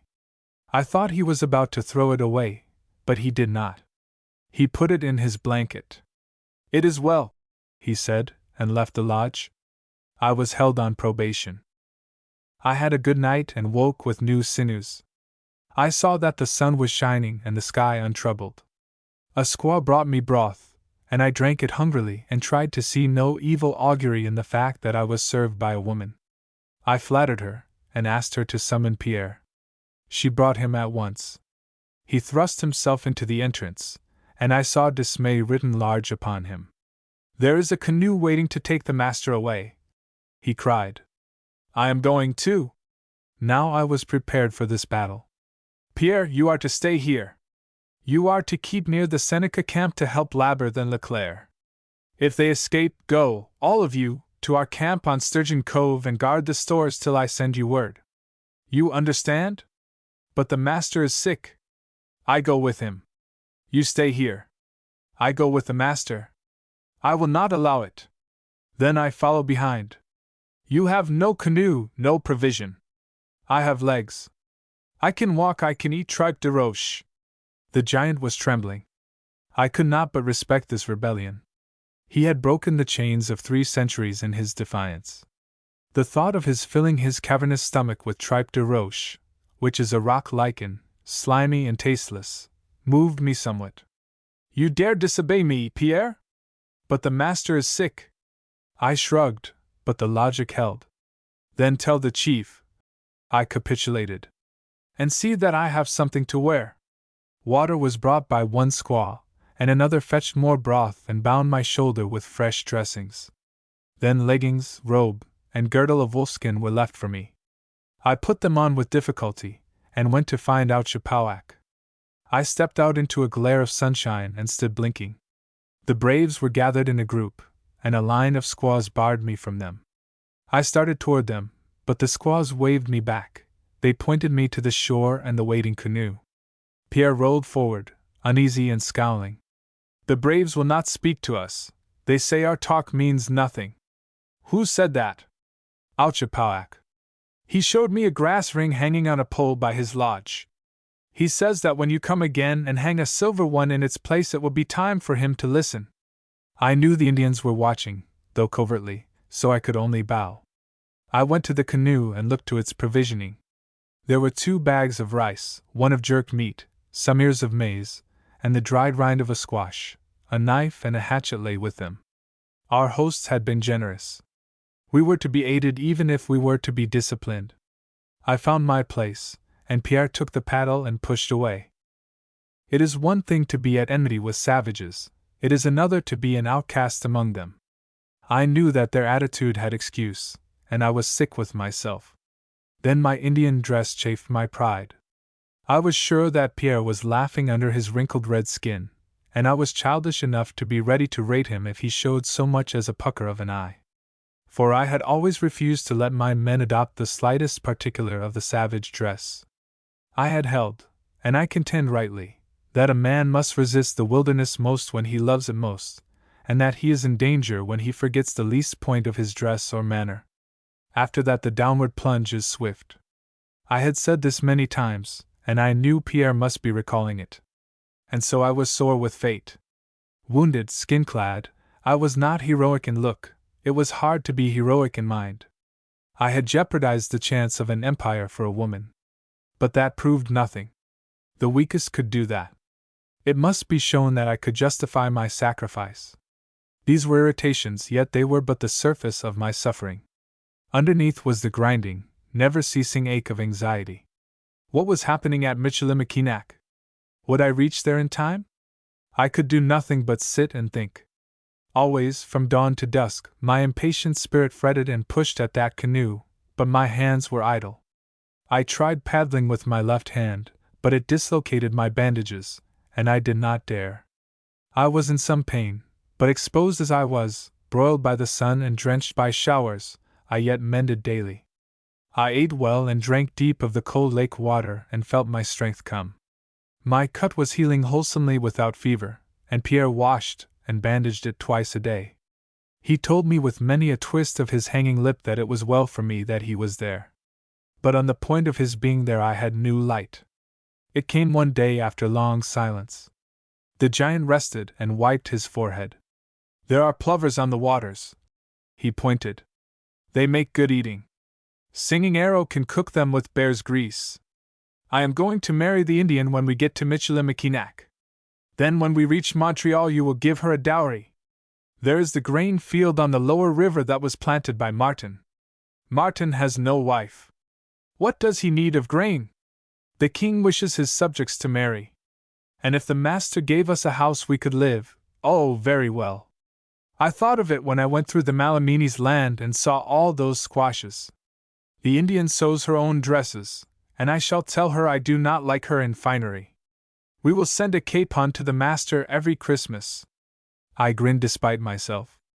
I had grown fatuous, for I had taken it without question that the oath had followed from his loyalty to me. But I nodded at him and promised recklessly: house, pigs, and granary. The same star ruled master and man. But the way was long, long, long. Nights came and days came, and still more nights and days.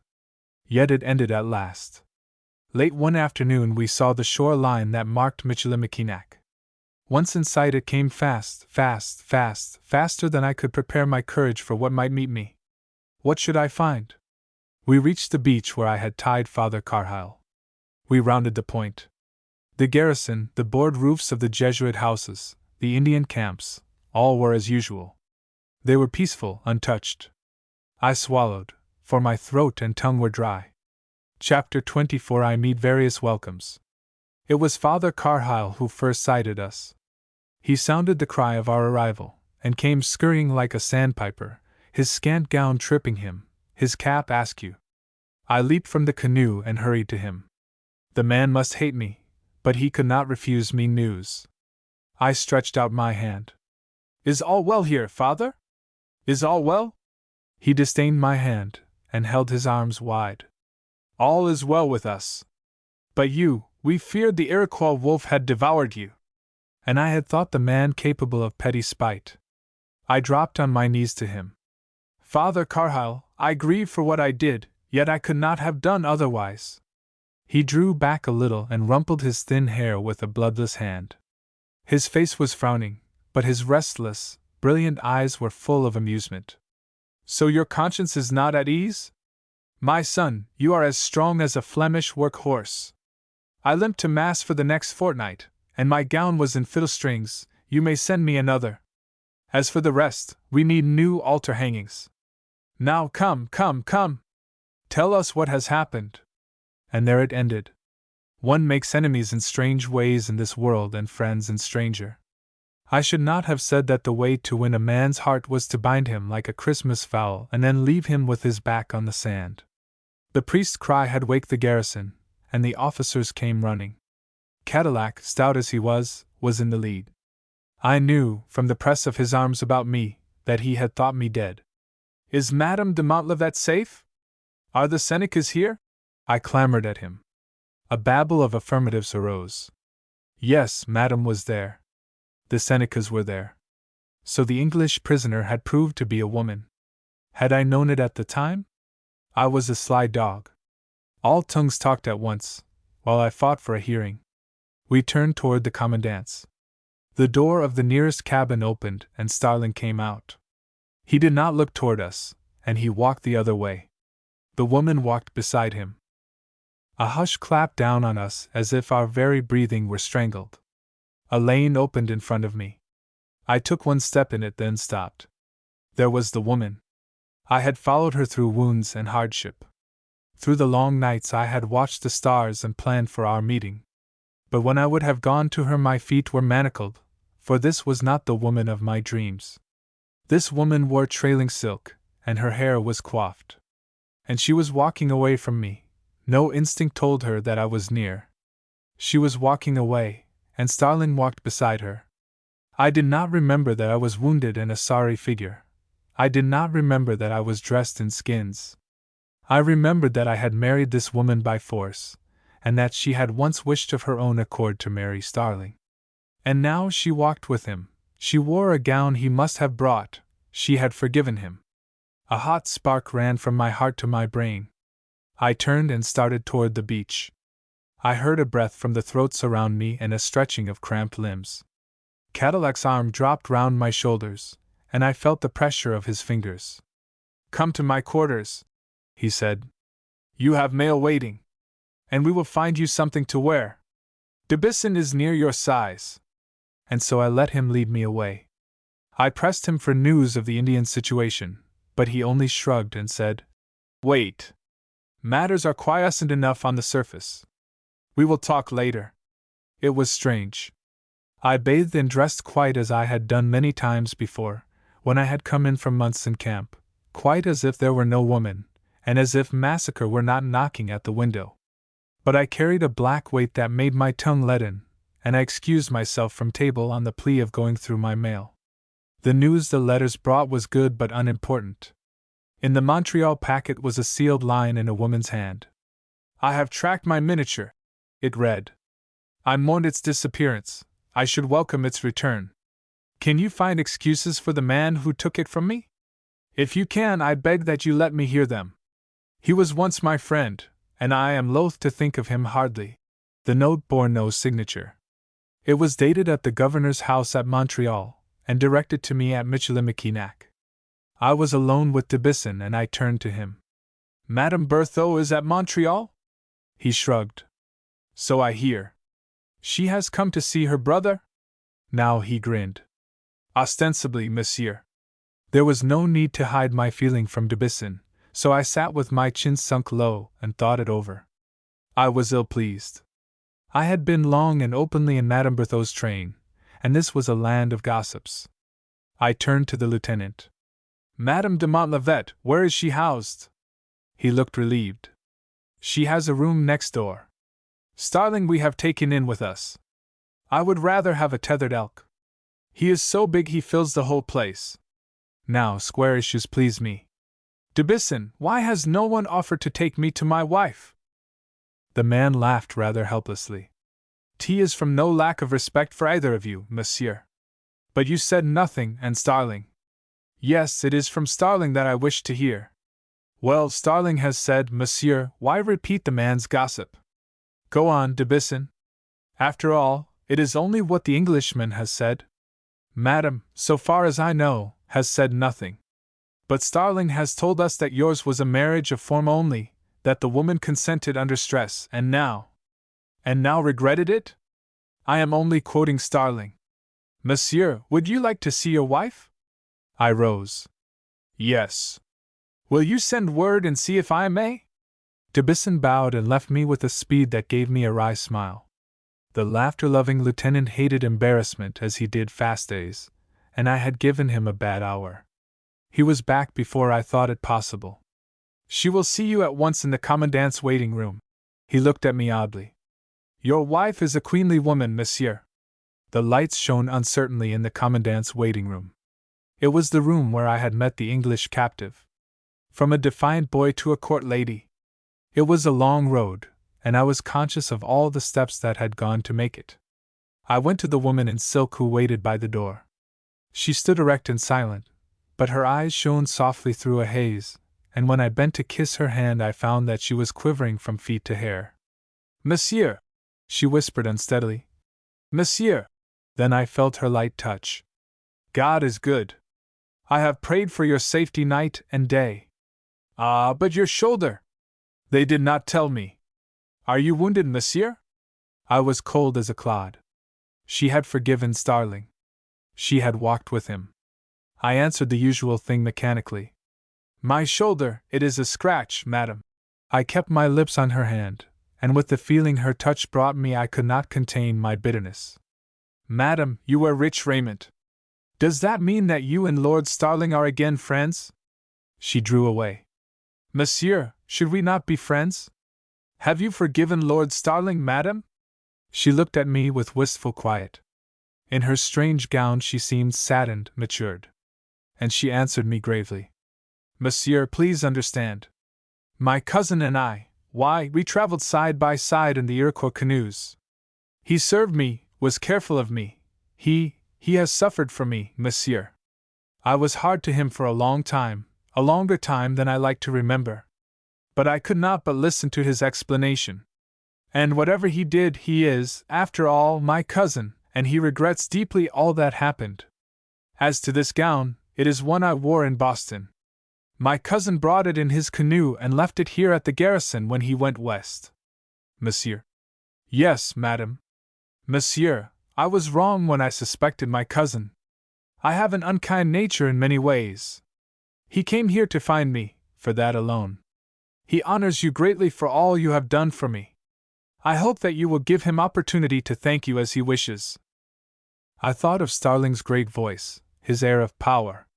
I hope to meet your cousin, I replied. It was a churlish return, and she had been gentle. The chill that fell between us was of my making. I knew that with every second of silence I was putting myself more deeply in the wrong. But I had to ask one thing more. Madam, they tell me here that you say that you regret our marriage, that I forced you to bear my name. Have you said that? I could not be blind to the hurt in her face. Monsieur, how can you ask? And then I was shamed. I knelt again to her hand. Only to prove in open words that Lord Starling lied. Did you think I doubted?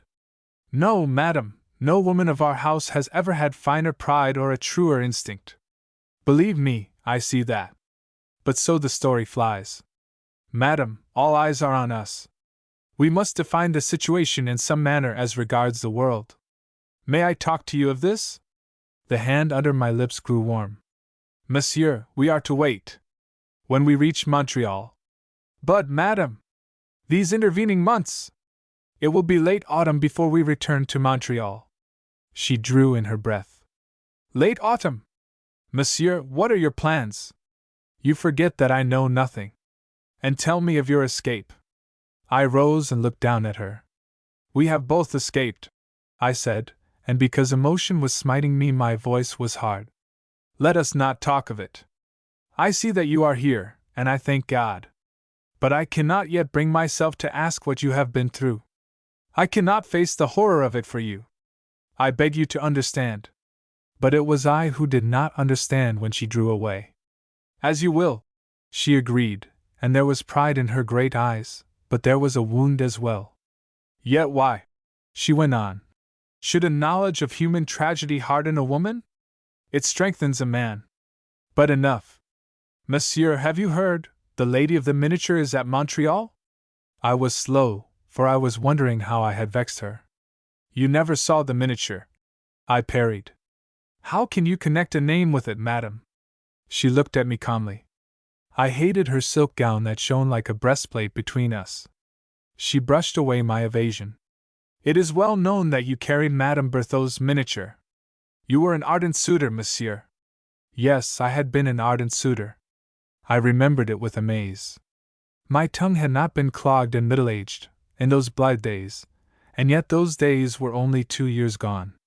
With this woman even Pierre had better speech at his command. Madame, who told you this? Monsieur, the tale is common property in Paris. May I ask who told you, madame? My cousin, monsieur. I thought so. She looked at me fairly, almost sadly, as if she begged to read my mind. Monsieur, why should you regret my knowing? It is to your credit that you admire Madame Berthaud. They tell me that she is a woman formed for love, beautiful, childlike, untouched by knowledge of crime or hardship. Monsieur, forgive me. Are you willing? May I see the miniature? The transition in my thought was so abrupt that I clapped my hand to my pocket as if it were still there. I am not carrying the miniature.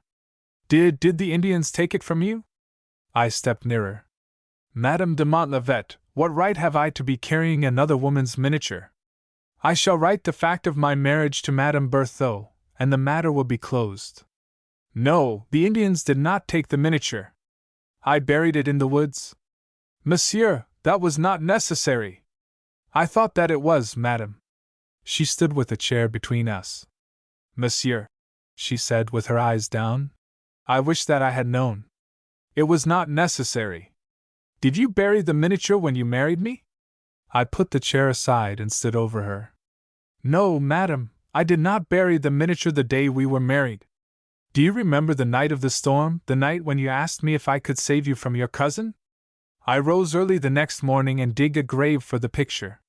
It is buried deep, with all that I once thought that it implied.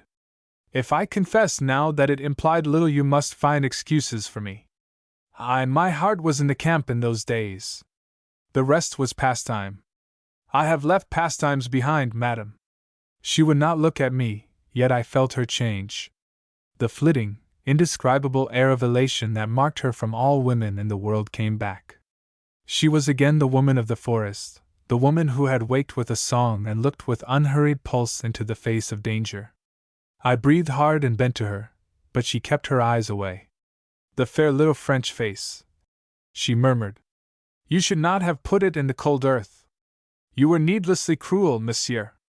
I bent lower. I was not cruel. I gave her a giant sepulchre. That is over. But I shall have another miniature. I know a skilled man in Paris. Sometime I mean to have your portrait in your Indian blouse, in your skin blouse with the sun in your hair. My free hand suddenly crept to her shoulder. May I have it? May I have it, madame? I cannot remember. Often as I have tried, I can never quite remember. I am not sure that I heard her whisper. But I think that I did. She quivered under my touch, but she did not draw away, and so we stood for a moment, while my hand wandered where it had gone in dreams and rested on her hair. Mary! I whispered, and once more we let the silence lie like a pledge between us. But in the moment of silence I heard again what I had forgotten, the roar of the camp outside. It seemed louder than it had been, and it claimed my thought. I checked my breath to listen, holding the woman's hand in mine. And while we listened, Cadillac's loud step and cheerful voice came down the passage. The woman drew her hand away, and I let her go. I let her go as if I were ashamed. I have cursed myself for that ever since. Cadillac stopped. Are you there, Montlivet? He called.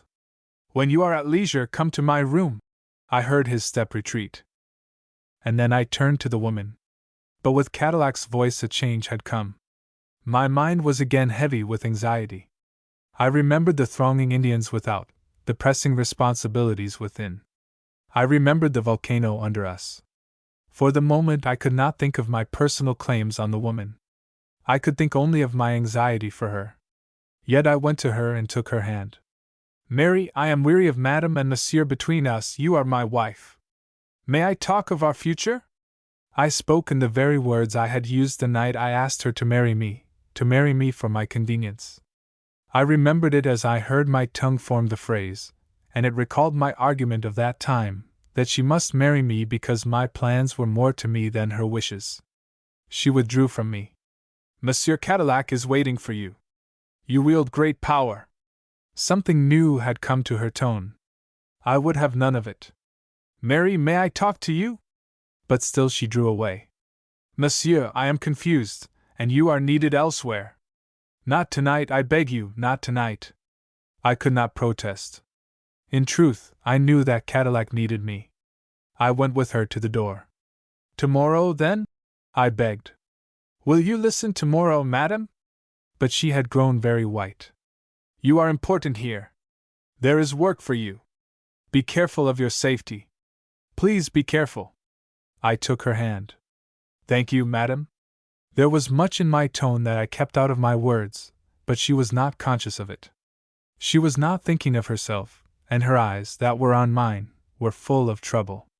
All the restraint that the last weeks had taught her had come back to her look. You wield great power, she repeated. You are to be the leader of the West. I see that. But oh, be careful!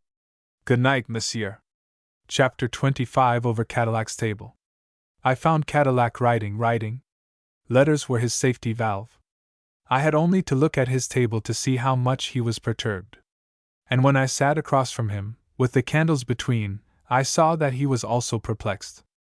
That was unusual, for commonly he was offhand in his judgments, and leaped to conclusions like a pouncing cat. He looked at me through the candle gloom and shook his head. Montlivet, you have lost 20 pounds since I saw you, and aged. Out on you, man! It is not worth it. We lived 10 years in this wilderness. We throw away our youth.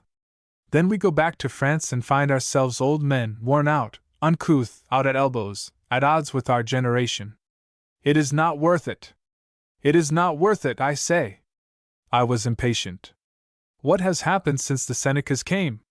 He made a tired grimace. Principally that I have not slept. He yawned.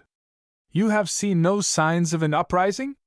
He put his head between his hands, and I saw that he was indeed weary. There are never signs till the uprising is on us. You know that.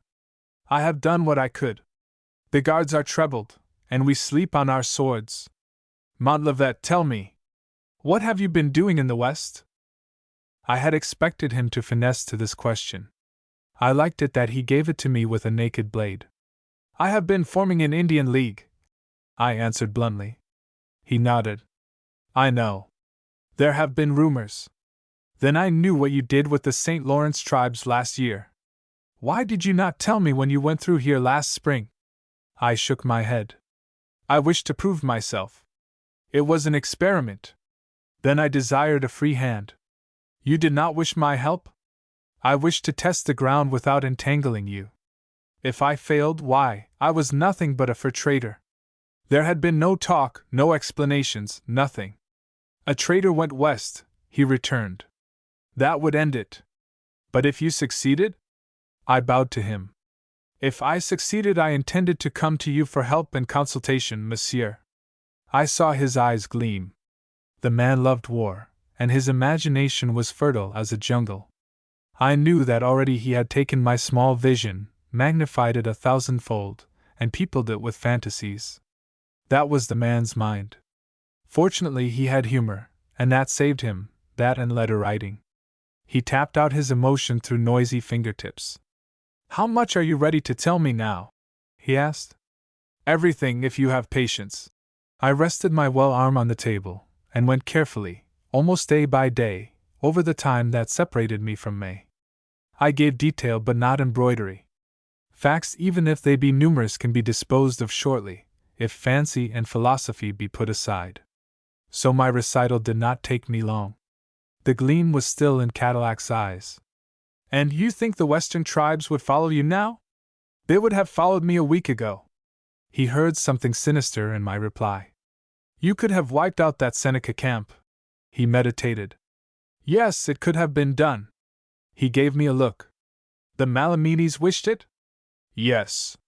And you thought it unwise? They could not have done it without a leader. And I could not lead them. I had to come here. He smote the table till the candles flared. You were wrong. You were wrong. You could have gathered your forces and had the attack over in a week, in less time. Then you could have brought your troops with you, and come to my aid. You were wrong. I moved the candles out of danger. I had to follow Madame, I said mechanically. She might have needed me. Cadillac's teeth clicked. Madam, he began, but he swallowed the sentence, and rose and walked the floor. Do you realize what you have done? Do you realize what you have done? He boiled out at me. This desertion may have cost you your hold with the Western tribes. I realize that. And then he cursed till the candles flared again. It was the chance of a lifetime, he concluded. Why does the audience always feel that they understand the situation better than the actor? I was willing enough to let Cadillac rage, but resentful of the time he was using. What happened when the Senecas came? I demanded. He looked at me with puffing lips. You know nothing? Nothing. But Madame de Montlivet. I asked her no questions.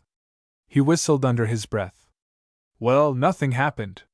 The flotilla reached here at sundown 3 days ago. The Baron and his followers met them at the beach and rushed the Senecas into the Huron camp.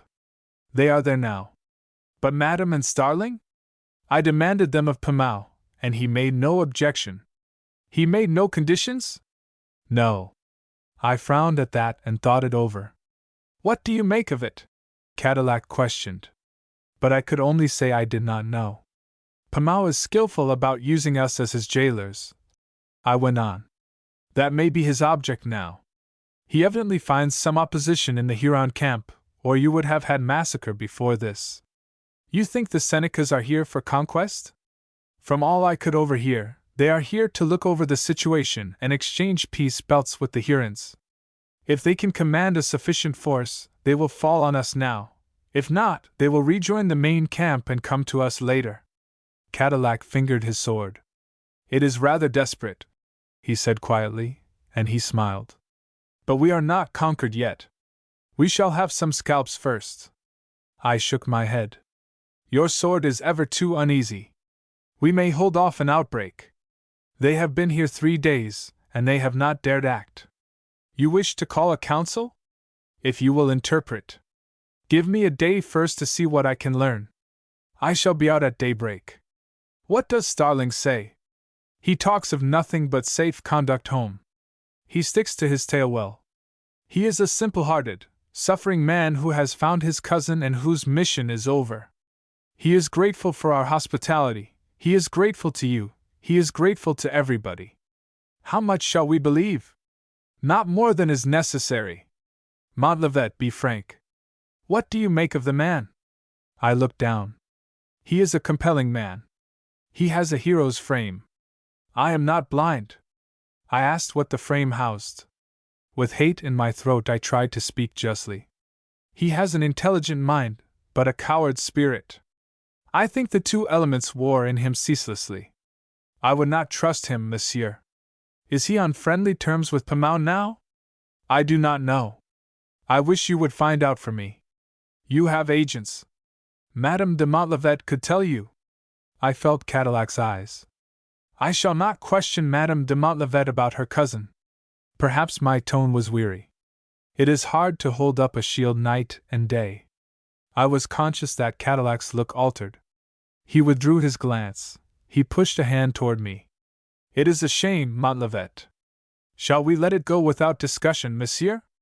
No, Montlivet, you are more a fool than any man I ever knew. You have more strained ideas. You are preposterous. You belong to the Middle Ages. Everyone says so. Let me speak. Not about my marriage, monsieur. Why not? I am responsible. I let you saddle yourself with the situation. You did it partly to save me. You are always doing some crack-brained thing like that. I tell you, you are more a fool than I ever knew. Perhaps that is the reason that we all went into mourning when we thought the Iroquois had you. Monsieur! Monsieur! No, wait! I got you into this, I shall get you out. Unless the Indians make trouble, I shall send Starling home with a convoy of my own Indians. The woman shall go with him. Then we will see what can be done about the marriage. The story shall go to the Vatican. I moved the candles that I might see his face without the play of light and shadow between. Monsieur, you forget. The story that you speak of is mine. If I wish to refer it to the Vatican, I, myself, take it there. As to Madame de Montlivet, she may wish to go east with her cousin, she may wish to remain here. The decision will rest with her.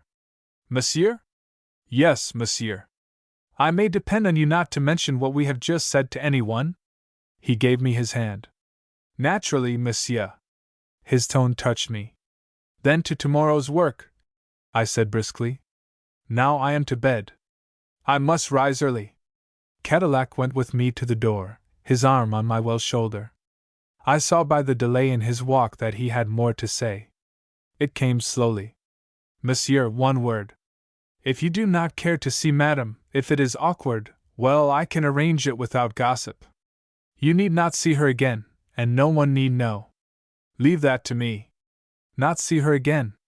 I do not know what savage, insane thing sprang to life in me. I struck down Cadillac's arm. You take liberties. You meddle insufferably. She is my wife. I will see her when I please. I like to think that I was not responsible, that it was the cry of a baited animal that could stand no more. Yet all the torture Cadillac had been giving me had been unconscious. He stepped back and looked at me. My God! You fool! Oh, I could have knelt to him for shame. My tongue began apology, but my face told a better tale. Cadillac held up his hand. Stop. Montlivet, you love the Englishwoman? Why, I beg your pardon. I was the fool. I went stumblingly toward the door before I could face him. Then I turned and held out my hand. There is no monopoly in fools. Monsieur, if to love a woman, to love her against her will and your own judgment, to love her hopelessly, if that is folly, well, I am the worst of fools, the most incurable. I am glad for you to know this. Will you forget that I was a man and monsieur? Chapter 26. From Hour to Hour. It was well that I slept alone that night, for more than once before day dawned I found myself with my feet on the floor and my free arms searching for a knife. I had flouted at imagination, but now every howling dog became an Indian raising the death cry. I asked Cadillac to double the guard before the women's quarters, but even then I slept with an ear pricked for trouble. And I was abroad early. There are no straight roads in the wilderness, all trails are devious. So with an Indian's mind. I sat in Longwent's skin-roofed lodge and filled hours with talk of Singing Arrow. The girl was to wed Pierre at noon the next day.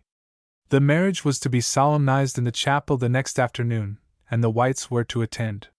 The affair was perhaps worth some talk, if Longwent and I had been squaws yawning over our basket work. But we were men with knives, and fear was whispering at our shoulders. The sun climbed, and noises and odors of midday came in the tent door. I plumped out a direct question. The tree of friendship that grows for the Ottawas and the French, are its roots deep, Longwent? The old chief looked at me. What has my brother seen? The Iroquois wolf, my brother. The Iroquois wolf snapping at the roots of this stately tree. What will the Ottawas do, Longwent? Will they drive the wolf away? The chief still studied me. When a tree is healthy, he argued, a wolf cannot harm it. As well dread the butterfly that lights on its leaves or the ant that runs around its trunk. It is only when a tree is unsound at heart that the snapping of a wolf can jar it. And an unsound tree is dangerous. My brother will agree that it is best to cut it down. I rose. The wolf can do more than snap. His fangs are poisoned. Listen, my brother. This tree of friendship is dear to me. I have given labor to preserve it. I have watered it. I have killed the insects and small pests that would have nibbled at its branches. Now that I see its roots threatened, my heart is heavy and the sun looks dim. Can my brother brighten the world for me? Can he tell me that my fears are light as mist? Longwent looked at the ground. In repose his face was very sad, as are the faces of most savage leaders. I have only 2 eyes, 2 ears, he crooned monotonously. My brother has as many. Let him use them. And you will not lift your hatchet to save the tree? Longwent raised his eyes. The hatchet of the Ottawas is always bright. My brethren will hold it in readiness. If the tree looks strong and worth saving, they will raise the hatchet and defend it. If the tree is unsound, they will put the hatchet at its roots. Well, I had my answer. And, to be just, I could not blame them. The Ottawas were never a commanding people. Their chief was wise to throw his vote with the winning side. But I turned away saddened. Longwind followed. There is always a bed in the lodges of the Ottawas for my brother of the Red Heart. Will he sleep in it? I turned. Would my head be safer if I did, O brother of the wise tongue? My brother has said it. I took a Flemish knife from my pocket and handed it to him. Take it, my brother, for my gratitude. It shall not cut the friendship between us. It shall cut any stranger that would come between your heart and mine. Longwind, I have a wife. She is fair, and stars shine in her eyes. She has loved a daughter of your people. I cannot hide in your lodge. A man who carries a sword must use it, but will you take my wife and keep her? Will you keep her with Singing Arrow for a few days? Longwind thought a moment. He looked at the knife as if it were a talisman to teach him how much he could trust me. He tried its edge, put it in his pouch, and made up his mind. My brother is keen and true as the blade of the knife. I will tell him a story that the birds sang. The eagle once married. He married one of the family of the hawk. But the hawk found the eagle's nest too high, so she flew lower to a nest near her own kin. Listen. So long as the hawk stays near the hawk and is not seen with the eagle, the wolf will spare her. But when she comes back to the eagle's nest in the high tree, then let her beware. I have spoken. Now let my brother go on his way and see what his eyes and ears can teach him. But I went my way with thought busier than eyes. So I must keep away from the woman. I went to my room, found paper and a quill, and wrote to her. It was the first time I had written her name. It seemed foreign to me, almost a sad jest, as it flowed out under my hand. I cannot come to you today, I wrote. Perhaps not for some days to come.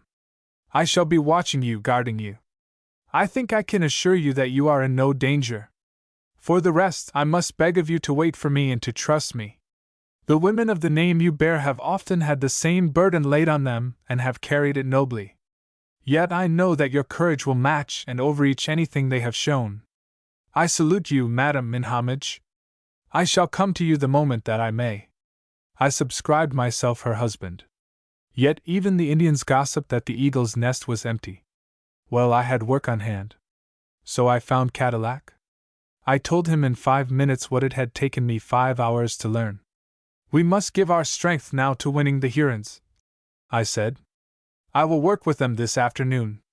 If we can get through this one night safely, I think we can carry the council. Cadillac shrugged, but sped me on my way. Be careful of tonight. Be careful of tonight, he repeated monotonously. His eyes were growing bloodshot from anxiety and loss of sleep. The afternoon slipped away from me like running water, yet I wasted no word or look. I dropped my old custom of letting my tongue win the way for my ears, and I dealt out blunt questions like a man at a forge. At one point I was foiled. I could not discover whether Starling, whom personally I had not seen, was in communication with the Hurons. The sun set, the sky purpled, and the moon rose. It rose white and beautiful, and it shone on a peaceful settlement. I went to my room and found a Huron squatting on my threshold. He gave me a handful of maize. Our chief, whom you call the Baron, sends this to you, he said. He bids you eat the corn, and swallow with it the suspicion that you feel. You have sat all day with other chiefs, but your brother the Baron has not seen you. His lodge cries out with emptiness. He bids you come to him now. I thought a moment. Go in front of me, I told the Huron. I whistled as I went. A sheep that goes to the shambles of its own accord deserves to be butchered, and I was walking into ambush. But still I whistled. I whistled the same tune again and again, and I did it with great lung power. My progress was noisy. And so we went through the Huron camp. The lodges of the Baron's followers were massed to one side, and as I whistled and swaggered my way past their great bark parallelograms, I saw preparations for war. The braves carried quivers, and were elaborately painted. Fires were burning, though the night was warm, and women nearly naked, and swinging kettles of red-hot coals, danced heavily around the blaze. They leered at me when they heard my whistle, but they made no attempt to hide from me. Evidently I was not important. I was not to be allowed to go back to the French camp alive, so I could do no harm. I whistled the louder. I reached the Baron's lodge, and looked within. 2 fires blazed in the center, and some 50 Indians sat in council. I would not enter. The smoke and fire were in my eyes, but I recognized several of the younger chiefs, and called them by name.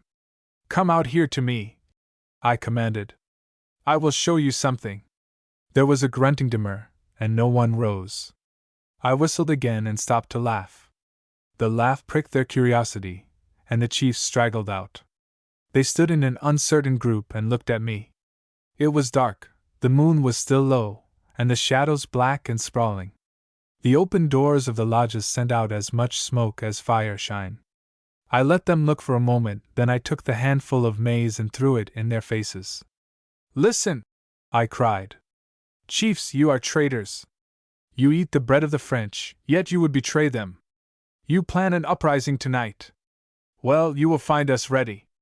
I whistled as I came to you. That was a signal. You think you can overpower us? Try it. Seize me if you like. If you do, I shall give one more whistle, and my troops, the loyal Indians, will go to work. You can see them gathering.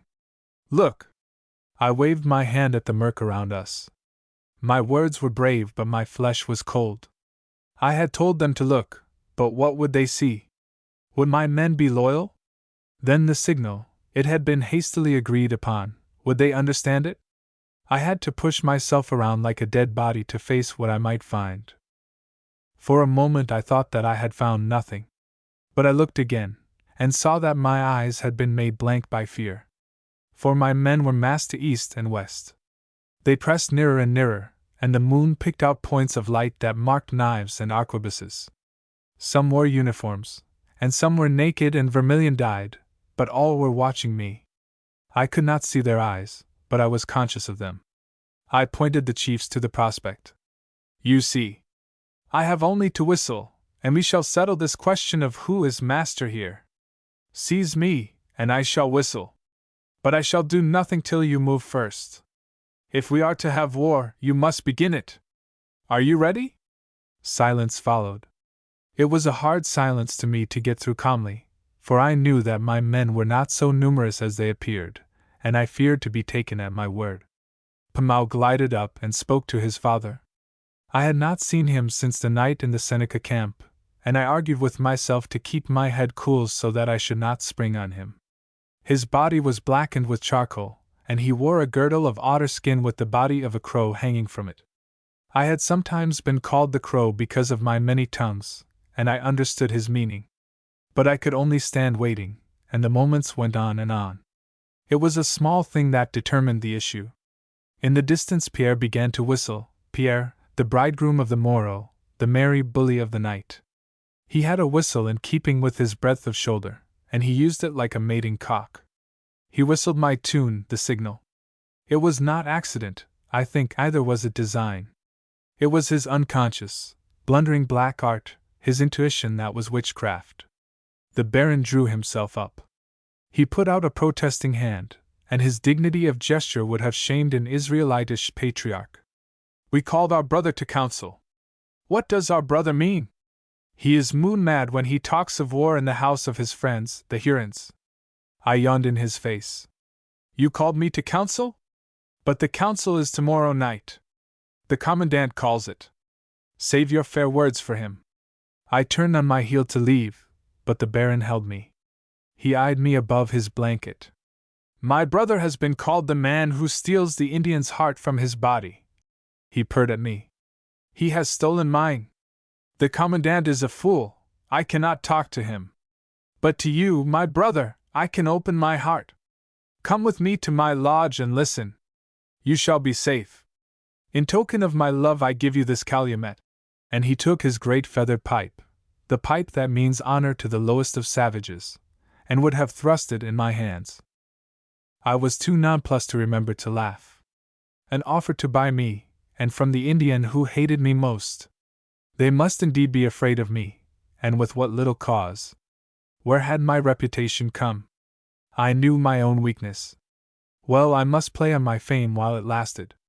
So, without deigning to answer, I turned away. My troops hedged me like a wall as I went back to the French camp, but I did not speak to them. It was strange to see them melt before me. I did not wonder that the Hurons smelled witchcraft where, in fact, there was only bluster and a pleading tongue.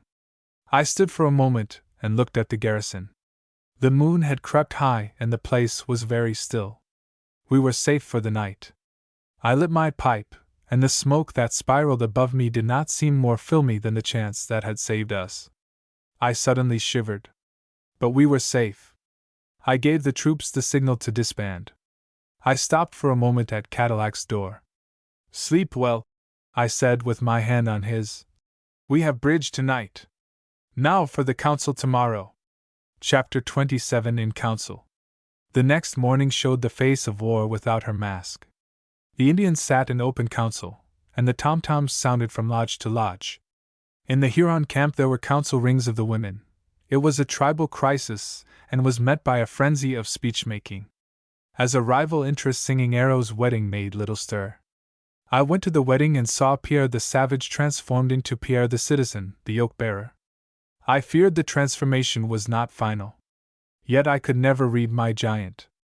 There were unexpected ridges of principle in the general's slew of his makeup, and perhaps the Indian girl was resting on one of them.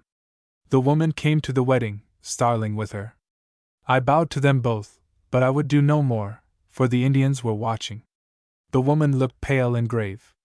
I had seen her angry and I had seen her despairing, but I had never before seen her dispirited. She looked so now. And then came the general council with Cadillac in the chair. It was held in a barrack room, and the tribes had 40 chiefs in waiting. There were Ottawas, Hurons, and the party of Senecas. Feathered and painted, they were as expressionless as the stone calumets in their hands. By contrast, our French faces were childishly open and expressive. Cadillac looked them over and began his speech. Commonly his tongue ran trippingly, but with the opening words his speech halted. I knew he was moved. With all his volubility the man took responsibility heavily, and these strange bronze men with their cruel eyes and impassive faces were his wards. He spoke in French, and I translated first to the Hurons, then to the Ottawas. He called the tribes to aid him in brightening the covenant chain, and his rhetoric mounted with his theme till I felt my blood heat with admiration for him. He concluded with a plea for loyalty, and he gave each nation a belt to bind his words. And then the chiefs rose in reply. The Hurons spoke first, and though they hedged their meaning by look and word, I could feel the sentiment swaying toward our side. They brought up many minor points and gave belts in confirmation. Conduranc's clan were openly friendly, openly touched by Cadillac's speech, and when one of the barons' band took the cue and gave a wampum necklace to deter the French brothers from unkind thoughts, I felt that the worst of the day was over, and welcomed the Ottawa speakers with a relaxation of the tension that had held me, for I had been upon the rack. Mind and ear had been taxed to miss no word or intonation, for a slighted syllable might lose our cause. The speeches had droned like flies at midday, but all the verbiage had been heavy with significance. I spoke French, Huron, and Ottawa in turn, and through it all I listened for the opening of the door. For Cadillac had told me that Madame de Montlivet had asked if she might come in for a moment and listen to the council, and he had referred the matter to me. It had seemed a strange request, but I could see no reason for refusing it. The woman had seen Indians in camp and field. It was perhaps no wonder that she wished to see the machinery of their politics. It was agreed that Tibissant should bring her in for a short time. Yet when she did come in I could not look at her. Longwin had just finished speaking, and I had all my mind could handle to do him justice as I wished. He spoke as the moderate leader who desired that his people leave the hatchet unlifted if they could do so with safety. He gave a robe stained with red to show that his people remembered the French who had died for them. I knew, as I repeated Longwin's speech, that I was doing it well, helping it out with trick and metaphor. And I also knew, with a shrug from my childishness, that my wits were working more swiftly than they had, because the woman was listening. I saw the whole scene with added vividness and significance because her eyes rested on it, too. Once I glanced up and looked at her briefly. Day had slipped into dusk, and the bare, shadow-haunted room was lighted with torches stuck in the crannies of the log walls. The flaring light lapped her like a waving garment, and showed her daintily erect, silk-clad, elate and resolute, a flower of a carefully tended civilization. And then my eyes went back where they belonged, to the lines of warriors robed like senators, attentive and august, full of wisdom where the woman knew nothing, yet blank as animals to the treasures of her mind. The contrast thrilled through me like a violin note. I heard my tongue use imagery that I did not know was in me. The woman waited till I was through, and I could feel that she was listening. Then she turned with Debison and they went out of the door. Longwent was the last of our garrison Indians to speak, and when he finished it remained to Cadillac to sum up the situation. He picked out the oldest men from each delegation and stood before them. Yet, though he spoke to all, it was at Longwent that he looked. "Listen," he said. "Hast ever seen the moon in the lake when the evening is clear and the weather calm? It appears in the water, yet nothing is truer than that it is in the sky. Some among you are very old, but know that were you all to return to early youth and take it into your heads to fish up the moon in the lake, you would more easily succeed in scooping that planet up in your nets than in effecting what you are ruminating now. In vain do you fatigue your brains. You cannot live with the bear and share your food with the wolf. You must choose. Be assured of this, the English and French cannot be in the same place without killing one another." There was more in the same vein. Only one nation could hold the country for the fur trade. If the French were that nation, the Indians would be protected, their fighting men would be given arms, their families would be cared for, the Great Father at Quebec would reward them as brothers. He gave the Hurons and Ottawas each a war belt to testify to his intention. Here was the crisis. But each tribe took the belt and kept it. I could scarcely forbear glancing at Cadillac. But I dared not be too elated, for we had yet the Senecas to deal with. Cadillac turned to them and asked their mission among us. He did it briefly, and I hoped they would answer with equal bluntness, for I dreaded this part of the council. All of the Iroquois nations were trained rhetoricians, and I would need a long ear to catch their verbal quibbles and see where their sophistry was hiding. Canhood, their oldest chief, spoke for them all. He made proposal after proposal with belts and tokens to seal them. His speech was moderate, but his ideas crowded. It was hard to keep them in sequence. They had come to learn wisdom of us. They gave a belt. They had come to wipe the war paint from our soldiers' faces. They gave another belt.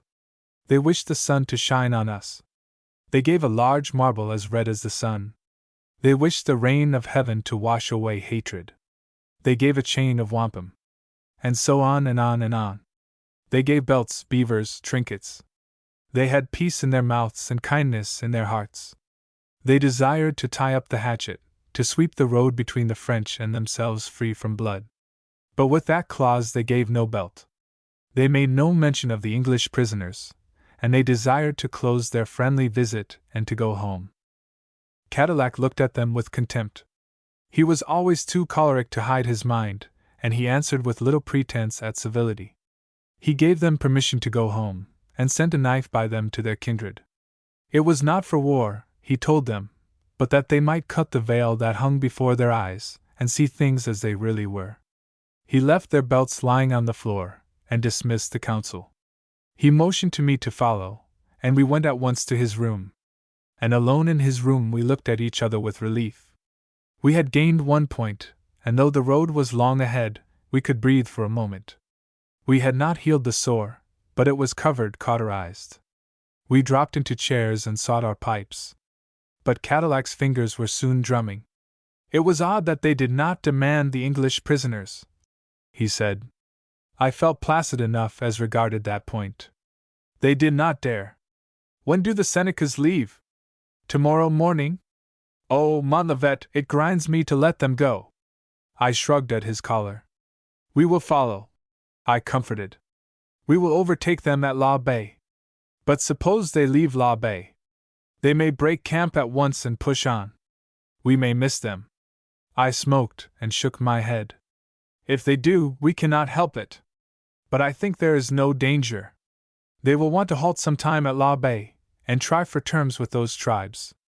My work there has been secret, even Pamau does not seem to know of it, and they do not suspect a coalition. So they feel safe.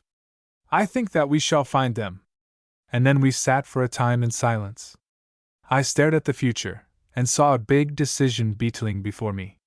When I dread a moment, I rush to meet it, which is the behavior of a spoiled boy. You will get rid of Starling tomorrow? I asked. Cadillac nodded. Yes. He is best out of the way, and though I see nothing to mistrust in the man, I shall feel better if he goes east while the Senecas go west. How will you send him? To Montreal with an escort of Ottawas. From there he can make his own way. I looked down. Madame de Montlivet may wish to go at the same time. You must arrange for her also if she wishes. Cadillac shrugged. You leave the decision with her? Absolutely, monsieur. Cadillac rapped his knuckles together.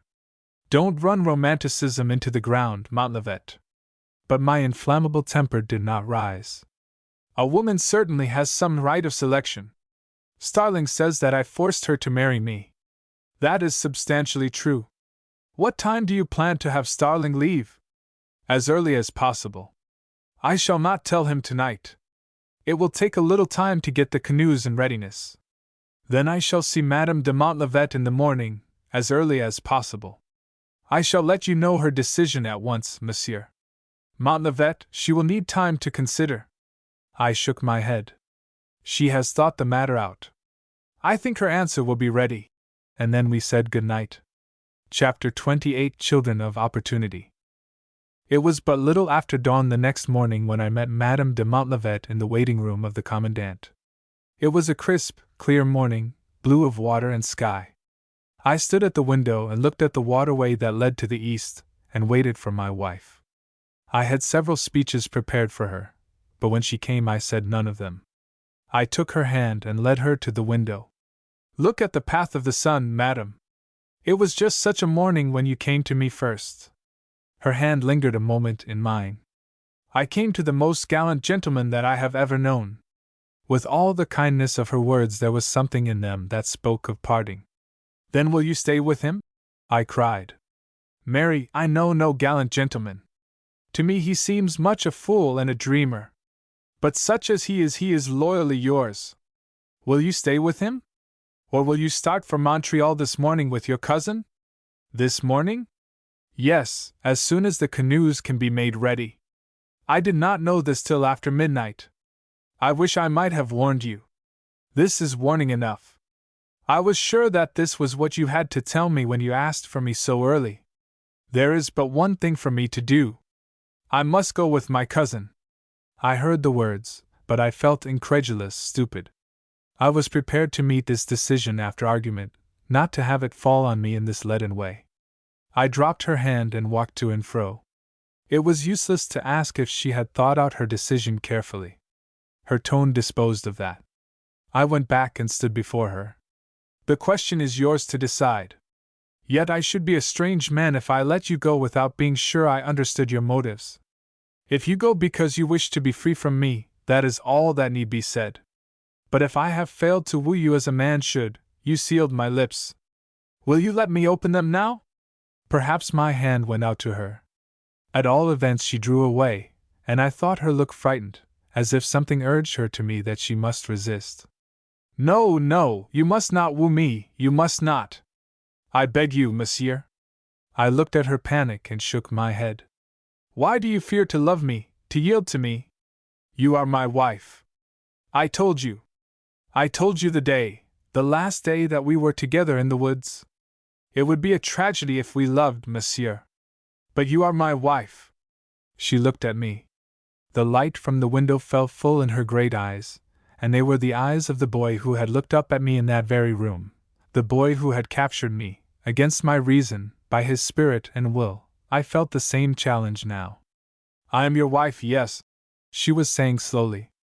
That is, the priest said some words over us that we both denied in our hearts. I cannot look at marriage in that way, monsieur. No priest, no ritual can make a marriage if the right thing is not there. The fact that you gave me your name to shield me does not give me a claim on you in my mind. Wait. Let me say more. You have great plans, great opportunity. You will make a great leader, monsieur. Her words sounded mockery. Thank you, madam. I knew my tone was bitter. She looked at me reproachfully. Monsieur, you are unkind. I meant what I said. I heard you in the council yesterday. I asked to go in that I might hear you. I know something of what you have done this summer. I know how you fended away massacre the other night. This is a crucial time, and you are the only man who can handle the situation, the only man who has influence to lead the United Tribes. Your opportunity is wonderful. You are making history. You may be changing the map of nations, you, alone here, working with a few Indians. Believe me, I see it all. It is wonderful, monsieur. But what has this to do with you and me? Just this, monsieur. I cannot forget my blood. I am an Englishwoman. I come of a family that has chosen exile rather than yield a point of honor that involved the crown. I have been bred to that idea of country, nurtured on it. Could I stay with you and see you work against my people? If I were a different sort of woman, if I were the gentle girl that you should marry, one who knew no life but flattery and courts, like the lady of the miniature, why, then it might be possible for me to think of you only in relation to myself, and to forget all that you stood for. But I am what I am. I have known tragedy and suffering. I cannot blind myself with dreams as a girl might, and I understand fully the significance of what you are doing. We should have a divided hearth, monsieur. She had made her long speech with breaks, but I had not interrupted her. And now that she had finished, I did not speak till she looked at me in wonder. I am thinking. I see that it comes to this, madam. I must renounce either my work or my wife. She suddenly stretched out her hand. Oh, I would not have you renounce your work, monsieur. A chair stood in front of her, and I brushed it away and let it clatter on the floor. Mary! Mary, you love me! No, no! She cried. No, monsieur, it need not mean I love you, it need not. She fled from me and placed a table between us. Surely a woman can understand a man's power, and glory in it, yes, glory in it, monsieur, without loving the man. But if you did love me, what then? Oh, monsieur, the misery of it for us if we loved! I have seen it from the beginning, though at times I forgot. For there is nothing for us but to part. Many women have forgotten country for their husbands. The world has called them wise. She put out her hand. Not in my family, monsieur.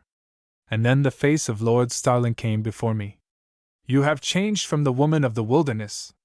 You changed when you put on this gown. You were different even 3 days ago.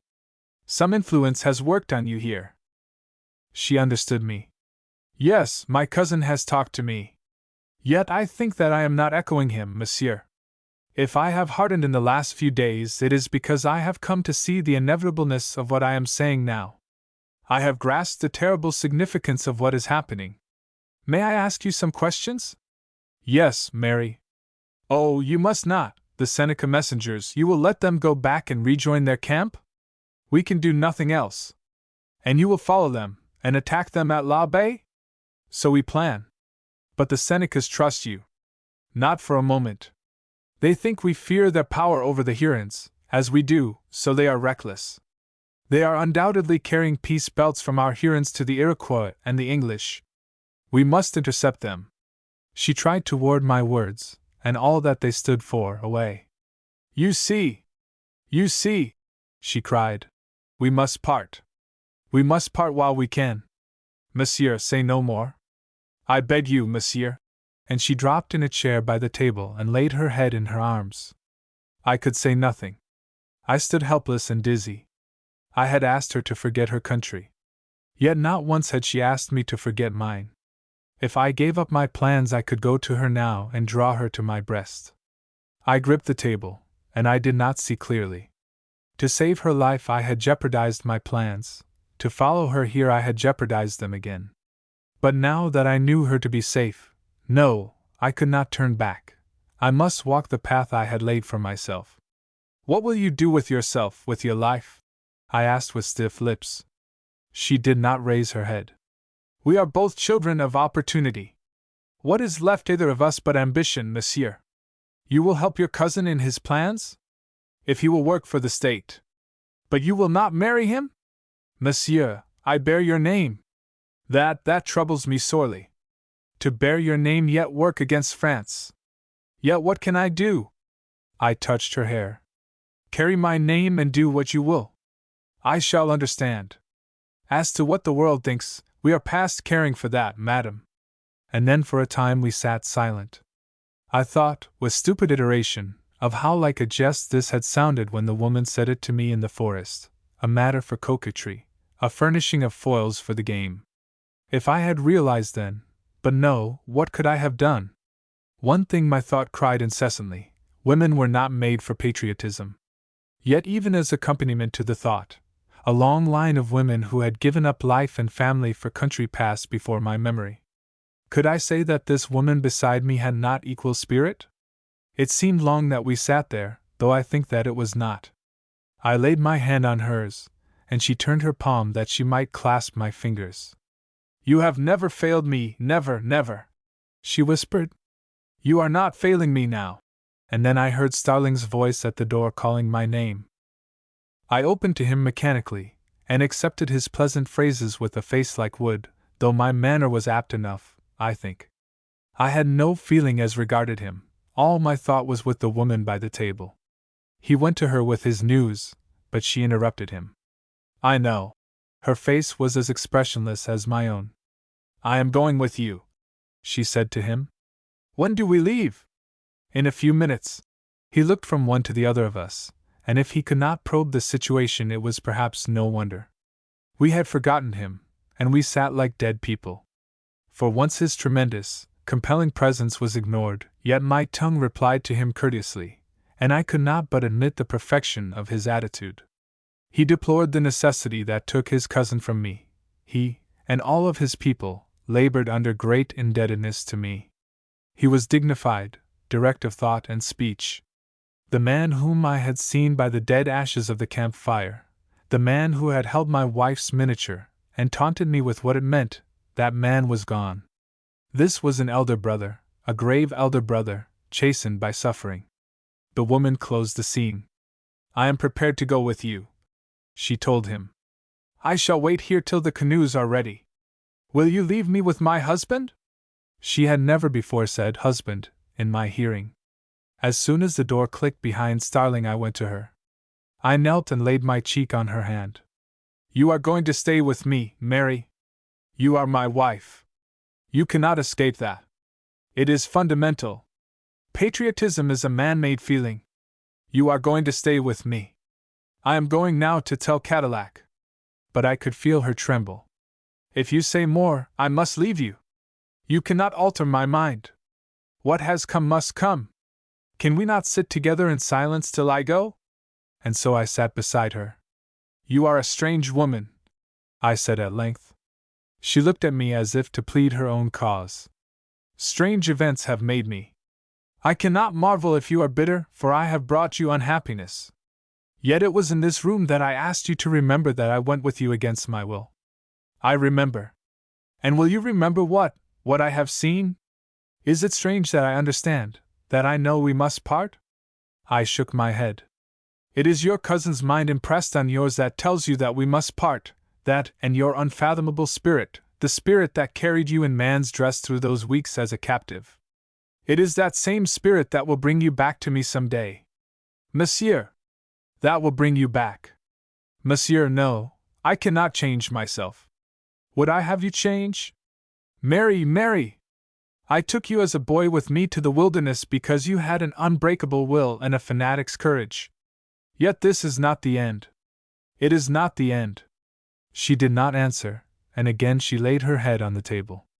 We had but a few minutes left now. I saw her look up at me twice before I heard her whisper. Monsieur, you said that I loved you. But you never said that you. Would it change your decision if I said it now? No, no! It could not.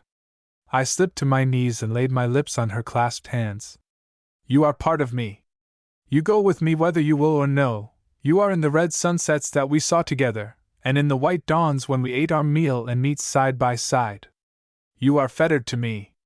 I cannot rid myself of your presence for a moment. I shall tell you more of this when you come to me again. She bent to me with the color driven from her lips. Don't! We will learn to forget. We are both rulers of our wills. We will learn to forget. Wait, are they calling me? We listened.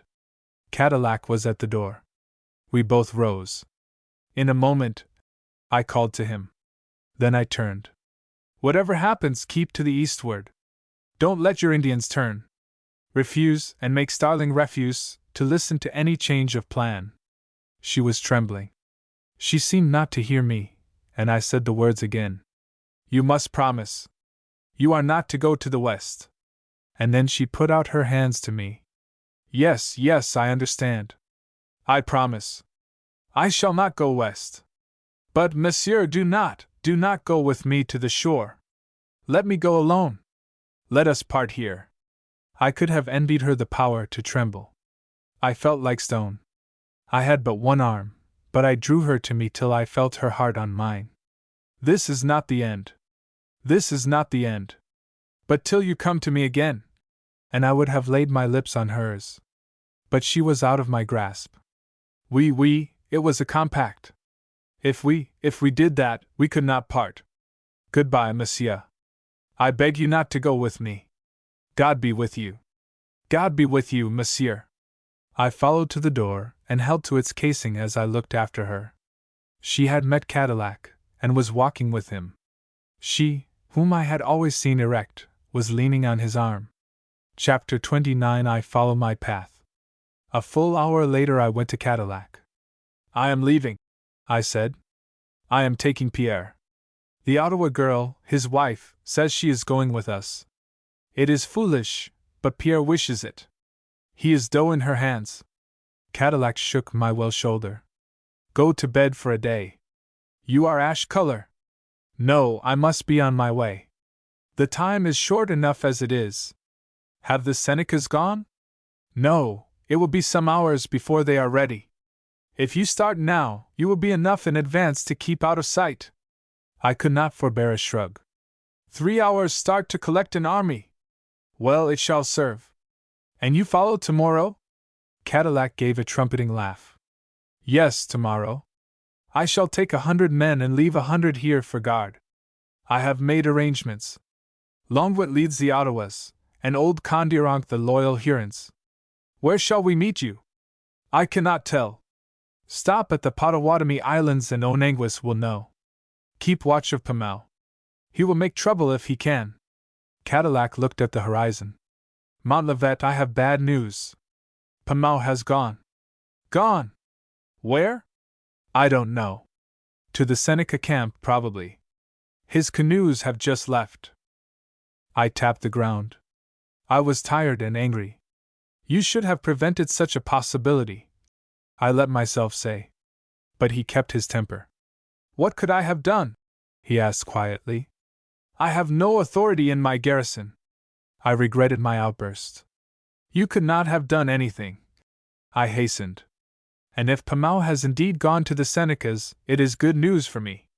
I am impatient for a meeting with him that I did not dare have here for fear of entangling myself and losing time. I shall hope for an encounter in the west. And now I am away, monsieur.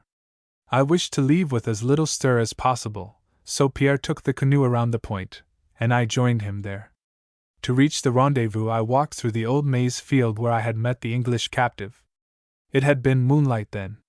Now it was hot noon, and the waves of light made me faint. I had forgotten breakfast. I cursed myself at the omission, for I needed strength. But I was not to leave quite unattended. When I reached the canoe, I found Father Carhyle talking to Singing Arrow. I was glad to see him. There was something that propped my pride and courage in his irritable, tender greeting. He pressed a vial into my hands. It is confection of jacinth. It has great virtue. Take it with you, my son. I knelt. I would rather take your blessing, Father. He gave it to me, and his old hands trembled. Come back, my son. Come back safely. You will return this way? I looked off at the blue, beckoning west.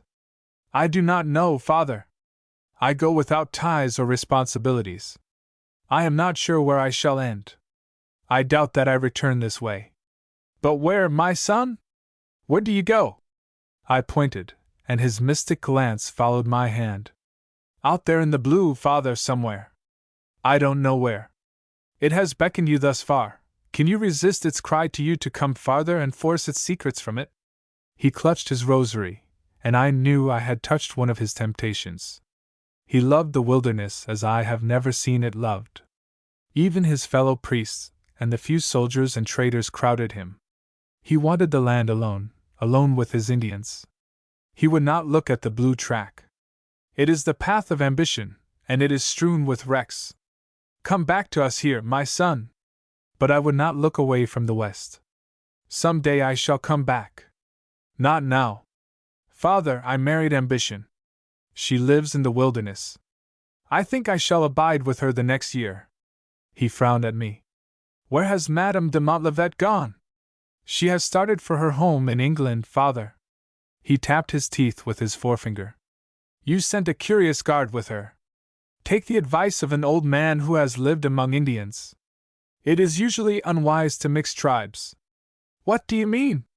You should have sent a guard of Ottawas with your wife and Starling. They were all Ottawas. No, they were more than half Hurons. I counted. I jammed my teeth together and tried to think. I had just said that the West was calling me, that I was untrammeled. Untrammeled. Why, I was enmeshed, choked by conflicting duties. I put my head back and breathed hard. Father, are you sure? Cadillac himself saw to it that they were all Ottawas. The priest stepped forward and wiped his handkerchief across my face. It was wet. My son, take this more calmly. Cadillac does not know one Indian from another. Does this mean harm? I shook the sweat from my fingers. I do not know what it means. But I must go west. I must. Hundreds of men depend on me. Father Carlyle? Yes, my son. I bound you once on this very spot. May I bind you again? With promises? Yes. Will you see Cadillac at once, tell him what you know, and have a company of Ottawas sent in pursuit of Lord Starling? Will you yourself see that it is rightly done? His foot drummed a tattoo. I ask no favors of the commandant. Father! Oh yes, I. Then go at once, I beg you. Hasten. He shook his head at me, but he turned and ran. I watched him a moment, then I stepped in the canoe. I will take a paddle, I told Pierre. I can do something with my left hand. Singing Arrow must take one, too. It had come to me before in my life to be compelled to force the apparently impossible out of opportunity. But never had I asked myself to attempt such a task as this. I had only one day the start of Cadillac, and in that time I must collect an army. But if success were within human reach, I was well armored to secure it, for I carried a desperate heart. So if I say we went swiftly, it conveys no meaning of what we really accomplished. We paddled as long as our arms would obey us, slept sparingly, and paddled again. Singing Arrow was worth 2 men. She paddled for us, cooked for us, and packed the bales when our hands blundered with weariness.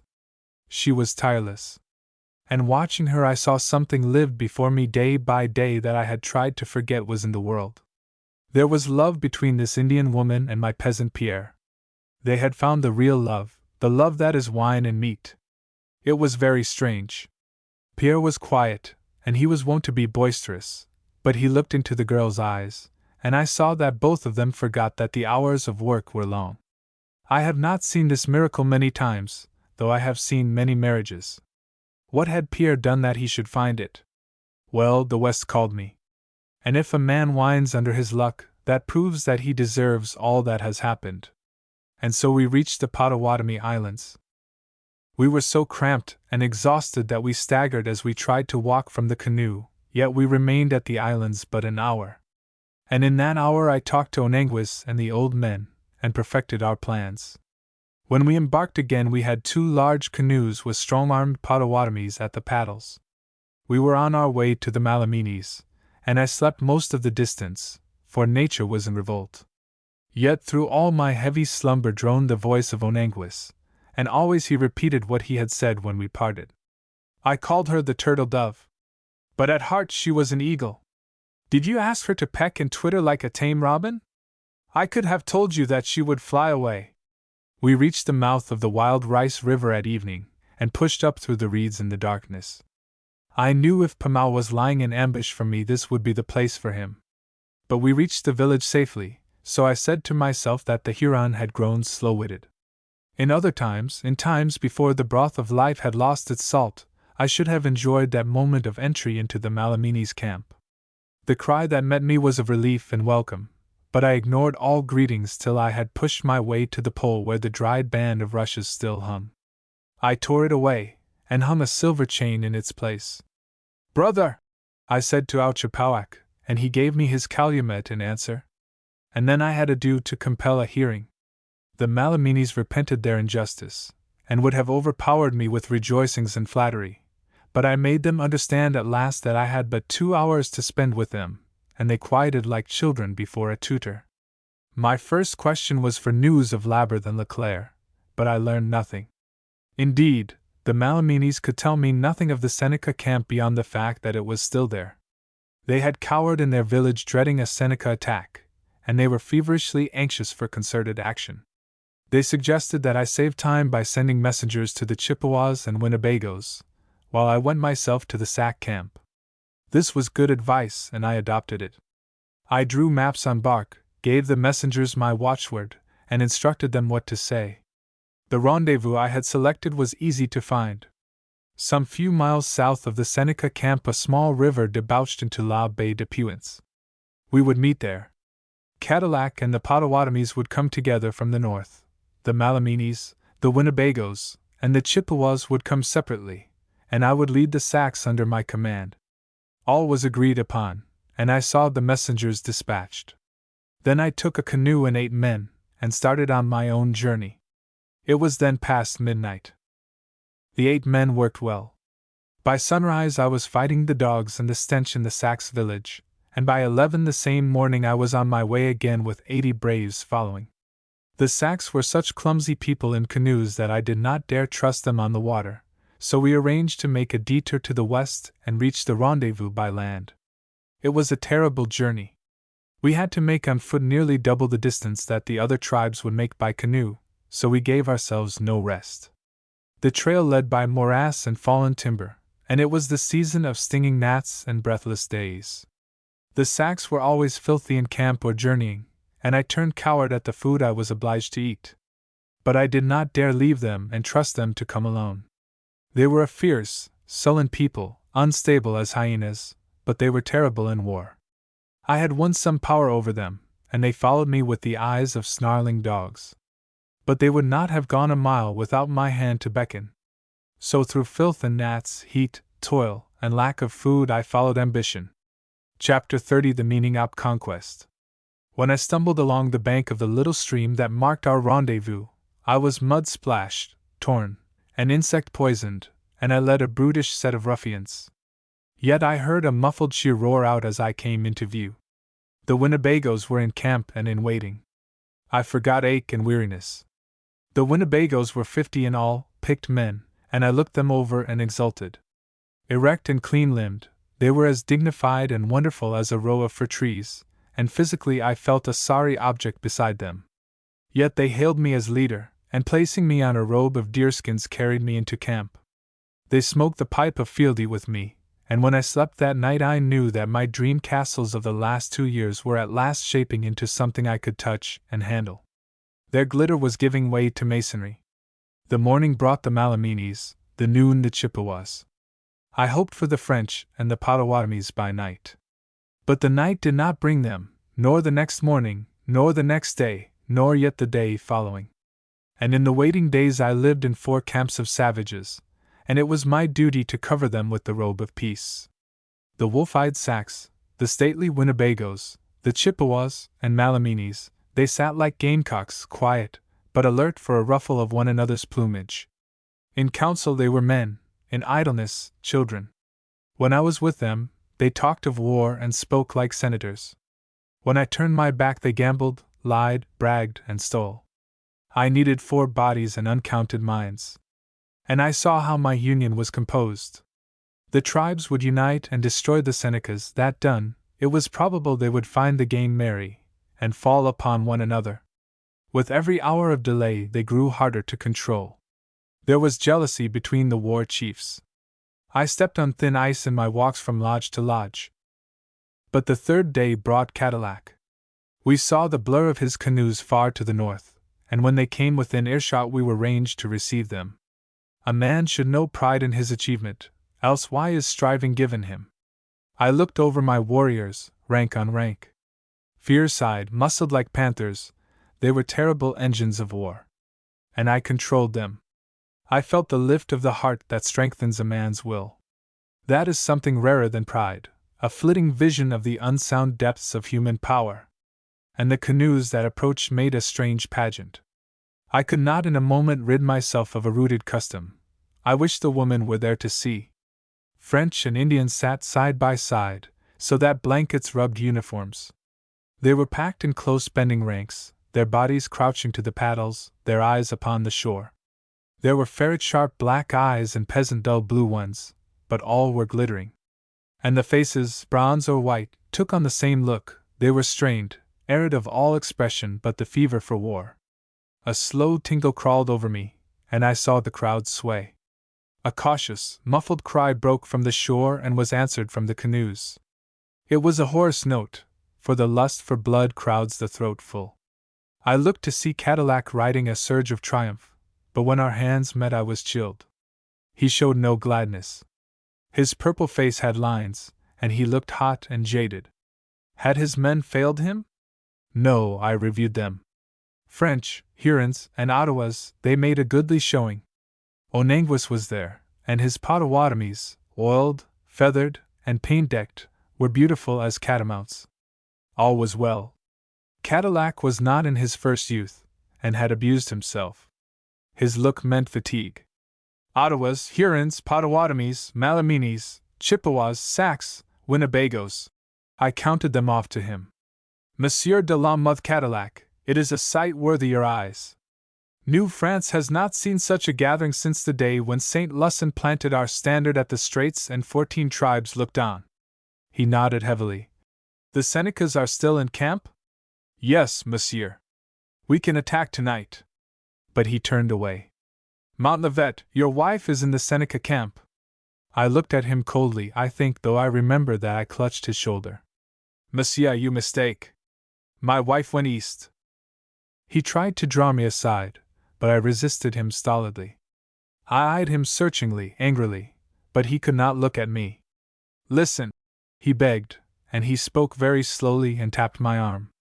Yet I was understanding him perfectly. Listen, Montlivet, there is no mistake. When Father Carheil told me that there were Hurons in Starling's escort, I sent Ottawas in pursuit. I have heard from them. Starling's party went east till they were out of sight of the garrison. Then they turned west and joined Pamau. It was by Starling's direction. The Ottawas would have objected, for I had ordered them to travel east, but they were overpowered. It is supposed, since they traveled in this direction, that they went to the Seneca camp. But that may not be true. It is undoubtedly true, I said. Cadillac pushed me out of earshot of the men. Montlivet, you cannot understand. Listen to me. I tried to shake him away. There is nothing more that you can say. Monsieur, unhand me. My wife left with Starling. She is undoubtedly in the Seneca camp. Pamau and Starling are in league, and they go to the Senecas because they hope to make terms on behalf of the English with the western tribes. I understand. Cadillac looked at me fully, and I realized dully that his face grew white as he examined mine. Go away. Go at once, he urged. Leave things here to me. I nodded and stumbled away. Stretched tarpaulins made my tent, and I crawled under them, drew down the folds, and was alone. The noise of the camp muttered around me like a wind. And then I lay alone with myself and my beliefs, and fought to know where my feet were set. There was tempest without my tent, but not within. In the valleys where I struggled there was great quiet. and at last I found certainty. In an hour I went to find Cadillac. He would not let me speak. Montlivet, we will stop this attack, if we can hold the Indians. It is not possible to hold the Indians. They are blood drunk. We should have general massacre. Then you must leave. You can go with Onanguis. He says that if his adopted daughter is with the Senecas he will not join in the attack. No, I shall not go with him. I shall lead the allied force of Indians, monsieur. Cadillac looked me over. I saw, with my own face cold, that his was not steady. No victory is worth that, I heard him say, and I listened as if he spoke of another's sorrow. It is not necessary, Montlivet. It is absolutely necessary. The war chiefs are jealous. Without a leader they will fall on one another, and we shall have sickening massacre. You cannot lead them, for you do not speak their language. But even granting that, I touched his sleeve. Monsieur, I have been alone. I have thought it out. There is no escape. I do not know why life should give a man such a thing to do, but it is here. I have told the Indians that I represented the king, that I stood for government protection. I have called them here in the name of law. It is a new word to them, and I have forced its meaning into their minds. And so they trust me. They trust me in the name of this law I talk about. If I desert them now, they will lapse into savagery of the worst kind. We shall have anarchy. Blood will flow for years. No Frenchman's life will be safe. I have the best men of 6 tribes here, and they will think themselves deceived and pay us in red coin. I have been alone. I have thought it out. I cannot do wholesale murder to save one life, even if it is my wife whose life is to be forfeit. We must go on. Cadillac put out his hand and caught my shoulder. I had reeled against him as I spoke. He removed his hat. I await your plans, Monsieur de Montlivet. My troops are ready. When I found Onanguis, he examined me from under drooping lids. Despite his age, he was wont to hold his head like a deer, but now his look was on the ground. He handed me a richly feathered bow and a sheaf of arrows. I cannot use them, he said. I called her daughter. I gave her a robe in token. It is only a porcupine who turns against his own. A chief remembers. I pressed the bow back. Take it and save her. I do not know how. You are an old man in knowledge, I am a child. I trust to you to bring her to me. He looked up at that, and shook his head in sorrow when he saw my face. But he would not take his bow. One man cannot save her, he said, and he bowed his head again and went away. I did not speak. I saw him summon his warriors and re-embark. In the general tumult his leaving made little stir. The Potawatomis were arrogant, called themselves lords, and exacted tribute of the other tribes of La Bay. Yet they accomplished this more by diplomacy than warfare. I knew that Onanguis's desertion was well in tune with his reputation and would not be combated. I found Pierre, and told him about the woman. You are to save her. You are to get her away. It is for you to do. You are to think nothing else, work for nothing else. You can do it. I depend on you to do it. You are never to come to me again if you fail. But he too looked away. It cannot be done. The Indians will kill her. He turned his head from me, and his voice was thick and grating. I raged at him. I shall give the Indians orders to spare all women, I declared.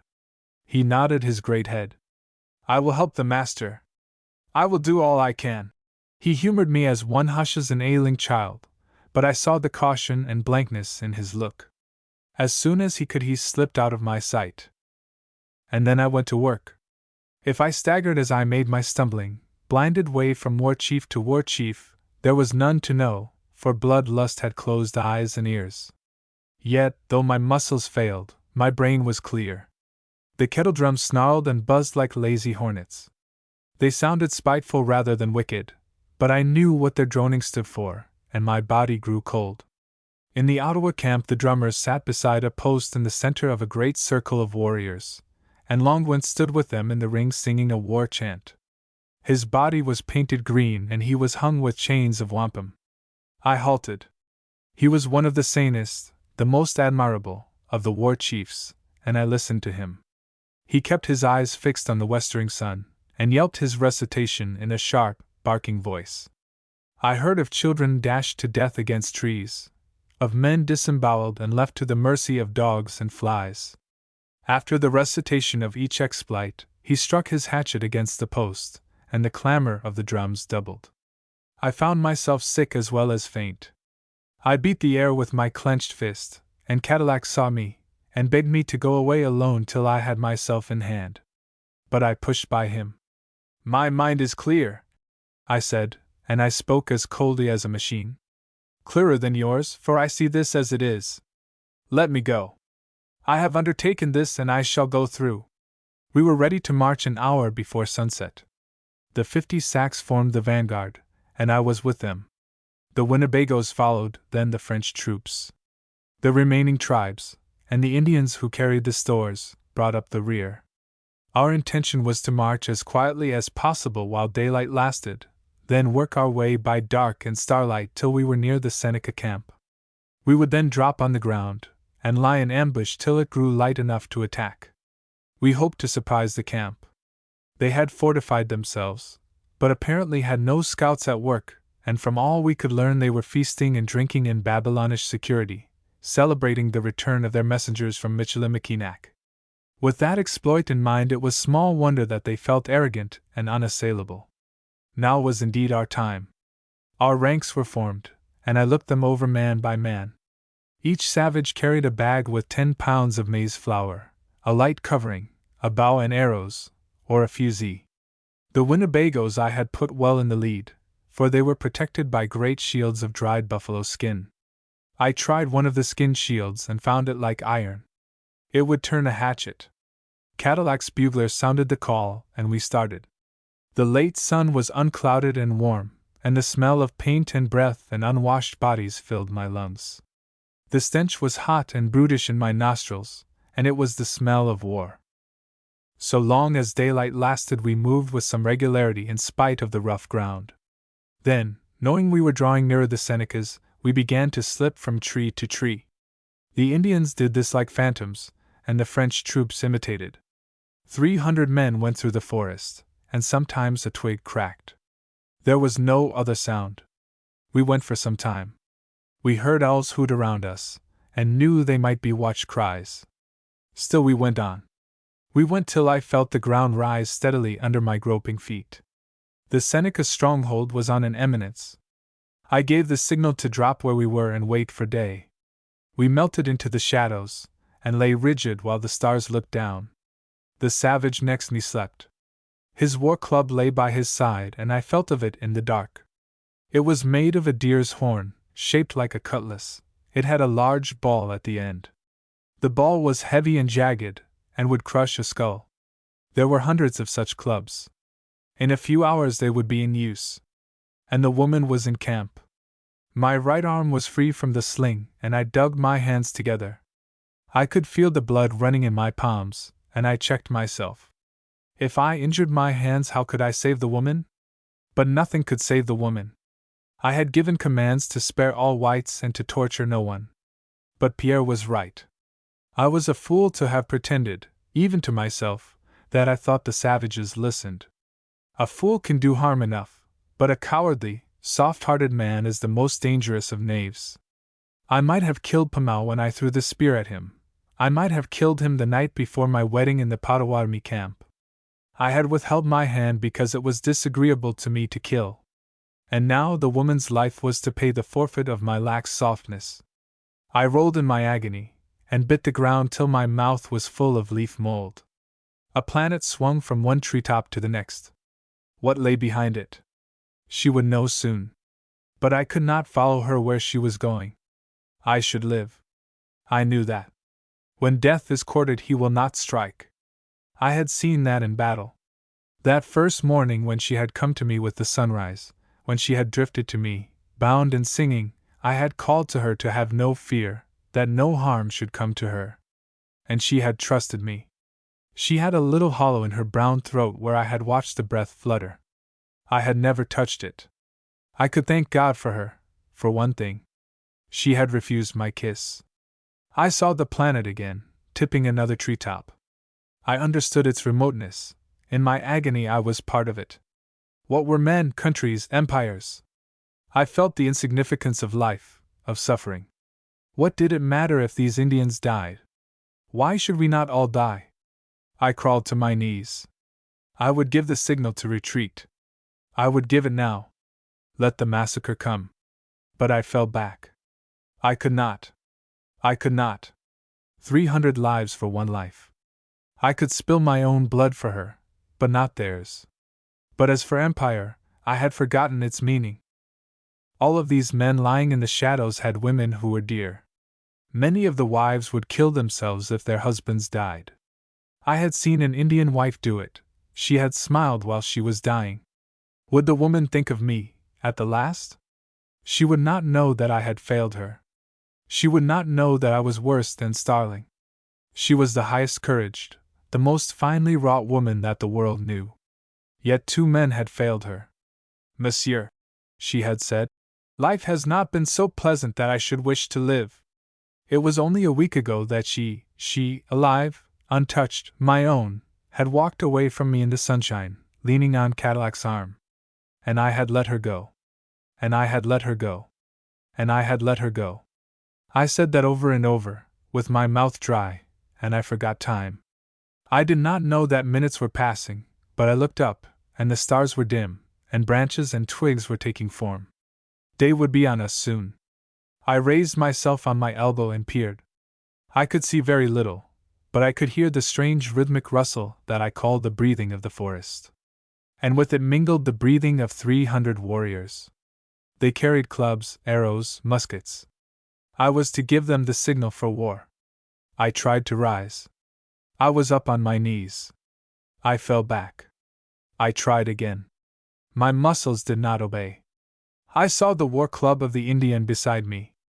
My hand stole out to it. A blow on my own head would end matters. My hands closed on the handle of the club. Then the savage next me stirred. That roused me. The insanity was over, and sweat rained from me at realization of my weakness, the weakness that always traps a man unsure of his values, his judgment. When men say that a man's life is not his own to take, I am not sure. But that had nothing to do with me now. I was not a man in the sense of having a man's free volition. When I had given up human claims for myself, I had ceased to exist as an independent agent. It was only by knowing that I was a tool that I could keep myself alive. And so I sat upon my knees and whispered to the Indians about me. They whispered in turn, and soon 300 men were waked and ready. Yet the forest scarcely rustled. I motioned, and the line started. We crept some 20 paces from tree to tree. Then ahead of us I saw an opening. I could distinguish the outlines of a rough redoubt. I stepped in front and stopped a moment. It had grown light enough for me to see the faces of the Sac warriors. Dirt-crusted, red-eyed, wolfish, they awaited my signal. I raised my sword. "Ready!" I called. An inferno of yells arose. We ran at the top of our speed. We charged the stake-built redoubt with knives in hands. Mingled with our war cry I heard the screams of the awakening camp.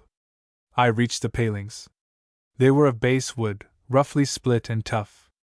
I could not scale them with my lame shoulder. I seized a hatchet from an Indian, struck the stakes, wrenched one free, and climbed through the hole. The camp was in an uproar. A few Sacs had scaled the redoubt ahead of me, and one of them was grappling with a Seneca just in my path. I dodged them and ran on. Behind me I heard the terrible roar of the blood-hungry army. I fought my way on. Warriors and slaves rose before me and screamed at my knife, and at something that was in my face. I did not touch them. I had to find the woman. She might be hiding in one of the huts. But there were many bark huts, and all alike. I ran on. The air was thickening with powder smoke, and the taste of blood was in my throat. A hatchet whistled by me and cut the cloth from my shoulder. I saw the Seneca who threw the hatchet, but I would not stop. Corpses were in my way. Twice I slipped in blood and went to my knees. I must search each lodge, each group. I had seen nothing that looked like a woman. An Indian grappled with me, and I slashed at him till he was helpless. I was covered with blood that was not my own. I let him drop and stumbled on. I could not find the woman. I had not seen Starling nor Pierre nor Labarthe nor Leclerc. And over all the noise of tearing flesh and the screams of dying men came the sound of singing, of constant, exultant singing, the singing of victors binding their captives, the death songs of wounded preparing to die. I saw two bodies lying together, as if the same arrow had cleft them. Their hands sprawled toward me, red and beckoning. They were mutilated, but I knew their clothes. They were Leclerc and Labarthe. Leclerc was hanging on Labarthe, as he had leaned in life. I had brought these men to the wilderness. And Simon was dead too. I went on. I saw a Seneca, stripped and running blood, crouch to a white man on the ground and lift his knife to take the scalp. I sprang upon him, but he dashed my knife away, found his feet, and pressed at me. I dodged his hatchet, and catching up a skin shield from the ground turned on him. I was taller than he, and I smashed the shield down on his head so that he dropped. I pounded him till he was beyond doing harm to anyone, then I took his knife and hatchet, tossed him aside, and turned to the white man. It was Starling, and there was life in him, for he opened his eyes. I took my flask and forced brandy between his teeth. He recognized me but could not speak. A great spear had torn through his chest. I started to pull it out, but when I looked farther and saw what a hatchet had done, I checked myself. His eyes were on mine and he tried to speak. It was more than I could look at, his effort to hold life in his torn body and tell me something. I eased his head and gave him more brandy. And then he found strength to try to push me away. Go! Go! The woman! I made the words out of the writhing of his lips. I leaned over him. Where? Where is she? Where? He tried many times before he made a sound that I could catch, and his strength ebbed. I tried more brandy, but he was past reviving. I strained to hear, till my agony matched his. I thought I caught a word. Woods! I cried. Is she in the woods? Yes. He suddenly spoke clearly. Go. And he fell back in my arms. I thought that he died with that word, but I held him a moment longer to make sure. It did not matter now that I hated him.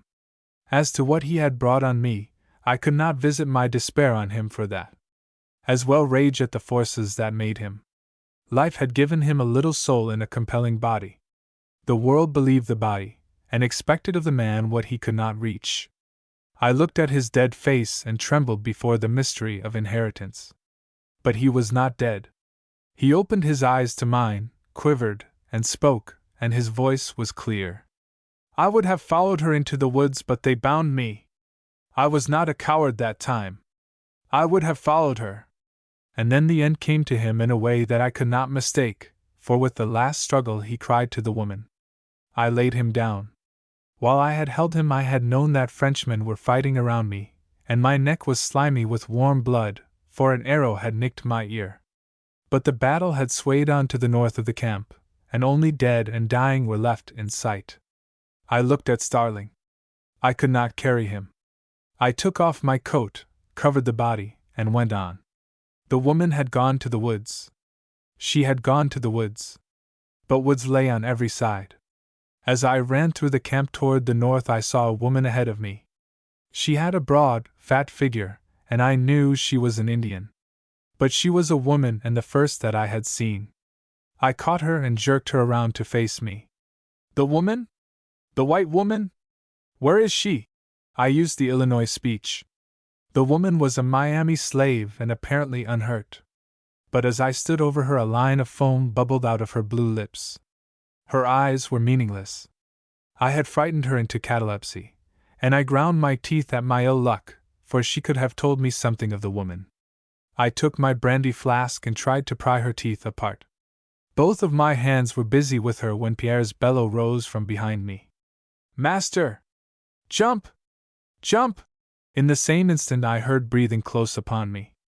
I jumped. As I did it, I heard the crash of a hatchet through bone, and the pounding of a great body heaving down upon its knees. I turned. Pommeau's hatchet was in Pierre's brain, and my giant, my man who had lived with me, was crumpled down on hands and knees, looking at me and dying.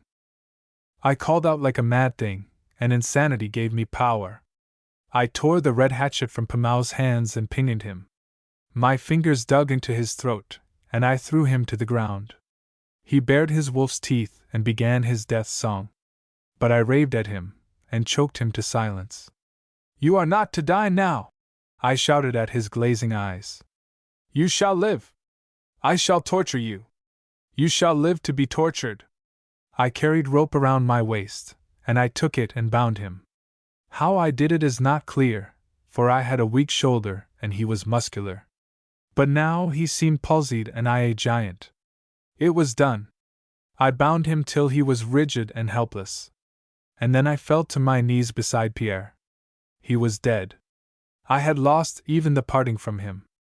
My giant was dead. He had taken the blow meant for me. Pierre was dead, and Simon and Labarthe and Leclerc.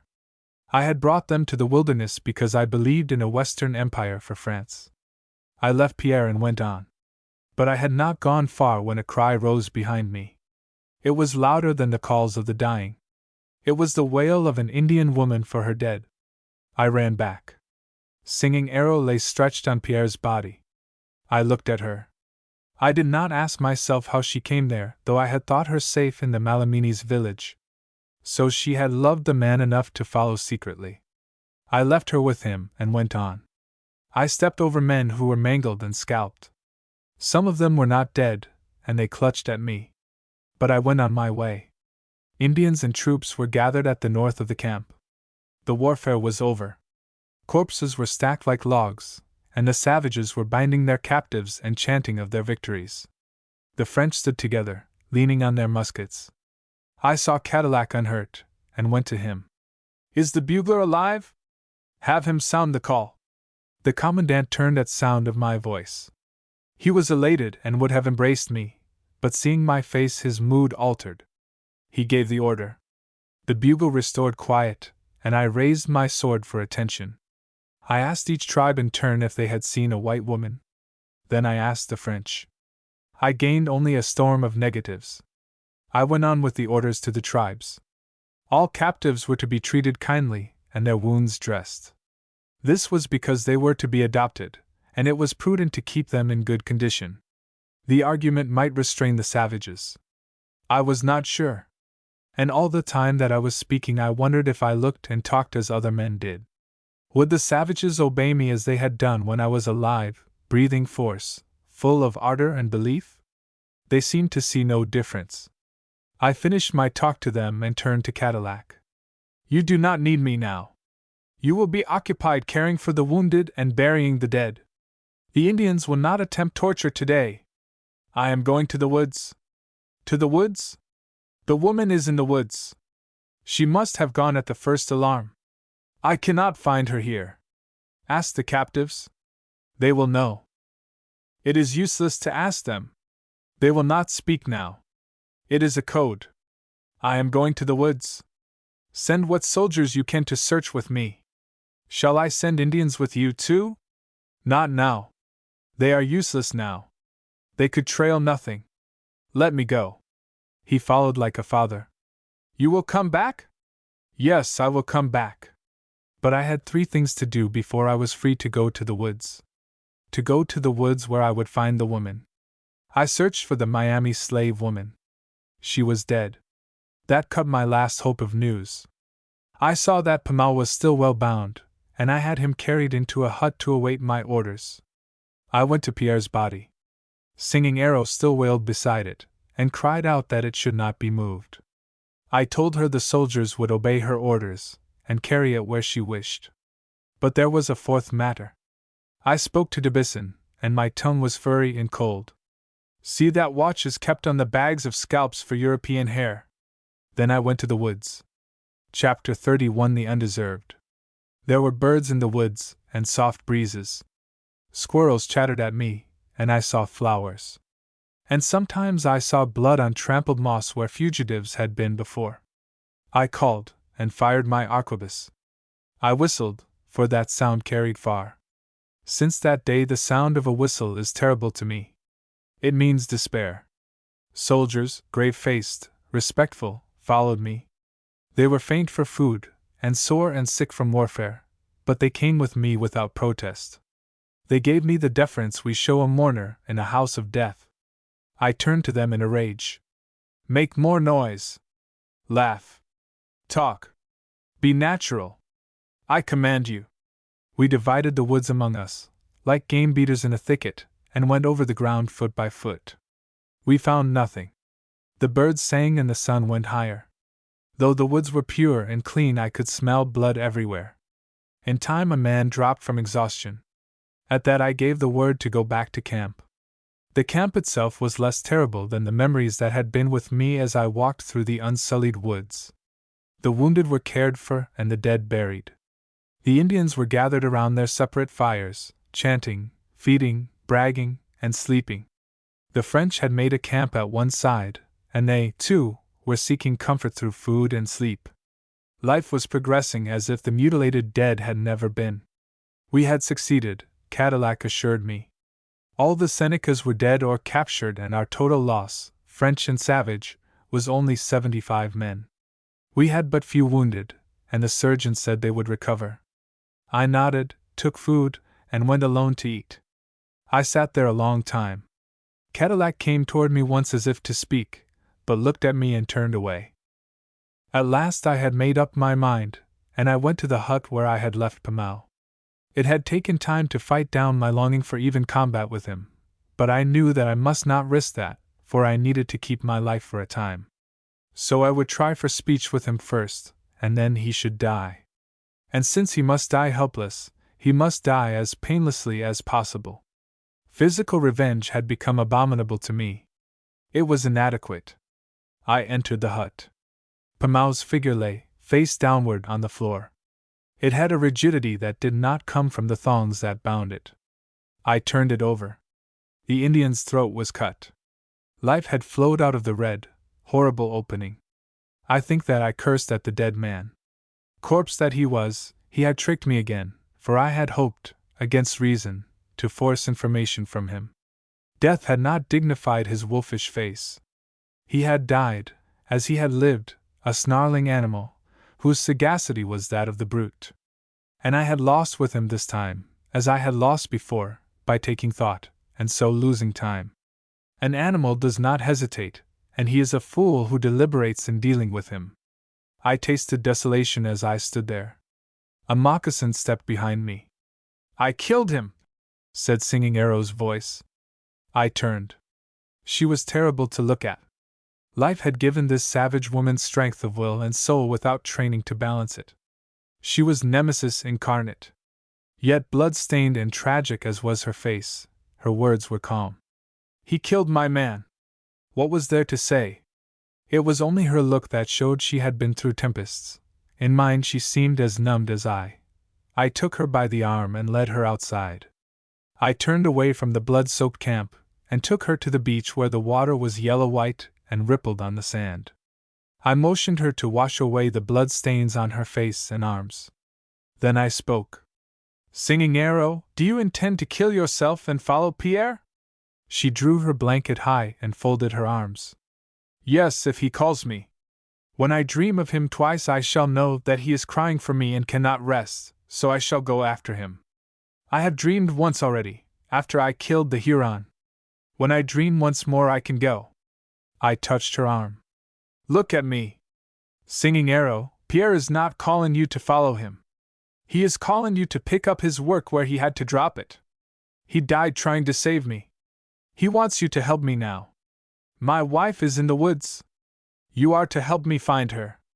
Will you help me, Singing Arrow?" She shook her head. As she looked at me, scornful and sorrowful and absolutely unmoved, she was one of the most beautiful women I had ever seen.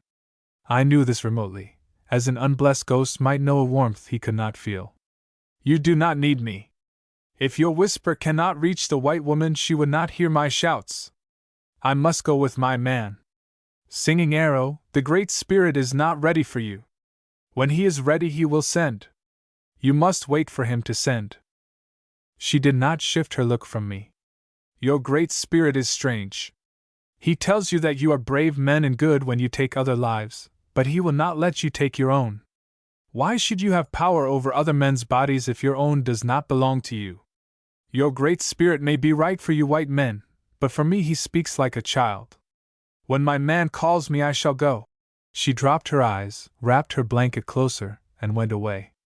I did not follow her. She had as sound a right to her belief as I to mine. And what was my belief? The sun was at the horizon, and I went to Cadillac. You hold council tomorrow? Yes, tomorrow morning. I shall be here. But where are you going now? To the woods. Cadillac took me by the arm. Montlivet, be sane! But I think that as he looked at me he saw that I was sane. I shall be with you in the morning, I promised. And I would have no further words. All that night in the woods, both waking and dreaming, the thought of the woman was like a presence near me. I slept some, dropping against trees, then roused and stumbled on. I do not know that I consciously searched for her, but I went on and on to meet her. It seemed that I should always do that while I lived, should always push my way forward, feeling that beyond the next turn she stood beckoning. The stars rose and set. There were multitudes of them, and very bright. If man could only have his orbit fixed and follow it as they did, be compelled to follow it by a governing power. The terrible cruelty of a God who throws volition into a man's hands without giving him understanding to handle it came to me for the first time. When day arrived, I ate a portion of meal and meat, and made my way back.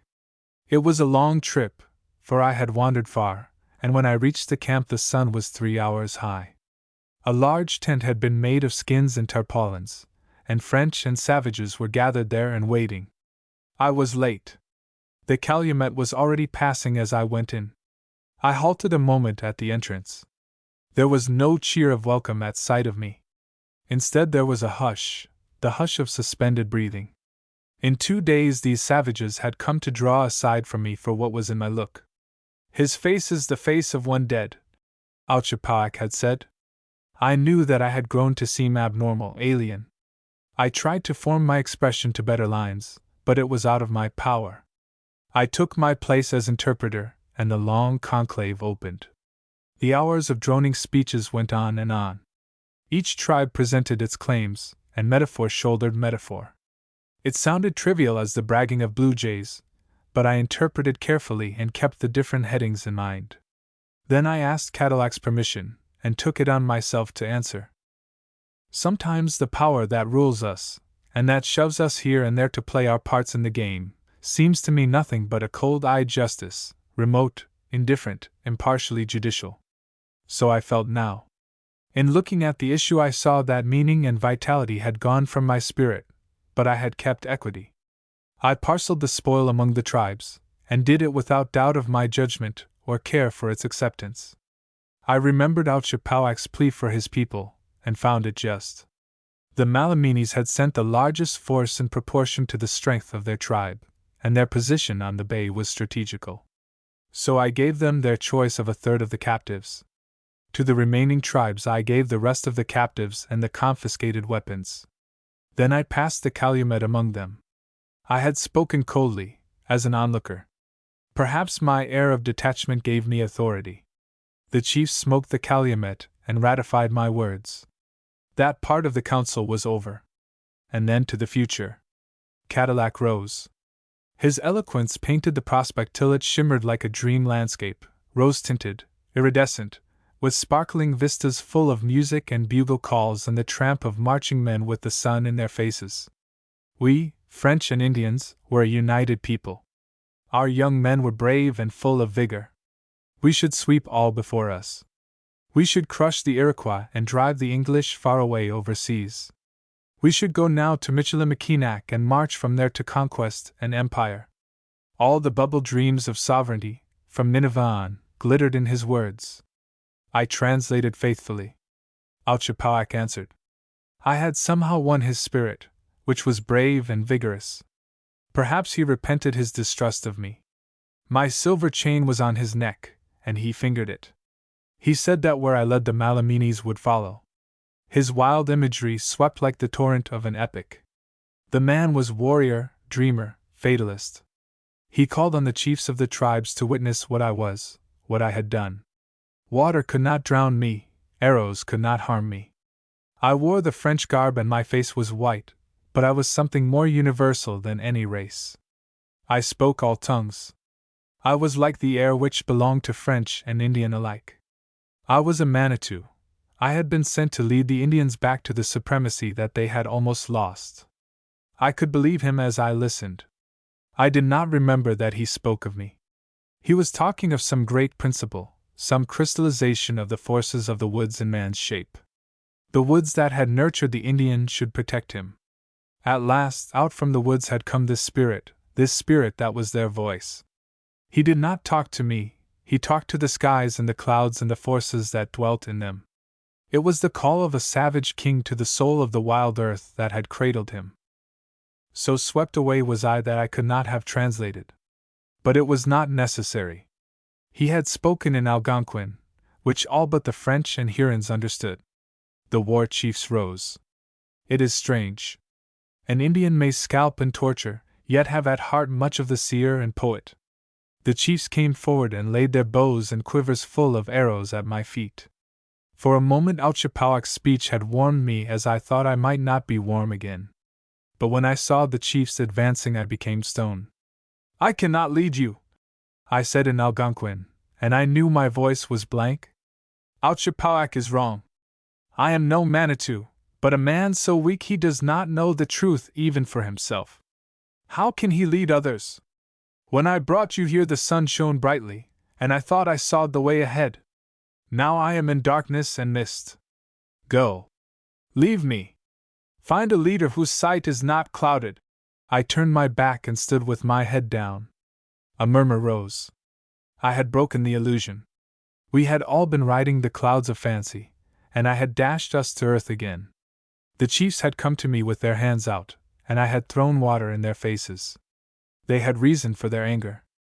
Cadillac saw the pantomime and lumbered from his seat. He seized my arm.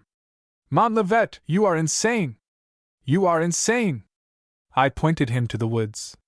Monsieur, I have dropped my sword. I shall go into the forest for a time. He shook me as if I were in a torpor. Your wife. I shall search for her. I am going out now with Indian trailers. I shall not leave this country till all hope is past, then I shall go west.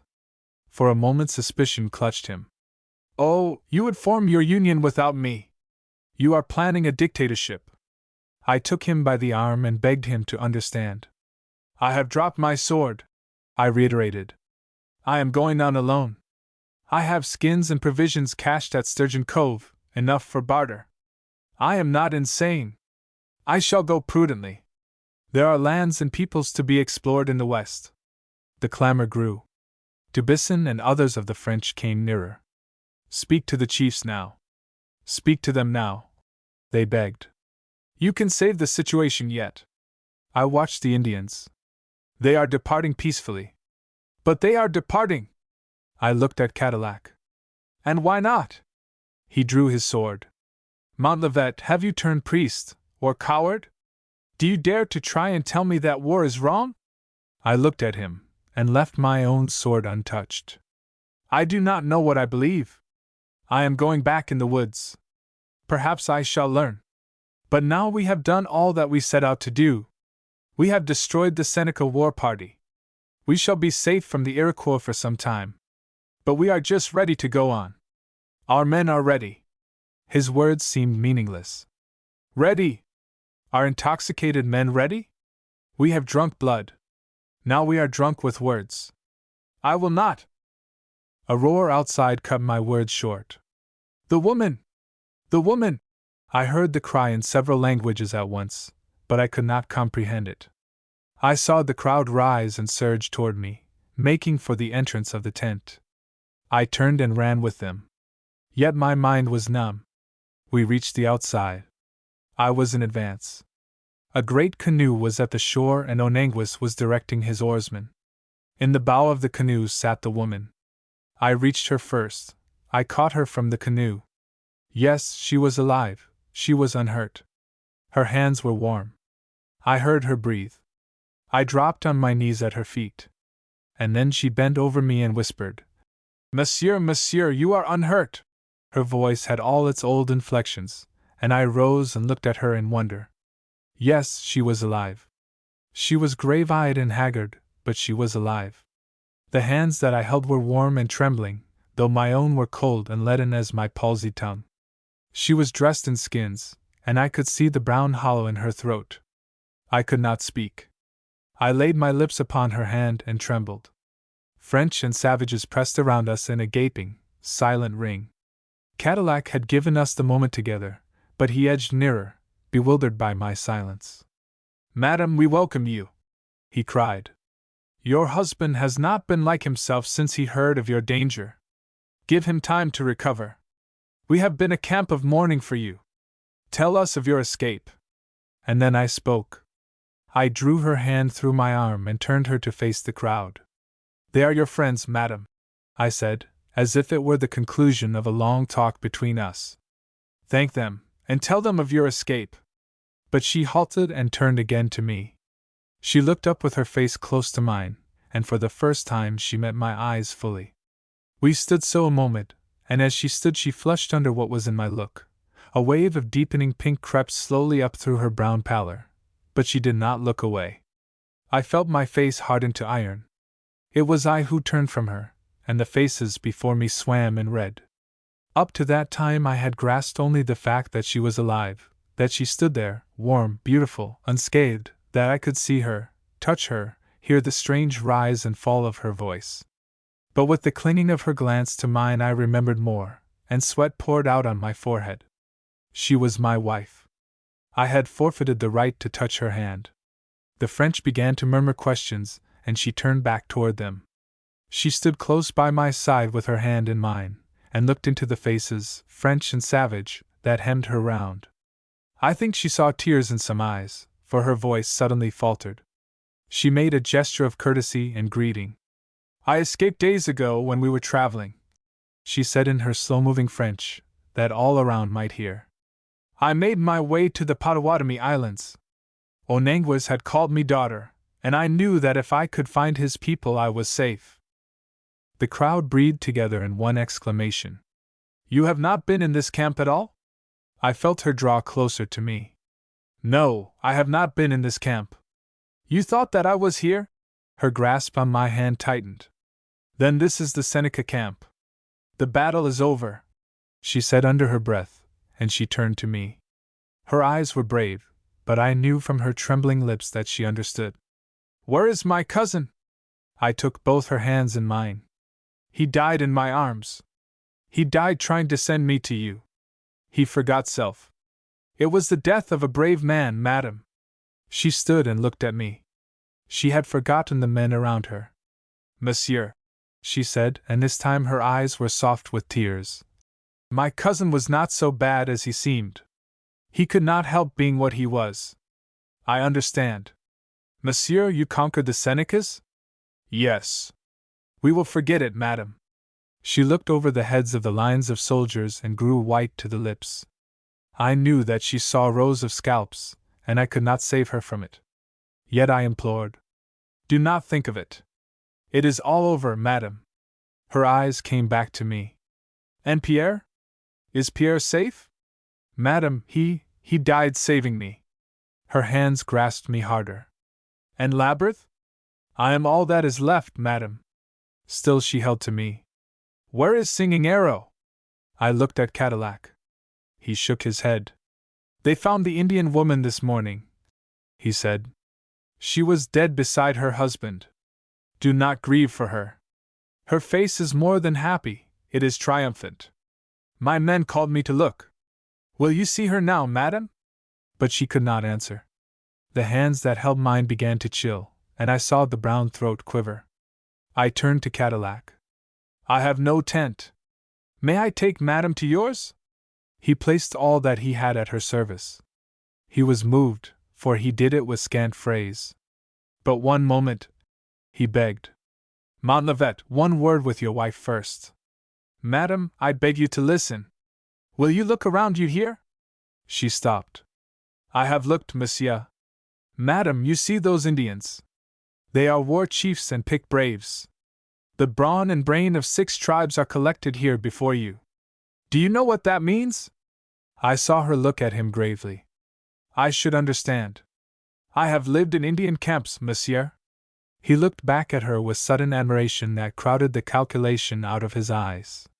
Madam, he exclaimed, we know your spirit and knowledge. We wish that you could teach us some new way to show you homage. But do you understand your husband's power? You have never seen him in the field. Look at these war chiefs. They are arrogant and untamed, but they follow your husband like parish school children. It is marvelous, madam. She lifted her long deer's throat, and I felt her thrill. Monsieur, I think that not even you can know half what I do of my husband's strength and power. Her words were knives. I would have drawn her away, but Cadillac was before me. Wait, Montlivet, wait! This is my time. I have more to say. Then, madam, to the point. These chiefs that you see are leaving. They would have been gone now if you had not come. They are leaving us because your husband said he would not lead them further. Talk to him. I can hold the tribes here a few hours longer. If he comes back to sanity by night, there will still be time for him to undo his folly. Talk to him, madam. Again I tried to interrupt, but the pressure of her hand begged me to be silent. What would you have me say to my husband? She asked Cadillac, and she stood close to me with her head high. He drove his fists together. I would have you bring him to reason, he groaned. For 3 days he has lived in a trance. He planned the attack, and led it without a quiver, but since then he has tried to wash his hands of us and of the whole affair. It is a crucial time, and he is acting like a madman. His anxiety about you has unbalanced him. Bring him to reason, madam. I saw her steal a glance at me as a girl might at her lover, and there was a strange, fierce pride in her look. She bowed to Cadillac. I am glad you told me this, monsieur. Then she turned to me. Shall we go? But I looked over her head at the commandant. It will be useless to keep the tribes in waiting, I warned. I went to Onanguis, the woman on my arm. My heart is at your feet, I said to him. My blood belongs to you, and my sword. He looked at the woman and at me, and he spoke thoughtfully. When I found her in my lodge we had no speech in common, but I understood. I brought her to you. Now keep what you have.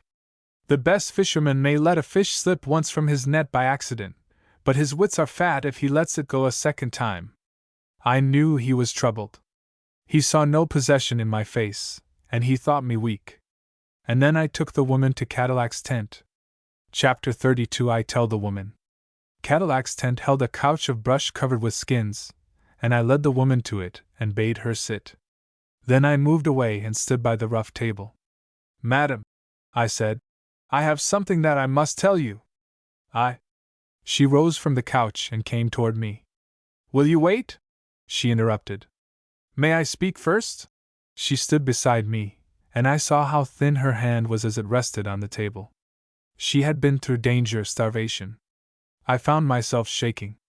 You went alone through the woods? I cried, and my voice was hoarse, so that I had to stop and control it. Did you suffer? You must have suffered, madam. She smiled up at me. Monsieur, do not grieve. It is all over. And the greatest suffering was in my mind. I feared that you would think I disobeyed you. I clenched my hands. Madam, you must not say such things to me.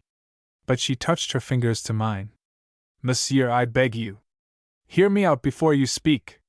As to my coming here, I promise you that I would not turn westward, but I could not help it. I know, madam. My cousin, he was a spy, after all. He deceived us both. He was carrying peace belts. But I am sure that he had moments of saying to himself that he would refuse to act the spy. When he lied to me, and told me that he had no purpose but my safety, I think that he thought he spoke the truth. I know, madam. But when I saw what he had done, when I saw that we were going west, I warned him that I would leave him. I told him, too, that he was going to his death. He did not believe me. No watch was kept on me. He had a small canoe. I took it one night. I had provision, a little. I am here, monsieur. I stood with my eyes down. Your cousin wished to follow you. The Indians restrained him. It was as I told you. He was not a coward at the last, madam. I heard her quick breath. My cousin, he was very weak. But he would have liked not to be. I think that he would have liked to be such a man as you, monsieur. If I had been a live man, I should have cried out at the irony of having to hear her say that to me. But I could not feel even shame. Hush, hush, I said slowly. It is my turn now. Madam, I knew that you were in the Seneca camp. But I was not. It is the same as if you were. We had news from Indian runners that Starling had turned west and joined Pamau. I knew that he would take you to the Senecas. I stopped and forced myself to look at her. But I found no horror in her face. There was still that strange glow of pride that had not faded since she talked to Cadillac. I saw that she did not understand. My voice was thick, but I tried to speak again. She interrupted. This is not a surprise to me. This wilderness that seems so lonely is full of eyes and ears. I feared that you would hear that we had turned west. Her face was unsteady with tenderness. I had never seen her look like that. I warded her away, though she was several feet distant. You do not understand, I said. I knew that you were in the camp, yet I gave the signal to attack it. I gave the signal to attack it with Indians, and you were inside. But I was not inside, monsieur. I believed you to be, and I gave the signal. But, monsieur, Madam, I believed you to be in the camp, and I gave the signal to attack it. She was silent at that, and I knew that at last she understood. We stood side by side. I looked at the litter in Cadillac's tent, and counted it piece by piece. There were clothes, papers, a hand mill for grinding maize. I felt her touch my hand. Will you sit beside me on the couch? I followed her. She sat facing me, just out of reach of my hand. The light in the tent was blue and dim, but I could see the breath flutter in her throat. I looked at her. I should never be alone with her again. I should never again look at her in this way. I tried to hold the moment, and not blur it. I looked at the lips that I had never kissed. I watched the rise and fall of the bosom where my head had never lain. She was speaking, but I could hardly understand. I was 3 days in the woods before I found the Potawatomis, she said. I was alone all night with the stars and the trees. I thought of everything. I thought of this, monsieur. I was sure you would do what you did. I stared at her stupidly. She reached out and touched my hand. Monsieur, listen. I have lived beside you. I know you to be a man of fixed purpose and fanatic honor. When such a man as you lays out a path for himself, he will follow it even if he has to trample on what is in his way, even if he has to trample on his heart, monsieur. I could not follow her argument. You should not touch my hand. I drew it away. You do not understand, after all. Madam, I gave the signal knowing it meant your murder. I rose, and stood like stone. My arms hung like weights by my side, but I would not look away from her. She rose too. I saw a strange, wild brightness flame into her eyes. Monsieur, she whispered, I understand so much more than you realize. Listen. You will listen? Monsieur, until now you have always laughed. You have been gay, gay at all times. Yet through it all I have always seen, your terrible power of self-crucifixion. Oh, I have seen it, I have feared it, I have loved it. I have tried to get away from it. But always I have been conscious of it. It is you. It has ruled all your dealings with me. Else why did you take me with you? Why did you marry me? So in this matter. You knew that the safety of the West, and of the Indians who trusted you, lay in attacking this camp. I knew that you would attack it. Monsieur, now will you touch my hand? I stepped back. You cannot want to touch my hand. Madam, you do not know what you are saying. But she did not move. Monsieur, will you never believe that I understand? I could not answer. I turned from her. The air was black. I seized her fur cloak which lay on the couch and pressed it in my hands. I knew that my breath rattled in groans like a dying man's. If I had tried to speak, I should have snatched her to me. I held fast to the table.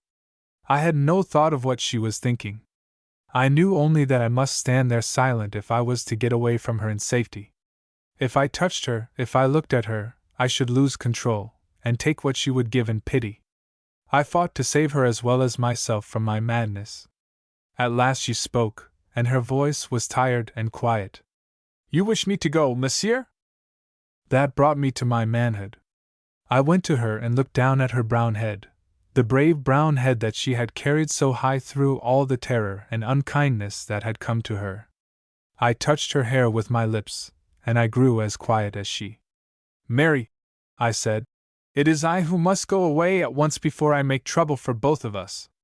You are trying to forgive me, but you cannot do it. You may think you have done it, but the time would come when you would look at me in horror, as you looked at Starling. I could stand death better. I know that you cannot forgive me. I knew it at the moment when I gave the signal to attack the camp. You can never forgive me." She lifted her eyes to mine. "I have not forgiven you, monsieur. There is nothing to forgive." I let myself look at her, and all my calmness left me. I shut my teeth and tried to hold myself in bounds. "Mary," I groaned, "be careful. Be careful. It is not your pity I want. If you forgive me for pity—" I could not finish, for she gave a little sob. She turned to me. "It is you who marry for pity," she cried, with her eyes brimming. "I could not. I would not. And I have nothing to forgive, nothing, nothing. I would not have had you do anything else. I was proud of you. Oh, so proud, so proud. If you had done anything else I could never have. Monsieur, do you love me, a little?" I took her in my arms. I held her close to me and looked into her eyes. I looked deep into them and into the soul of her. I saw understanding of me, acceptance of me as I was. I saw belief, heart hunger, love. And then I laid my lips on hers. She was my wife. She was the woman God had made for me, the woman who had trusted me through more than death, and who had come to me through blood and agony and tears. She was my own, and I had her there alive. I took her to myself. Chapter 33. To us and to our children. Hours passed and the flap of Cadillac's tent was not lifted. Outside in the camp the drum beat for sunset. The woman heard it. She pushed back her soft waves of hair, and a shadow fell across the light that had been in her eyes. "I had forgotten," she cried, with a soft tremble of wonder in her voice. "We have both forgotten. We promised the commandant that we would talk about your duty to the tribes." I kissed her for her forgetfulness. "Talk is unnecessary," I whispered. "I have made up my mind." But the drum's note had recalled her to what lay outside the tent walls. She sighed a little and bent to me as I sat at her feet. "Do not make up your mind yet," she begged with a curious, tender reluctance. "Let me tell you something first." I pressed her hand between my own. "I cannot listen. I can only feel. Tell me, when did you love me first?" She raised her hand to hide a tide of color. "Monsieur, it is my shame," she cried, with a little half-sob of exultance. "It is my shame, but I will tell you. The night that we were married, I lay awake for hours beset by jealousy of the woman of the miniature. Oh, I am indeed shamed. But how could I help it? Your walk, your laugh, your way of carrying your head. How could I keep from loving you? But I fought it. I fought it. I knew we had to part. I went to sleep every night with that thought uppermost. I took the hand I held, and quieted its trembling against my lips. "You are my wife," I said. "We shall never part. We shall live together till we are very old." The marvel of my own words awed me. But she begged me to hear her out. "I must speak of the past," she went on. "It leads to what I would have you say to the commandant. Will you listen?" "I will try." Then let me speak of the day we parted. I saw that I had to leave you. I thought I knew, that country was more sacred than individual happiness. But I was weaker than I thought. When I saw Michilimackinac fade, when I knew that I should never see you again, my life seemed to stop. I begged my cousin to take me back. I begged till I fainted. I could not keep my hands from clenching. And he refused you? I asked with my lips dry, and I knew that my voice showed hate of a man who was dead. She did not answer my question, and when she did not defend him, I knew that he had been hard to her. I must have remained unconscious a long time, she hurried on, for when I came to myself again the country was different and the sun was low. I was exhausted, and I could not think as I had done. You had said that patriotism was a man-made feeling, and I repeated your words over and over. It was all I could seem to remember. I could not see why our parting had been necessary. I wonder if you can understand. It was as if I had been reborn into a new set of beliefs. All that had seemed inevitable and great had grown trivial. I could not see distinctions as I had. God made us, English, French, Indians. I could not understand what patriotism stood for, after all. I did not know what had come upon my mind, but I saw that words that I had thought worth sacrificing life for had lost their meaning. And so, you see what I would say. I have changed. If you wish to lead the tribes, you are not to think of me. I rose and drew her to me. But Mary, I no longer wish to lead the tribes. She could not understand me, as indeed I could not wholly understand myself. She looked at me gravely and long, and she tried to find the truth in me, the truth that was out of sight, the truth about myself that even I did not know. Was the Commandant right? She queried. Is it anxiety about me that has changed your plans? I could only shake my head at her. I am not sure. Then I sat beside her and tried to explain. Simon is dead, Pierre died saving me. Leclerc and Labyrinth died under torture. I sacrificed them to enforce a belief. And now the belief is a phantom. It is very strange. Mary, we have traveled by different roads, but we have reached the same goal. My ambition for conquest is put away.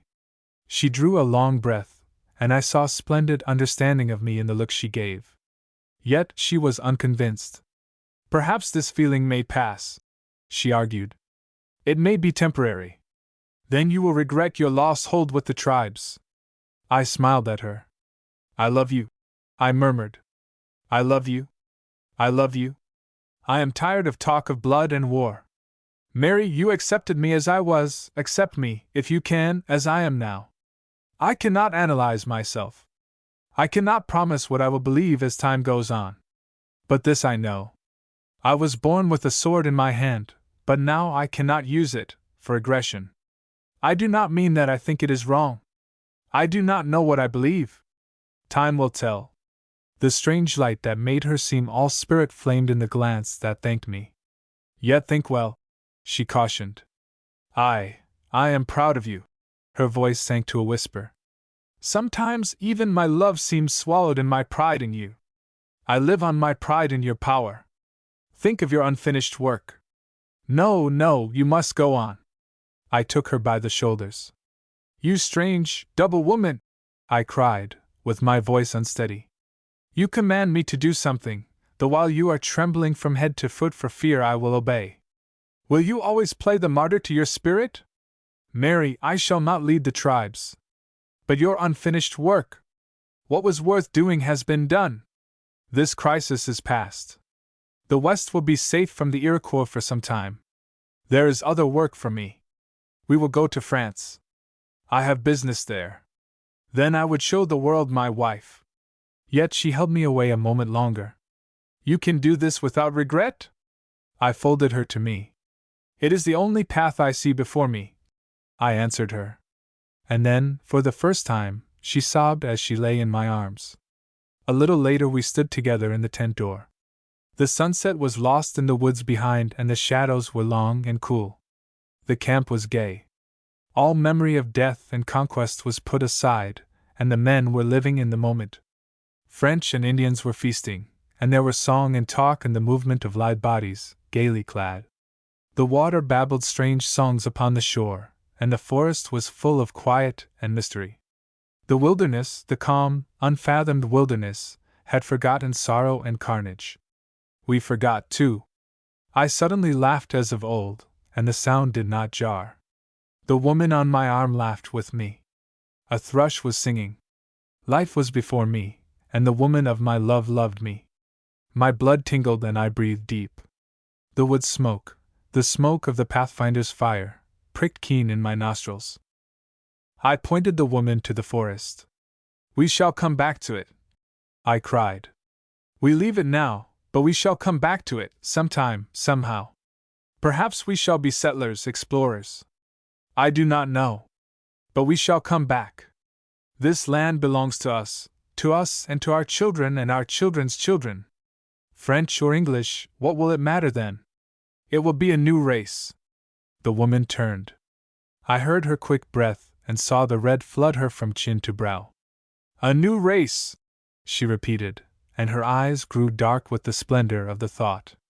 She clasped her hands and looked to the west over the unmapped forest, and I knew that for the moment her blood was pulsing, not for me, but for that unborn race which was to hold this land.